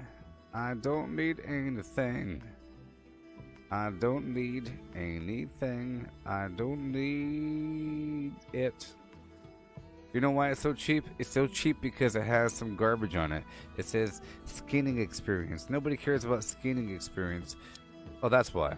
That's why it's so cheap, because I have the can't afford thing on there. But nobody cares about skinning experience. We care about luck. All that matters is luck. Speaking of luck,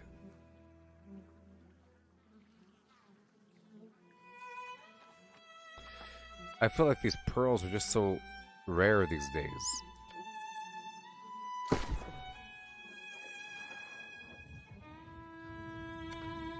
Yeah. Yep. And go through, see what sells. These moats and everything always sell. They always sell. And quite often, I would imagine on a healthy server, the margin between the buy and sell orders are very close. In fact, I think they should meet right in the middle.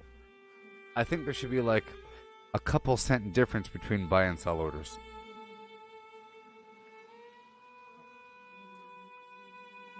Actually, that wouldn't really make sense.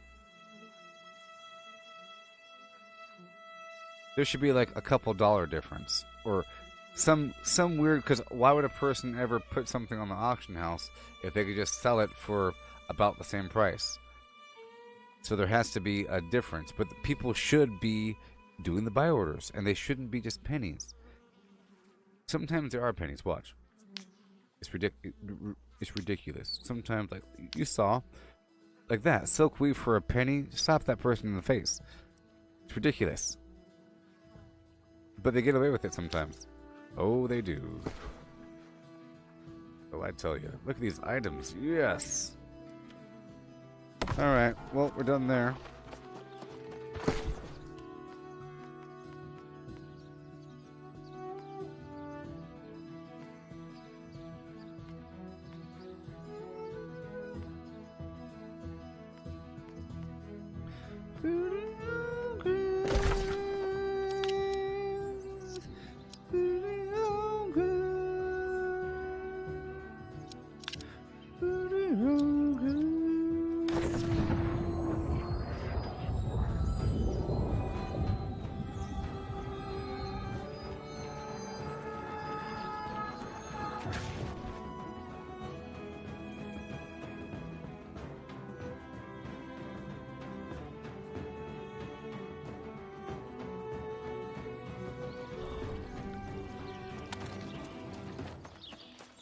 Uh-huh.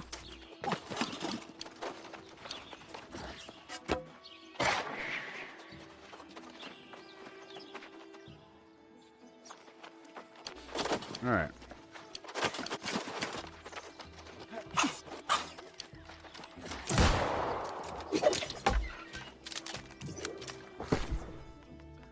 This is where I drop off my mods, you know? All my special mods, yeah.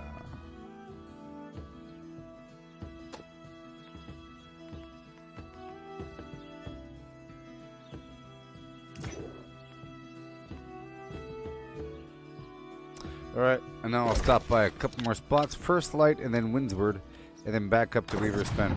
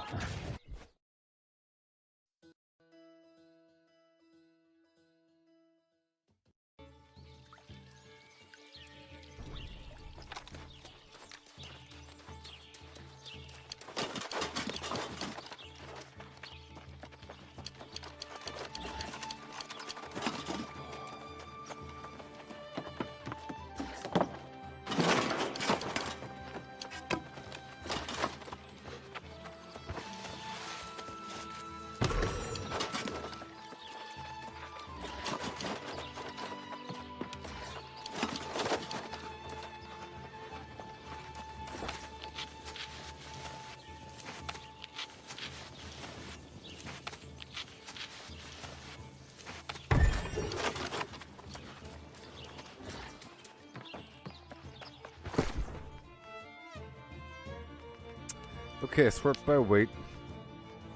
I have to cut a few things in half. I'll cut these berries in half.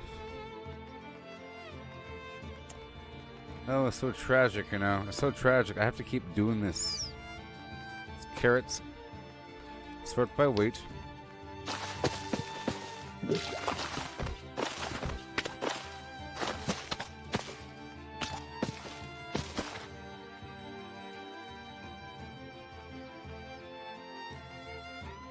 Alright, moving on.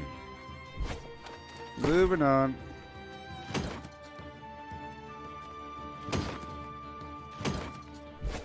Okay, down to Windsward to go drop off these gems and these moats.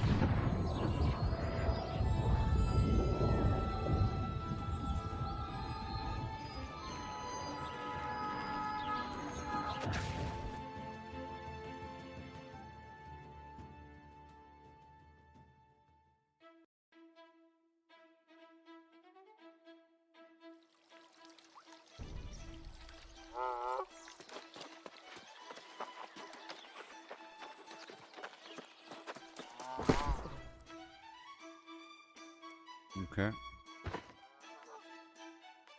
Alright, I have a lot of oil. Oh my gosh. Okay, there's the vine.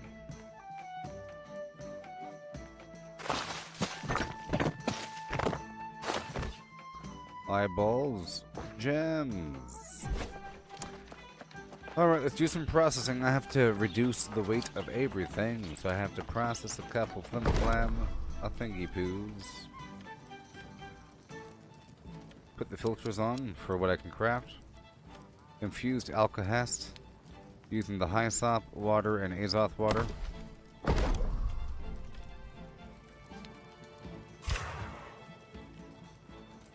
Yay! And then the infused health potion using the infused alkahest, the medicinal flimflam. There goes the bull rush. Ooh.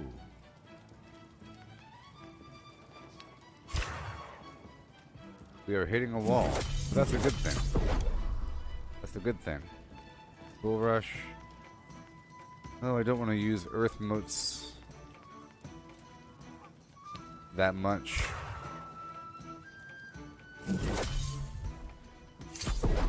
Beautiful. Infused encumbrance potion. I'll make one of them.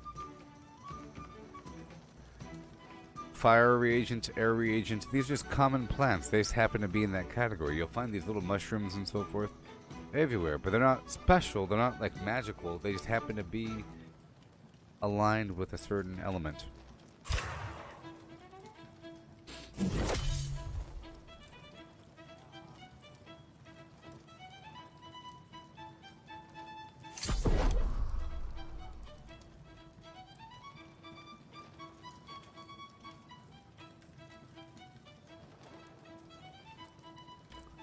All right.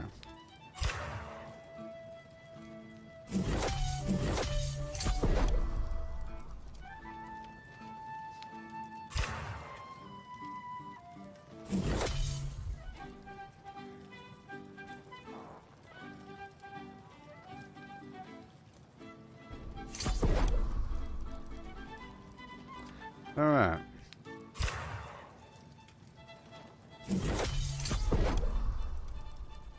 Deathessence.org.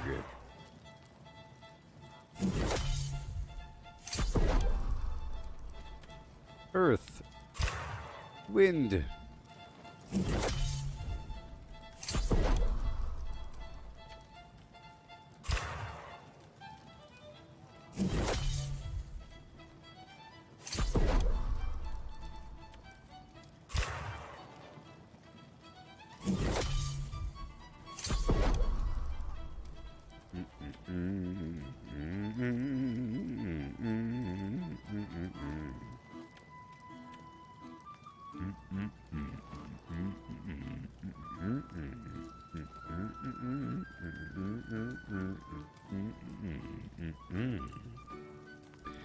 Okay, I'll use the tier 5 offensive.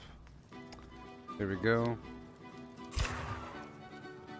I was gonna make this stuff to reduce the weight of these items.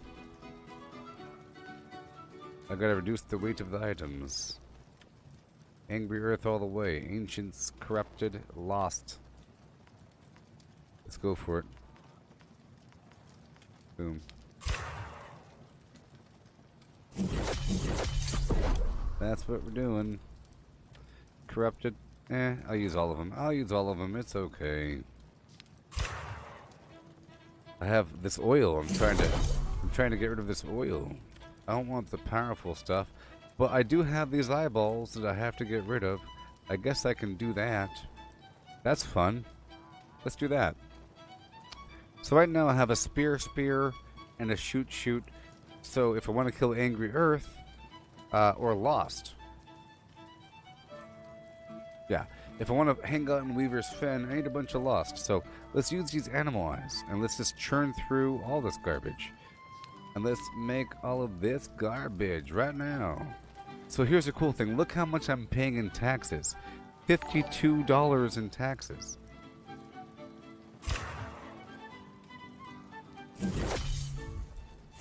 Oh, I tell you, no respect.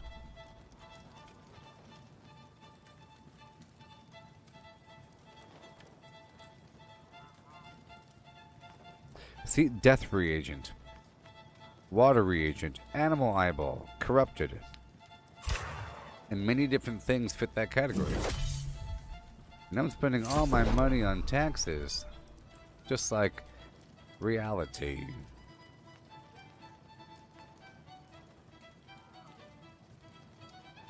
I've used up all the eyeballs I just picked up. Isn't that amazing? And now you know why it's important to have those eyeballs. Yeah.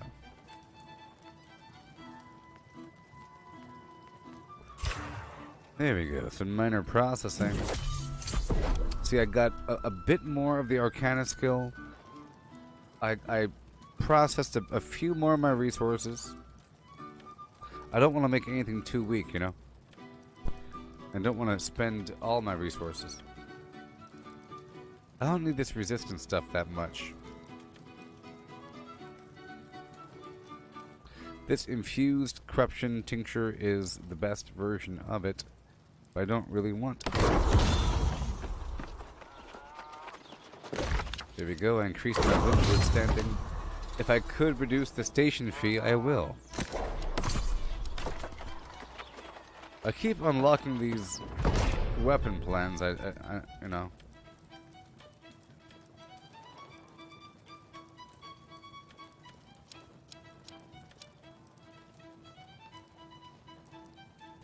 Soul Crusher. Ah. And it takes runic leather. Asmodium. Item level 550. Oh my god.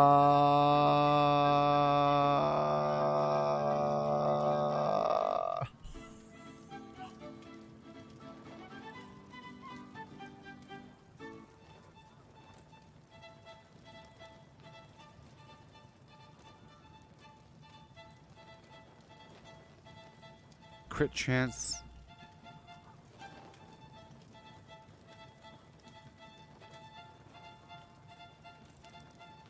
New Moon's Curse. That looks so darn expensive. What the heck's happening?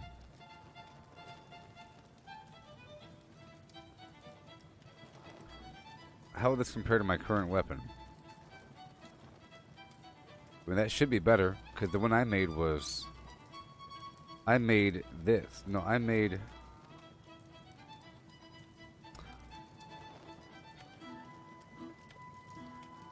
I don't think it was named. And maybe it was. I thought I was above level. Let's find out. Whoa.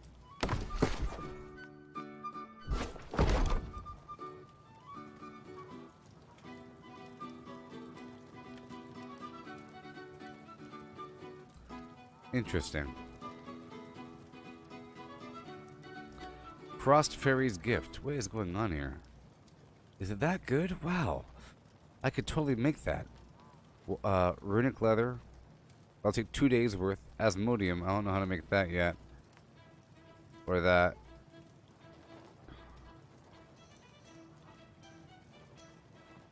Wow. Wow. Why would it have dexterity on it? Why would it have dexterity on it? Master Cryomancer's Gauntlet. Ooh, on critical gain haste.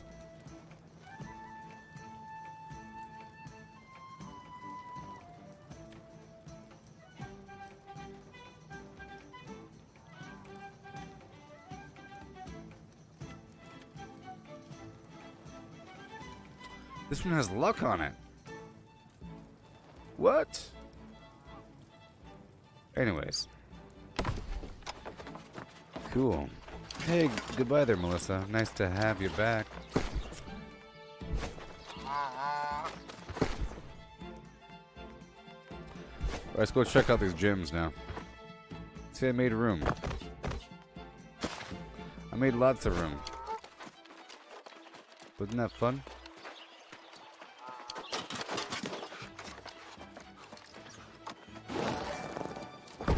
I'm gonna try to I have to try to fuse and cut some gems if I could.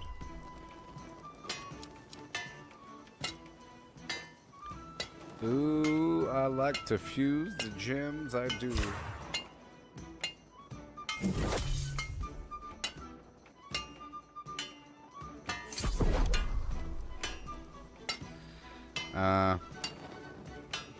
Common gems fusion. Go through the whole list. We're getting there. It just takes as long as it has to take. Nice and smoothly. Nice and solidly. I'm not trying to cut gems before I hit the highest level.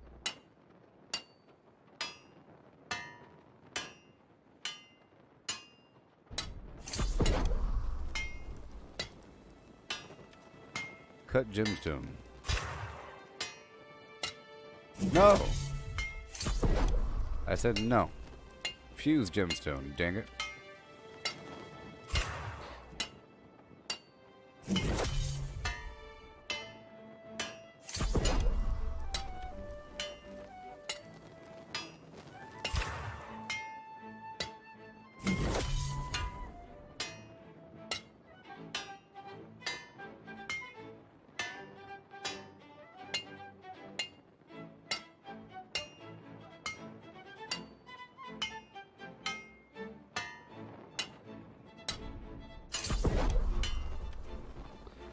Gems. Gems.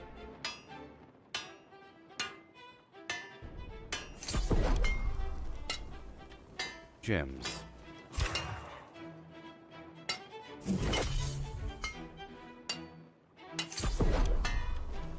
And gems.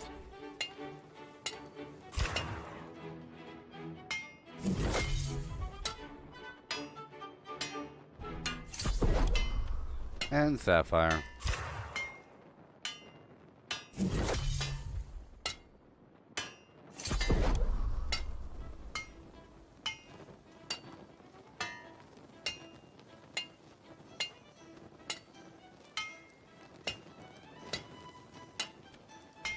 And now I'll cut the pristine stuff because, oh my gosh.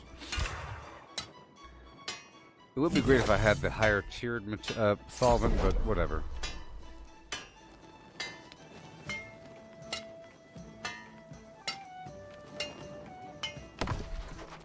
Do I have any? I don't know.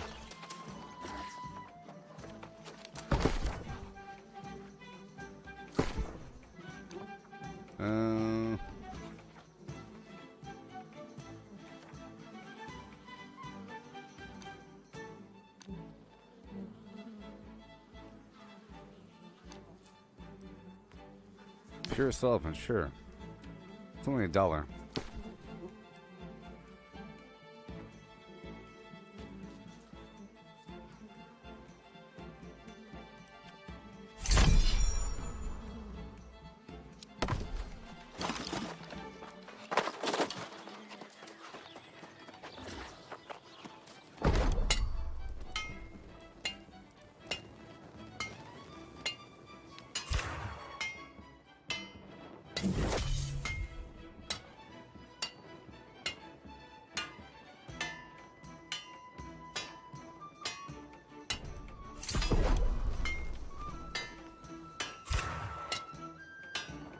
Woohoo!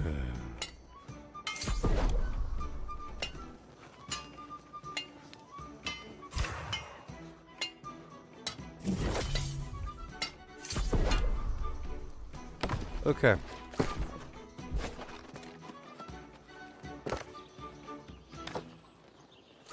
Alright, so I have all this garbage, all these cut gems. I'll leave the uncut stuff here, and I'll move the rest down to the other spot.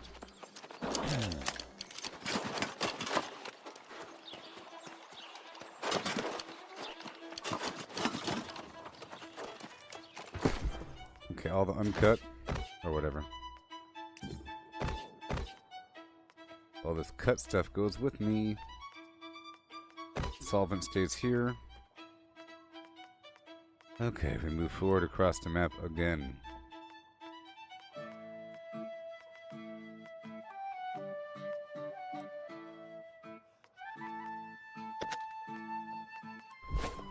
Alright. I'll fast travel back to the inn. Drop off the gems, and then I'll drop off my chems and continue again with more action.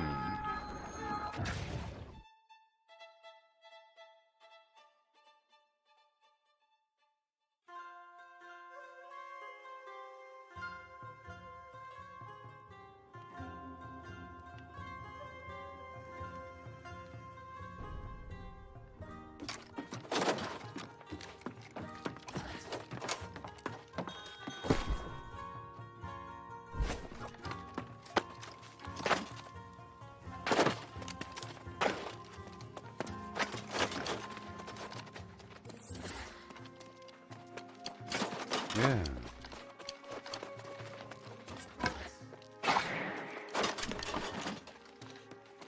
This is the back wall.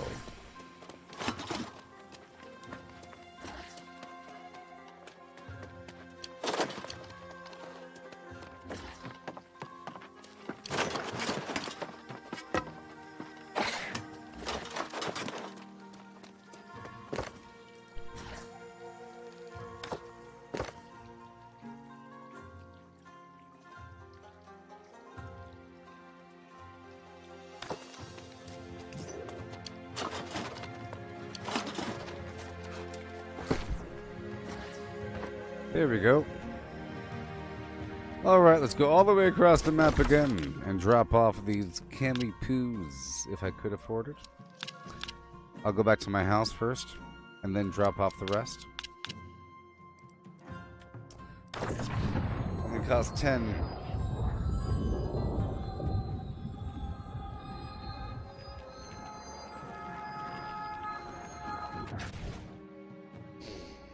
Oh my gosh.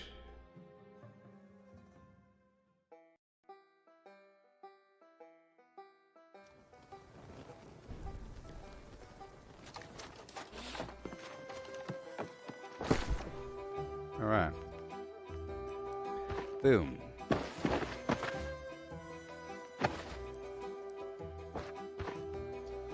Okay, and now I go across the map. Yeah. I'll drop off all that weird food. Half my fishing flim and those. Let's go drop it off.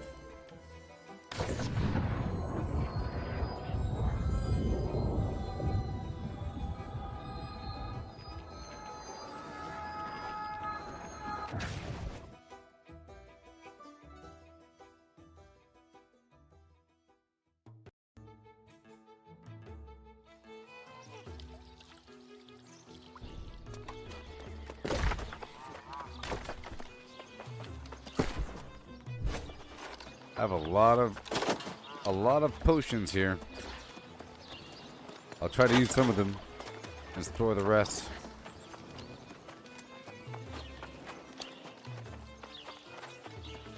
Get that free honey.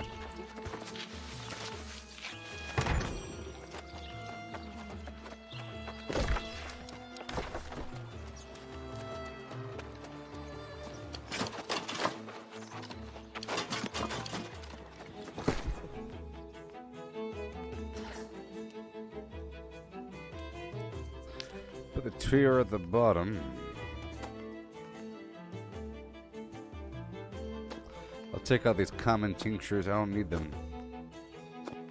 There's so many.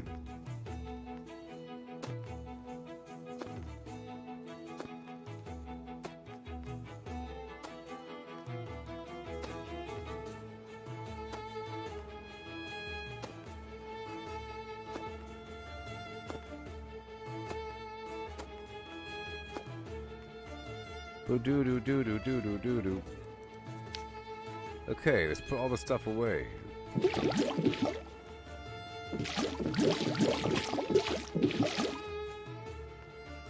Do do do do do do do do. All the stuff needs to be destroyed or something. Maybe, I don't know.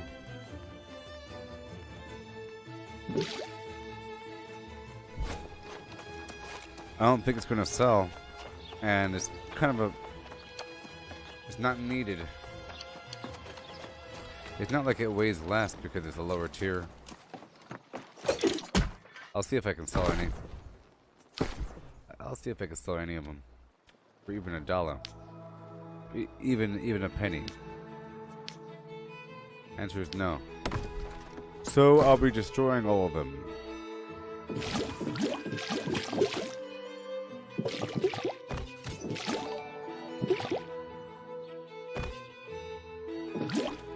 Oh, it's so sad.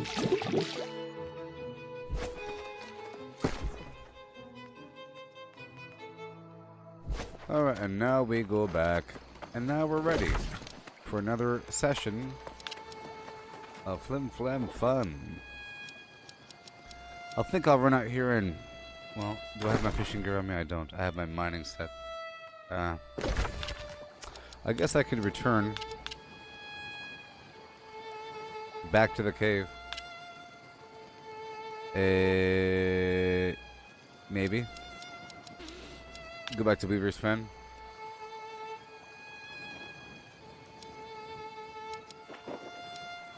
Harvest some flim flam out here. See, I'm still in my skinning set, and I still want to use these weapons for a bit.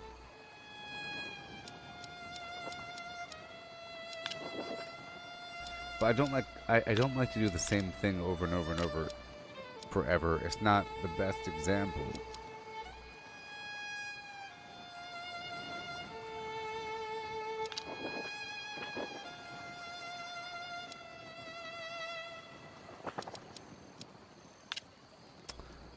Alright, let's get some weird wood and everything and go up and around.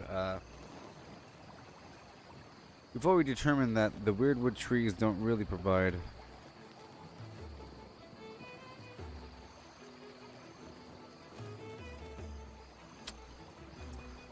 We haven't determined that. Alright, let's go back down to Monarch's Bluff. I have to go swap out a few pieces. My fishing gear needs to be on me a little bit.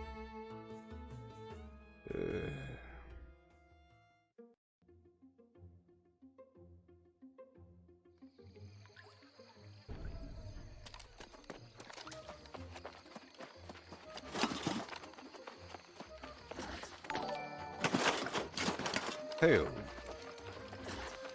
I'm gonna get my fishing gear and I'll put away the mining gear, but I'll keep the skinning gear. Or better yet, I'll get the logging gear.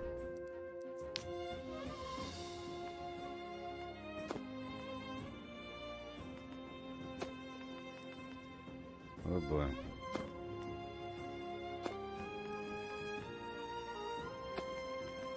Right there, so skinning and logging. I have 14 cabbage, 12 mining. I have some carrots. I have carrots, you know, bright wood.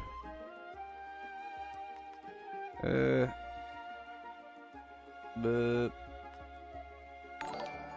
I'll get the carrot soup instead.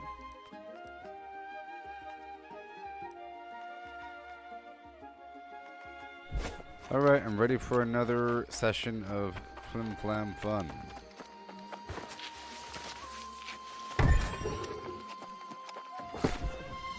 I'll get my fishing gear as well.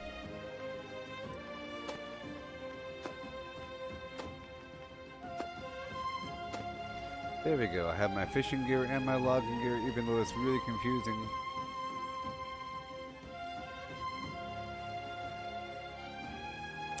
Fine, I'll put away my skinning gear. I can only really have one set at a time, you know? Before it gets funky and confusing. I'll wear my logging gear. Here's my stats. Lower, of course. Just how it has to be.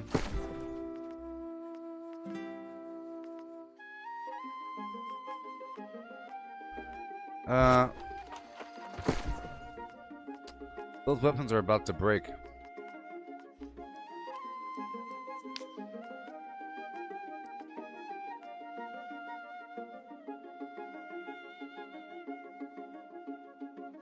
I have backups.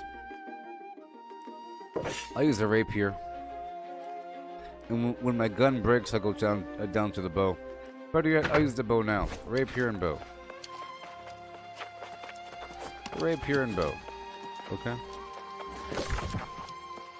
And I'll be, I guess, what do I have on me? The logging. And I'm broke.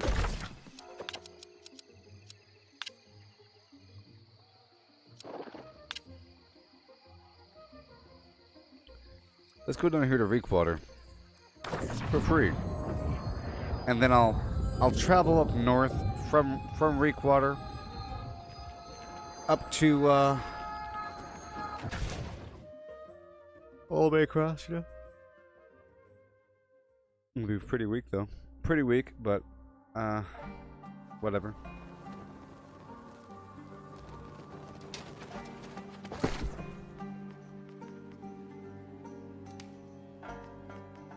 Ooh. I got those orichalcum arrows. Alright.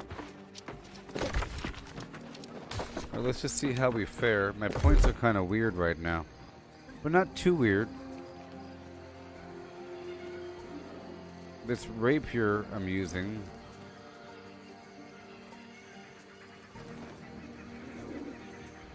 I have a lot of dexterity here, so we're kind of okay. Alrighty. Are y'all doing okay? We're at the 10-hour mark in the stream. We're about to farm through this region. That was a lot of great stuff we did, and we're that much closer to being wealthy, flim flam people, plural.org, yeah.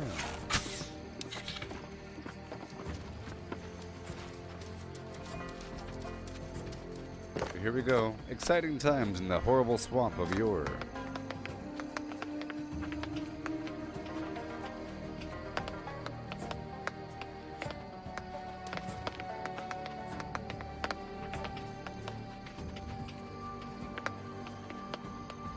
Boys and girls of every age, wouldn't you like to see something strange? Come with us and you will see this, our town of Halloween. This is Halloween. This is Halloween. Pumpkins scream in the dead of night. This is Halloween. Everybody make a scene. Trick or treat till the neighbor's gonna die of fright. It's our town. Everybody scream. In this town of Halloween, I am the one hiding under your bed. Teeth ground sharp and eyes glowing red. I am the one hiding under your stairs. Fingers like snakes and spiders in my hair. This is Halloween. This is Halloween. Halloween, Halloween, Halloween, Halloween. In this town we call home. Everyone hail to the pumpkin song. In this town, don't we love it now? Everybody's waiting for the next surprise. Round that corner, man hiding in the trash can. Something's waiting now to pounce and how you'll scream. This is Halloween, red and black, slimy green. Aren't you scared? Well, that's just fine. Say it once, say it twice. Take a chance and roll the dice. Ride with the moon in the dead of night. Everybody scream, everybody scream. In our town of Halloween, I am the clown with the tear-away face. Here in a flash and gone without a trace. I am the who when you call. Who's there? I am the wind blowing through your hair. I am the shadow on the moon at night, filling your dreams to the brim with fright. This is Halloween. This is Halloween. Halloween, Halloween, Halloween, Halloween, Halloween, Halloween. Tender lumplings everywhere. Life's no fun without a good scare. That's our job, but we're not mean. In our town of Halloween. In this town, don't we love it now? Everybody is waiting for the next surprise. Skeleton Jack might catch you in the back and scream like a banshee, make you jump out of your skin. This is Halloween, everybody scream. Won't you please make way for a very special guy? Our man Jack is king of the pumpkin patch. Everyone hail to the pumpkin king now. This is Halloween, this is Halloween, Halloween, Halloween, Halloween, Halloween. In this town we call home. Everyone hail to the pumpkin song. Dirty, rotten, filthy, stinkin'. She's my cherry pie. Cool drink of water, such a sweet surprise. Tastes so good, make a grown man cry. Sweet cherry pie. Well, swinging on the front porch, swinging on the lawn, swinging where we want cause there ain't nobody home. Swinging to the left and swinging to the right. If I think about baseball, I'll swing all night. Yeah. Swinging in the living room, swinging in the kitchen. Most folks don't cause they're too busy bitchin'. Swinging in their cause she wanted me to feed her, so I mixed up the batter and she licked the beater. I scream, you scream, we all scream for her. Don't even try cause you can't ignore her. She's my cherry pie. Cool drink of water, such a sweet surprise. Tastes so good, make a grown man cry. Sweet cherry pie, oh yeah, she's my cherry pie. Put a smile on your face, 10 miles wide. Looks so good, bring a tear to your eye. Sweet cherry pie. Swinging to the drums, swinging to guitar, swinging to the bass in the back of my car. Ain't got money, ain't got no gas, but we'll get where we're going if we swing real fast. I scream, you scream, we all scream for her. Don't even try cause you can't ignore her. She's my cherry pie. Cool drink of water, such a sweet surprise. Tastes so good, make a grown man cry. Sweet cherry pie, oh yeah, she's my cherry pie. Put a smile on your face, 10 miles wide. Looks so good, bring a tear to your eye. Sweet cherry pie, yeah, pie. All night long, like a trained professional. Swinging in the bathroom, swinging on the floor, swinging so hard, forgot to lock the door. And walked her daddy standing 6 feet 4. He said, you ain't gonna swing with my daughter no more. She's my cherry pie. Cool drink of water, such a sweet surprise. Tastes so good, make a grown man cry. Sweet cherry pie, oh yeah, she's my cherry pie. Put a smile on your face, 10 miles wide. Looks so good, bring a tear to your eye. Sweet cherry pie, yeah. Swing it. Well, Alibaba had them 40 thieves. Sharazedi had 1,000 tales. But master you in luck cause up your sleeves. You got a brand of magic never fails. You got some power in your corner now. Some heavy ammunition in your camp. You got some punch, pizzazz, yahoo, and how? See, all you gotta do is rub that lamp. And I'll say, Mr. Aladdin, sir, what will your pleasure be? Let me take your order, jot it down. You ain't never had a friend like me. Life is your restaurant. And I'm your maitre d'. Come on, whisper what it is you want.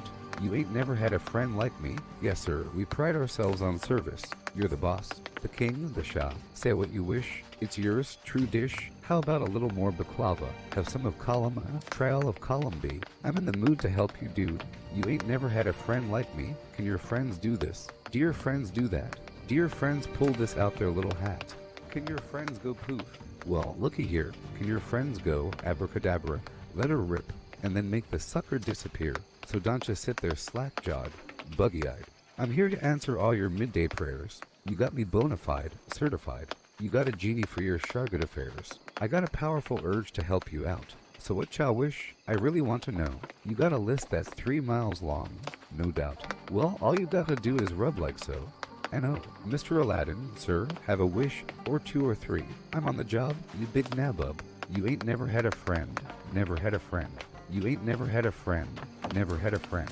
You ain't never had a friend like me. You ain't never had a friend like me, huh? Sheep should sleep in a shed.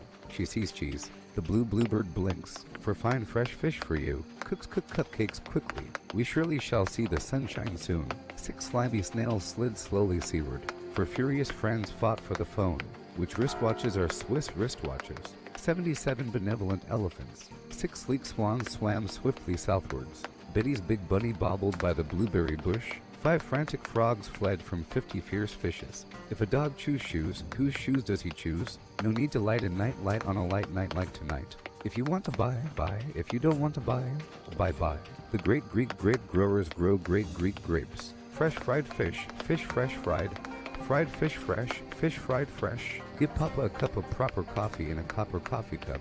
If the witches were watching to watches, which would watch which watch? If a black bug bleeds black blood, what color blood does a blue bug bleed? Swan swam over the sea, swim, swan, swim. Swan swam back again, will swum, swan. If you must cross a course cross cow across a crowded cow crossing, cross the cross course cow across the crowded cow crossing carefully. A tutor who tooted the flute tried to tutor to tutors to toot. Said the tutor, is it harder to toot or to tutor to tutors to toot? I thought a thought, but the thought I thought wasn't the thought you thought I thought. If the thought I thought had been the thought I thought, I wouldn't have thought I thought. She sells seashells by the seashore. The shells she sells are seashells, I'm sure. And if she sells seashells on the seashore, then I'm sure she sells seashore shells. If one doctor doctors another doctor, then which doctor is doctoring the doctored doctor? Does the doctor who doctors the doctor the doctor the way the doctor is doctoring doctors? How much dew does a dewdrop drop? If dewdrops do drop dew, as do dewdrops drop. If dewdrops do drop dew. Betty bought a bit of butter, but she said, this bit of butter's bitter, but a bit of better butter mixed with this butter might just make my bit of bitter butter better. So Betty bought a bit of better butter to make her bitter butter better. Is this the real life? Is this just fantasy? Caught in a landslide? No escape from reality? Open your eyes, look up to the skies and see. I'm just a poor boy. I need no sympathy, because I'm easy come, easy go. Little high, little low. Any way the wind blows doesn't really matter to me, Mama. Just killed a man, put a gun against his head, pulled my trigger, now he's dead. Mama, life had just begun, but now I've gone and thrown it all away. Mama. Okay. What are we up to now?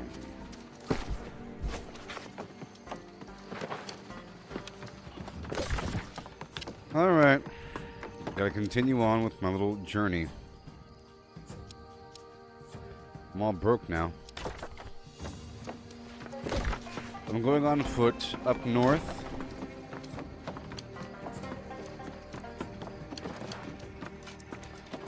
Pretty much all around. I'm in logging gear, so it doesn't really matter. Let's just start off by cutting down all these trees. I want to become familiarized with this region.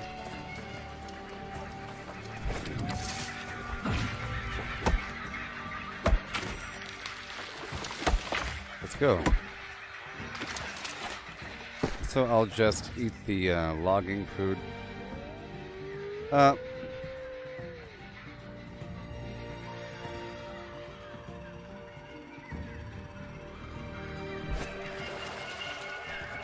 not.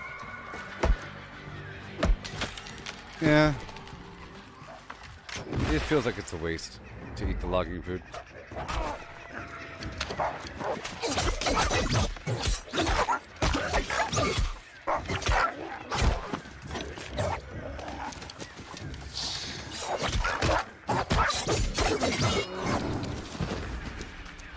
Alright. Work our way through here. Chop down some trees. And get some bonuses. I'll just head north. I'm just gonna head north. And do what I can do. Okay.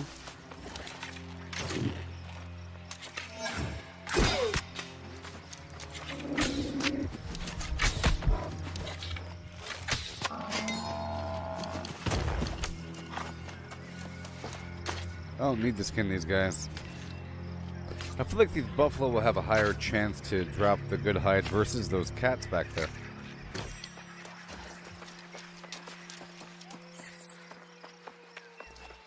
Keep on going. I'll stop over here to get the Azoth water.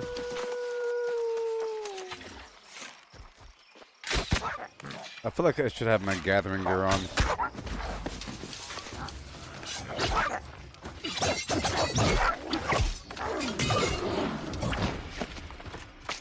That's right.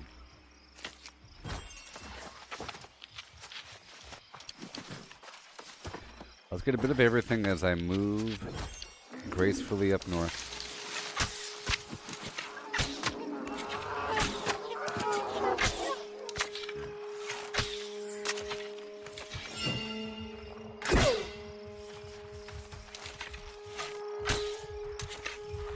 Wow. Couldn't hit the broadside of a barn.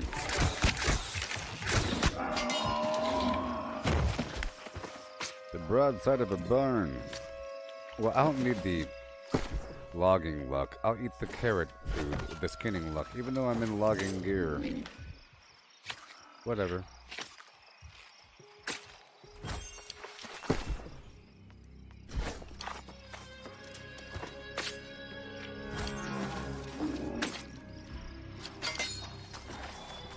I think next time I'll bring the harvest. Yeah, I think if I'm traveling... Yeah. If I'm staying in one area, it's best to maybe have... Well, all three, skinning, logging, and mining. But if I'm traveling, logging... Well, it all depends on where I'm going. But not so much logging. Logging is like the least thing I need if I'm traveling.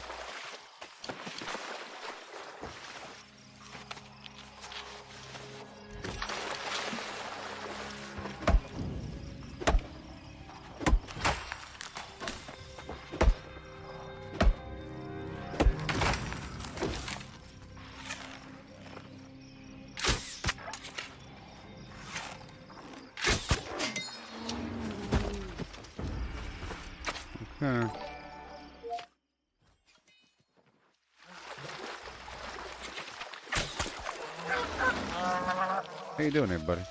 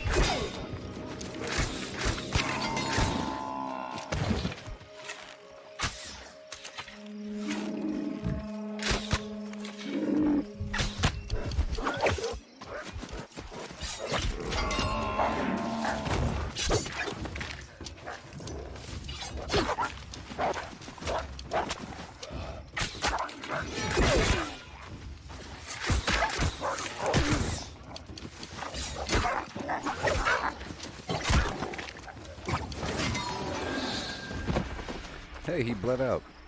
Awesome. Awesome. Just making my way on through. No big deal. Just doing what I have to.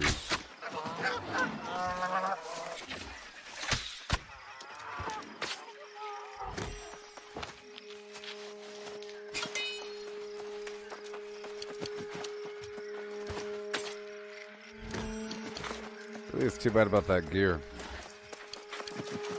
You know, got like the wrong gear on.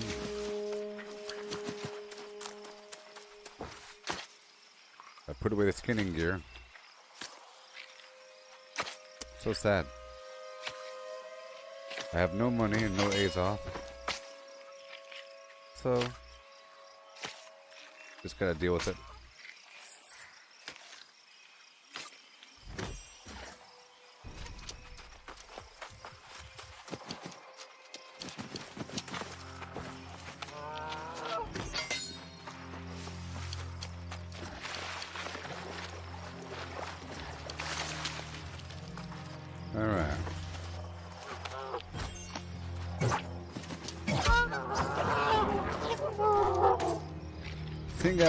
Seeing as I'm in, I'm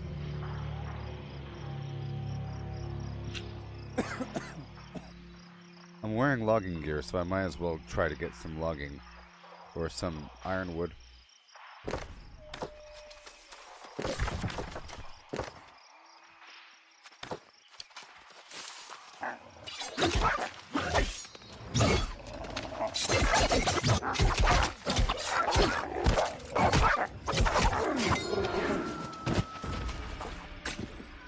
So I'm gonna head right over here. I'm gonna head right over there. And check it out. Maybe I can go down the road or something. Yeah. That way I won't really feel bad about what I'm doing. I'm trying to survive more and more in this higher level territory.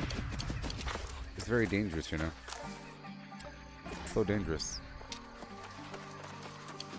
But this place is great, though. This place is great. I like it. Oh no.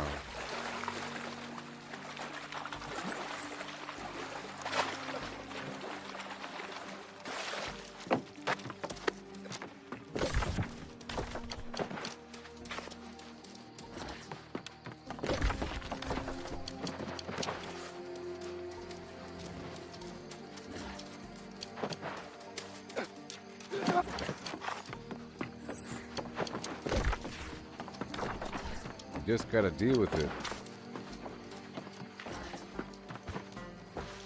But this is a swamp, you know.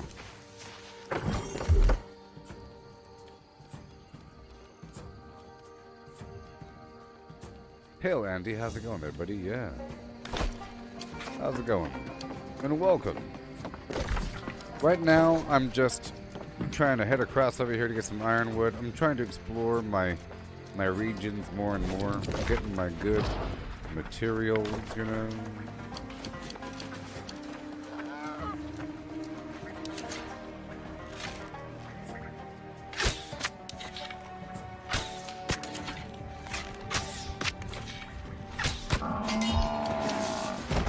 Yeah, I'm doing pretty good. I'm not tired yet. Been live for 10.5 hours, just about. Made some great progress. I was able to hit. I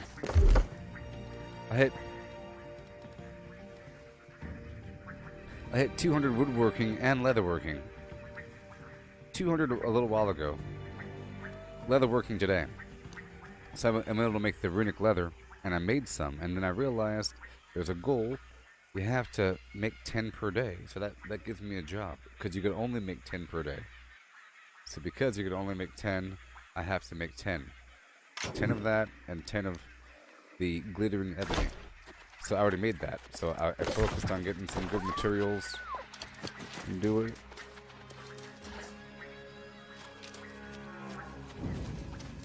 Andy, what time is it for you right now?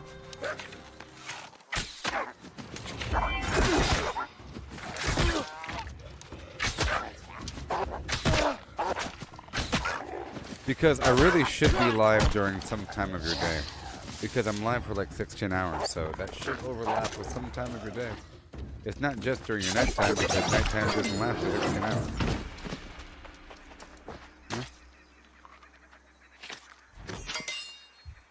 It's just, you might find me live during the night. But if I'm live during the night, I will probably be live during the morning when you wake up. So, if I'm live during the nighttime for you, I will most likely be be live when you wake up. You know? And it'll slide down. It's not like a permanent thing. My schedule will just slide down smoothly over time.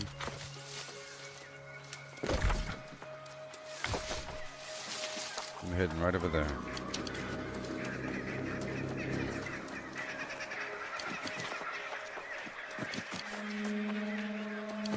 Oh yeah.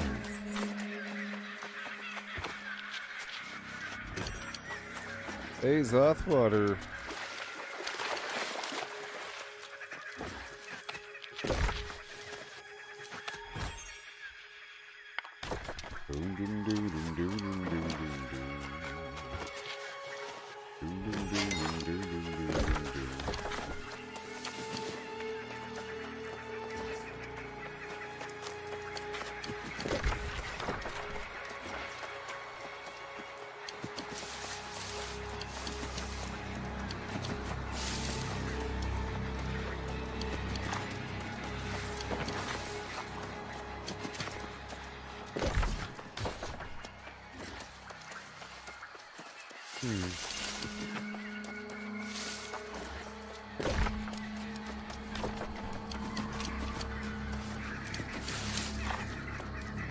I'm sort of exploring again. The game's running really smoothly over here. Oh man, that is bright stuff right there. That is whack.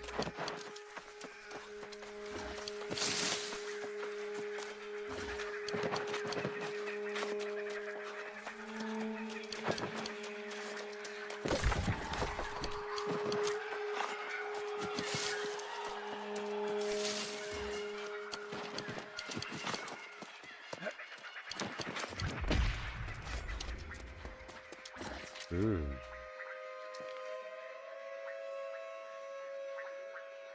Ooh.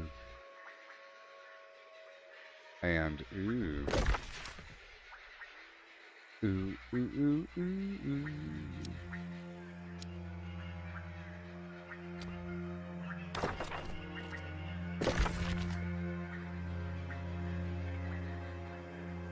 Yeah. Let me get a few resources really quick in here as I pass through. I don't know how well I'm going to do against these bad guys with my current flim-flams. But we'll find out.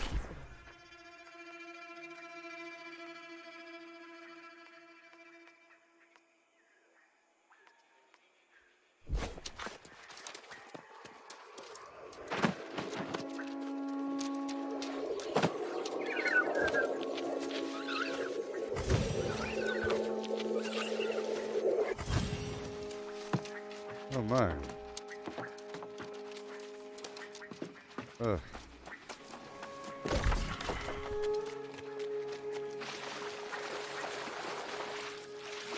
Well, geez. Let's get that Azoth water.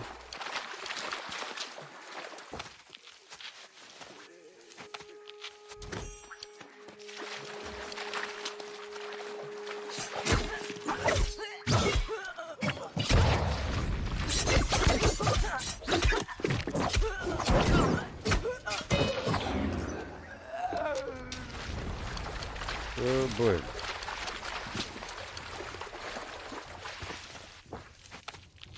There's a lot of Azoth water here. A lot. I think these guys take less piercing damage.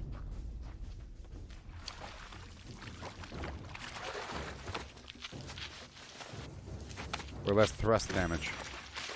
It's gonna pass on through. My gosh, there's a lot of Azoth water here.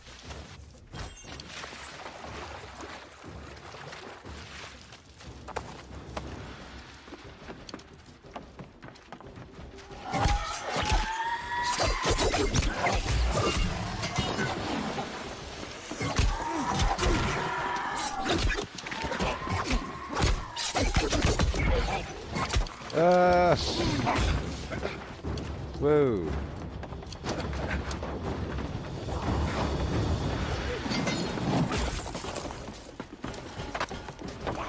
Whoa. Jump! Jump! Oh, great.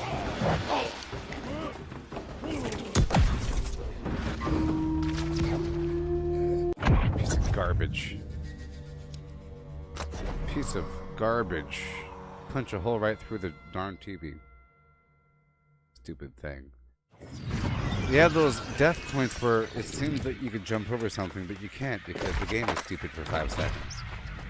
Usually it's good. And usually you could jump over heights that you think you can't jump over. Nonsense. You know, your character can hurdle over things like this. But then sometimes you can't. You can't in certain spots. And the key is to figure out the death spots. The enemies can't. The enemies can't follow you, you know? Let's hurry up. I don't got all day.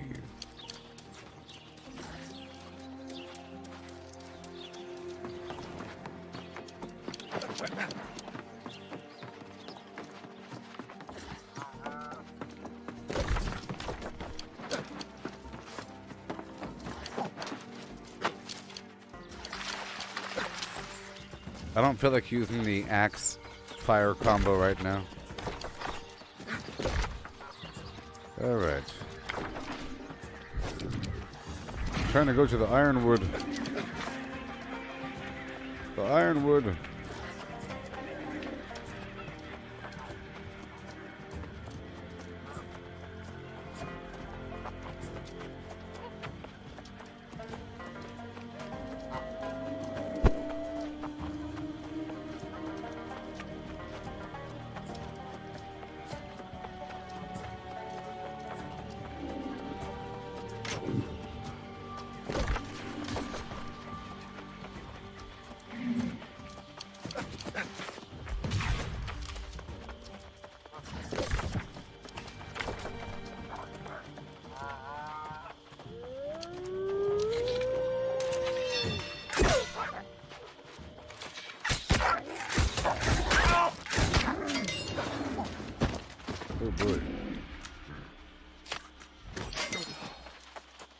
Up and over the hill. We are almost there.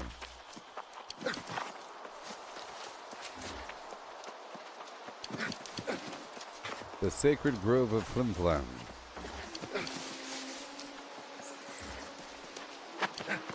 Here we go.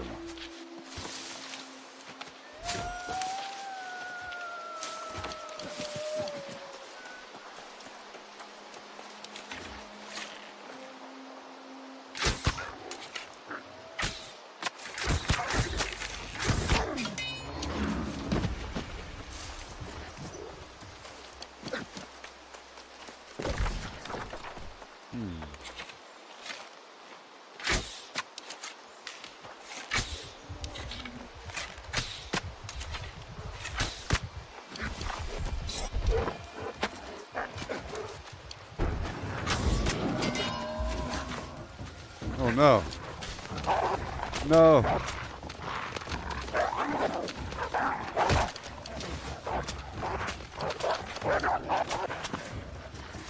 They're actually way too powerful. I gotta have a camp here.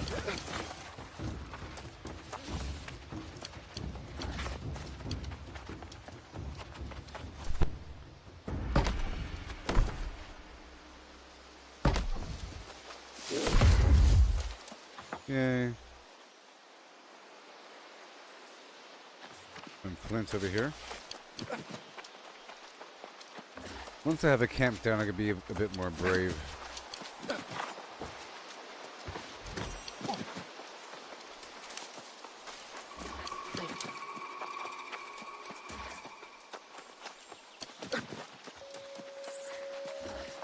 Where'd it go? By this tree? Yeah.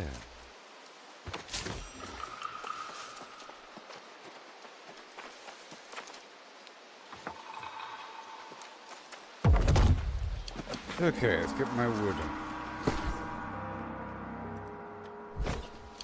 Let's go.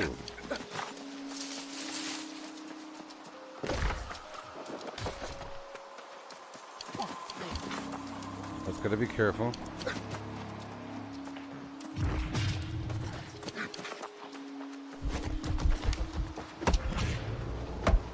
Yay.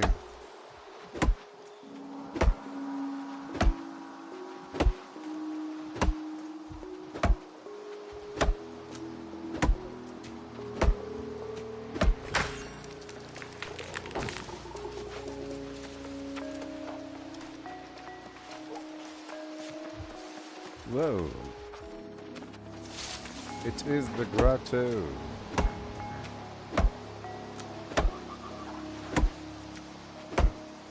The grotto. I don't know how strong I am versus those tree people. The angry earth. The special trees. Good thing I can track them.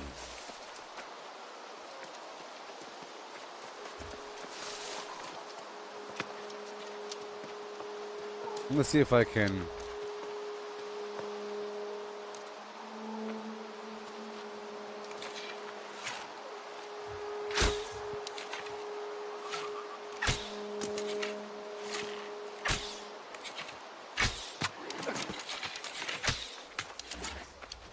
Alright, I was just trying to see how strong I was and whether or not they retreat. So if I jump on top of that rock, I'm safe.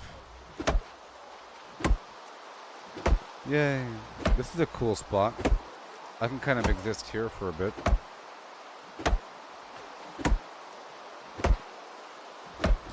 Yeah. I'm gonna get rid of all the other trees just to clear some line of sight.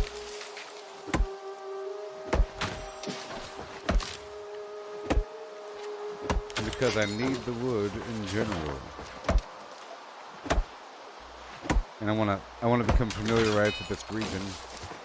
Some spots I've only been to like once or twice, you know?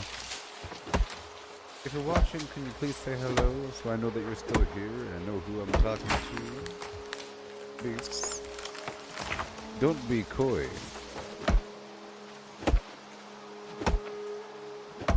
I'll put them eyebrows on you.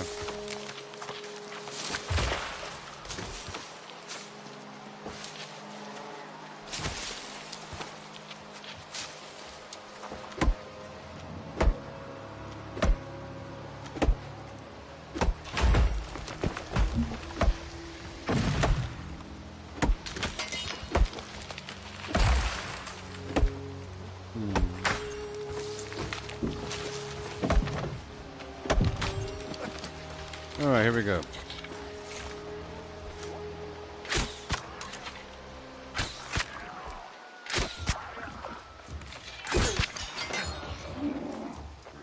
Alright, that was a test. Because again, I don't know how strong I am.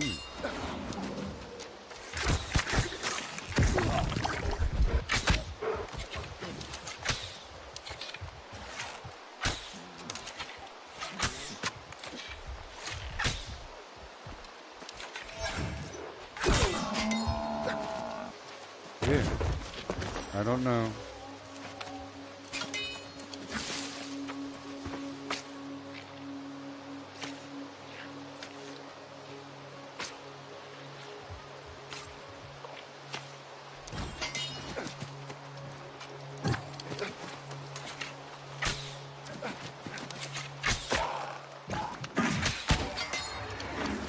Yay. Hail, Desmond, how's it going? Yeah.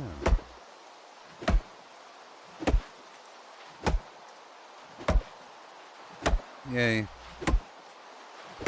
I'm in this grotto of Flim Flam getting some special wood.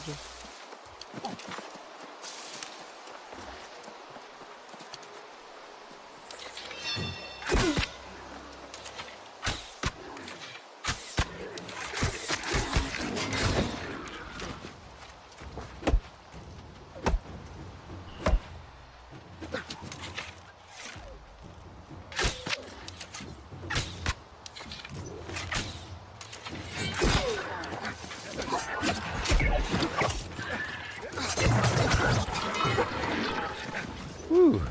I tell you what. Let's go. It's crazy.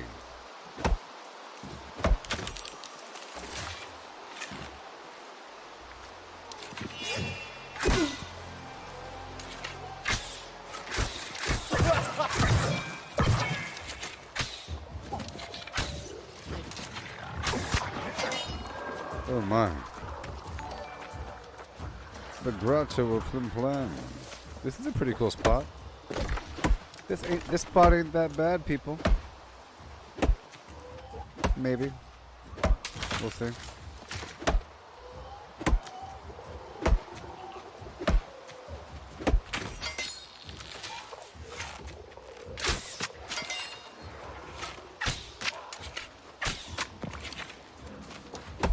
Let's clear out some trees here for line of sight.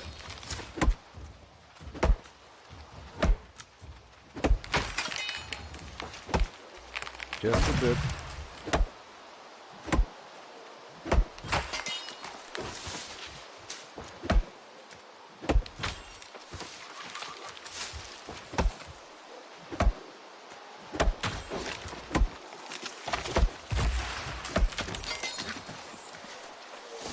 Yay.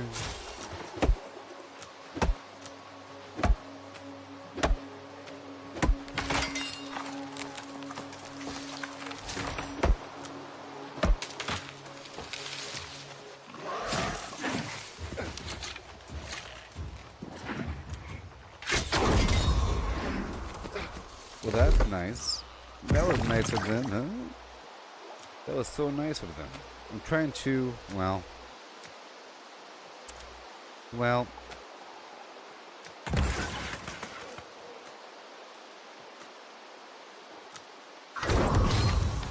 Sure.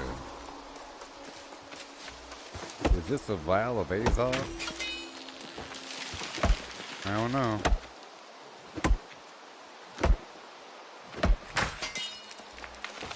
Get some visibility up in here. Clear out some flim flam. I'm about to go in there.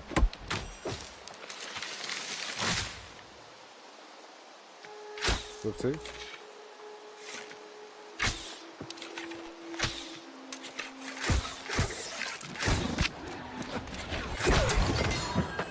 Golly. That was frightening. Is there a box over here?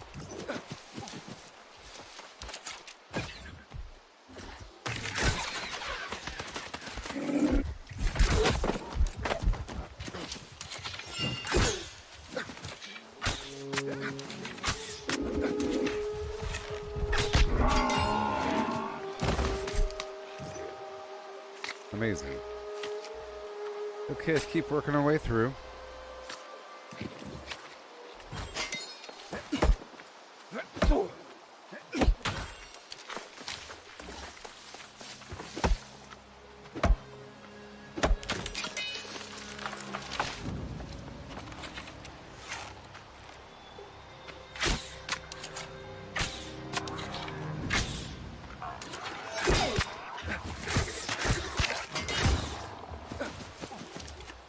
Not bad.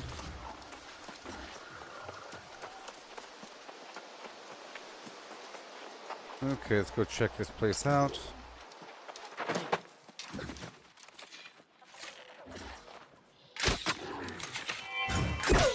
Oopsie.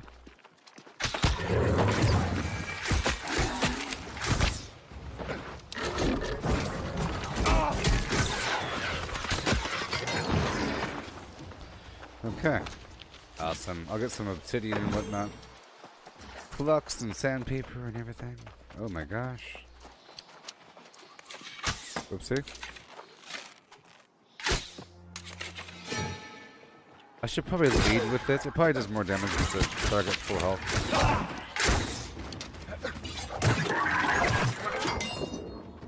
They don't bleed blood. They're trees.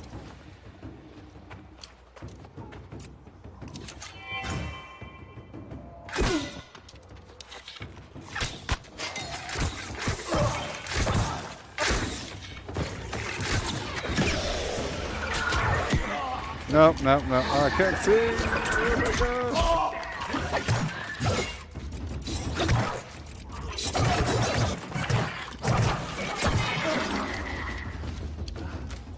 gosh. Oh my gosh. Well, that was certainly effective, wasn't it?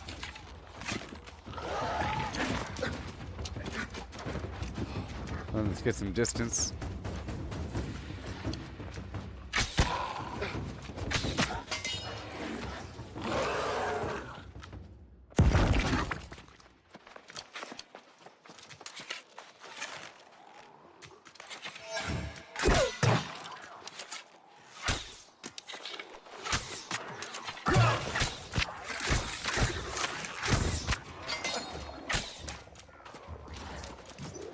Whoa. What is here? Oh, besides these gigantic boxes? Oh my gosh. It's worth my time. Ooh. Found on equip. Very nice. That means I could probably sell it, maybe, if somebody wants it. There ain't no market.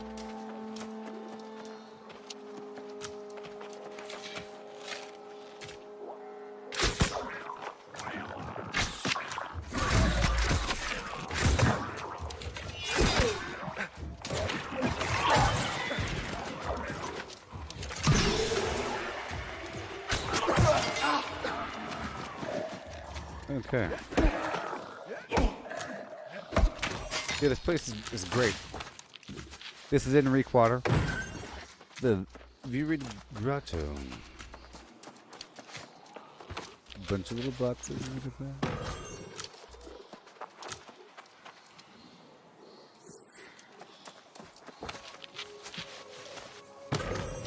There are a bunch of boxes in here.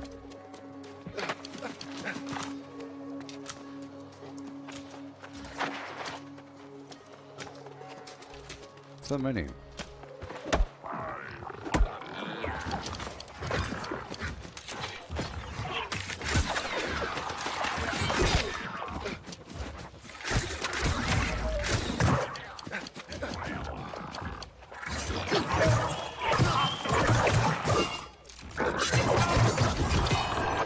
Oh, that is so beautiful. There are a lot of boxes in here. Hey.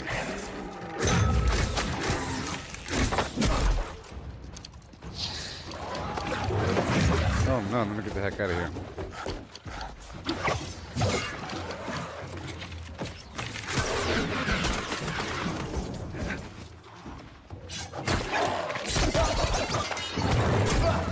Oh, I get it.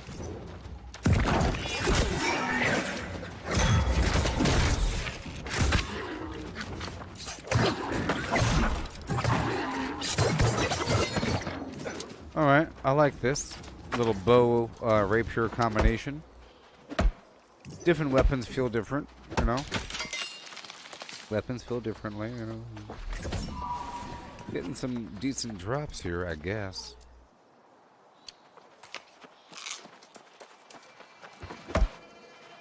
Working our way on through, yeah.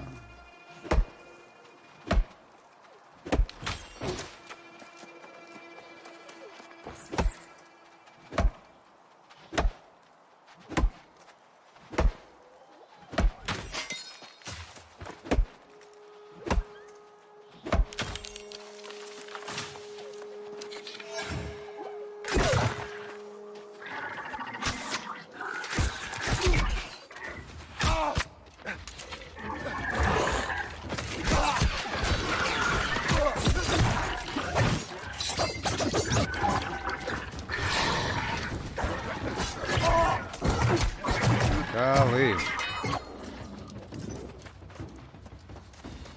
Well, this is a great spot. I bet you by the time I'm not really sure of how quickly those boxes respawn, but I could probably loot all these boxes twice besides the big boxes and all the weirdwood twice. I think it takes 25 minutes for the I think it takes 25 minutes for the ironwood to respawn. Maybe. I timed it.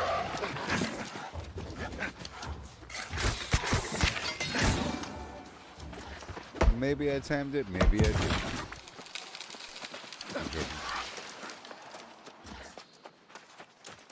I'm saying maybe because I timed it. I'm not sure if it's always the same.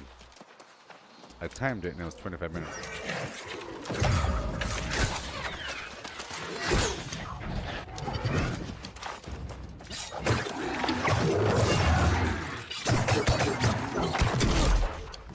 Oh boy.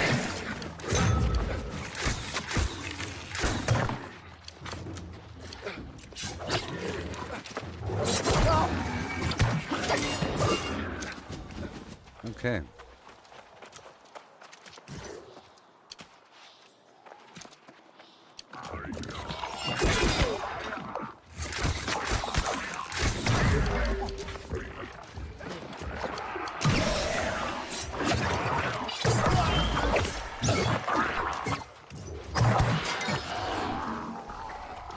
Well, this is a wonderful spot. I've been to spots like this, but across the map in lower level zones. Like the spot I was going to over there in Brightwood is just like this, but lower level. Oh, there's weird lighting issues here. The Grotto's Thorn. That's a legendary version. It's named, and it probably has a it probably has a item, a named item. Oh no, the lighting, I don't like it. Well, this is a wonderful spot for Weirdwood, I'll tell you that much. Woo-wee. This is pretty awesome. Found it. We found a great little spot.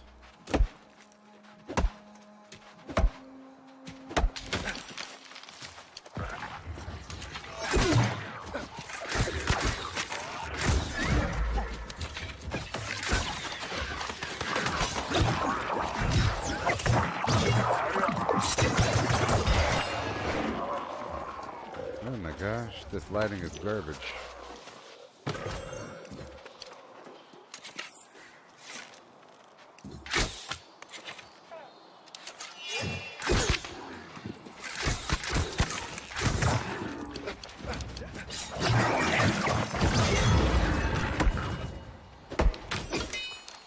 I don't like it. Oh no, I don't like the lighting. I can't stand it. No, seizure inducing.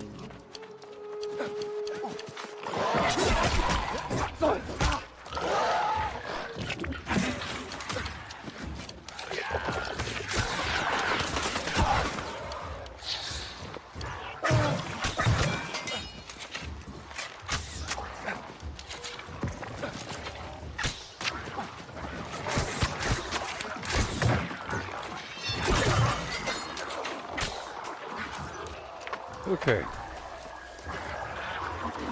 Well, we can still see the lighting getting all messed up in there.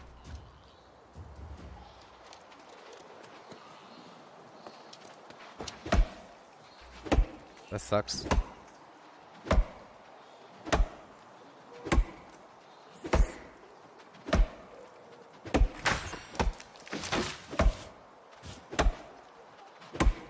Yeah.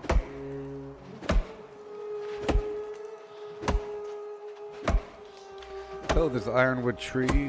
It has returned. Let's get it.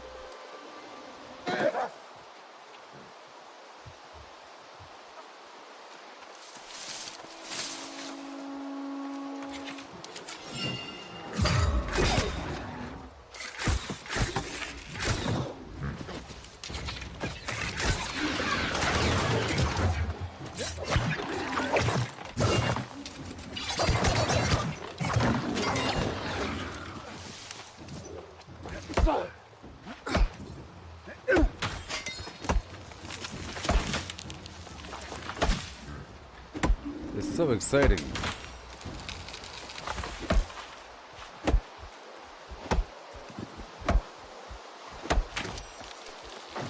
I'm gonna try to go back in.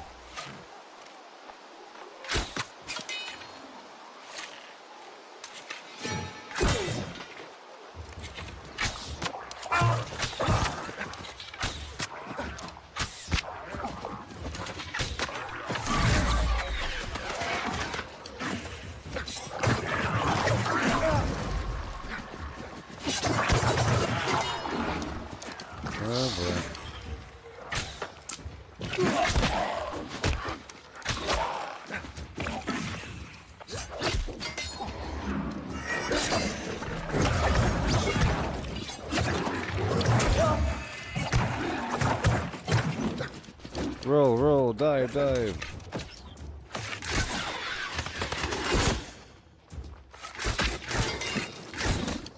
Okay. This time I want to try to go up and to the left.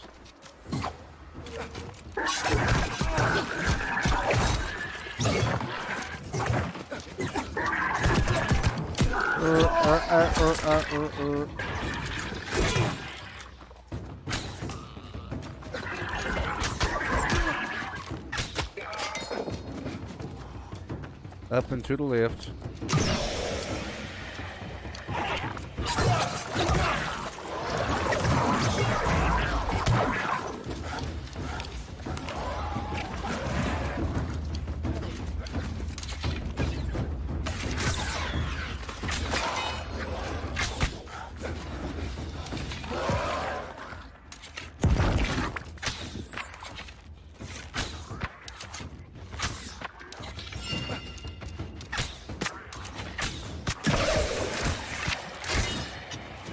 Plus 15 AIDS off, yeah.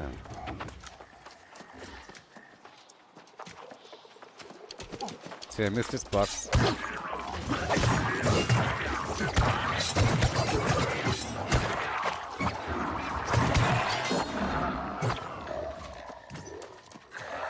No, I didn't.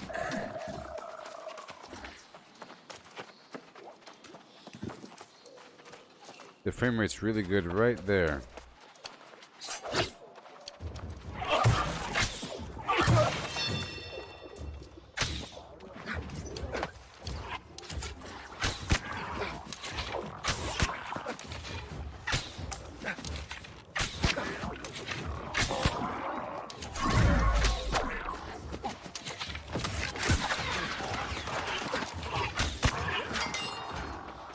That was cool.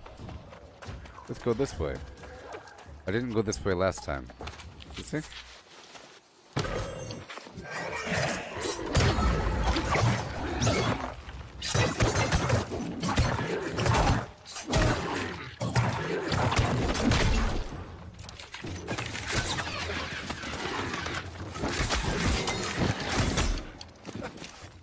Two boxes side by side. Awesome. With terrible seizure-inducing lighting.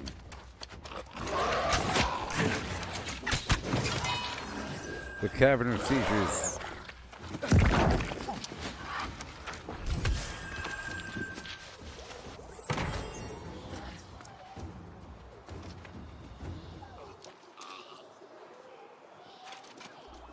Alright, goodbye.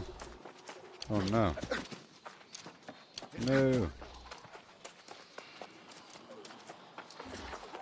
Okay, we're leaving. Maybe the ironwood has respawned.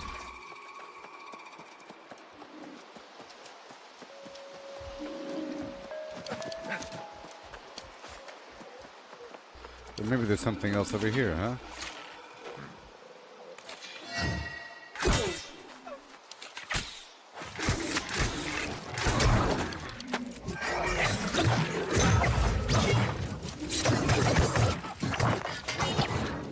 I need to look at those abilities a bit more. Is it fully, it is. Okay, it consumes all bleeds. It deals an attack, knocks them back, and then slams them. Prevents them from interrupting me and gets stamina. It reduces the cooldown. The Tondo bleed, so I start with Tondo, put the bleed on him. This right here splashes at him. Reduces cooldown, extends the bleed, and causes stagger. Alright.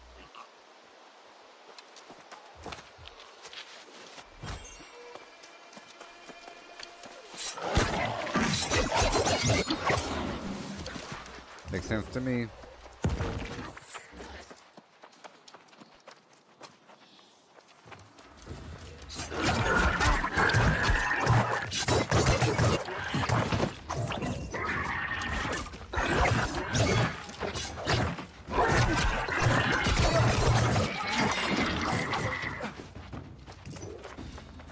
So that makes sense. I'm getting a lot of good supplies from this little spot here. And these ironwood trees. If I just go back and forth, kind of looting back and forth, I'll be rich eventually.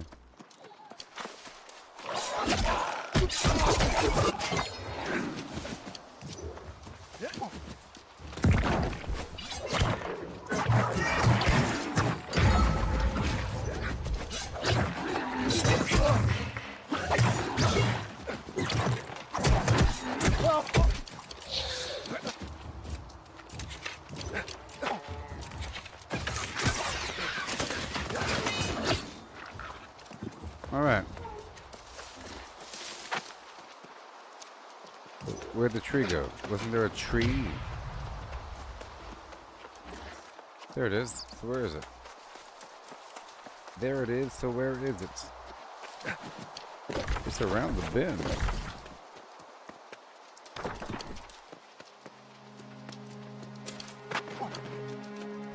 You want that tree, you better work for it, sucker. Oh boy.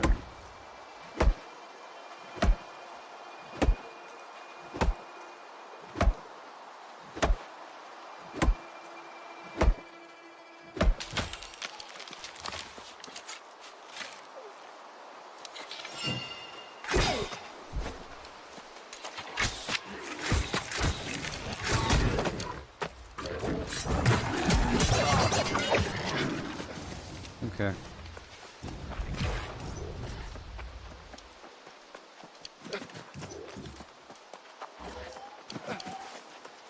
And more.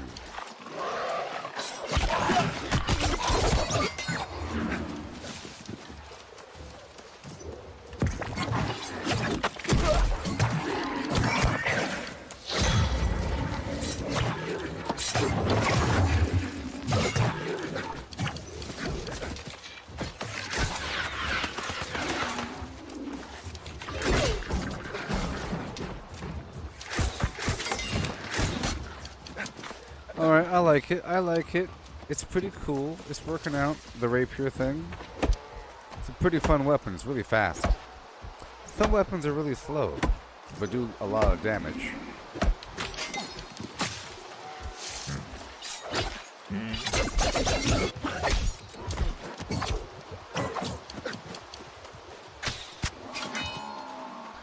Eh.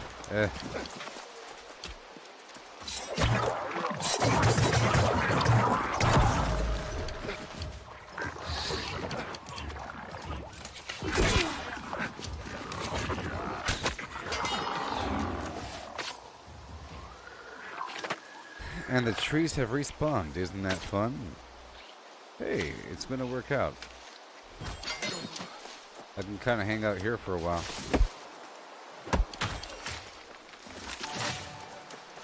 So I'll cut down this tree. Cheat. And then another tree. And then some more trees next to it.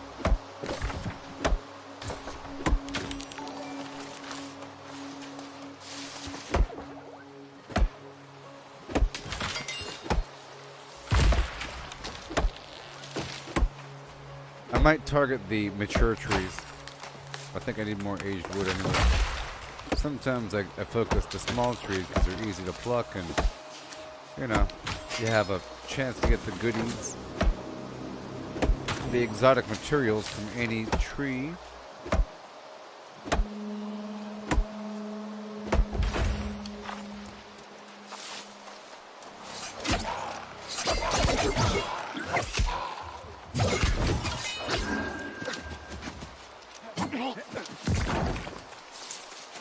Yeah.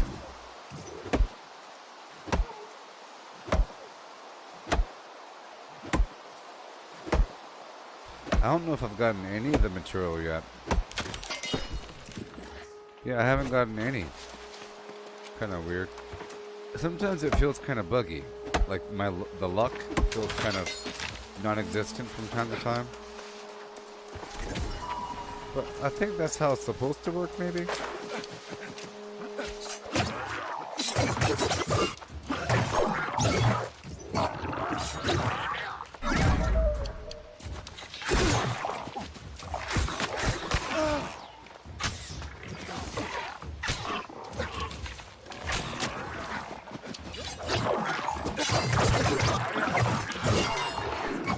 Oh yeah.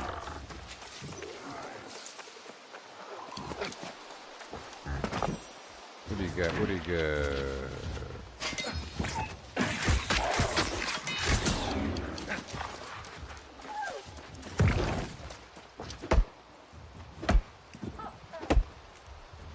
It's fantastic.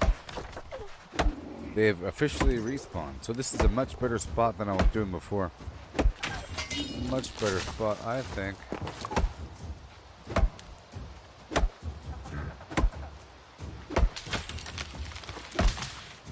Try to cut down these mature trees.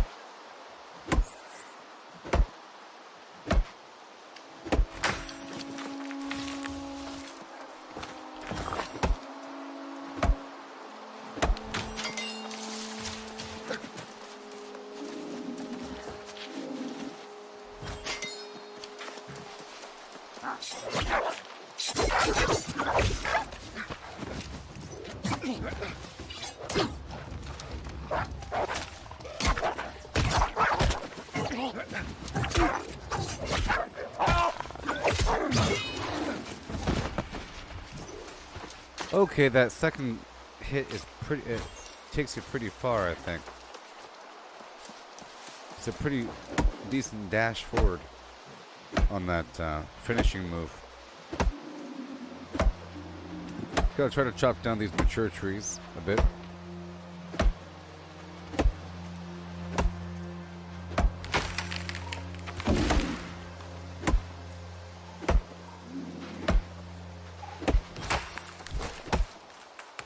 I think the bosses on the inside might respawn eventually because this ironwood respawned.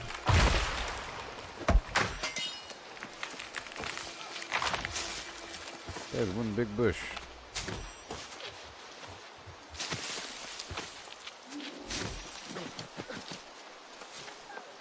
Yeah, I found this place the other day when I ran down the road from around the lake. There's a fishing hole up there, you know? But it's not a 3-star.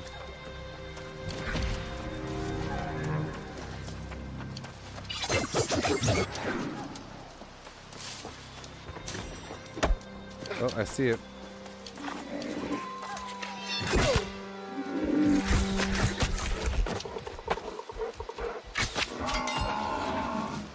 Oh yeah.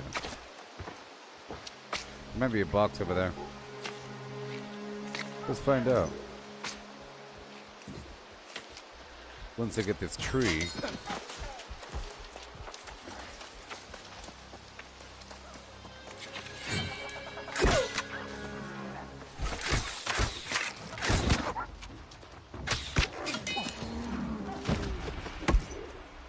Well, that works out. Just fine.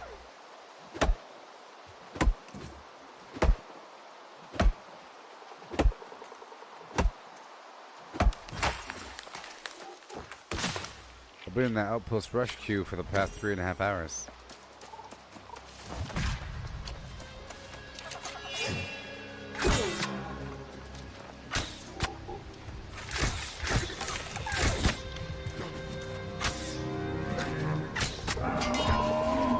Oh my gosh.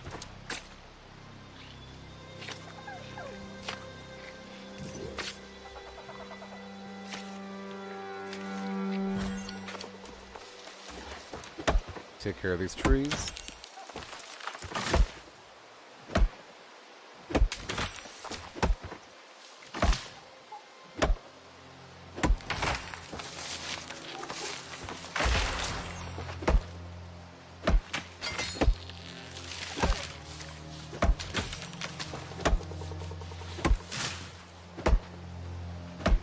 Hey, look, there's a box. Yeah. Does that mean that they're all respawning? Let's find out.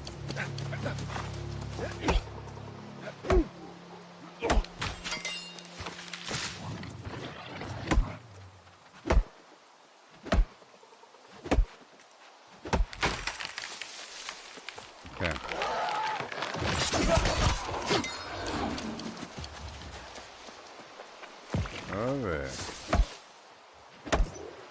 Dig on in the way.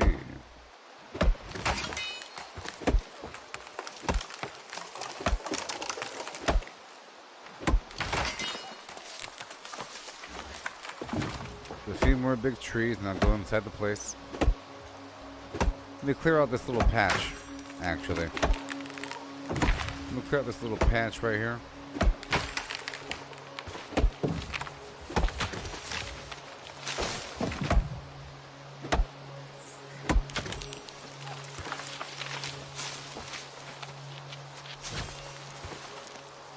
I like visibility.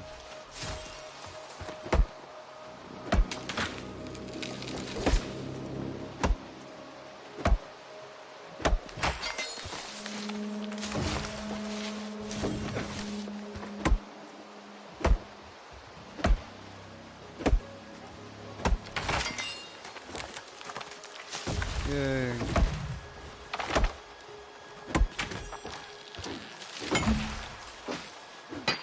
Just a boulder.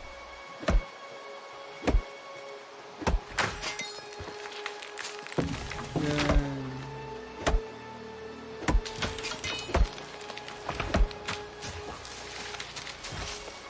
Up and through. Clear out these little small side boulders. Hey, look! I was about to say, because sometimes you get yourself a sliver of adder stone, which is used to give bags additional carry weight when crafting them.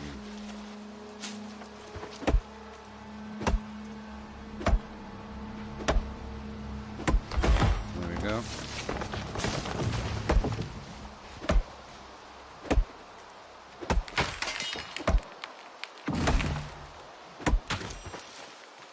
Sure. You take the green wood and you process it, and you get timber. You take the timber and you process that with aged wood, and you get yourself some lumber, and keep on going up the chain.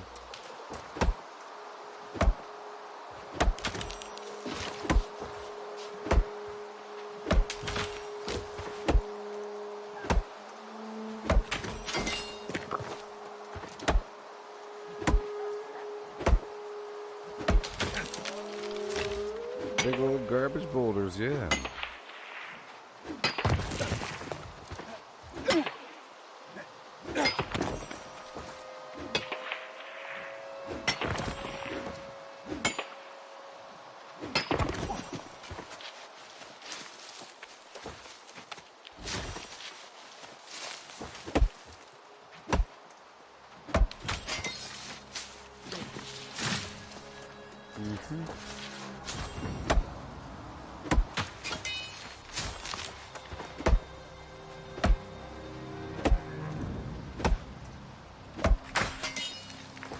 Bushes.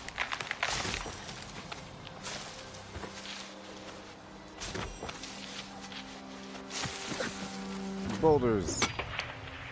This was a dense forest.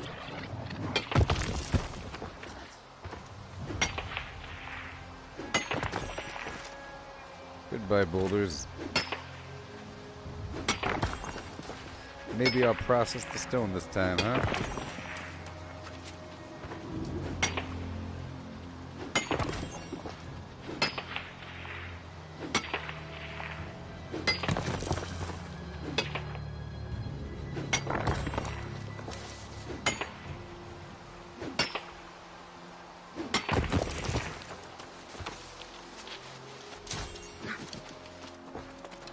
Yeah.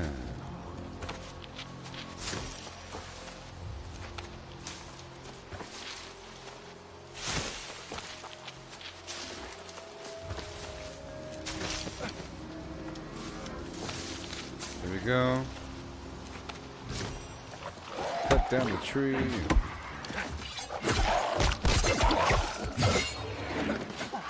Yep, it certainly dashes right through. Okay, now I'm going into the cave again, just to see if the boxes have respawned.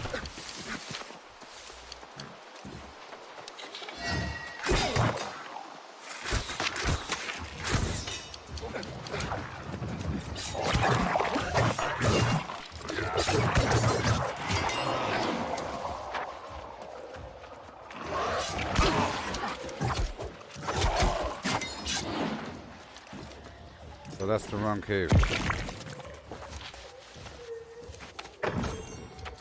Okay, the tree food has worn off.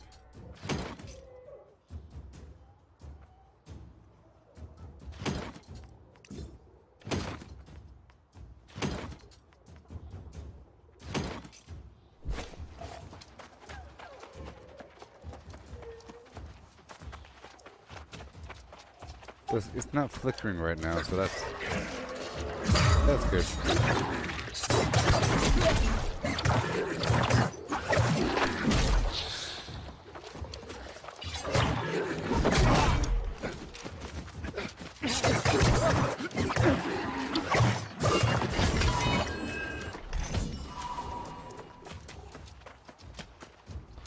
Okay, those boxes haven't respawned. Let me go around to the other side.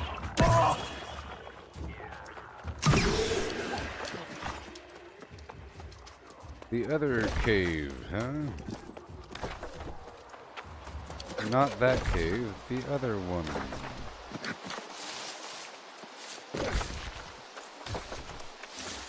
Right?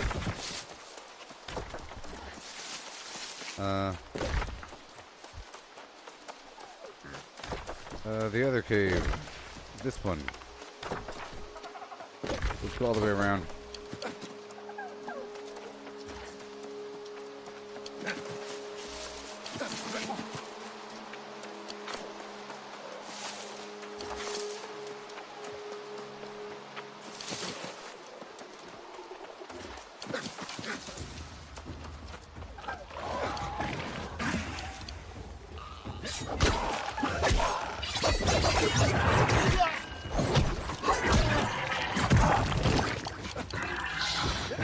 Oh my gosh.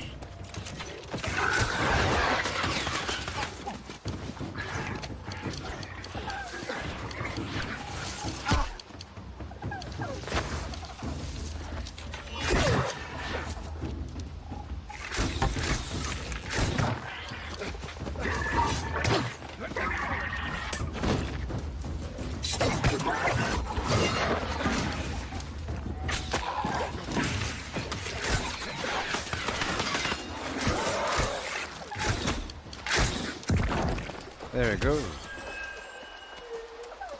So dangerous.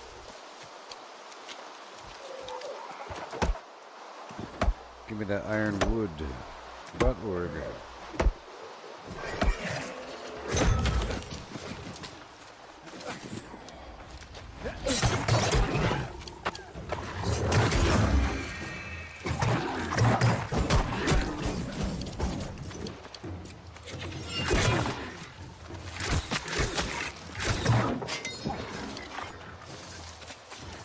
Give me that mature tree. I'll clear out these bushes.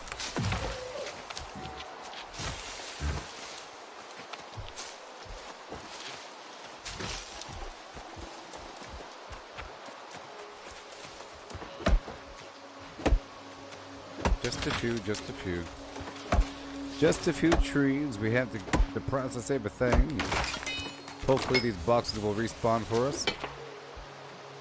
I'll give it a bit more time. I think I can... There it goes. I think I can collect a bit more. Like one more loop of that ironwood.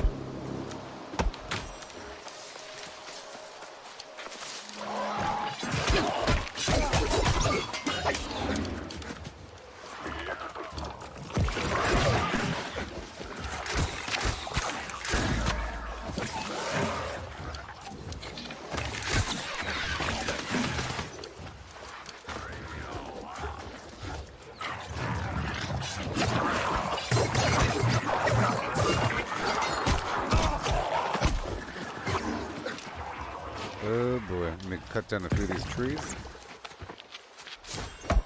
Just for the heck of it. You know this. Because you know this.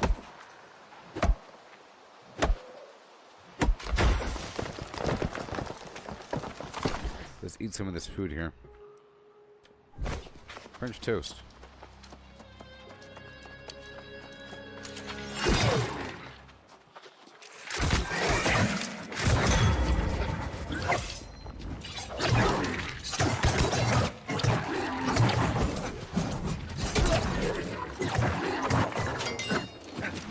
All right.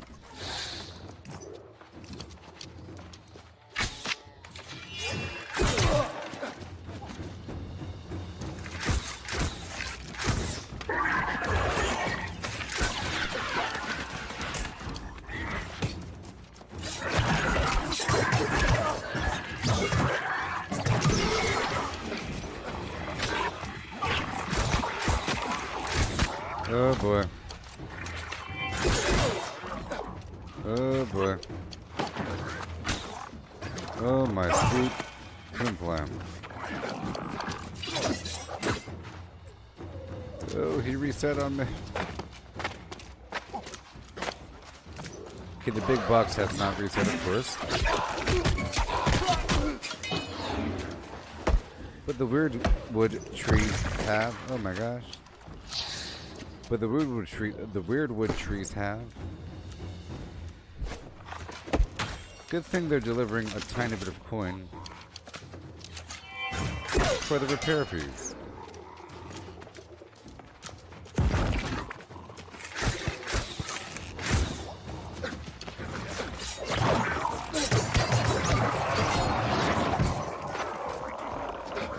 No. Well, the boxes have not respawned, no.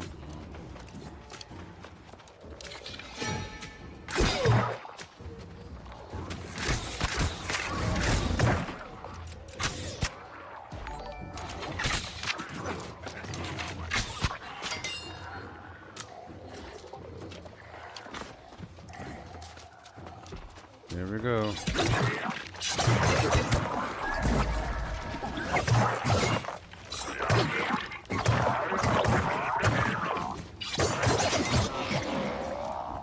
Give me that tree, thank you very much. No boxes have respawned. That's okay.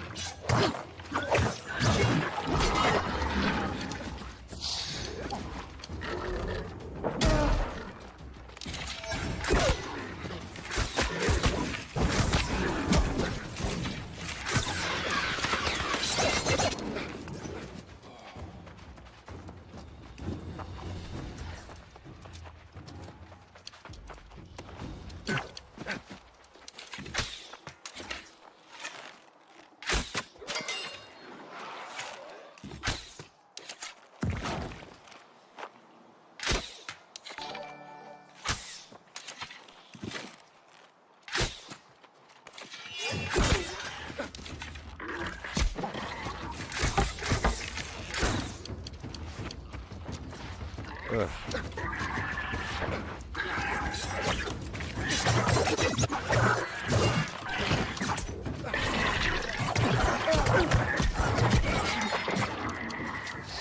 Okay, there's a bunch of weirdwood trees over here. Maybe I didn't hit this spot last time. I might have missed this little side passage.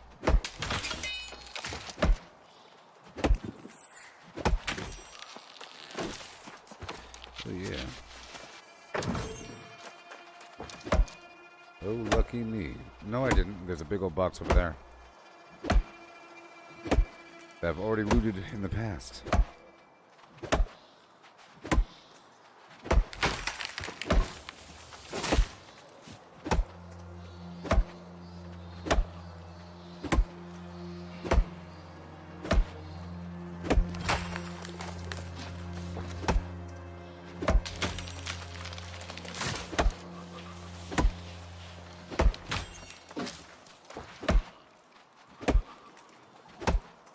Whenever the music cuts out, I think I'm in danger.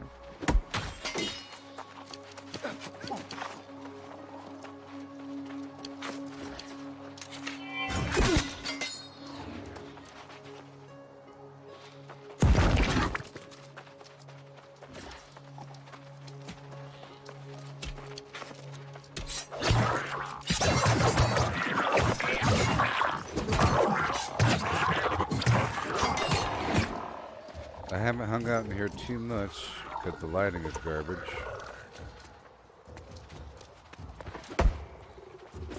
Because the lighting is garbage.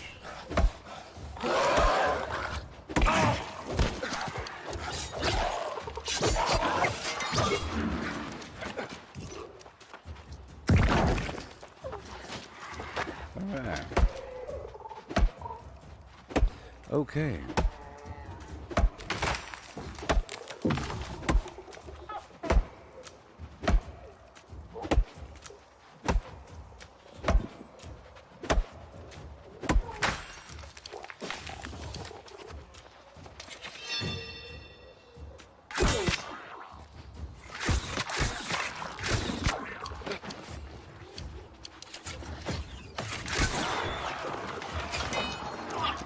Hey. So cool.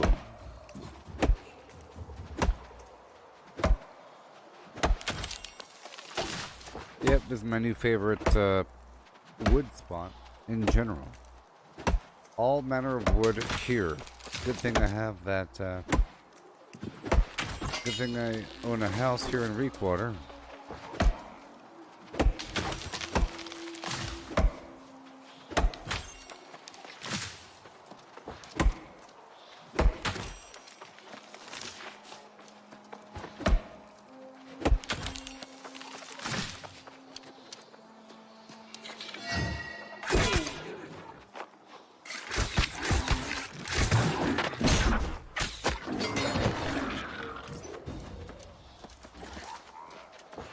Ooh.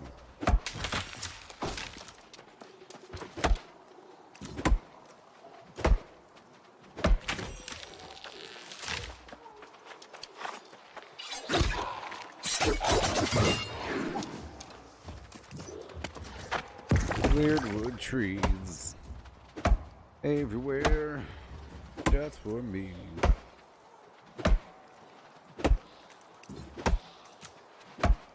Yay.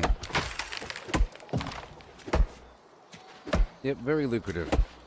I'll run back now, I think.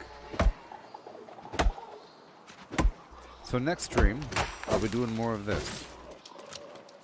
Where every day I need the 10, I have to craft the 10 runic leather and that amazing ebony wood garbage.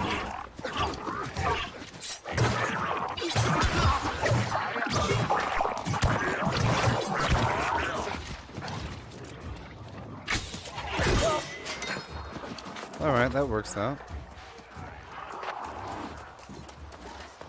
Yay for ironwood tree. Let's go.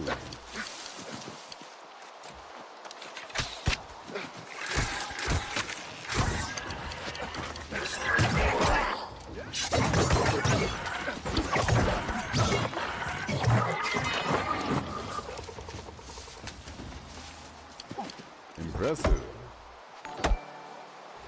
Let's chop down all these trees right around me.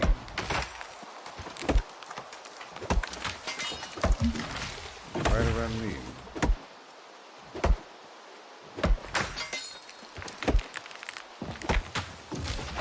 Okay, we got ourselves a tree.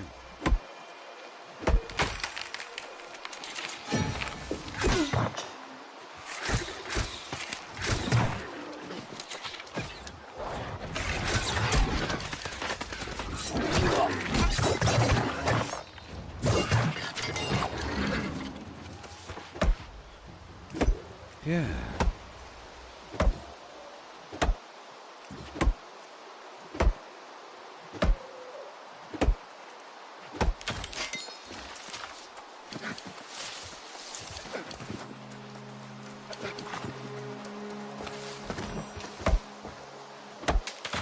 StoneSeatDetonator.org.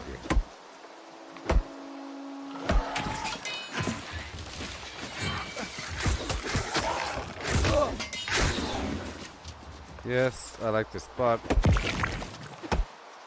And there's bad guys here. But they're all spread out, so it's fine. But it's good for leveling up my little bow. Doesn't have a million creatures, so I don't feel bad about not using my skinning gear.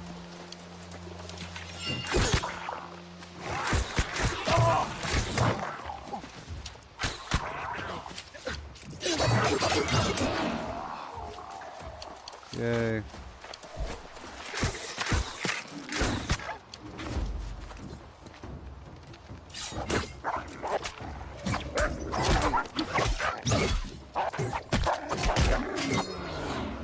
Yay.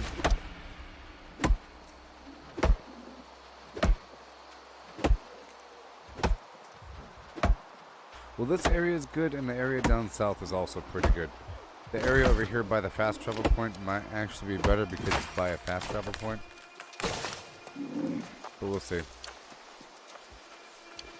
I'll do a comparison later on.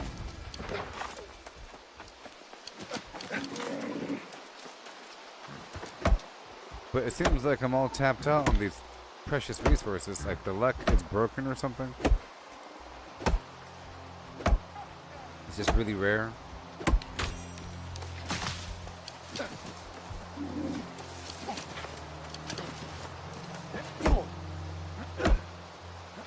It's fine. I need all the material anyways.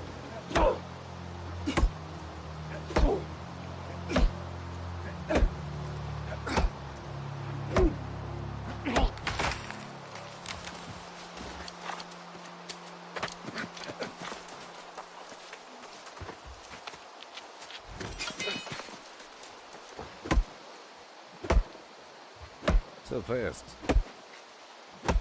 Not so fast.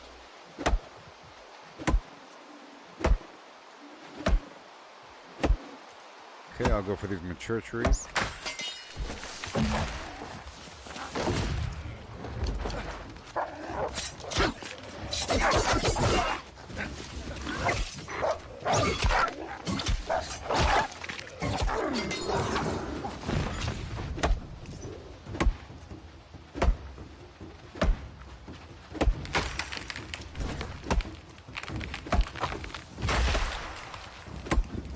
I'll check to see if the boxes have respawned in a little bit. The stream is almost over, and I'll be live again in just a bit after all that.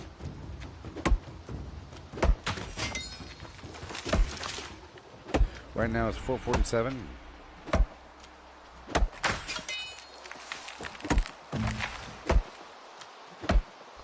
Let's say I'll be live at 6 a.m. Pacific Standard Time.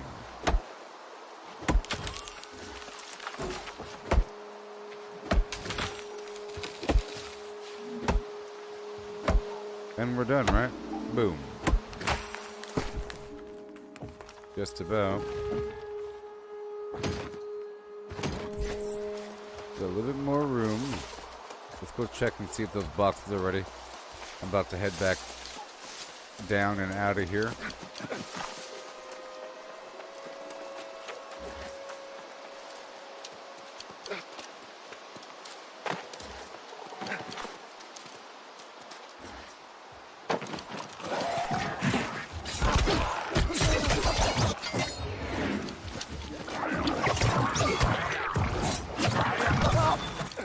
Yeah.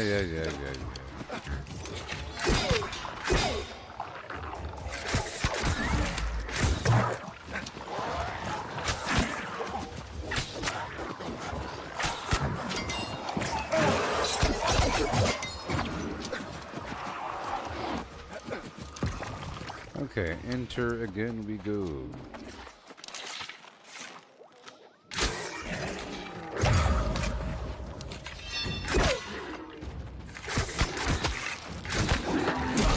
I couldn't roll in time.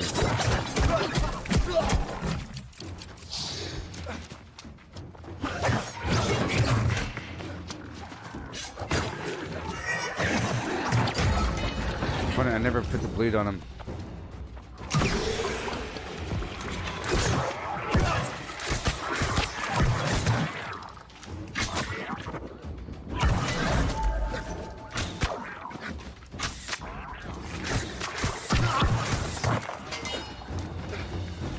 Oh my gosh.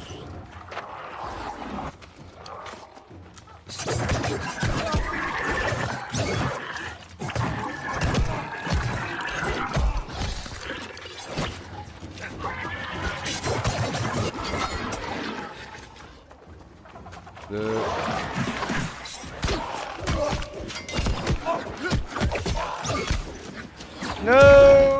Boy, boy, boy, boy, boy. Oh my gosh.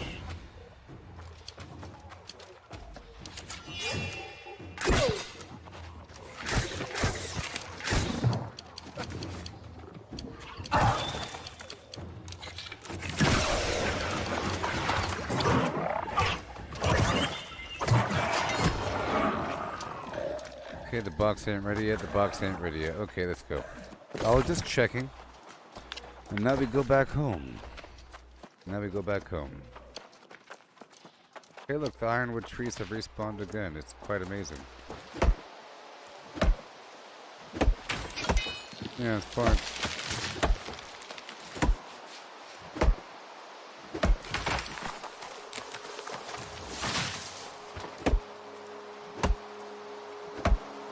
I wonder if there's a certain amount of resources you can get from these, from any, if there's a certain amount of special resources you can get, like gems, or the hide, or the special components of these trees per hour or something, and then it just dries up. Hey, Lord Biz, how's it going there, buddy? I'll be live again in just a bit. My 12-hour stream is almost at a close here. I'm just gonna head on into town.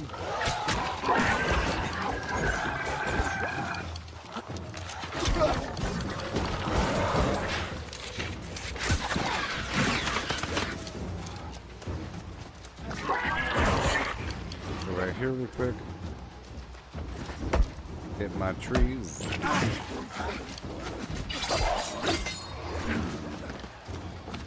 Get that mature tree for a second. Uh-oh.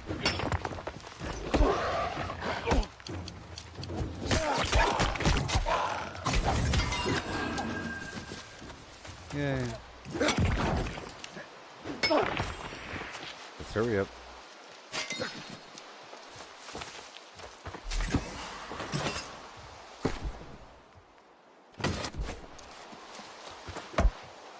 Yeah.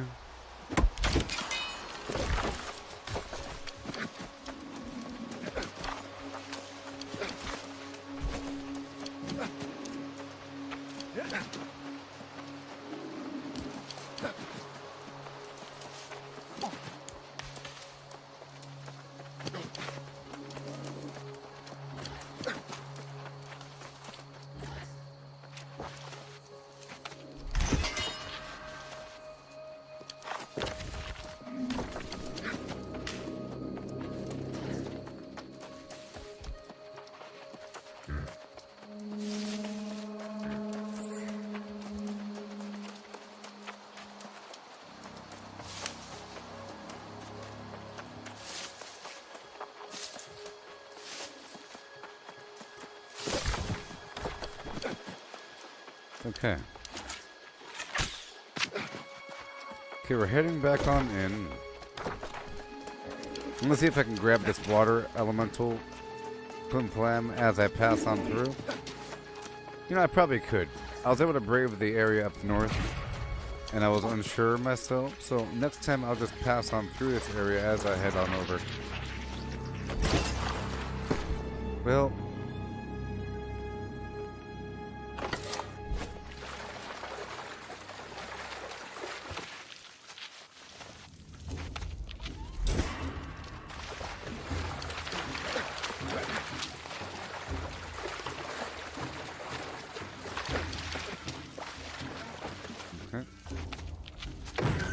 Oh, sweet supplies. I love you.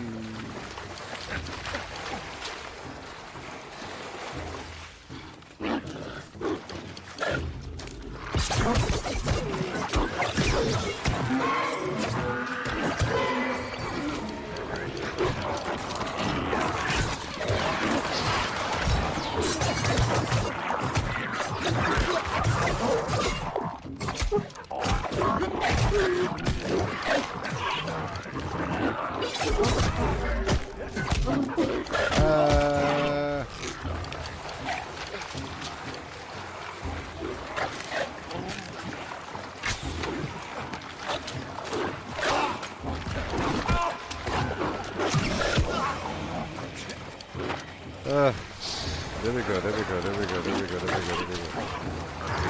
Oh my gosh!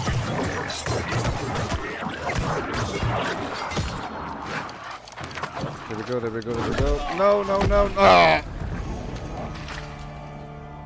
Good. Good. I want to go home anyways. I want to go home anyways. Well, I guess not. The problem was I pulled that boss before. Garbage. I wasn't supposed to pull the boss. Hail Anna. And hail. I'm gonna go back through here really quick.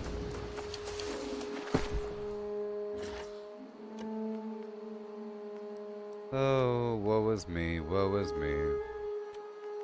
Woe is me.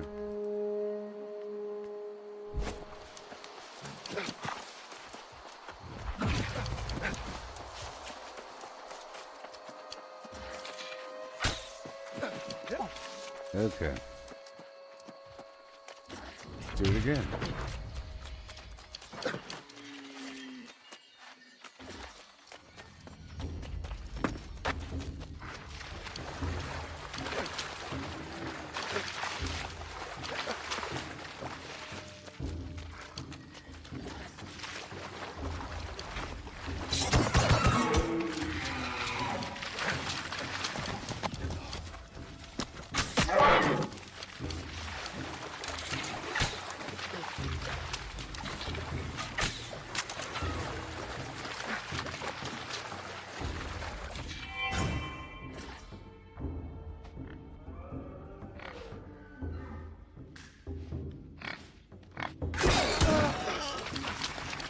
Come on.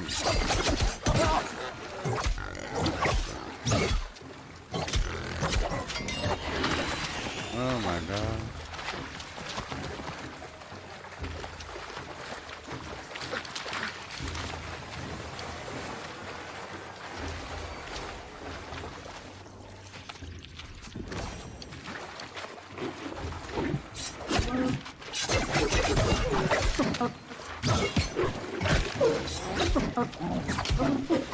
Oh boy.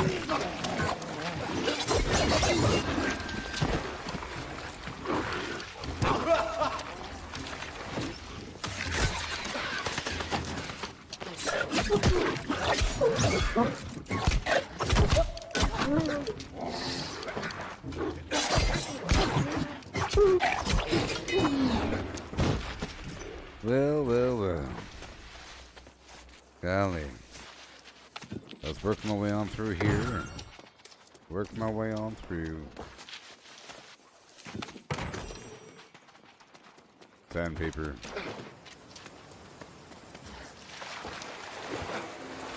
I wonder when the next update's gonna be. That'll be exciting.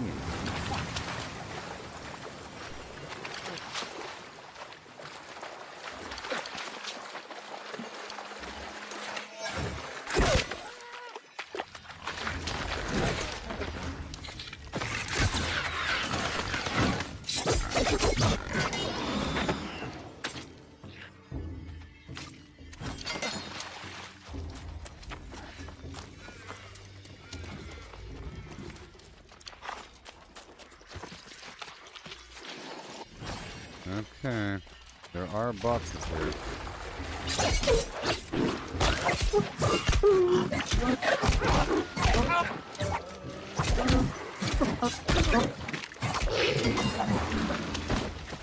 Alrighty. These boxes are fantastic. I gotta take advantage of this situation. You know.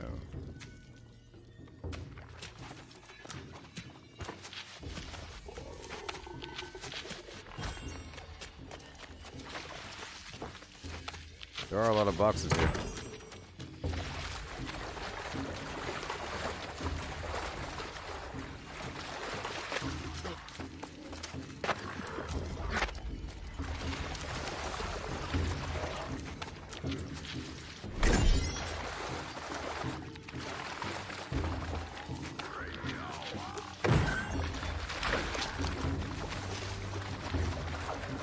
Let's try to ignore the enemies. Let's try.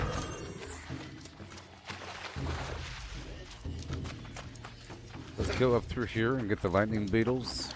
There's a couple lightning beetles up the hill. Yeah.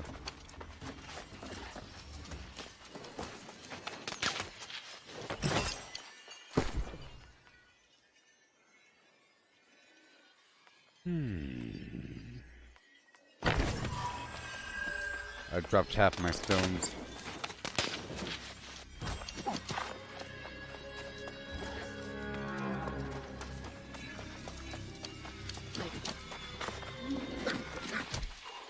We don't really want to deal with the wolves all that much.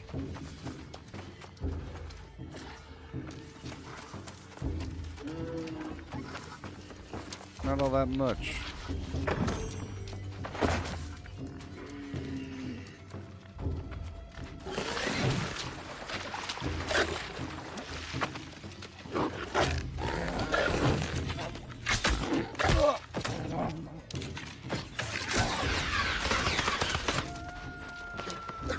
Good.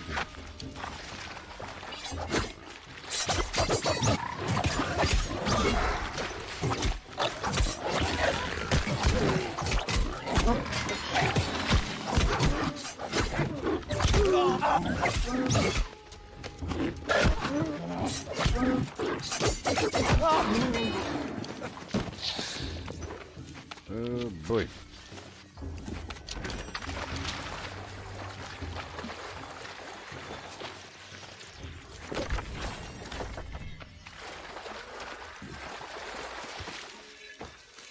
I don't know the exact number of supplies here.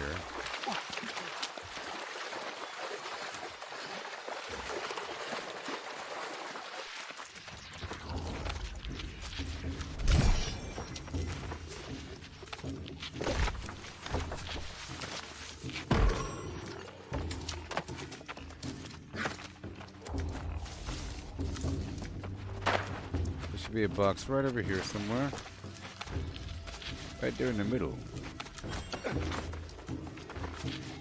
Yeah, but this is a wonderful spot. I didn't stop by on my way through because I thought I was too weak for it. But I'm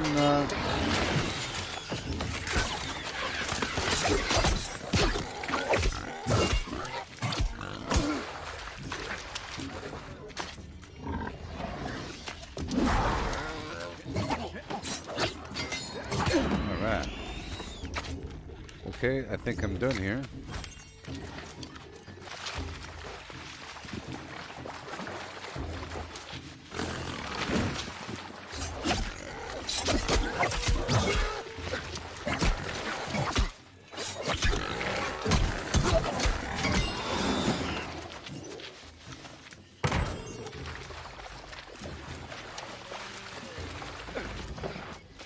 Pure solvent, oh yeah. That was exciting. Let's get the heck out of here.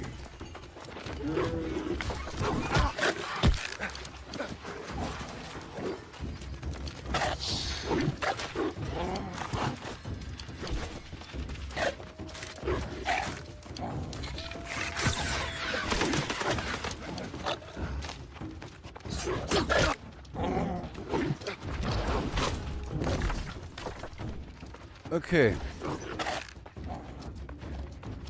Now we run home. That was very successful. A very eventful and or successful session. Like I said, I'll be live again at 6. I have a few more things to do here for about 10 more minutes and then we'll be done.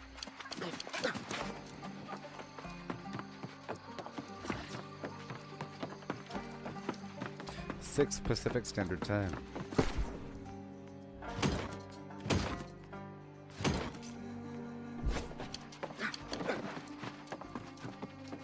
Yeah.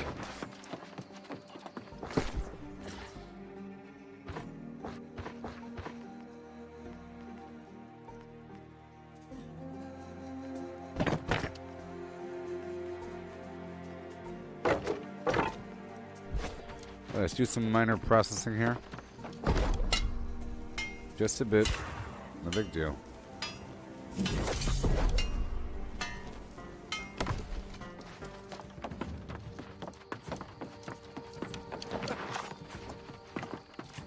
Is that the smelting station? Nah.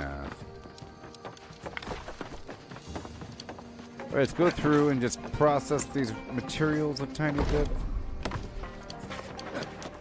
A little bit.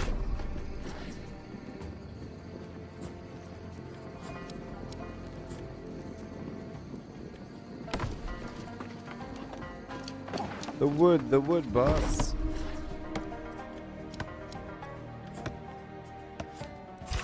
Yay. I don't want to use the high quality sandpaper. That's all I have. So I'll pull that stuff forward.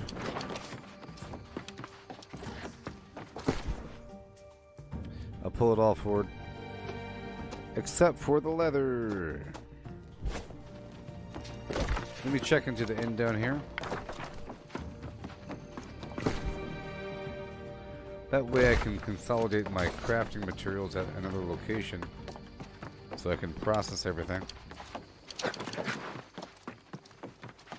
So I'm checking into the inn here and then fast traveling to Weaver's Fen by way of my house.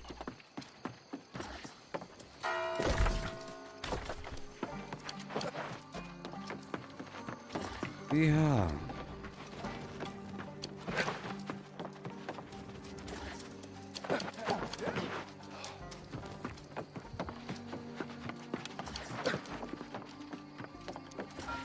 Here is what I wish to know. Why do they call this place Reekwater? It's not like there's a bad odor. Or is it just me? Okay, now I head on into Weaver's Fen.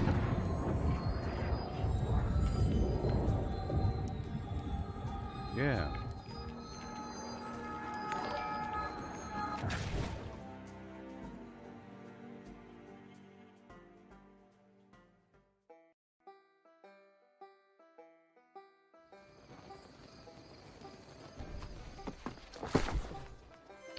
Alright, awesome.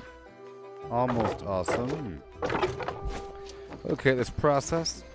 I think I have simple sandpaper here, right? I don't know. I just don't know. Let's just process everything I have. If I could.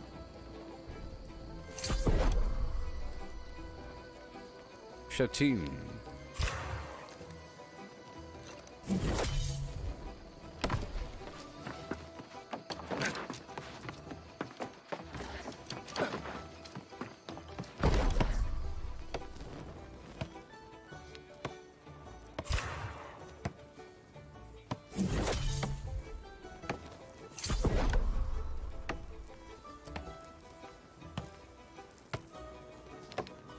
And we resume.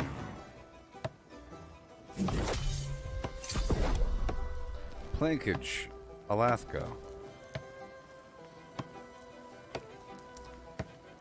I don't want to use up all of them. I'll start with the middle range and do what I gotta do.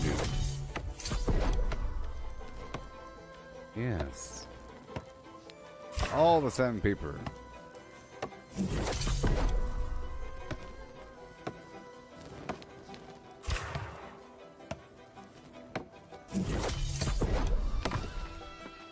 Alright. Coarse leather.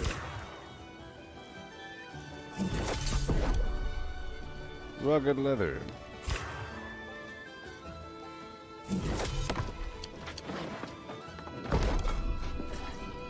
Irony.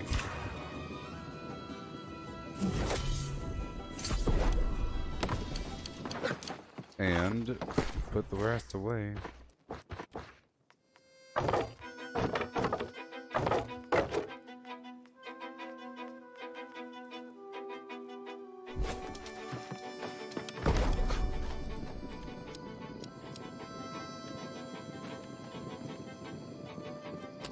Charcoal. Turn half of my timber. Here we go. Get that steel. I'll turn half of it.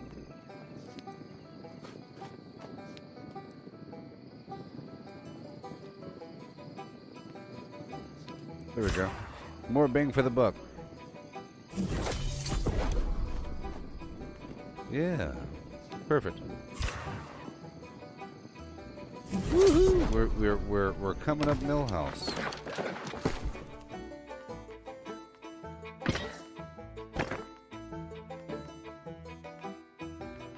I'll pull all that forward besides that. Okay, everything is fine. Everything is just fine. Yay, and now I move back. I move back. Right on down to Requarter Town. Yeah, right now. So I'll be back.